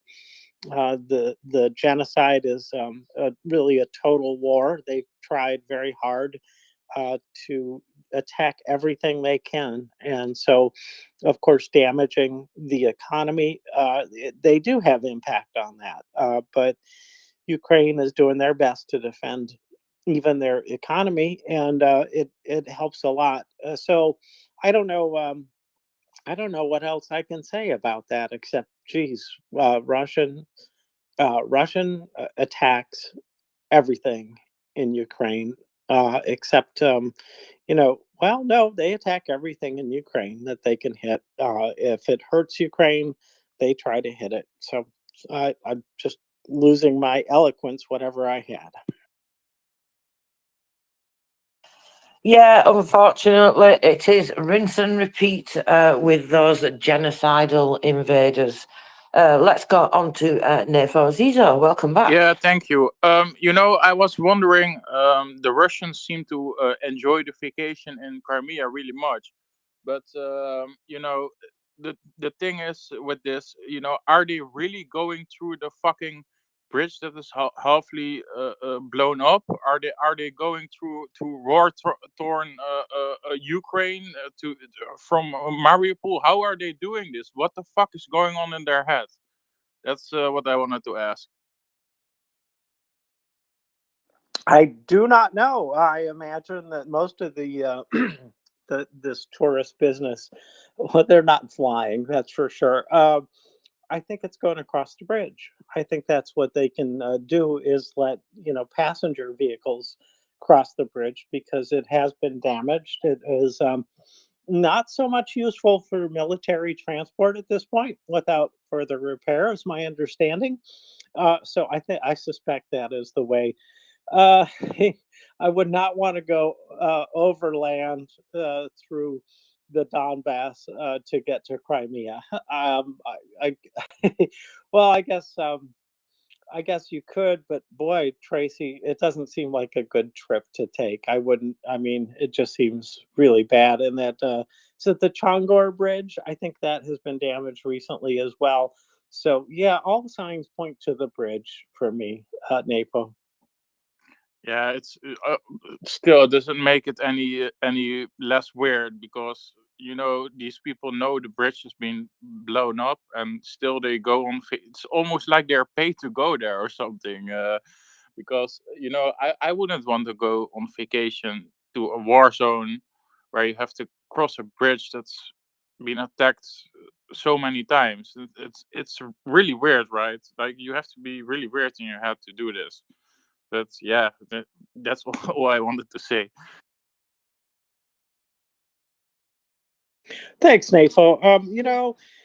Russians being Russians. And we heard earlier this morning, Alan was talking about this extensively, that there was, commercials on TV encouraging Russians to go and enjoy Crimea. And so why not? Why not enjoy Crimea?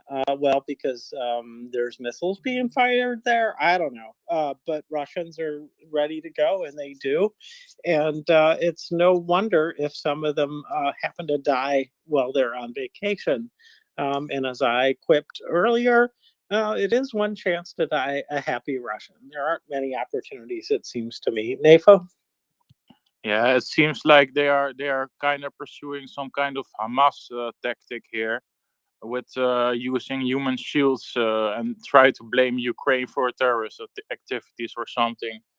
And for the people that go there, you must be really sick in your mind to actually go there to cross a bridge that has been blown up, and you're not even knowing if you can go back via that bridge. And it just blows my mind that there's people like this that are on this earth. Yeah, that's all I wanted to say.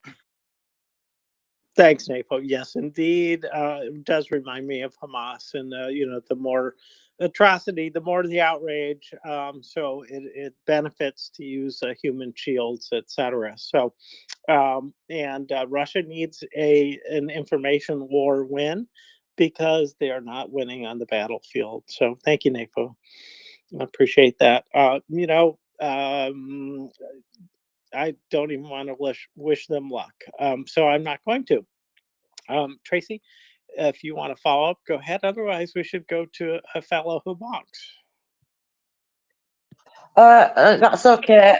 Let's go to fella who bonks. Thank you, James. Welcome, fella. Yeah, I swear to God, these people take "you can't be that stupid" as a challenge. I mean, anyone that decides to vacation next to a military airfield is an absolute moron. Further, I'm just going to kind of say the quiet part out loud. An ATACMS is called a grid square removal tool because I think it's 10 of them will delete every living thing from a 1 kilometer by 1 kilometer grid square. No survivability. Had an ATACMS opened up over that beach, there'd be way more than 4 bodies. The Russians seem to be very unhappy about the picture of one of their a fragment of one of their air defense missiles that was found on the beach. But hey, every time somebody says they can't be this stupid, the average Muscovite has somebody hold their beer, and I don't ever suggest anybody interfere with the work of Darwin. Just let him do it. Let him do it. I'm one of the take warning labels off of everything, and the global IQ is going to go up. But you really got to be dumb to take a vacation right next to that. It's like somebody wants to. Anybody that lives near, an ordnance testing ground, they already know what I'm talking about. So, yeah, this is just dumb. But anyway, those were my thoughts. Thank you, fella. Go ahead, Tracy. That's okay. I'm just the same as you, James. I'm laughing and saying Yeah. thank you, and I can't disagree. Yeah, it's pretty funny. Take the warning off everything. Okay, well, I'm going to just say keep the warnings up around radioactive areas, please, just because you can't see those coming. But otherwise, I get your point, and I think that that it's amazing how often people believe these. I think we're wise to these things, but it is amazing how the spin goes on these. And I see press just reporting these things directly from the Russian source without sourcing any other counterclaims, without citing the known facts about the case. And so it is no surprise then that so many people end up believing this kind of crap. And, it is there to hurt incumbents across democracies, frankly. These are the kind of things like, oh my God, inflation is outrageous in France, therefore we need, Le Pen to fix this. Just remember that Putin protects people like Le Pen from war. But this time, there's a lot of people in power who are not like Le Pen. And so war. And that really, they use that opportunity to trash the reputations of good leaders around the world. And it works. Why does it work? Because the press is not very critical. And frankly, a lot of people are not very critical as they read these news stories. So thank you, Fel. I hope you'll stay on the panel for a bit as we, when we get there, talk a little bit about some of the things being destroyed. But we've got, right now, Tracy, I'm in good shape because I can see hands. I was saying earlier, I can't see hands, but now I can. I see that we've got you have your hand up. So obviously you are first. Thank you, James. I just wanted to quickly add to what you were saying about the media. That's one reason why, as you know, I don't like to read out in my segments, headlines and things like that from publications, and increasingly more so now even with publications that I used to think, would be okay. I have two news aggregates, shall we call them. They are both Ukrainian sources, Ukrainian news sources, and even when I see information in those, and I've checked these sources every single day, I take various bits of information from them, and I use that to go to the source, because as you know, James, I like to go directly to the source of which particular official has said it, for example, and go hunt down the exact quote and find that out, especially you've got obvious ones like Reuters, which I would not trust anyway. But even increasingly more so, Russia has found that ability to push those narratives and that propaganda and that nonsense through to what we would have even called, sort of reputable, trustworthy outlets, brands, shall we say, but that's why I don't like to do that, because I'm always fearful without checking that information.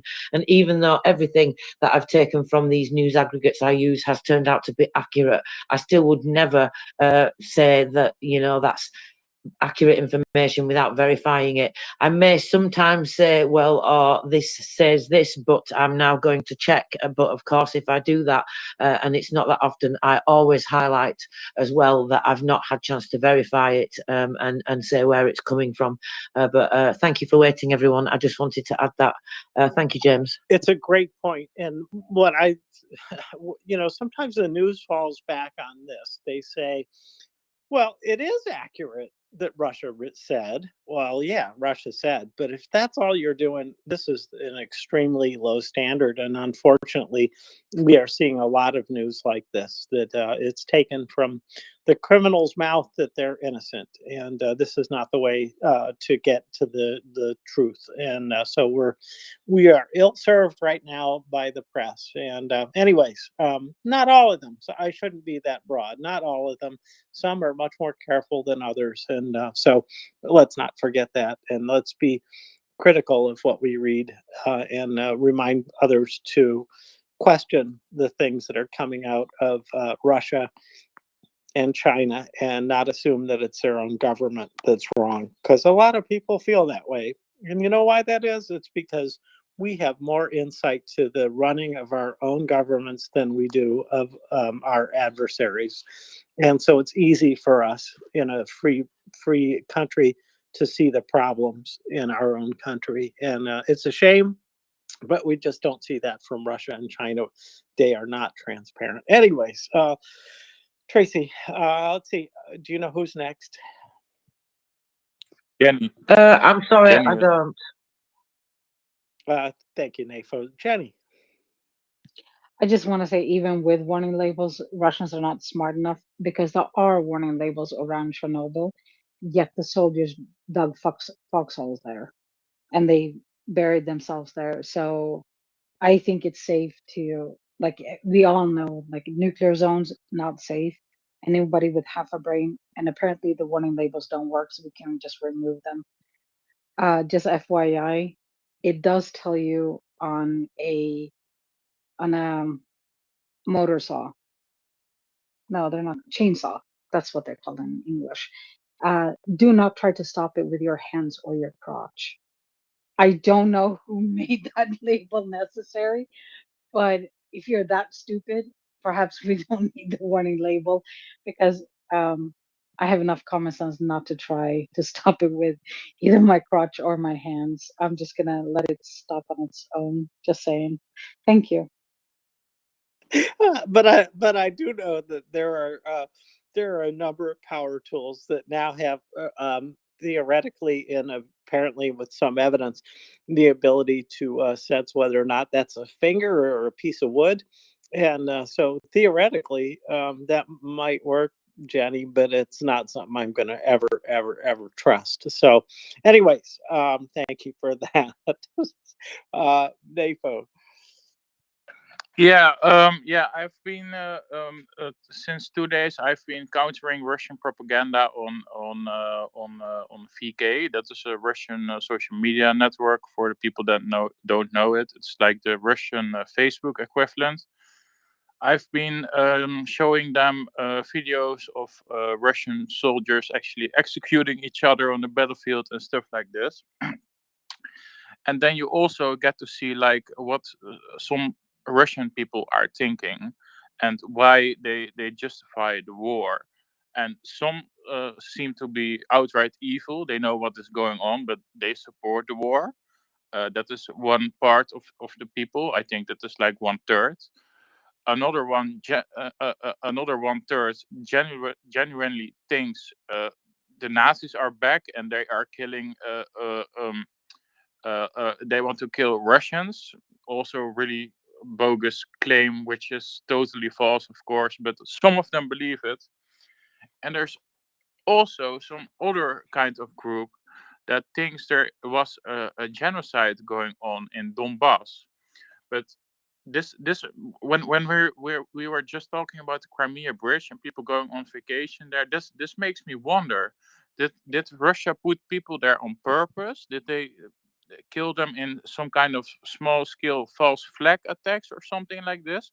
Because they really believe that that there was some kind of genocide going on in the Donbass, which I think is really weird.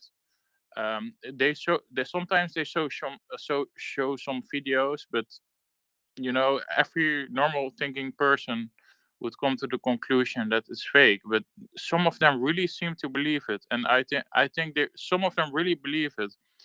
And I got into some discussions with some of these guys, and I told them some things about the truth. And some people in Russia, you know, you can just know they didn't go to school or something, or they weren't good at school or something.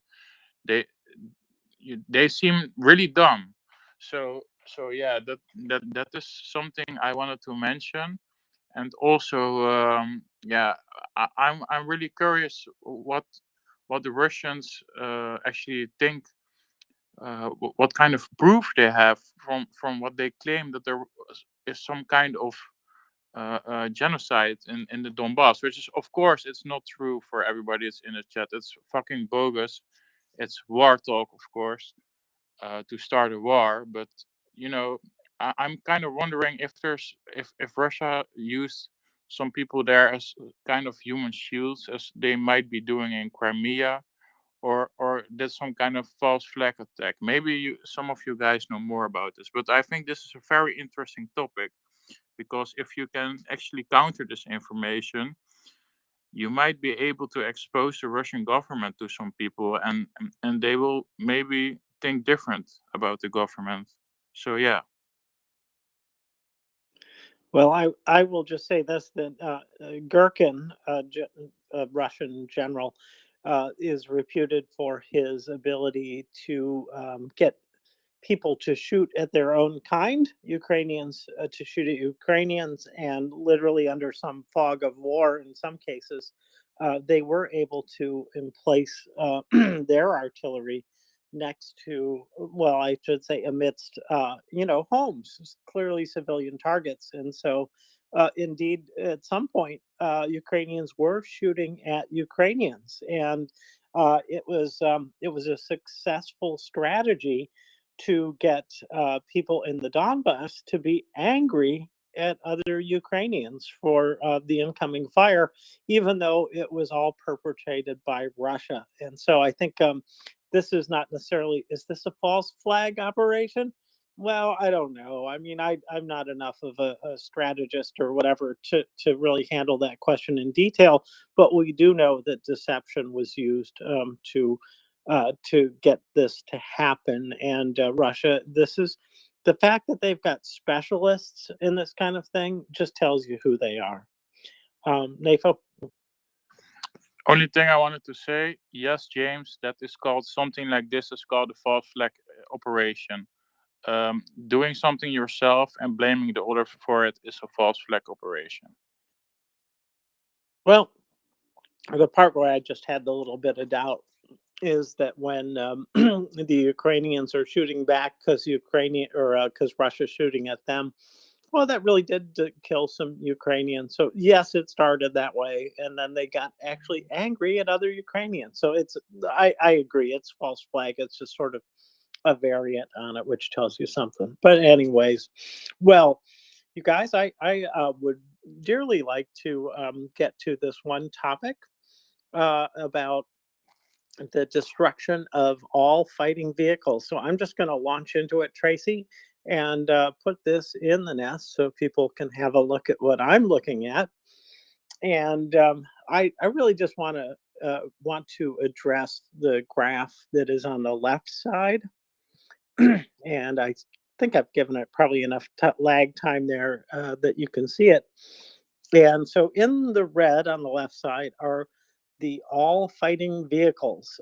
So, tanks, artillery, armored personnel, MLRS systems. I think I'll go into that. And what you see is an increasing number over time. And this is weekly data. So when you're looking at it, what you'll see, well, first of all, it's really hard unless you expand it to see all the dates there, but it is very interesting once you do that, and you can see just how much this has gone up. And what you're seeing is not quite literally linear increase in this, but a little bit of curvature I see in the line. But it's amazing the difference in the slopes between this. And when I say slope, I just mean the angle of the regression line that you draw through these two charts. And in fact, the loss of vehicles by Ukraine is also increasing, but at a tiny rate. And so this differential is, I think, why Putin is getting more and more desperate. He's seeing this as a sign of eventual loss to Ukraine, and which should not have surprised him, because Putin didn't really calculate the odds correctly, or calculate that the friends of Ukraine would do so well for Ukraine, even though some say that they haven't done that well. Well, this is a sign that maybe it's going better than any of us thought. Anyways, I just wanted to get this in here because, for one thing, it's good news. It also shows the fact that I believe we're going to not see the same kind of decline that we saw with the, well, what was it, 6-month gap in the supply of ammunition and these kind of fighting vehicles from the Allies. So anyway, I'm kind of stepping on my own tongue here, but Tracy, I don't know what you guys think of it, but I think this is just marvelous news. Well, of course, absolutely it is, yeah. And that attrition's got to continue to happen, hasn't it? So You know, I'm really pleased to see that Ukraine is definitely getting more supplies now, and that's going to continue, it seems like, on a regular basis. I've not seen any news, James, today. Have you about, oh, actually, I saw something earlier about 41 vehicles being donated from Germany. I think that was to the border guards, if I remember rightly. Did you see that? I did, and that is accurate. It looks like mostly trucks and wonderful. And they look like really rugged trucks. So, you know, this is just what they need. I did notice in Andrew Perpetua's report that, you know, this is one reports, I should say, that trucks are one of the most commonly destroyed vehicles. And just coincidentally, I saw that on the Ukrainian side, there were 2 trees that were reported destroyed. Tracy, I didn't know what to make of that. But anyways, that's incidental. 2 trees. Maybe it's an acronym, but it was in lowercase, so it didn't look like an acronym. But yeah, trees. I don't know. Please check it out in case you're in any doubt, folks. But yeah, I looked at that and went, huh? Anyway, so this is all good news. The big picture, which I don't want to obscure, is that left-hand graph. Look at the other one as well. It's very interesting, but it is fascinating. And those who say there's no strategy, well, you can clearly see strategy in the results. Even if you can't work out how it's happening, the results prove some strategy, I think. So not the strategy we like. Many people are unhappy with it, but I'm going to say it's working. It is absolutely working, and let's keep on helping our friends in Ukraine with the tools that they need to make these things work, whether it's donating for fundraising equipment, as we are now, other things we've fundraised for, drones, humanitarian aid, electronic warfare, all these things, sharing the information, all of those things help our friends in Ukraine, you know, indirectly and directly. And don't forget to get onto your political representatives and make your voice known, especially if you are in a country where elections are coming up. Now, I have 2 things to tell you about that we have for your information and entertainment here at MriyaReport. So tomorrow, as I said earlier, we will be joined by Kevin Leach from Sabre Advisory. He's the head director, and Sabre Advisory are their training military in Ukraine, working with the Rubiz unit, actually long term now, which is very exciting and interesting. You may remember our friend Falane, she is part of the Rubiz unit, and their aim is to, well, give Ukrainian defenders the skills that they need to come home alive. So who is Kevin Leach, I hear you say? Well, he is a veteran in the Canadian Armed Forces and has a long history of working in Ukraine and in military affairs. And he was actually a sergeant in the Canadian Forces from 2008 to 2018. So that card is out there on the MriyaReport account. If you would like to share that, we would appreciate that very much. And as I say, of course, all people who are going to see that will as well, because they may not know about it. And even if they do, you may remind them. So this is going to be happening tomorrow at 10 a.m. Pacific, 1 p.m. Eastern, 5 p.m. UTC, 6 p.m. London, 7 p.m. Berlin, and 8 p.m. Kyiv. So come and have a conversation with Kevin Leach. He's always really interesting, shares some incredible insights, and it's a fantastic conversation. Now, that does not stop there, because MriyaReport brings you incredible guests, and this is down to whoever arranges these things, which are above my pay grade, my kibble grade, should I say, not my pay grade, because we only get kibble around here, right? And you know what? We don't even get paid that, do we, James? No, Because we I don't do know about not. you, but mine No. never arrives. What are we to do? I have to eat apples. Whilst you eat your apples, you can listen to a national security and foreign policy segment. And this is a regular thing now in MriyaReport, which is absolutely fascinating, incredible information. Again, informative insights, and Mark Toth, and Colonel John Sweet, both of them stay with us for a great deal of time, especially Mark Toth. So John Sweet is a retired Army colonel, and he has a 30-year military intelligence officer career, and he was in the US European Command Intelligence Engagement Division. Wow, that's a mouthful, isn't it? From 2012 to 2014. And Mark Toth writes and commentates on national security and foreign policy for places like The Hill, the New York Post, Kyiv Post, and a few other publications as well. So come and join us for that.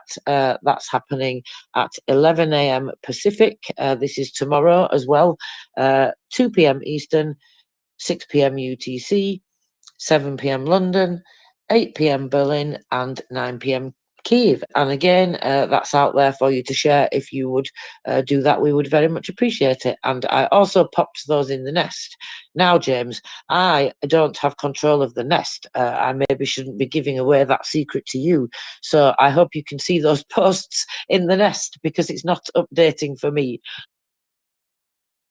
Let me look right now. Yep. That one's Leech is in there. And then we've got, you know what? I'll check these out quietly and just make sure that, yep, they're in there. So yes, they are in there. So you know what is not in there is one that we would never put in there, but I thought it was worth mentioning. And I just, frankly, can remember the topic, but not the date and time.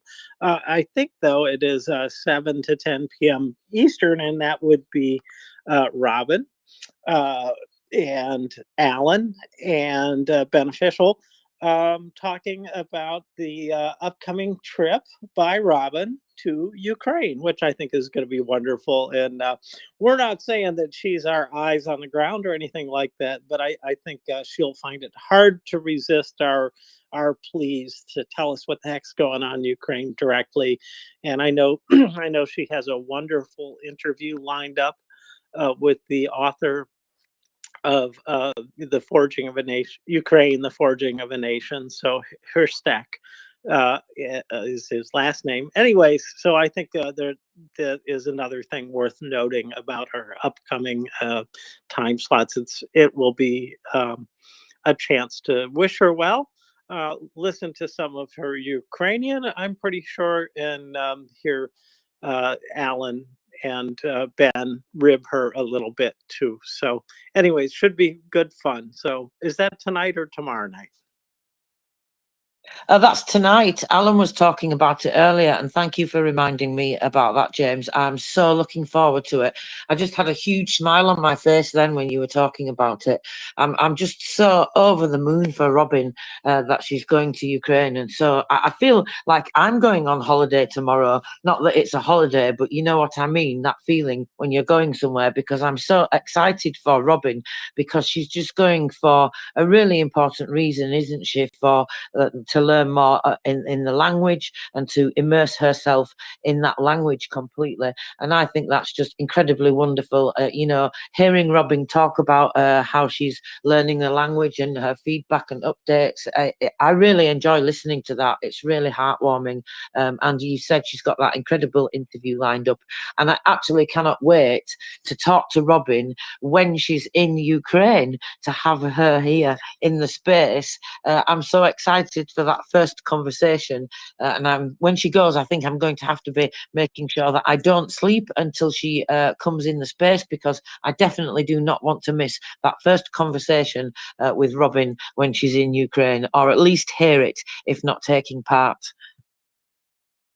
Absolutely, Tracy. It's going to be very interesting to hear and watch her tweets come in. And, of course, what we've learned is that the electricity is on. She's prepared herself for that. But, there isn't much you can do sometimes. And she knows where she's going. She knows that she's going into a country that is under attack. And her courage is noted. And I think her willingness to go there really does reflect her love of the country. I can't think of anybody who shows us, except for Ukrainians, pardon me, except for Ukrainians, I can't think of anybody else who shows, a really deep love for who Ukrainians are, and what the country really represents to the world. So, a little bit jealous, but I will have my turn. I am pretty far behind the learning curve relative to her in terms of picking up Ukrainian. I've been on Duolingo now for some time, and it's coming along slowly. And one of the things that I just want to share is that the Duolingo is very helpful, but it has not helped me in some ways. I'm a very sometimes formal learner, and I don't just uh, learn it incidentally. I have to really understand the language structure, as I learned that about myself from studying German at one point. And so, what I wanted to share about this is one of the steps that I've taken uh, to learn more is to purchase the book that should show up in the nest any second now, Beginner's Ukrainian, and it comes with a website where the lessons are, and I've been looking at that. And I will just tell you something from the very first page that helped me a lot, and that was that there are three classes of letters in the Ukrainian alphabet. And the one is the true friends, and these are letters that look like English letters, and they sound like the same English letter, right? Which I thought, okay, I'm down with that. I could do that. But these other ones, the false friends, are those letters that they look similar to our letters, but they have a different sound. That one right there gets me, Tracy. It's still getting me. I'm still working on remembering that as I try to read or sound out what the word is that I'm looking at. And then there are the strangers, and the stranger are those that are not found in English at all. And so that's a whole nother zone there for me. But anyways, if you're looking for books, this is one of the few kind of systematic and completely thorough approaches to learning Ukrainian from a textbook. It weighs a couple pounds. It's about, I don't know, about 400 pages. So I'm a little bit awed by it. Yeah, 427. Anyways, by it. But you know what? I'm already learning a lot from it. So, anyways, Tracy, there, I just added to a little bit to our conversation about this. But, anyways, it'll be a lot of fun to give her a hard time and remind her of all our travel tips and stay out of the Chernobyl complex. And if you do go there, don't dig. Yeah, I'm really looking forward to it, actually, James. Yeah, so it's going to be an excellent conversation. And of course, beneficial is always very engaging and informative and insightful as well. I could actually just listen to him for hours and hours and hours, and Robin as well, actually, both of them. And Adam, of course, in the book club, all three of them. I could just, listen to them for hours. And Alan, of course, not forgetting the amazing and wonderful Alan. So yes, it's going to be an excellent conversation. If Adam could join in for a little bit as a speaker or something, that would be absolutely wonderful.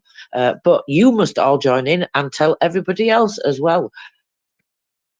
Yep. So please do share, retweet the space, let other people know that we're here, and we're not going anywhere. So I'll be back to listen to some of that, time allowing. I know I'm going to be there for part of it. Anyways, very very interesting stuff, and I think you have some plans too. I don't want to talk about them unless you want to.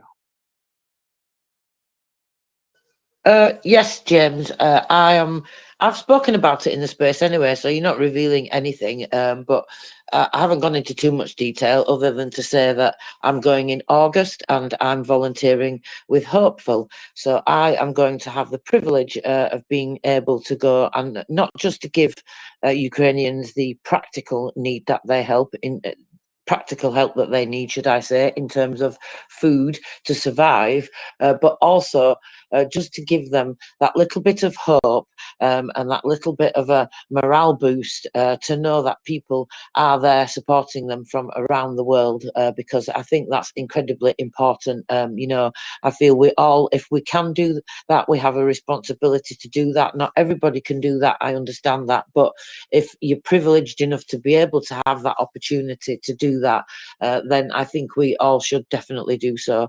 But yeah, so I'm going to be going 2 weeks in the west and then 2 weeks in the east, and we'll be driving around in a pizza van with Hopeful, and we go to an area, set up, get out the tables and everything like that. This is, of course, information that I heard from David Fox Pitt himself. He came as a guest actually recently, and Scott and I were privileged enough to interview him, and that's on Spotify. You can hear that on the Spotify account, the MriyaReport channel there. In fact, I'll find that actually and post it for everybody. And yeah, have a listen to that, because he gives a really good explanation, and that's why I chose them actually over all the charities that I applied to volunteer with, James, because of the message and the importance behind that, not just, like I say, the practical help that they're giving to people, and it really means a lot to them, hence the name Hopeful, and I feel the same. So it was kind of perfect really. Once I was lucky enough to co-host with them and interview them and then learn all about them, it just seemed a perfect fit. So yeah, 2 weeks in the west and 2 weeks in the east, and we also provide music, bring Coke for the children, all sorts of little things like that are provided, just to really, give people that break from everything that they're going through, that constant terror, and just as Ukrainians do, just try to keep surviving, and if they can do that, then we should help them do that if we possibly can. So I'm really looking forward to getting the tables out, giving the pizza out, having the music going, and really getting to meet people. Yeah, it's an absolute privilege. I'm very lucky. Unfortunately, I lost my dog a month before we lost Christopher James, so it was quite a difficult time. So I probably wouldn't have been going to Ukraine if that hadn't happened, because I don't like to leave my pets. So like I say, the opportunity came along, James, and it seemed like the right thing to do. And as I say, I'm able to do that. So I in part feel like I have at least some responsibility to do so.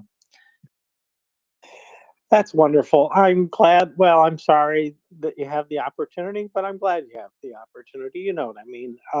But I think this is a good sign for that Ukrainians. I take it they would feel very welcoming of people who come to not just to volunteer, but to talk with Ukrainians and just be there as a visible and real reminder of the support of the good thinking part of the world. And yep, I'm not going that soon. It's going to be a while. But I do plan to go. I do plan to speak at least a few Ukrainian words, more than that, by the time I go. So it's also something I feel like it really does help. And even if you just go and be a tourist, it helps their economy.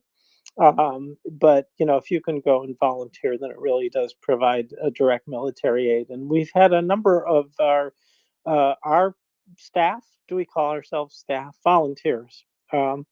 Who have gone on to do great things in Ukraine, and people that we know. I'm thinking about Ryan, in particularly here, who went to drive a truck, and I think he's still at that, Tracy, on and off. But I haven't heard it from him in a long time, so it's been a while. But we've had other people who have gone, and there's a lot of stages and involvement in helping Ukraine, and this is one of the ones that I think it takes. Well, obviously it takes money. It takes your time. It also asks of you to do something that is not risk free. Now, of course, no travel is, frankly. I mean, anything can happen anywhere, but it's designated as a no-go zone in the U.S., right? As we were talking about earlier in our shift. And so, yeah, it comes with a little bit of risk, but I, for some reason, I don't feel endangered by the thought of going there the way that I do about most of the other countries on the list because of their extreme care of people, the primacy of human life that they show through their exhaustive defenses and warning systems. I will be able to understand the air raid siren as well as anybody, and I'll have a pretty good idea of what to do about that. So I don't know why I don't feel any fear about it, but I don't. But unlike the other countries who are on the list, where I really don't want to go to Russia, for example. Just don't want to go to all the other ones that are listed as no go. I don't want to go. No, I mean, of course, there's a risk, and I'm not being complacent about that at all. All you can do, is manage that, and just prepare as best you can. And actually, volunteering with Hopeful, that's one way that you can be careful of these things because they're really comprehensive when it comes to when you fill in the application, you get loads and loads of information and instructions about what to do and how to behave and just, tips that you need to raise your awareness and things like that. So, and they give you all the various warnings. You even have to sign medical forms and all sorts of things. So they're like really, really comprehensive. And yeah, of course there's a risk, but I'm like you, James. I've always believed in life anyway that what will be, and your time comes when it comes. That's what I say. And I know that may sound a bit weird to believe something like that because I'm actually a really scientific person, and I have a very logical mind. So, and I'm not religious or anything like that, But I do believe that your time comes when it comes. And as I said to my daughter when she said, "What if you get hit by a missile?" Well, if I get hit by a missile, I won't know much about it, will I? Because it'll be what will happen is if you get hit by shrapnel of it or building parts or things like that, then you may be living with injuries or injured. But I think that's what she meant. But what happens happens. You have to accept that there is some risk involved. Hopeful, as I said, are very careful. They don't go to places within artillery range. Where they do go, they go with escorts from, officials, in many cases, the police and things like that, and various escorts. So, everything is done and managed. The risks are managed as much as you possibly can manage them, of course, but you are going to somewhere where there is a war. So you have to accept that responsibility. You have to take that responsibility. And, that is what I will be doing. Life, I've heard it said, is a pause between two great mysteries, where we come from and where we go to. I don't know either one of those, but I do know that while we are alive, we should live, and living to the best of our abilities to do the best we can for the world is the way I'd like to live. I fail in that many respects, but do keep trying, and that's what we should all do. And going to Ukraine, I'm right there with you. It's like, well, I'll be careful, but I understand the risks. I could sign a waiver and go there happy, understanding that yeah, I could die, but I could go out and try to cross the street in my neighborhood too, and that may prove to be just as dangerous. So no matter where you go, there's risks. But I think that a risk that's in service to Ukraine is well worth it, and I think travel there is a wonderful opportunity too. Like for me, I've been to Europe before, but never have been that far east in Europe, and prior to the start of the war, I would not have considered it because I had a very different opinion of what Ukraine was and what some of the other countries around it were, being post-Soviet countries. And I now have a very much better understanding of who Ukrainians are and what they stand for. And it is mostly that makes me feel calm about any risks I'll take because they are so careful of life. Anyways, Tracy, I could go on about that, but yeah, And it was Carl Jung who said that, so I should source that quote that life is a pause between two great mysteries. I probably misquoted it, but close enough.